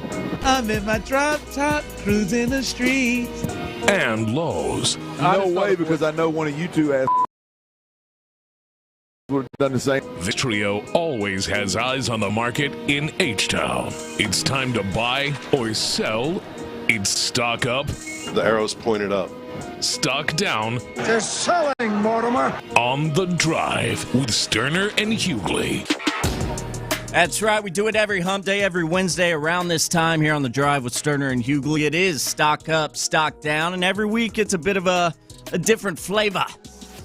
Different flavor for you. And today's edition of Stock Up, Stock Down is for this NFL Combine. If you did not know, the 2025 NFL Combine is officially underway this week up north, up there in Indy. So without further ado, let's dive into it. Ron, I want to start with you, show. And, it's been a while since we got the negative out of the way. Let's go stock down first for this NFL Combine in your view, Ron. My stock down is the NFL just having this thing in Indianapolis. This is borderline. You know how I feel about Omaha. This is damn near close to that. They're just this thing could be rotated. This thing could probably be at a better venue, a better place. I mean, Lucas Oil is nice, but a better spot. Like, I mean, I understand for a long time it was in the middle of the country. Well, I mean, things are a bit different at this point. Like, I mean, hell, I think Houston would be a great spot. A lot of other spaces, but Indy, like, good God, man, what are we doing? I mean, just keeping it here at Indy. Boy, these maybe like I think it could be made a real NFL event for fans, which I think they should. Like, they've turned the NFL draft into a real event for fans. We went there in Kansas City and saw how that thing was. I went to the one in Nashville as well. I think they could do that. Could you imagine? Hey, we're going to be in New Orleans for the Combine. NFL, come on down, take over New Orleans. NFL, come on down, take over wherever. All these, and it's in Indy. So stock down for continuing to have this thing in Indy and not really open this thing up to. I mean, the NFL is about making money, make a little bit of money. Yeah, a better place. Yeah, it's hard to argue with that. I mean, we all know there ain't ish to do up in Indy. I mean, you can only go to St. Elmo's Steakhouse or whatever that steakhouse is with the shrimp so many times. Some would say that's a good thing about having it there. You keep the coaches out of the. Yeah, sure. Be an adult. No, I'm with you, Ron. Indy sucks. Let's just be honest. I think that's always BS. You know how fellas are. We would, if the thing was held in Beaumont, Texas, we find it. If it was in Port Arthur, some of the best times I've had, some of the best moments I've had was in Ames, Iowa, and that's not a place to go home about. So there you have it. Shout out PA. All right, that's Ron. The show's stock down for this year's NFL Combine. This is Stock Up, Stock Down on the Drive with Stoerner and Hughley. That broadcast table in there. Former NFL quarterback Clint Stoerner for you heading in as this Combine is rolling on for the NFL. What is stock down for you in this year's Combine, Clint? Steve Smith Sr. Steve Smith Sr. He's been a staple at the Combine, man. Some of the best one-liners, some of the great. He called Cooper Kupp as his when it comes wide receiver time. Steve Smith Sr. has been one of the guys that. You're sorry? Yeah, that is a big part of the entertainment here at the NFL Combine. And I don't know. I've not heard. I don't know if he's there or not. But I know one or two things is going to happen. He's either not going to be there altogether, or number two, he's going to be there and he's going to be a shell of himself. So stock down, Steve Smith Sr.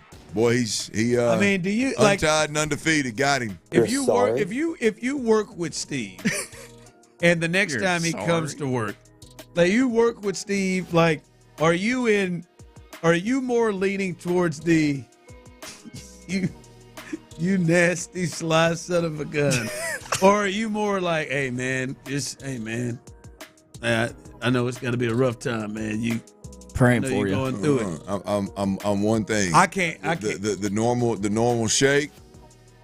Hey, bro, you good? All right, man, good. That's it. That's all you got. I ain't got no business being in that business. I can't. I don't know how I could walk up to Steve. Like if I know I could walk up to Steve and not have a bit of a smirk. Let me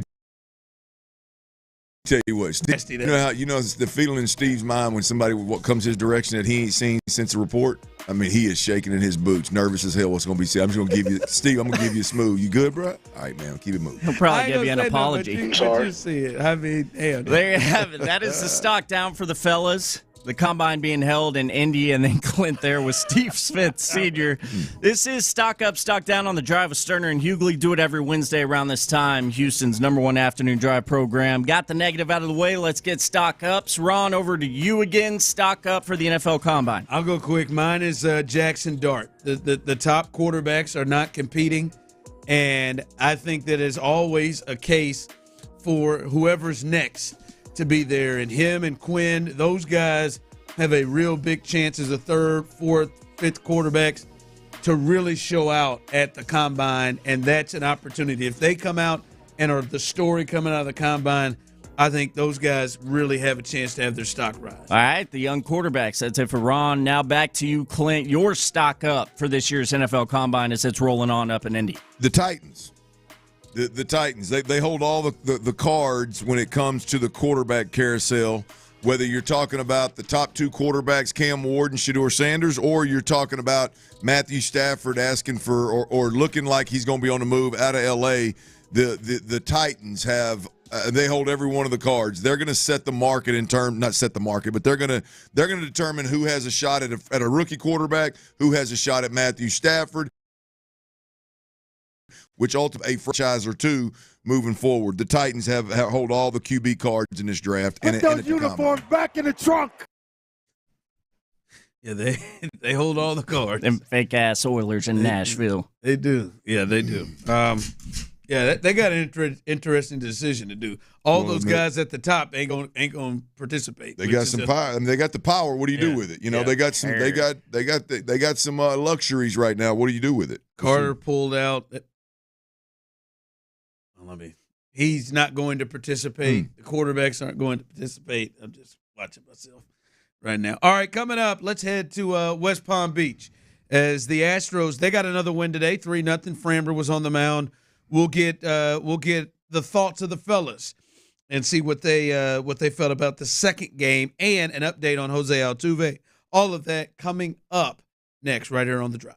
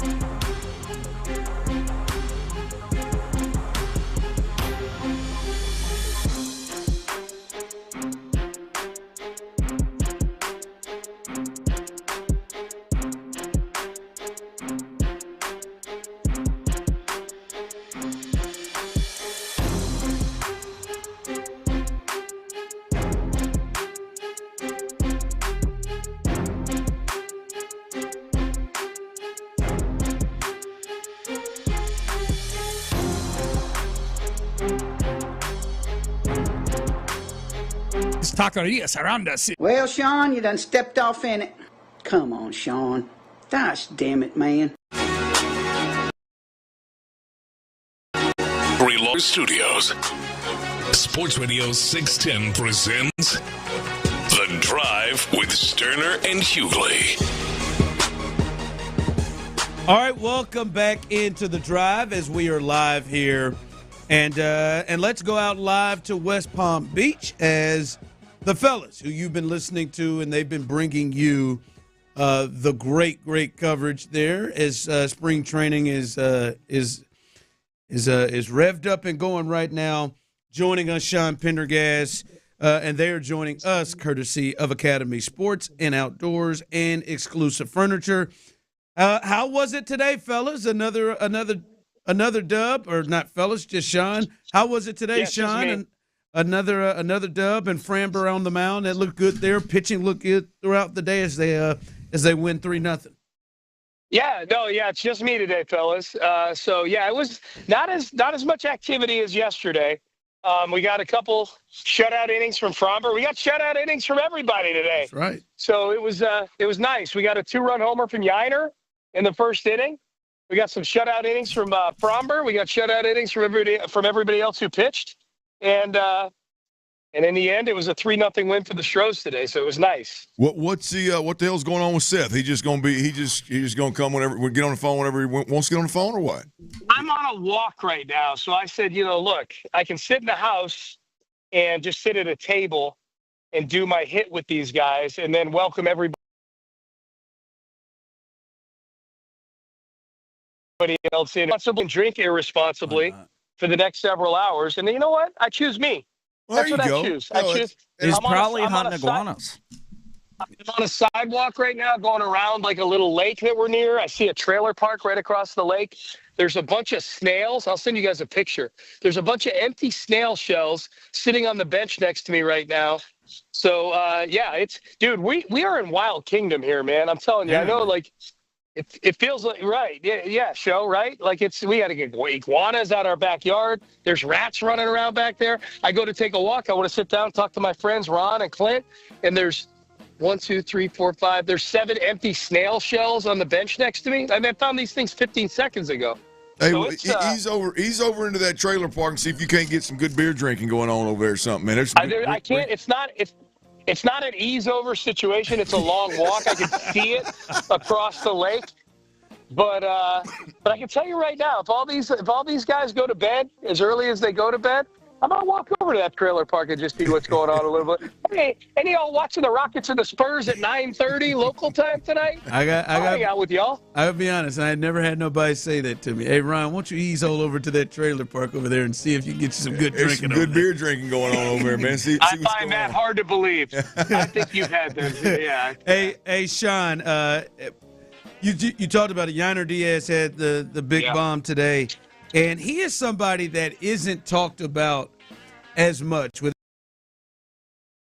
everything that's a field, the new guys and Christian Walker and Paredes and all of the departures. But, this is a guy who was up for the Silver Slugger Award at the catcher position, and it feels like that is somebody that you can look at taking another step and improving upon what he did last year. Yeah, I totally agree, Sho. I wrote an article today. I think it'll drop tomorrow at the Houston Press. Like certain things for the Astros that are either unexpected or performances from guys who may be a level above what we're talking about right now that might get them from the 85 or 86 wins that everybody's expecting to the 94, 95, or 100 wins that we're all used to. That's the fact of the matter is for the last 8-9 years, we're all used to winning anywhere between 95 and 104, 105 games. And I think Yiner Diaz is one of those things. I think Yordan Alvarez being able to play 150 games and put up MVP numbers is one of those things. Health has been an issue for him. I think Jeremy Pena maybe taking a next step is one of those things. And then there's a few things that trigger people like, hey, what if Lance McCullers actually pitches 25 games this year? What if Chas McCormick comes back and is what he was 2 years ago? I think Yiner Diaz is one of those things, man. Like Yiner Diaz, what he was last year, was already one of the top 7, 8, 9 catchers in the league offensively. And I think he's in that conversation for where, man, if he can take that next step offensively, he can be one of those things that gets this team back to where we're used to be. I think everybody expects this game, but I do think there are some things existing on this roster, including Yainer Diaz, that could get this team back to where where we've all normally been for the last 7 or 8 years. Yeah, Sean, I think we've talked about this a couple times. We got Yainer Diaz, Pena, the two that you in terms of the Astros that were here last year. Those two, and then Spencer Arrighetti being the third, and from a starting perspective. If those guys just continue trending in the right direction and take another step forward, it doesn't have to be a huge stride, but just take another step in the positive direction. That's gonna be huge in terms of filling the Tucker Bregman void on this baseball team. No doubt. I mean, you think about the first month and a half of last season. Like, there's no way this team goes 12-24 to start the season again. There's no way they experience the degree of bad luck that they had to begin last season, whether it's injury or just normal baseball bad luck. And some of it was self-inflicted. Their bullpen was a mess, all those things. I don't think they do that again this year. Now, from June on, they were one of the best teams in baseball, so you got to sustain that. But they did that without Kyle Tucker. This just in, they'll be without Kyle Tucker again this year. So I think Spencer Arrighetti, I thought Hayden Wisniewski yesterday did some good things. Like, if you just look at the box score, you're like, all right, it was all right. 2 innings, 1 run, he gave up a home run, whatever. But if you were there at the game, you watched, and he's working on some things. Like, a lot of these, that's the beautiful thing about spring training, fellas, is that if guys pitch well, you're like, yeah. Fromber he was just working on some things. So it's a beautiful thing. But I think Wisniewski, too, like, I think it's going to be, barring injury, it's going to be a deeper rotation. And I'm still optimistic about Lance McCullers. We'll see what happens with that. But the 5 that they have in place, I think, are going to be pretty good. I did want to ask you about something else, but real quick, why are you optimistic about Lance more than in the past? Just I don't know. He's not coming off of Tommy John. He's coming off of a bone spur. Here's the thing, like, when Lance pitches, it's undeniable. Every time he pitches, he's good. So I have no medical reason to believe it's going to be any better this time. It's just, it feels like the news is better this time around. It feels like internally the team is more optimistic this time around. So I'm kind of taking my cues from people who are watching Lance. But like, every time when he there's no point in Lance's career when he's taken the mound over extended period of time. Obviously, game 4 or 5, whatever it was, of the World Series in 2022 was awful. He gave up 5 home runs in 2 innings or whatever it was. But there's no period of time where he's taken the mound over an extended period where it's been anything but pretty good to really good. So yeah, I think it's my optimistic nature. I'm easily sold to. Okay, I know. So that's what you get there. Real quick on Altuve, what's the latest on Jose? I'll get a chance to see him in left field. Yeah, we'll see him on Friday. So Friday is when Jose Altuve is going to get his first spring training look in a real game in left field. Joe Espada said today it's going to be 4 or 5 innings of Altuve. Everybody who's watched him play so far in the preseason or spring training, whatever we're calling it, has been really optimistic about it. I'll wait. We'll wait and see. I've not laid eyes on it yet, but he's going to play it in a game, which is very different, obviously, than playing it in a bunch of workouts. But we will be there on Friday for it.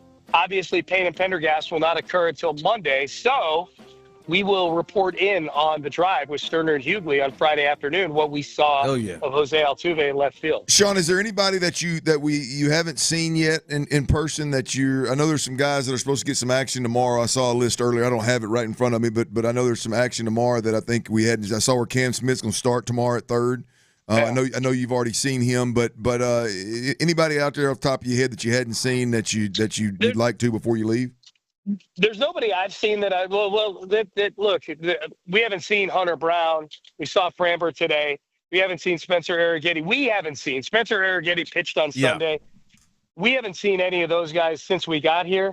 I haven't looked at the schedule yet to see who's the starting pitchers over the next couple of days. I got to imagine we're seeing Hunter Brown at some point. Those are probably the only ones, Clint, that, just starting pitchers, because and obviously Jordan we haven't seen, Altuve we haven't seen,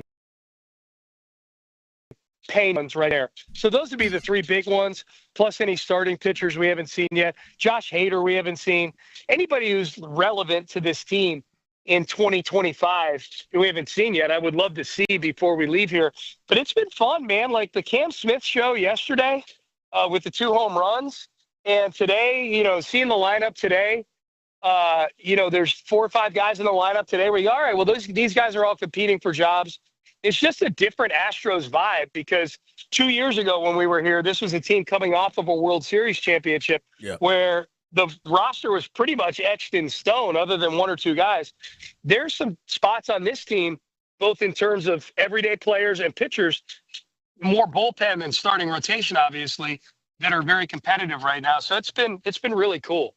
Yeah. Oh, real quick, Sean, before we let you go, Dubon, who they sent back to Houston, but he was in the lineup yesterday. What are they saying about him? I'm guessing he's fine if he came right back with that shoulder in the lineup. Yeah, I'm guessing he's okay. I mean, it's February, you know what I mean? Like so I'm guessing he's all right. Now I had to guess when the starting lineup gets unveiled for week 1. I didn't see anything from Brendan Rodgers today at second base or anything from Guillorme was actually pretty fun to watch at shortstop yesterday. But if I had to guess, when opening day rolls around in late March, it's going to be Altuve in left field and Dubon at second base, and everybody else where you think they would be. So I didn't hear anybody around the ballpark today fretting over. All right, Sean, we appreciate you, and we will talk to you down the line tomorrow and Friday. That's going to be a big conversation to see what you're able to see as Altuve makes his debut in left field. Have a good time, man. Have a drink for all of us. Yeah, can't wait. Already doing that, brother. I appreciate you guys. Yeah, we'll talk later this week. All right, that's Sean Pendergast, who is in West Palm Beach, joining us courtesy of Academy Sports and Outdoors and Exclusive Furniture. I couldn't believe Sean was drinking. You thought Sean already had drink? The guy is drunk. I thought he'd already have a couple pops. I can tell you, man, he starts a little earlier than everybody else, man. He gets up about 4 a.m. to start his prep for his show. Hell, he's got to get started drinking. My man said, I'm going to go hit a couple of give me a good walk in just so I can go ahead and do this. Give me some steps in to justify the way I'm going to eat and drink this evening. I hear you, man. There you go, man. Get ahead of the game, baby. Get ahead. It's hard to play catch up with a hangover. That's right. Sounds like he'll have some good fish or something. What you got coming up? All right, there is another former Pro Bowl player. This is a guard, has asked his team for permission to seek a trade. It's been granted. There's Houston Texans ties. Is this somebody that the Texans may pursue? I'll tell you who that is and what's going on. We'll do that next right here on Sports Radio 610. Before we do that, though, I got to tell you about Underdog Fantasy, y'all. Take your live sports viewing experience to the next level and cash in with Underdog Fantasy. It is available in Texas as we speak.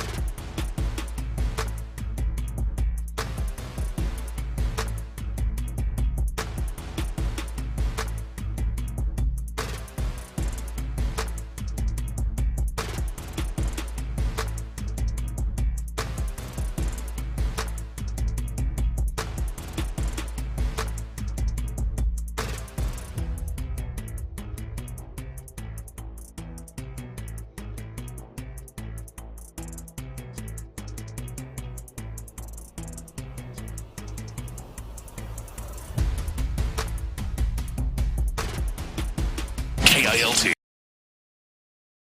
KIL Interactive. Exclusive content. Sports Radio 610. The Texans play here. An Odyssey sports station. Ass shaking. Do not stop, folks. Keep sending them buns over to Ross. Twitter. Please stop. Please stop sending me Attaboy, Luke Bryan Splitty. ass. It's that. Good Lord. Sports Radio 610 presents The Drive with Stoerner and Hughley. Dive into the mind of former NFL quarterback Clint Stoerner. I like a good time. I like to have a party. I know you do. It's Dirty's Daily. Yeah, it's one of them kind of parties. I didn't know we was going to be talking about old Luke Bryan's butt cheeks, and I didn't know Ron was going to take it to his starfish, his old chicken eye, but he did, didn't he? Not what I meant to. I tell you what, it's a hell of a 3 o'clock hour, boys. It's a great moment. Hell of a 3 o'clock hour, man. No, it's an accident. How'd we start that? The Beyonce Levi commercial? Wow, man. Which, by the way, well done, Levi's. And then we went into some Laney Wilson talk, obviously talking about rear ends, and Tyler threw Luke Bryan in there. You can make what you don't try to put it on Ron now. Make of it what you will. But he decided Luke Bryan was the route he wanted to go to on Houston radio. So. It was. I want to, in fairness to me, it was. Rod said, "Hold on now. I will clarify." You Beyonce, Laney Wilson. Now, you slipped up and used the a-hole word, and just happened to be talking about a man's tail end when you did it. I started to get people sending me Luke Bryan booty shaking videos. Attack that ass. Yeah, he'll get up there and prance. Luke. This there's something interesting out there, boys. You know, I just saw this, and I don't remember the exact numbers, but there's a significant increase in the salary cap for NFL franchises this year. There's a significant increase, and I'm no GM, obviously. I'm no finance major, but apparently there are some teams, there's thought out there that there's some NFL teams that may use that additional cap space. I think it's $20 plus million that it's going to go up this year. And there's some people out there think that there are teams that will use that additional cap space to clear some of the money that they've pushed into the future in the past, to get their salary cap right, ultimately, is what I'm saying. Yeah. And along with that is, if teams are going to try to get their cap right, there's going to be some cap casualties. There's going to be some cuts. There's going to be some guys they want to part ways with. And so we're seeing that with several players. There's one that Jeremy Fowler of ESPN just announced that I wonder if this is somebody that the Texans would be interested in. L.A. Rams guard Jonah Williams has been granted permission by the Rams to seek a trade. Now, Jonah Williams was a Pro Bowl guard with the Detroit Lions. This year, or last football season, he signed a deal with the L.A. Rams. And they also note that he was benched, so obviously there was some poor play there in that one season at L.A. But again, as I mentioned, this is a guy that was a Pro Bowler in 2023 with Detroit. There's an $8.5 million guarantee that's due March the 12th, which is that new league year that kicks in. So I'm assuming that L.A. is trying to make some decisions, try to avoid having to pay that particular money. But I don't know much about Jonah Williams. But I know he's not far. Nick Caserio should. Bingo. That's where I'm going with it. I don't know. I'm not going to sit up here and tell you that this is a guy the Texans should or shouldn't go after. If he was a Pro Bowler in 2023, I would say hell yeah. But if the injuries were significant and there's something going on and this guy's he all of a sudden got a little bit of money and he's not serious about the game anymore, there could be some issues there. The key there is what you said, Ron. Nick Caserio. If Nick Caserio can come in from the LA Rams and Nick Caserio can bring in inside information on a 2023 Pro Bowl guard that is available, Jonah Williams, I would imagine that'd be very valuable for Nick Caserio and DeMeco Ryans, because that is a clear. You don't need one, you need two. At the end of the day, you need two guys. Two of your three interior offensive line positions need to be veterans that you absolutely know can play. And so, again, I don't know much about Jonah, but I do know this is one of those things where Nick Caserio should know a whole hell of a lot more about Jonah Williams than anybody else that wasn't in the L.A. Rams organization last year. You can say the same thing about Cooper Kupp, who apparently is on the trade block. Anybody that the L.A. Rams decide that they want to push out the door, you got to think that Nick Caserio player on, but this is the kind of thing, because I don't think the Texans are going to be able to go out there and with the cap space that they do have, I don't believe they're going to be able to go out there, and the money they've already got invested in their offensive line. I don't know if they're going to be able to go out there and just spend recklessly the way I'd like them to fix their interior offensive line problem. They're going to have to hit on a guy like this. You think so? Oh yeah, no, because they need too much, Ron.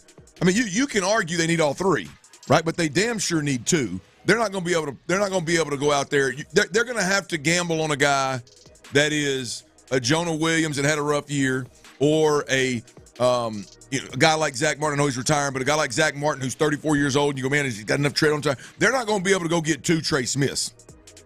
You know what I mean? I mean, when it's all said and done, I think they're going to have to hit on a guy like this that has some level of risk associated with him. Yeah, one, him being benched with Nick Caserio there is not a good sign. Not a great one that you like. Well, but there was injuries cited as well, so I don't know if that was injury when he tried to come back too early. It wasn't good. I don't know what the hell that means. I'm not familiar with the situation. I'll dig more. This actually just popped, but injury and benching. But one of the things that I have tried to accept is I believe they need 2 to 3 new starters. I think they believe maybe they need 1. and to me, I think they're telling themselves we could have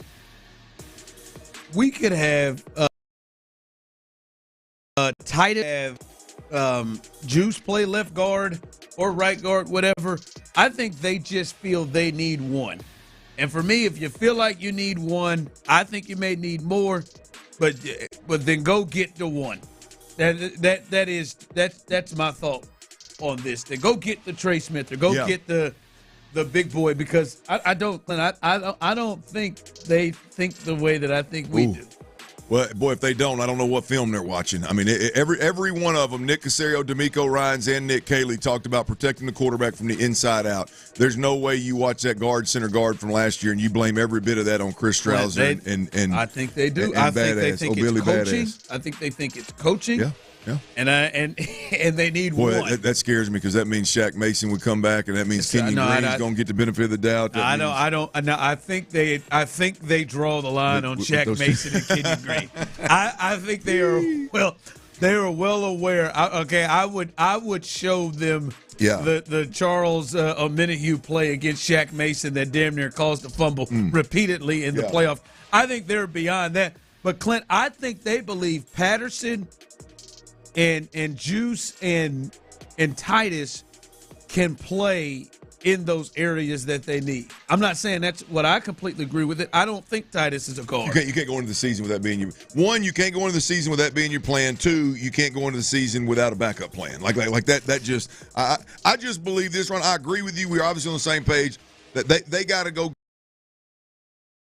get a Sharton guard and pay some money for him. I think other than that, they're going to have to take a gamble on somebody. Yeah. And Rams guard Jonah Williams being granted permission to seek a trade from the Rams, I think, is something that could potentially be on their radar if Nick Caserio knows what the hell's going on with him. Can I be honest with y'all? Because there's another guy that has been granted permission, if you will, that we talked about a week ago, and I've been stewing on this one for a while.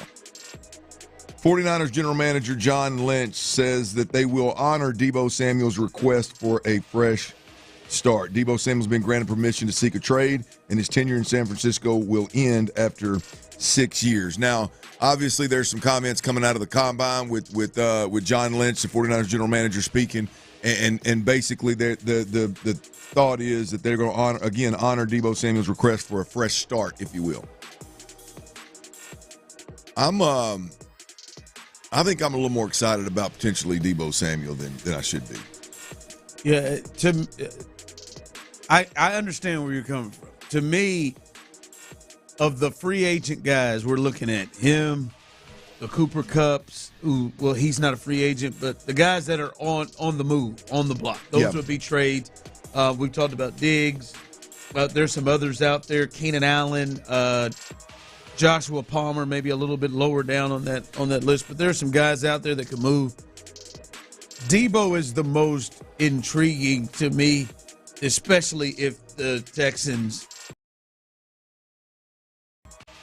creative. Yeah. That he is more intriguing to me than Cooper and Diggs and Keenan Allen and others. That's where I'm at with it. I think intriguing is the right word, and it's because you're not. You may think that you can draft a Deebo Samuel, and you may hit, but if you do, it's a very low percent. The odds are not in your favor. To me, Deebo Samuel's the one guy that I believe two things. I believe he's a unicorn. I don't think there's too many Deebo Samuels floating around out there. Number two, I believe that the drop in numbers has more to do with, one, him I guess requesting that he be more of a receiver than a running back and his usage go down. And then they signed Christian McCaffrey, who's a guy that likes to play 99.9% of the snaps, which eats up a lot of the running back stuff and the move, the kind of the weapon type player that Debo was. Christian, arguably the best weapon in the league over the last several years, went to San Francisco. So I think if you put him in a position where he is in a huddle with a true running back and a bunch of receivers, where he can then do that Swiss Army knife thing, I think he's got some tread left on the tire, and I think he could really be a difference maker on an offense. Not to mention he comes from a place where, like, the physicality, the effort, the identity that DeMeco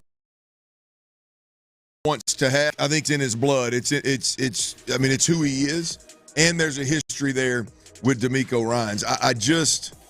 I can't quit. Every time I start thinking about weapons and how should the Texans address this wide receiver issue, I can't quit thinking about Deebo Samuel being here. That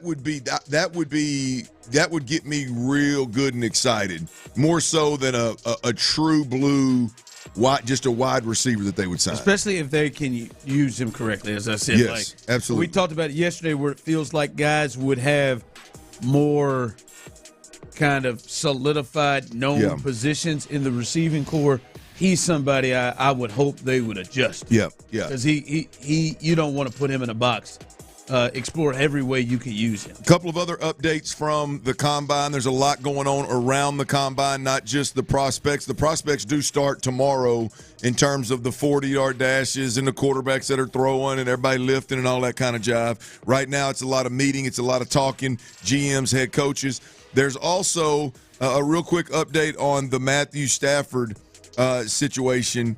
Ron, there's meetings going on with potential suitors between Matthew Stafford's agent and the teams. Now, the only team that was mentioned at the Combine was the Giants. Do you think there's any chance in hell that Matthew Stafford is remotely interested in playing in New York? Well, I mean, first off, they pay him. I think he is. I think you have to at least consider it. Like, there's been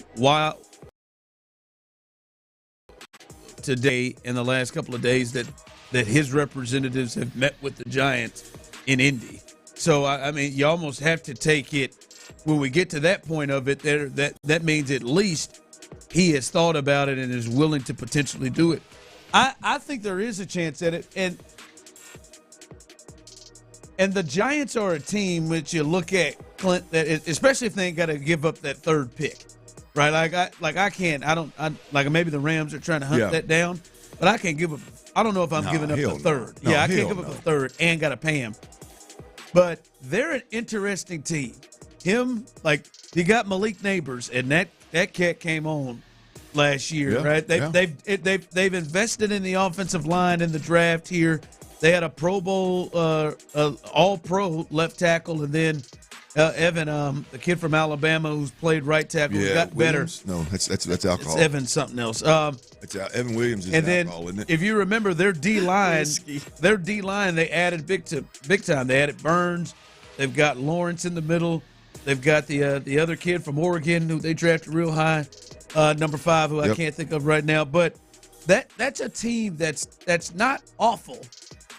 And as you know, moves can be made to add to a team. So it's not a complete dumpster fire in terms of talent. Yeah, now, the guys running it may be idiots. I didn't even get bingo. I didn't even get to the roster, to be honest with you, Ron. I just can't get those Hard Knocks comments out of my head about Saquon Barkley and the identity of the. I can't, man. Let it go. Ron, I'm not even the one that holds moving Saquon against him. It's the conversation. Oh, I know it. Yeah, you just showed how much of an idiot. The fact that those kind of conversations go on in NFL locker rooms and NFL meeting rooms blow my mind. We're going to trade. Who clearly, by the way, has the ability, whether you win games or not, clearly has the way to be your identity. Well, he was. We're going to trade him away and have no clue what our identity. We literally got to ask, well, if we trade Saquon, what's our identity going to be? And the response is Daniel Jones. We got to see what Daniel Jones is all about. I can't take those guys serious right now. Another thing that's going on at the Combine, with Matthew Stafford. I guess it's not at the Combine, Ron, but you'll love this. There's a report out there that apparently Matthew Stafford visited Tom Brady up at Tom Brady's Montana home. I'm sure he did. Which I think is drawn into question whether they may be overstepping a little bit in terms of the rules and what the Rams think Matthew Stafford is up to. They just can't seem to really hone in on what the rules are for Tom Brady. Oh, bro, I'm gonna tell you, hey, Brady gets it honest, man. Him and old Belichick, they never could keep it. They said they're gonna start letting him. They're gonna start letting him get back in production meetings. They take that next year for Fox. That's what they said. They take that if you ain't cheating, you ain't trying thing a little too seriously. My man supposedly hanging out in Montana up there in Brady's crib, and they're discussing the potential. Apparently, Brady's full court pressing him come to Vegas. Yeah. Damn near the Giants, and they may be too dumb to figure it out. But somebody, if he ends up going to the Raiders, you're damn sure somebody gonna turn that in. Somebody gonna Green Bay Packer this thing. We'll turn that thing in. All right, coming up as we continue, we gotta look at breaking news. Something that I cannot believe it has taken 2025. The NFL Rules Committee, they have changed something that has been the same forever in the NFL. This rule will change next season. We'll tell you what that is coming up next. All right, y'all, check it out, man. Listeners are always asking when I'm out and about asking me about QC Kinetics, man. Obviously, there's a lot of folks out there that are dealing with some level of chronic joint pain, man. They want to know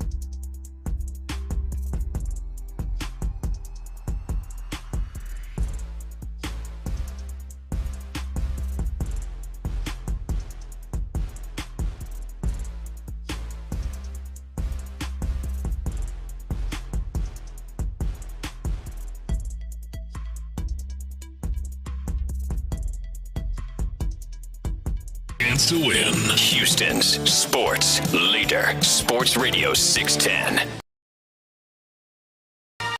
Care Injury Lawyers Studios.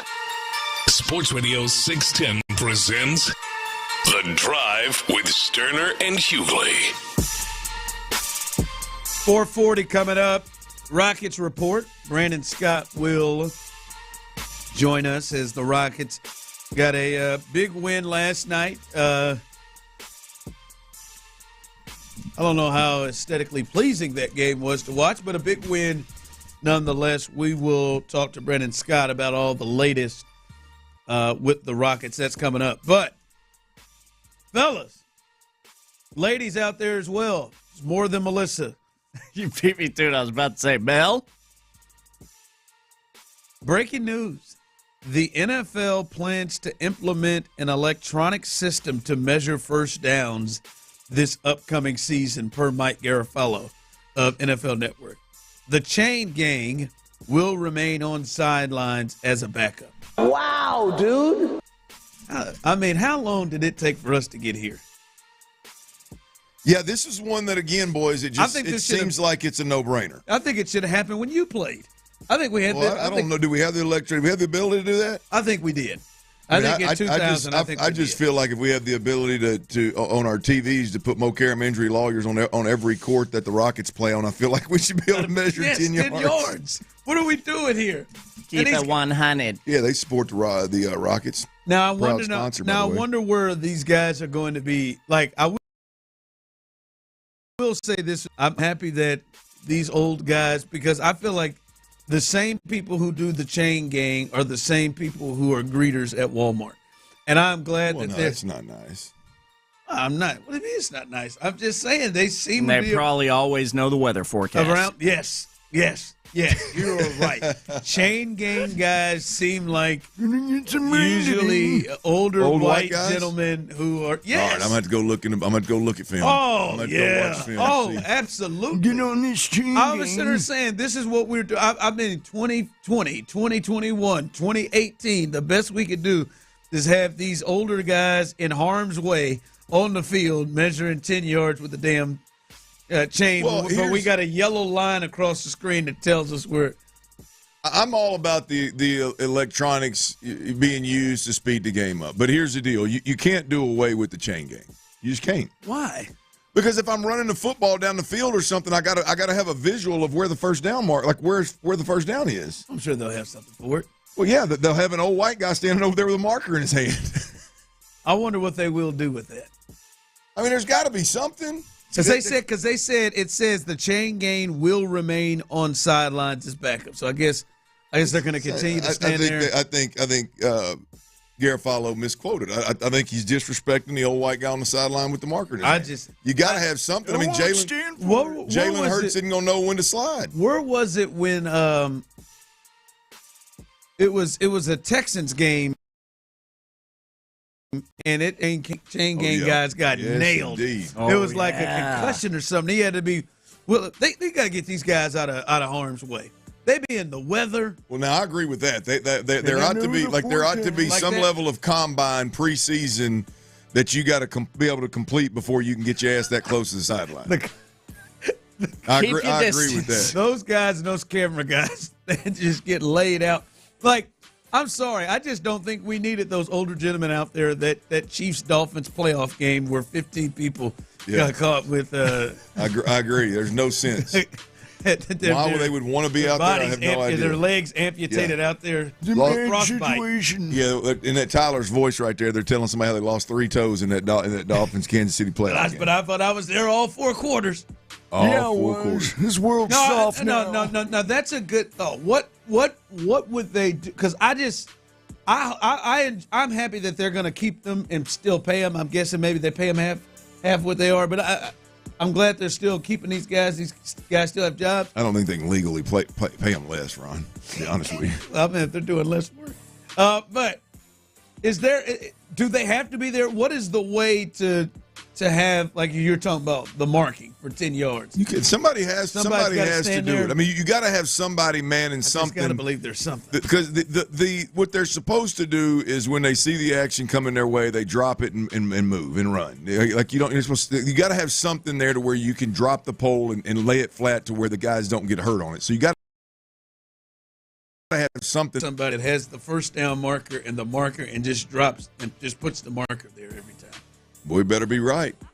If I start my slide on that marker and that electronic says nope, that wasn't the first down, it's going to be on that ref's ass. You know how we watch it. It ain't like them 65-year-old guys are lining them poles up. Leave them guys alone, man. Let them put it out there. Some goofball in a hat. I just will say, man, this feels like this has taken too long. No, I agree. It's common sense. I agree wholeheartedly with that. Did you see where they announced that they're not going to allow flags to come out of New York ultimately? Good. What? The turds up there anyway. No, I don't mean like the Giants or the Jets. I'm talking about Is it the entire state for you? Yes. Yeah. I don't like this one, boys. Like, in other words, if a call is missed on the field, no matter how egregious it is, they're not allowing the flag to be thrown. I wonder from New why York. they would take that step back. That's weird. I don't mean to get the audience riled up, but right here, another Chiefs rule right here with the electronic. The Chiefs are in bed with the refs. That's another first downs. Oh, is that a Chiefs rule? Feel like it. That Josh Allen move. That Josh Allen, where there was complaint if Josh Allen got the first down or not on that tush push. Oh yeah. I mean, any conversation involving NFL referees would probably make a connection to the Chiefs. Another one. The second time the Chiefs and Bills game to me has changed rules. And then remember Josh didn't get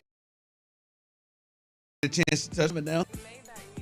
I heard they'll also change the refs' uniforms to a red and yellow color scheme. Maybe They should. Yeah, they should. Hell, why not? Get them in here. Oh, thank you. There's a few things. They really should implement the flopping rule, though.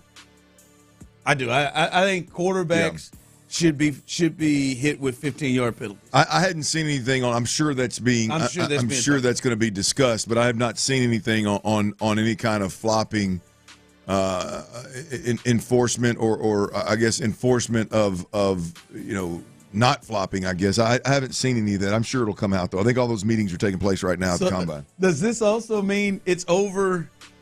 Well, I guess they still spot the ball wherever they spot it. I was going to say, does this mean it's over where these guys walk in? One of my favorite things every Sunday is to watch the both line judges walk in. And they're two different spots? 5 yards apart. Or you watch as they get closer, they come in right there. A damn thing. You watch the guy start a yard in front of the first down marker, and the closer he gets to the middle, he's walked a full yard back. You can't tell me either that I'm the only one that watches, and especially if my team's involved, I'm like, Danielle Hunter, run into that guy, like bump into that ref, move him, knock him off his line. Knock him off his line. No question. Just jumping. You're short. I mean, he got it. Danielle, move him off his line. The spots gives him the first down. Oh man, come on, man. All right, that's rules are looks like they're changing. Brandon Scott, a little Rockets report. The Rockets are looking to get out of this little funk they're in. They get a win last night. We'll talk to him coming up next. Anybody in here acting like no bitches? There's plenty.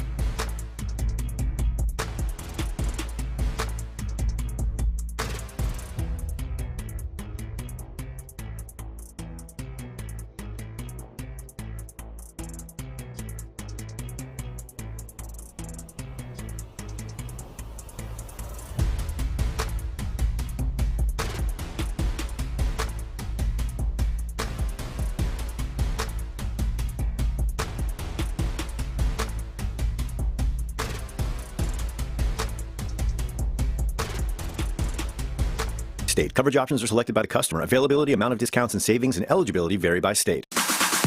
We're talking hoops, H-Town.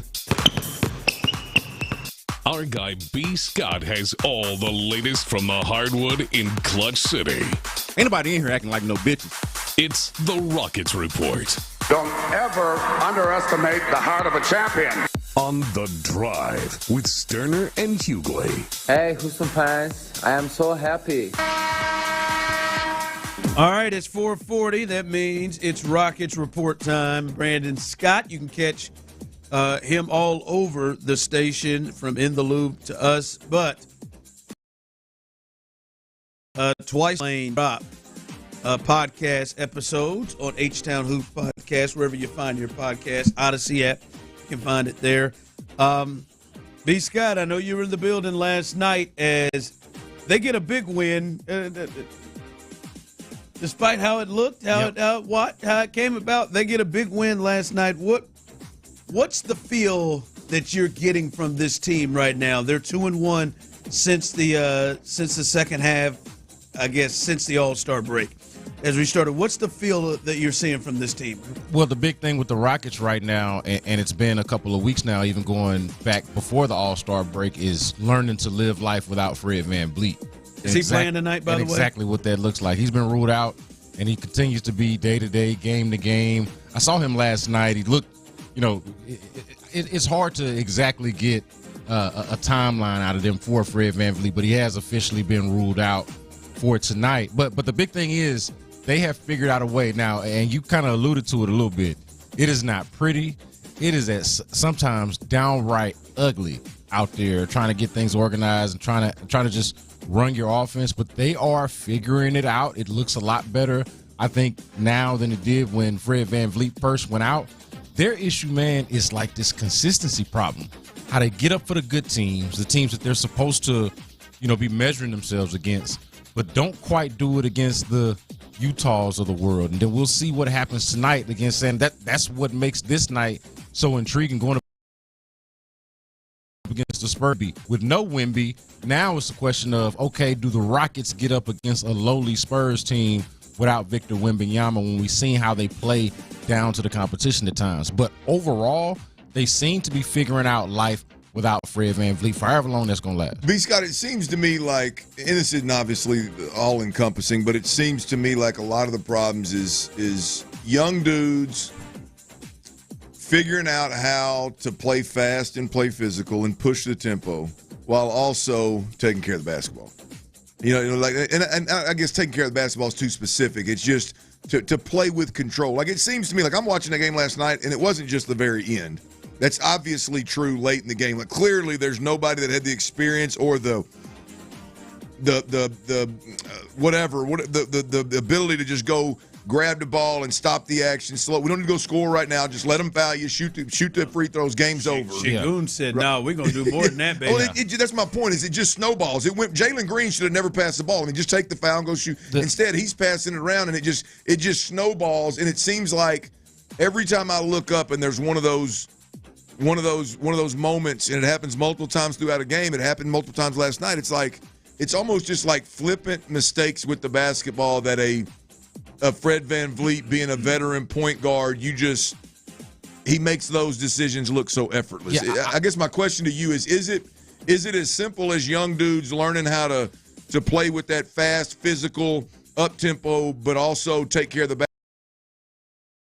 basketball? Or the way to put it is that sometimes, like, they've got a world of ability over there with the Rockets, but sometimes, man, they just flat out don't know what to do, and for me, man, I'm starting to. I understand it's a young team. It's a very young team. What does that mean? But they don't know what to do. Like they make curious decisions with the basketball on a frequent basis, and I think the Şengün moment at the end of the game that did not cost them, but was a curious decision, is just one anecdote. You can find a number of them throughout the games. I mean, we watch it. It's part of what the issue is with them. I'm saying that they're figuring out a way to overcome that, to win in spite of that, to lean into some of the things, that especially as they get whole. All they're really missing now is Fred VanVleet. And so when you're out there and you can throw a mix of Tari Eason, Amin Thompson and Dylan Brooks and even Jabari at Giannis. And, of course, Giannis has an incredible night, but they make it hard on him. And you talk to Giannis and Dame Lillard after the game, and they're like, man, yeah, no, it is tough to get into a rhythm against those guys. And so that is how they're compensating for the fact that they sometimes do not seem to know what to do on offense. But, again, they are at least figuring that part of it out. You know, we talked to Alfred Sengun. He's like, man, look, the closers are, and this is for better or worse because we saw how it was last night, but the closers are Jalen Green and Alfred Sengun. Feel how you want to feel about that. Think what you want to think about that. But that's who they're going. Jalen Green, Alfred Sengun, Amin Thompson, we've seen a couple of times get the ball late in situations when he's not getting flagrant foul type. So, like, these young guys are the closers. They are the guys that they're going to rely on. They got to get this experience. Brandon Scott joining us, Rockets Report. And I did want to get and touch on that because as much as we talk about with the Rockets, the thing that was, I think, pissing off Udoka the most was the defense had taken a tailspin, and they weren't playing to the level that that's what their identity is. It's good to see that is starting to come back, holding them to under 100 points in a game like that. That part, and without Fred, I think it's significant too. So I think that part is something that they've got to hang on to because that is what this team is about, is this defense continue to play like it did last night. Even when you saw Dame go off, even when you saw Giannis go off last night, there was never a point in that game where you were questioning the Rockets' energy or what they were doing defensively. It wasn't sustained. They shot 40% last night. Exactly. And so, and there was a brief moment, I think, there, maybe in the third quarter, where the defense kind of took a hit, but it was good very early and it was good very late. And so, for the most part, the defense, the energy, again, playing to their identity. We've talked about this over the last couple of weeks of, hey, even when they're winning, whether they're winning the games or they're losing the games, the issue with how they were playing was what was at the forefront. It's like, man, they're not playing like what got them to, at one point, the number 2 seed. Yeah. Last night was an example of playing exactly the brand, talking about them the way we're talking about them now. Let me ask you this, B. Scott, because I obviously love Amin Thompson, but I don't know where he fits. Like, I don't know who, because he can't. He just flat out right now he can't handle the ball as much as they ask him to handle the ball. I mean, because he's one that's involved in a lot of the careless. Like, Jalen Green's gonna have to handle the ball. Like, there's no ifs, ands, or buts about it. But it seems to me like Amin Thompson ends up with bringing the ball up the floor, and within that, a lot of times is out of control. A lot of times is making poor decisions with the basketball, and which, I mean, maybe that is a spot for him. I don't know, but he seems like to be a guy that's doing a little bit of everything right now. One game you go out there and he's rebounding like an absolute monster, and he's in the paint and he's putting them back, and he's trying to get to the rim, and then the next game he's standing out by the 3-point line waiting on kickouts, kind of deal. Like, just where does he fit? Do you think when it's all said and done and he matures and he develops, like, where do you think he fits best with the Rockets? He was playing his best ball when he was off the ball, and he wasn't the primary ball handler or any kind of semblance of a primary ball handler. When he's able to cut and kind of just take advantage of his athleticism, I do think the more, to your point, Clint, the more he handles the ball, the more you're exposing his weaknesses right now, which probably is some of the ball handling for somebody that is going to be, at some point, look, they're going to have to figure that out.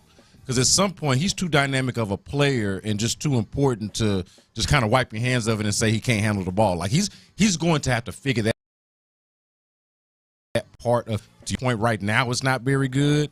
I think they'll mitigate that once Fred VanVleet comes back.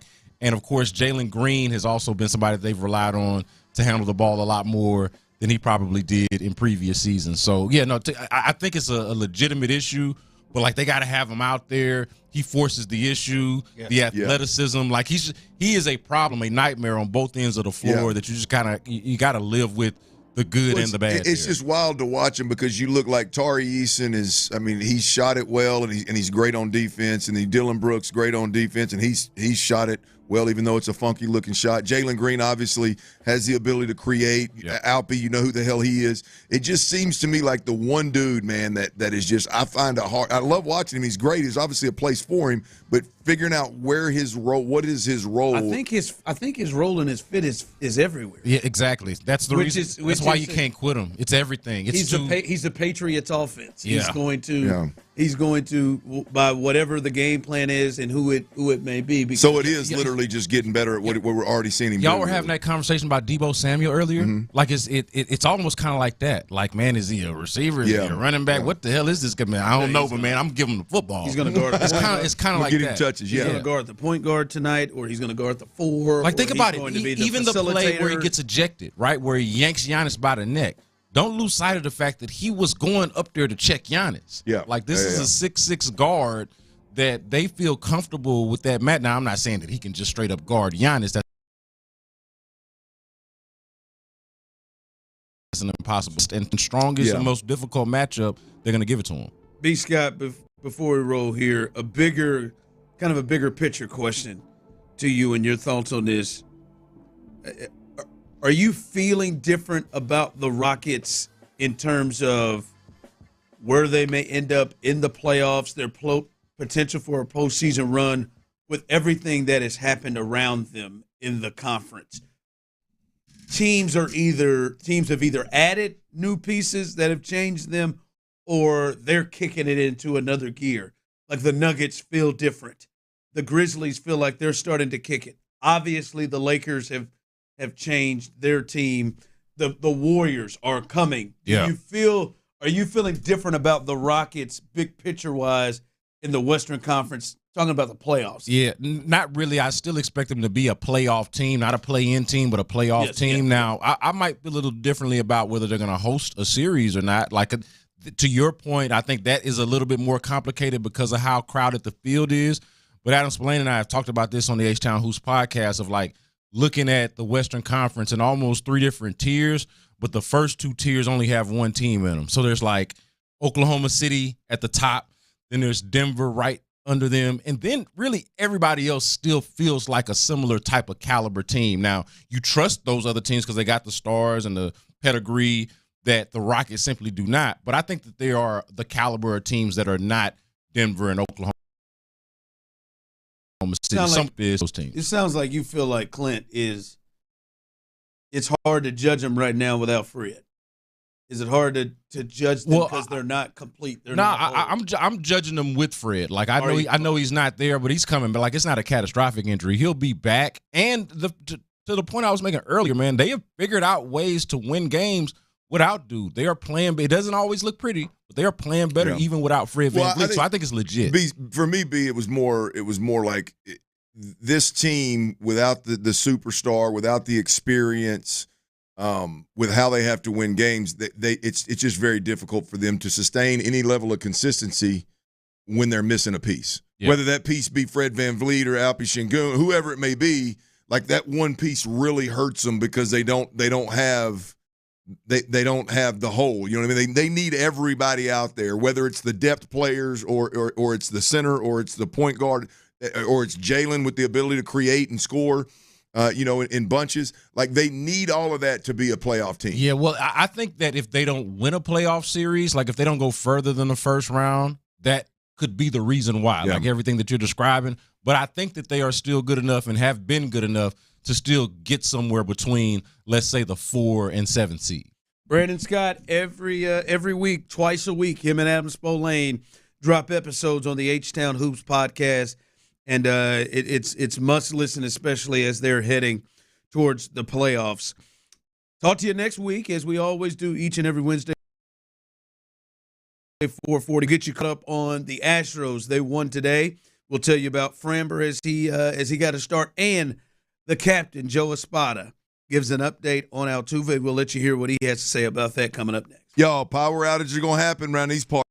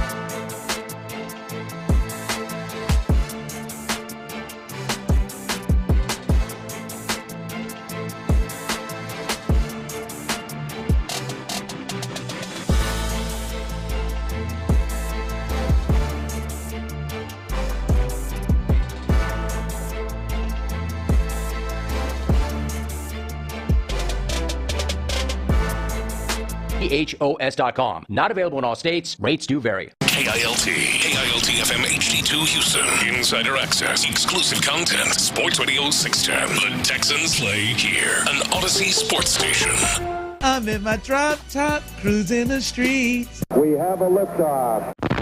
Sports Radio 610 presents The Drive with Stoerner and Hughley. It's the 5 o'clock fire. It is 5 o'clock. Congratulations. Hopefully you're off work. Luckily for you, Old Dirty and the show, as well as Psycho T, a.k.a. T-Mill, have the latest. And the latest is, it is 5 o'clock, and it is 5 o'clock fire. And the Astros, they win another one, 3-0. Pitching was good today, and they went behind, or Diaz went deep, hit a 2-run homer. Paredes was on base and scored in that thing. They win 3-0, but Framber, the ace of this team, and I think it's not just that he is the ace of this team. I think Framber is an ace. He got off to a good start this spring. He threw 2 scoreless innings today and allowed 1 walk as he threw 26 pitches and got out, in and out. That's a really good start to this thing. And Clint, he is one of 2 clear most important players on this team. Yordan Alvarez, and then I would put him right there. Those guys, to me, are 1A, 1B right now in terms of this team's quest to reach the best that they can get to. Yeah, look, I mean, those are the 2 guys that you just draw them up, and, hey, this is what you're going to get out of them. You know, you're going to get a lot of innings. You're going to get some wins. You're going to get some huge moments from Framber Valdez. And hopefully you get consistency throughout the season that you saw a couple of years ago when that quality starts record was set. So yeah, you know, there's no doubt about it. Is that this is the year with, and even though it's probably been this way multiple times, to be completely honest, after the fact, like after we saw it all unfold. Yeah, but before of the year. Yeah, but I mean, like there's always been a Verlander, or, you know, somebody around that's got quote unquote more pelts on the wall, or a better resume, or whatever. It seems like, for me at least, as far back as I can recall, this is the first time lead horse. Let's, you know, we're just going to assume that you're going to go out there and be big for us this year. Let me read his last 3 years, accomplishments-wise. All right, last 3 years, 176 innings last year, which is low for him. 198 the year before, and then he led the American League with 201-plus innings. Last year, Cy Young finished 7th. He was 15th in the MVP. The year before, All-Star, Cy Young 9th. The year before that, All-Star, Cy Young 5th, and finished 20th in the MVP. I'm not saying that I'm not a part of this. Why does it feel like that I think there is a good portion of the fan base that does not trust Framber Valdez? And I think that's a point that you made after we see it all. But if you just say that right there, the last 3 years, that is one of the best pitchers in the game. Yeah. And that's all but at 30, before 30 that. But it does feel like we were talking about Framber earlier, and someone texted in and caught my eye, and it said, Framber is not an ace, whatever. And I'm just like, it does feel like there is a healthy portion of the fan base, and I'm not saying Framber hasn't given you reason to, because he has had his moments, but you look at that would scream, that's a guy you should feel really, really good about being at the top. And that's where we're at, right? I mean, for me, I'll tell you, like, I admittedly, over an entire baseball season, I refuse to subscribe to it's a long season, react to things in the moment, and I absolutely love it. It's one of my favorite things about baseball. It's one of my favorite things about being an Astros fan. It's one of my favorite things about being on the radio during a baseball season is the ability to I mean, I'm a fan, man. I'm wrapped up in it. But the reality of it is, if you look at Framber Valdez, and as we have this conversation in spring training, like what you just read off is what you expect. Like right now, there's no going to the season. It's what you expect, an ace. And that kind of season, whatever season you want to, whichever one you want to pick, I'll take any of them. That kind of season from a production standpoint. That don't mean I'm not going to overreact in the moment to some blow-ups and some when he becomes a head case every now and then from time to time. And I think you react even more because of the expectations that you have. Sure, yeah. Yeah, 15-7 last year, ERA under 3. Right? Ended up pretty good. And you generally can depend on him. Like it's coming text line, it's interesting where people are coming. People are stupid is one text. The next one, he's a head case man. He cracks under pressure. I feel more comfortable about Hunter than I do Framber. Like, he's had his moments, but, I mean, he's also had huge moments under pressure. Yeah. Like, the last time you won a championship, he was clearly your best pitcher with Verlander, who I believe won the Cy Young that year. Verlander was on the staff. He was the best pitcher in the postseason, right? That COVID season. He was great in the postseason. So it's, and then that one year he had that amazing moment where it wasn't as good. Took out the Red Sox in Game 5 and went off 8 innings in that game and gets completely shut them down. Had one of the best performances we've seen. Now, fairness, he has had other moments where you're like, damn, all right, here we go. Not going to get to 2 or 3. I think all of those things can be true, though. I mean, he does seem to be a little bit of a head case, especially when he's pitching in front of or behind Justin Verlander, who's steady Eddie, who always looks confident, even if he's getting shelled. Like, yeah, there's a when Verlander is the guy that he's been pitching with, I think the natural tendency is for us to compare the two in how they handle situations. And relatively speaking, there's been moments when he's been a head case, right? There's been moments when he's been inconsistent. But the reality of it is, back to what you just read, Ron, there's through all of that, the dude is still one of the best in the game. So the moving forward, the point overall is, getting back to our original comment, is like that is what you just, at this point in time, you have to expect from Framber Valdez. And it's never been more important that he delivers than it is now, because there's not a Verlander. It doesn't seem to be. I like Hunter Brown, and Hunter Brown has obviously an extremely high ceiling, but I need to see more out of Hunter Brown to make me feel better about the pieces around him, right? I mean, right now, I don't want to say pressure, but this is an opportunity for Framber to really, if establish himself is the right phrase, I think this is the opportunity. It's continuing to come in on the Jim Adler, the Texas Hammer text line. There are some guys that you tend to remember their more than others, right? Like, sure. Sometimes that happens. All right. Also, Joe Espada, he spoke about Jose Altuve, and if you were listening earlier, Sean Pendergast was on with us. He talked about this as well. But this is Joe talking about the next time we potentially will see Jose Altuve. I would like to give him at least 5 innings of defense. 4 or 5 innings of defense. I think that would be a good first day. Hopefully, it's a nice sunny day, and we get a good first look out there in left. I think Captain Joe, and I'm so sorry I forgot to stand up in respect, man. Sorry, Joe. I think Joe regretted talking about it being a sunny day that had absolutely nothing to do with really anything. fit in there, did it? Kind of like when you dropped A-hole earlier talking about Luke Bryan, like you caught yourself. You're like, clearly mine was worse. What am I saying? And mine was worse. He didn't have a dump button to hit. Like, I think he's at a point where he's like, what am I talking about? It doesn't really matter. It's like, if the game's going on, it doesn't matter what the weather's like. Yeah, I hear you, Joe. But, I mean, it doesn't matter. If the game is being played and the plan is for him to play 4 or 5 innings, his ass is going to be in left field for 4 or 5 innings. 4 or 5 innings in left field. I hope you get some good sunny Florida weather. Yeah, there you go. 4 or 5 innings, left field. This will be the first time we get a chance to see him in this new role, which clearly feels like it's going to be his spot on the team this year more times than that. Was a no-brainer for me. 5 o'clock fire. DeBrooks ahead to Şengün, gets it across. Şengün will drive. Over to Cute. Got to Cute. Can't run from that free throw line. You cannot run from the free throw line. Hold the ball. They got to come foul you. 17 Houston turnovers. Man, they got a lot in there, didn't they? Yes, they did. Three cutesies. And that 19 seconds, that's under 20. We got it. Cute. Yeah, he did. He broke it down. Got too cute. Got too cute. Got too cute. Got too cute. Got too cute. Can't run from that free throw line. Too cute. And then he snuck in 17 Houston turnovers. But with all that, they did get a dub last night, Clint, and a good win for them as they They keep pace with the Lakers, who won last night. They virtually have the same record.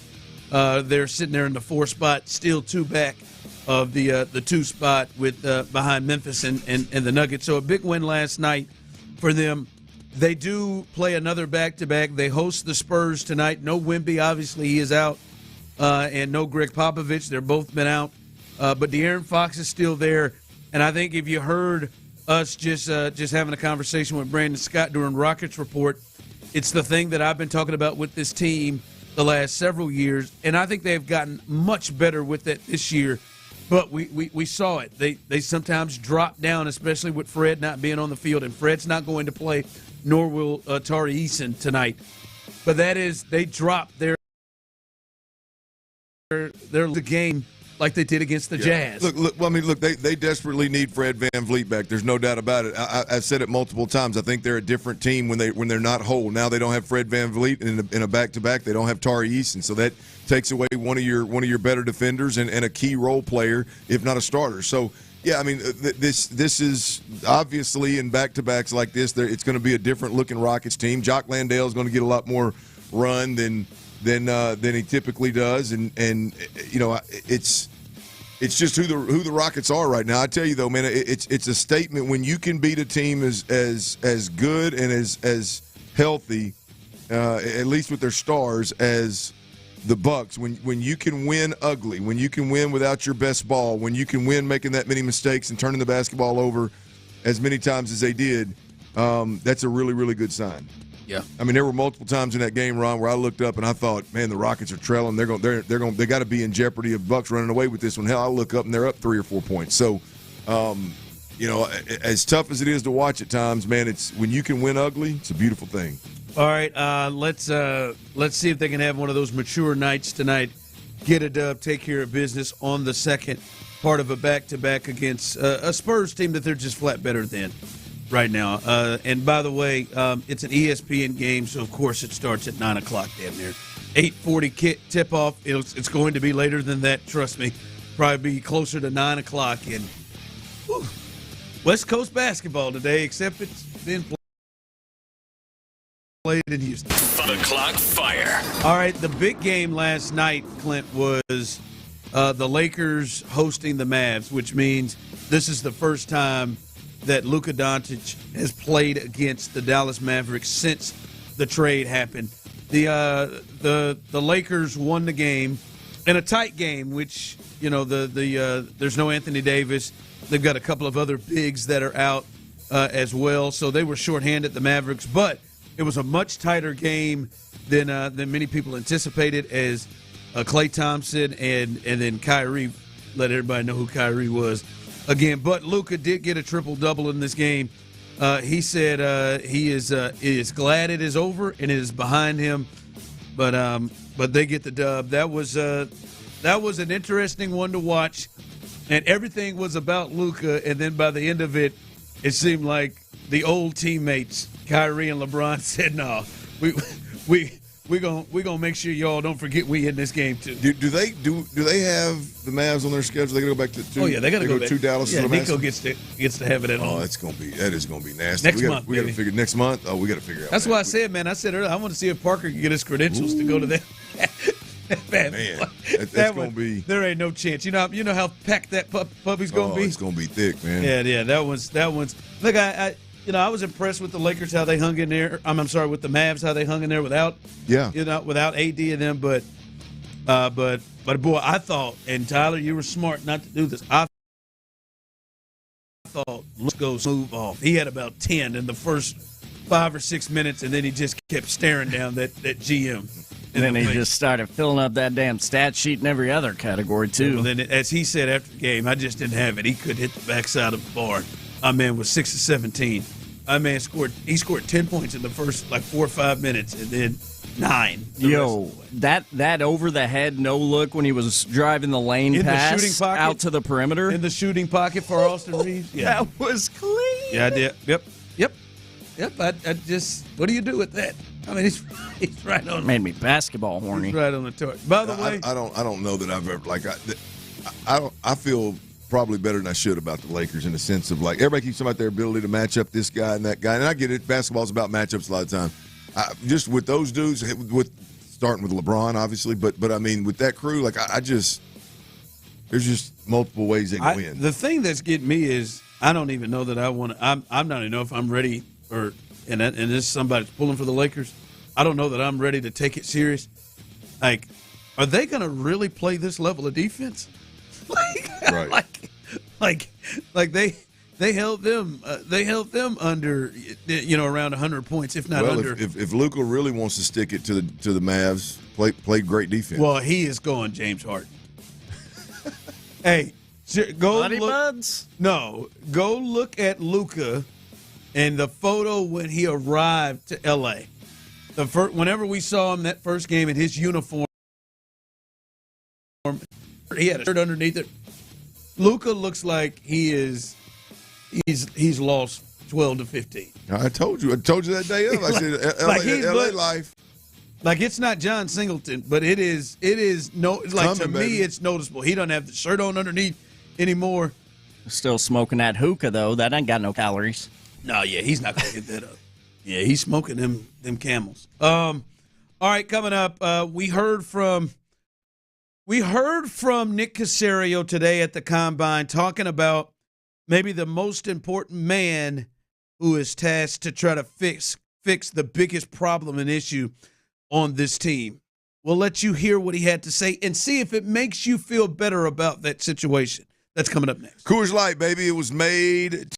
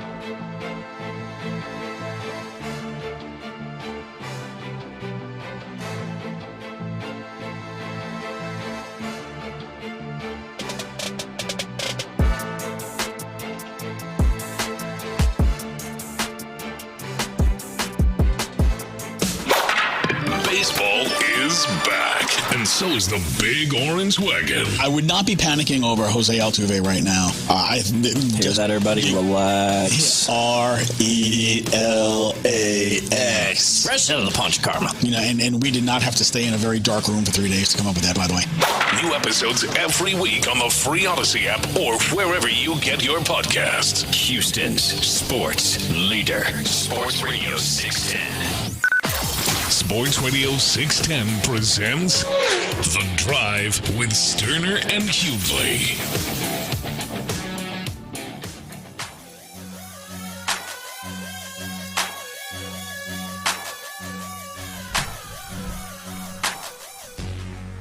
I want the people here on YouTube and Twitch. Shout out to you. I see you, Sean G. Kick rocks out here every day. Where's Champ Slice at? Magic, I see you on there as well. Brandon, always in the building. We appreciate you all for hanging out with us. Those of you on the Texas Hammer text line. I growl and bark. Hell yeah, he does. 713-572-4610. We appreciate you as well. Jump in on this for me.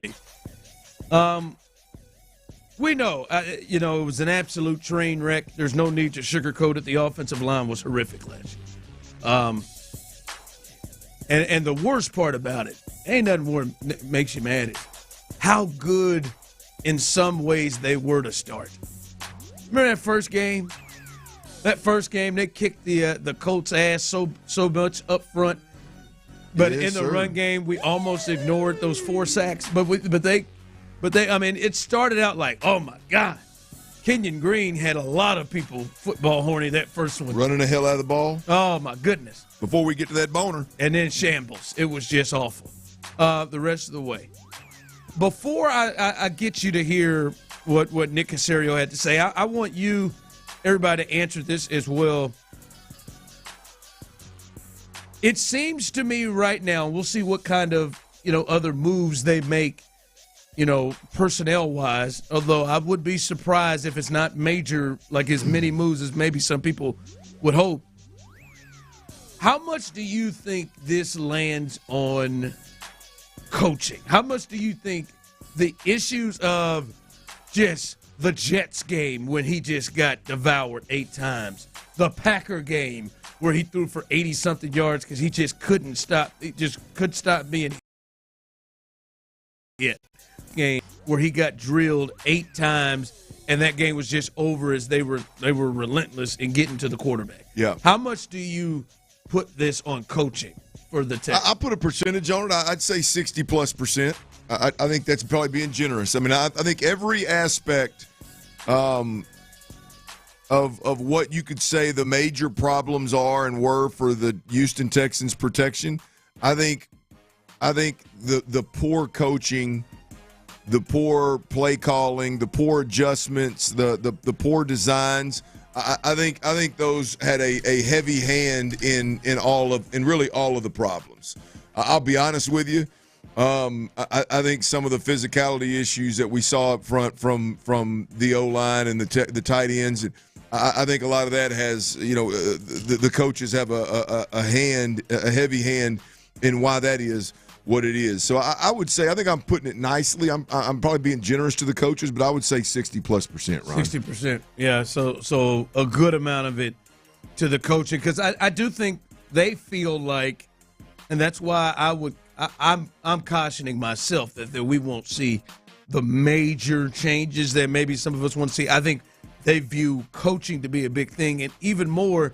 Here is Nick Caserio at the Combine earlier today, speaking about Cole Popovich. Now, this is a big-time thing. They decided to just promote Cole Popovich, who was the assistant O-line coach last year after moving on from Chris Strausser, who was the O-line coach. They're talking about his new guy offensive line coach Cole Popovich.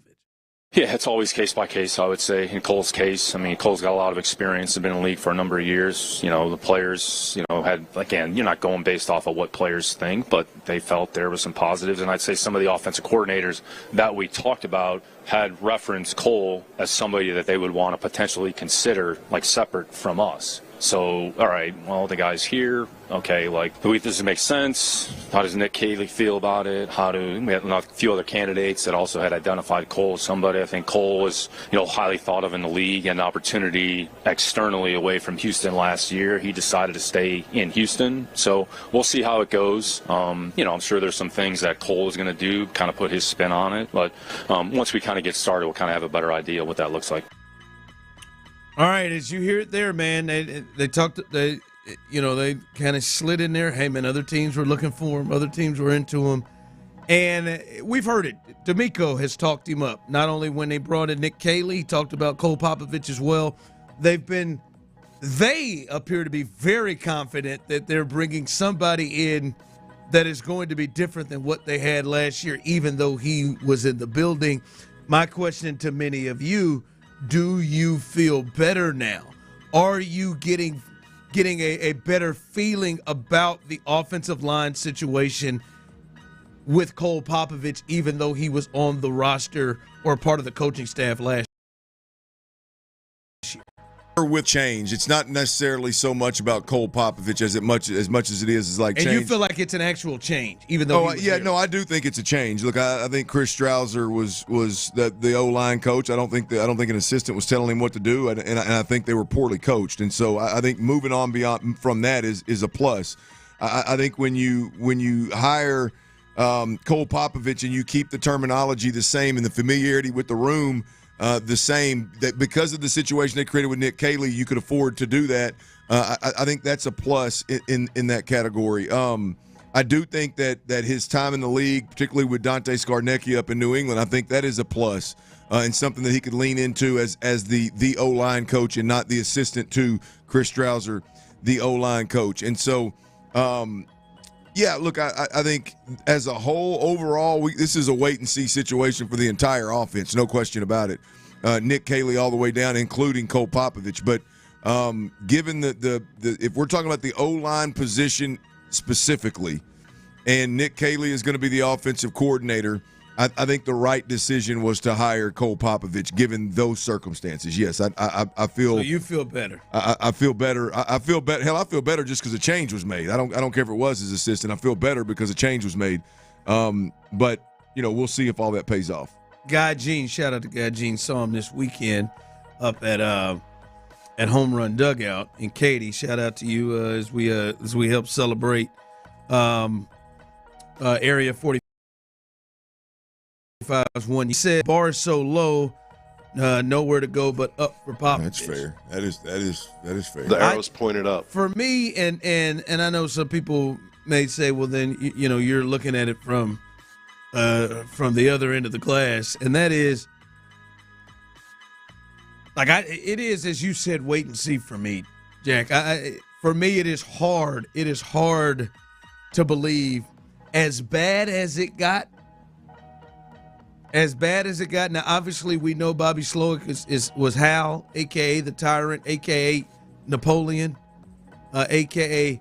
Bobby Badass walking around. You could trouble me for a warm glass of shut the hell up. And maybe that is what he told told Cole Popovich when he had suggestions. But it is hard for me, Guy Gene, and anybody else who has the thought of, hey, man, it got that bad? C.J. Stroud is getting decked repeatedly. It seemed like as soon as C.J. Stroud had that conversation with Caleb Williams to stop taking all them went hits. Downhill from there, didn't it? It seemed like he started to take all them hits. By the way, Caleb Williams, the only person who got sacked more times than C.J. Stroud. And I could tell you, C.J. probably threw away a lot of balls that would have been sacks. It's hard for me to not have anything but wait and see and not listen to any of this stuff because, I mean, you were there last year. Like, you were there. Like, at some point, it got so bad that, hell, we got to, like, something had to be made. And maybe he had all the answers and the keys to everything and just wasn't allowed to by the tyrant, by Bob. But, I'm not 100% in that. So it is most definitely for me, Clint, a wait and see. A wait and see for me on that one. Is a wait and see. Ain't no doubt about it. That's hard for me. You just sit there and say, man, after that 7th sack against the Jets, if Cole Popovich had some answers, damn it, he should have been coming forth. We didn't use them. He should have been coming forth with them damn answers, right? Shoot. All right, coming up as we finish this thing out, T-Mill, his best bets. A little bit of a struggle last night, but still above water right now. He's going to come back on a Wednesday and make you a little cash, make you a little bit of money, and wait till you hear where Mel Kiper says the Texans will be going in his mock draft, and I wonder how many of you agree with it. We'll discuss that coming up next. There's plenty for Seth to look forward to as spring baseball gets going. This one that I had moved from extreme skepticism to now I'm genuinely excited about is seeing Jose Altuve.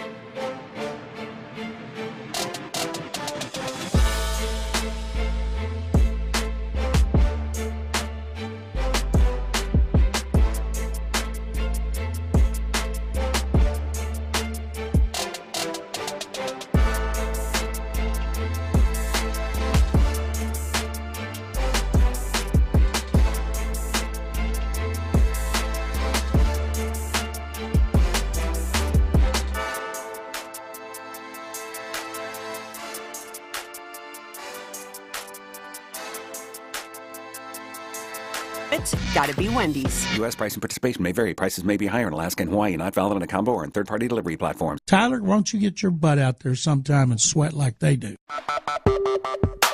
Live from the Mokaram Injury Lawyers Studios, Sports Radio 610 presents The Drive with Stoerner and Hughley.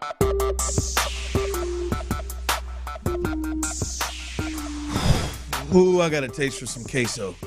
Ever had that hit you? Oh, every day. I'm going to bang out some pork rinds and queso. I feel like that's where I'm. That's beautiful. I could go tortilla chips with some hot cheese literally probably every day. I would love to. Trying to break away from the carbs. That sugar. I just wish my carbs would go to my ass more. That's where you would want your carbs to go. Why wouldn't I? Back goes straight to the legs. He ain't got much of an ass. If you're going to go somewhere, need to go straight to the old tail end. Old hatchet ass in there. Yeah, tail end to the ass. I really have a problem keeping my pants up sometimes, dude. Like, I'm being serious. Do you? Literally or figuratively? Literally. Just bang out you I was going to say bang out you a good belt, but you don't wear pants that have belt. Yeah, I do. Do you? If I didn't wear a belt, I'd be struggling all day. I just recently got one pair of pants that doesn't have belt loops, and I hate them because I'm all day pulling them things up. I thought you didn't wear. I thought you wore pants that didn't have belt loops. I think that'd be hard to find right outside of suit pants. Where'd you find pants that ain't got no damn belt loops in them? They're like they're considered like joggers. I got them joggers. Oh, yeah, okay. Well, yeah, joggers. I thought you were talking about them chinos like you wear. Yeah, all the chinos I got loops because I got to keep them pants up over this flat ass. Your joggers got a damn cord in them, don't they? You can it doesn't matter. I pull them as tight and they're there. He fights through the cord. And then they just steadily, very slowly start falling down. Slow death. Ain't that the worst? My lack of ass.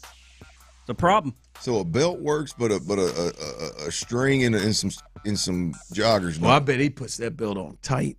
He probably has the imprint of that damn belt loop right on his stomach. Is he?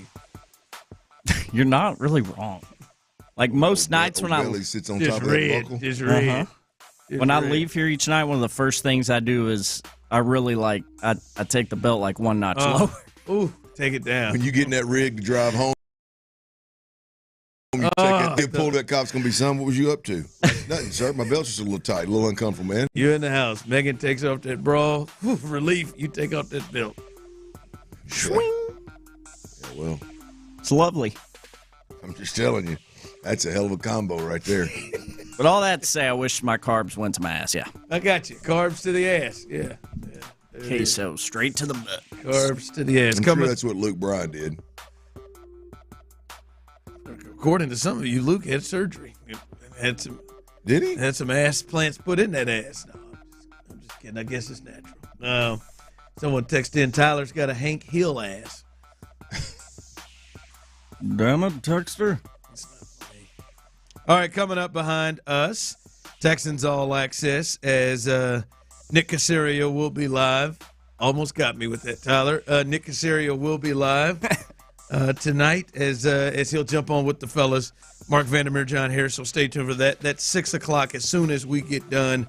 And then right after that, Area 45, the fellas will hold it down 7 to 11, so stay tuned for that. And we will make you a little cash tonight as Tyler is looking to get a little bounce back here and win you some money. All right, Clint, Mel Kiper, and this is that season, man. We're going to see a lot of mock drafts. Yeah. Daniel Jeremiah puts them out.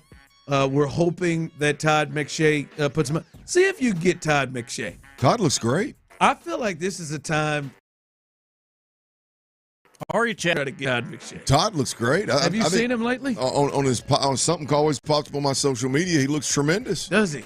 Absolutely. I remember there was a time a year or so ago where man he looked rough. Looked like he was fresh off that Brittany.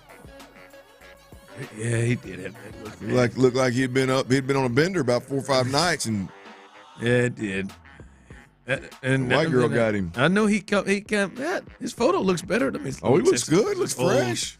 Is this new? I think he done messed around and got out in his own game, in his own media game, and realized you can make some pretty good money from the crib. Yes, and good for him. I hope he is. I'd like to get old Todd McShay, and I wonder how he'd feel about this. Mel Kiper has Kelvin Banks Jr., the offensive tackle at Texas. And Clint, I'll tell you how I feel about the pick. But what do you find it odd that Mel would go there, and would you find it odd that the Texans would go there after already drafting Fisher in the second round, which is obviously a round in which eventually you hope he would be a starter, and hell, at the end of the year, he did become the starter at right tackle. You find it odd that tackle would be the place that the Texans would go in the first round of the draft. I wouldn't find anything this bunch did odd. I think Blake Fisher last year in the second round was odd as hell. To me, I was on record. I can't believe they went tackle. You got 30 some odd $1 million should be taken care of. Now, I didn't have the foresight to see that the selections that they had made at the guard position and center position was going to be so bad that it was going to take away one of their tackles.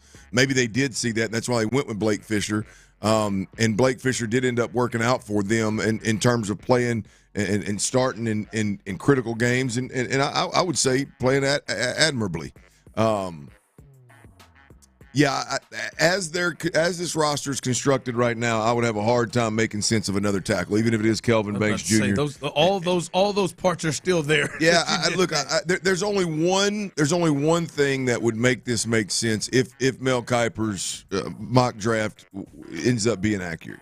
The only way that a Kelvin Banks Jr. makes sense is if you move one of your current highly paid tackles that are on the roster, whether that be Titus Howard or Laramie Tunsil.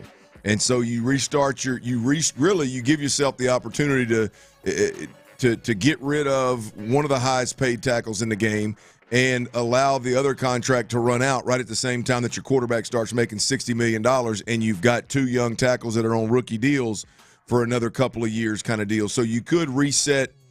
You could be preparing for C.J. Stroud, but that C.J. Stroud getting $60 million.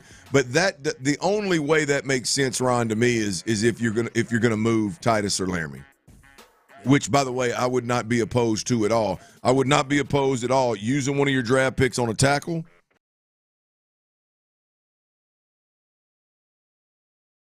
Expect to be plug and play and start right away. And then use the cap space that you generate because you move one of those two tackles that you currently have, the veteran tackles that you currently have, that cap space, allow that to help you solidify your interior offensive line. I wouldn't be opposed to that. But it's a long-winded way of saying the only way I'd be okay with it is if they move Titus or Laramie in the process. Here's my thing is I don't know what you all feel. I expect, and DeMeco said it yesterday, too, so it makes me feel even better. I expect whoever they draft in the first round to be somebody that's a starter. Yep, agreed. I would say that, and to me, I don't want any offensive lineman to be drafted in the first round because, yes, it is the most important position that they need to improve upon and fill, and that's why, to me, if this is a team that is trying to take the next step and get to AFC championship games or Super Bowls, to me, they need to have the new people up front be guys that are straight up bona fide answers, guys that you have a pretty good idea what you know they're going to do, a pretty good idea of what they've done in the league, and not a, hey, let's grow and hopefully get better as the season goes on, because it is such a problem, Clint. They need to address it with they possibly can. I see someone texting in, Banks is projecting to move inside to be a guard. Even worse. I don't want him to start playing guard really for the first time in the National Football League. Yeah. I wouldn't want a rookie in there to play guard. I'm not saying it can't happen. Yes, I remember Quentin Nelson. He played his ass off. But I can't bank on that if I'm the Texans. I'll do you one more solid on that, and depending on how you feel about Seth Payne, which I respect and take his evaluations and opinions pretty serious. Ron's got some juice to him. I'm not 100% sure, and I may be paraphrasing a bit, but I do believe that in his some comments I think a couple of weeks ago about Banks was a pretty green player that's got a lot of developing to do. So again, for me, if I'm the Texans, I need a plug and play. I don't want to develop with a guy. Yep. There's obviously always some level of development with a rookie, but this seemed like, listening to Seth, it seemed a little bit more than just your general, hey man, this is a tackle that's got some serious strengths, but he's going to have to work on X, Y, and Z. It was more of a developmental deal. Yeah, see, the top two priorities on this team, offensive line and receiver.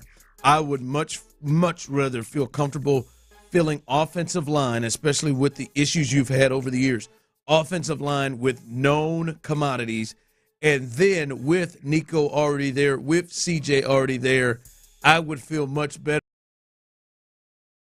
about to help with the wide receiver spot.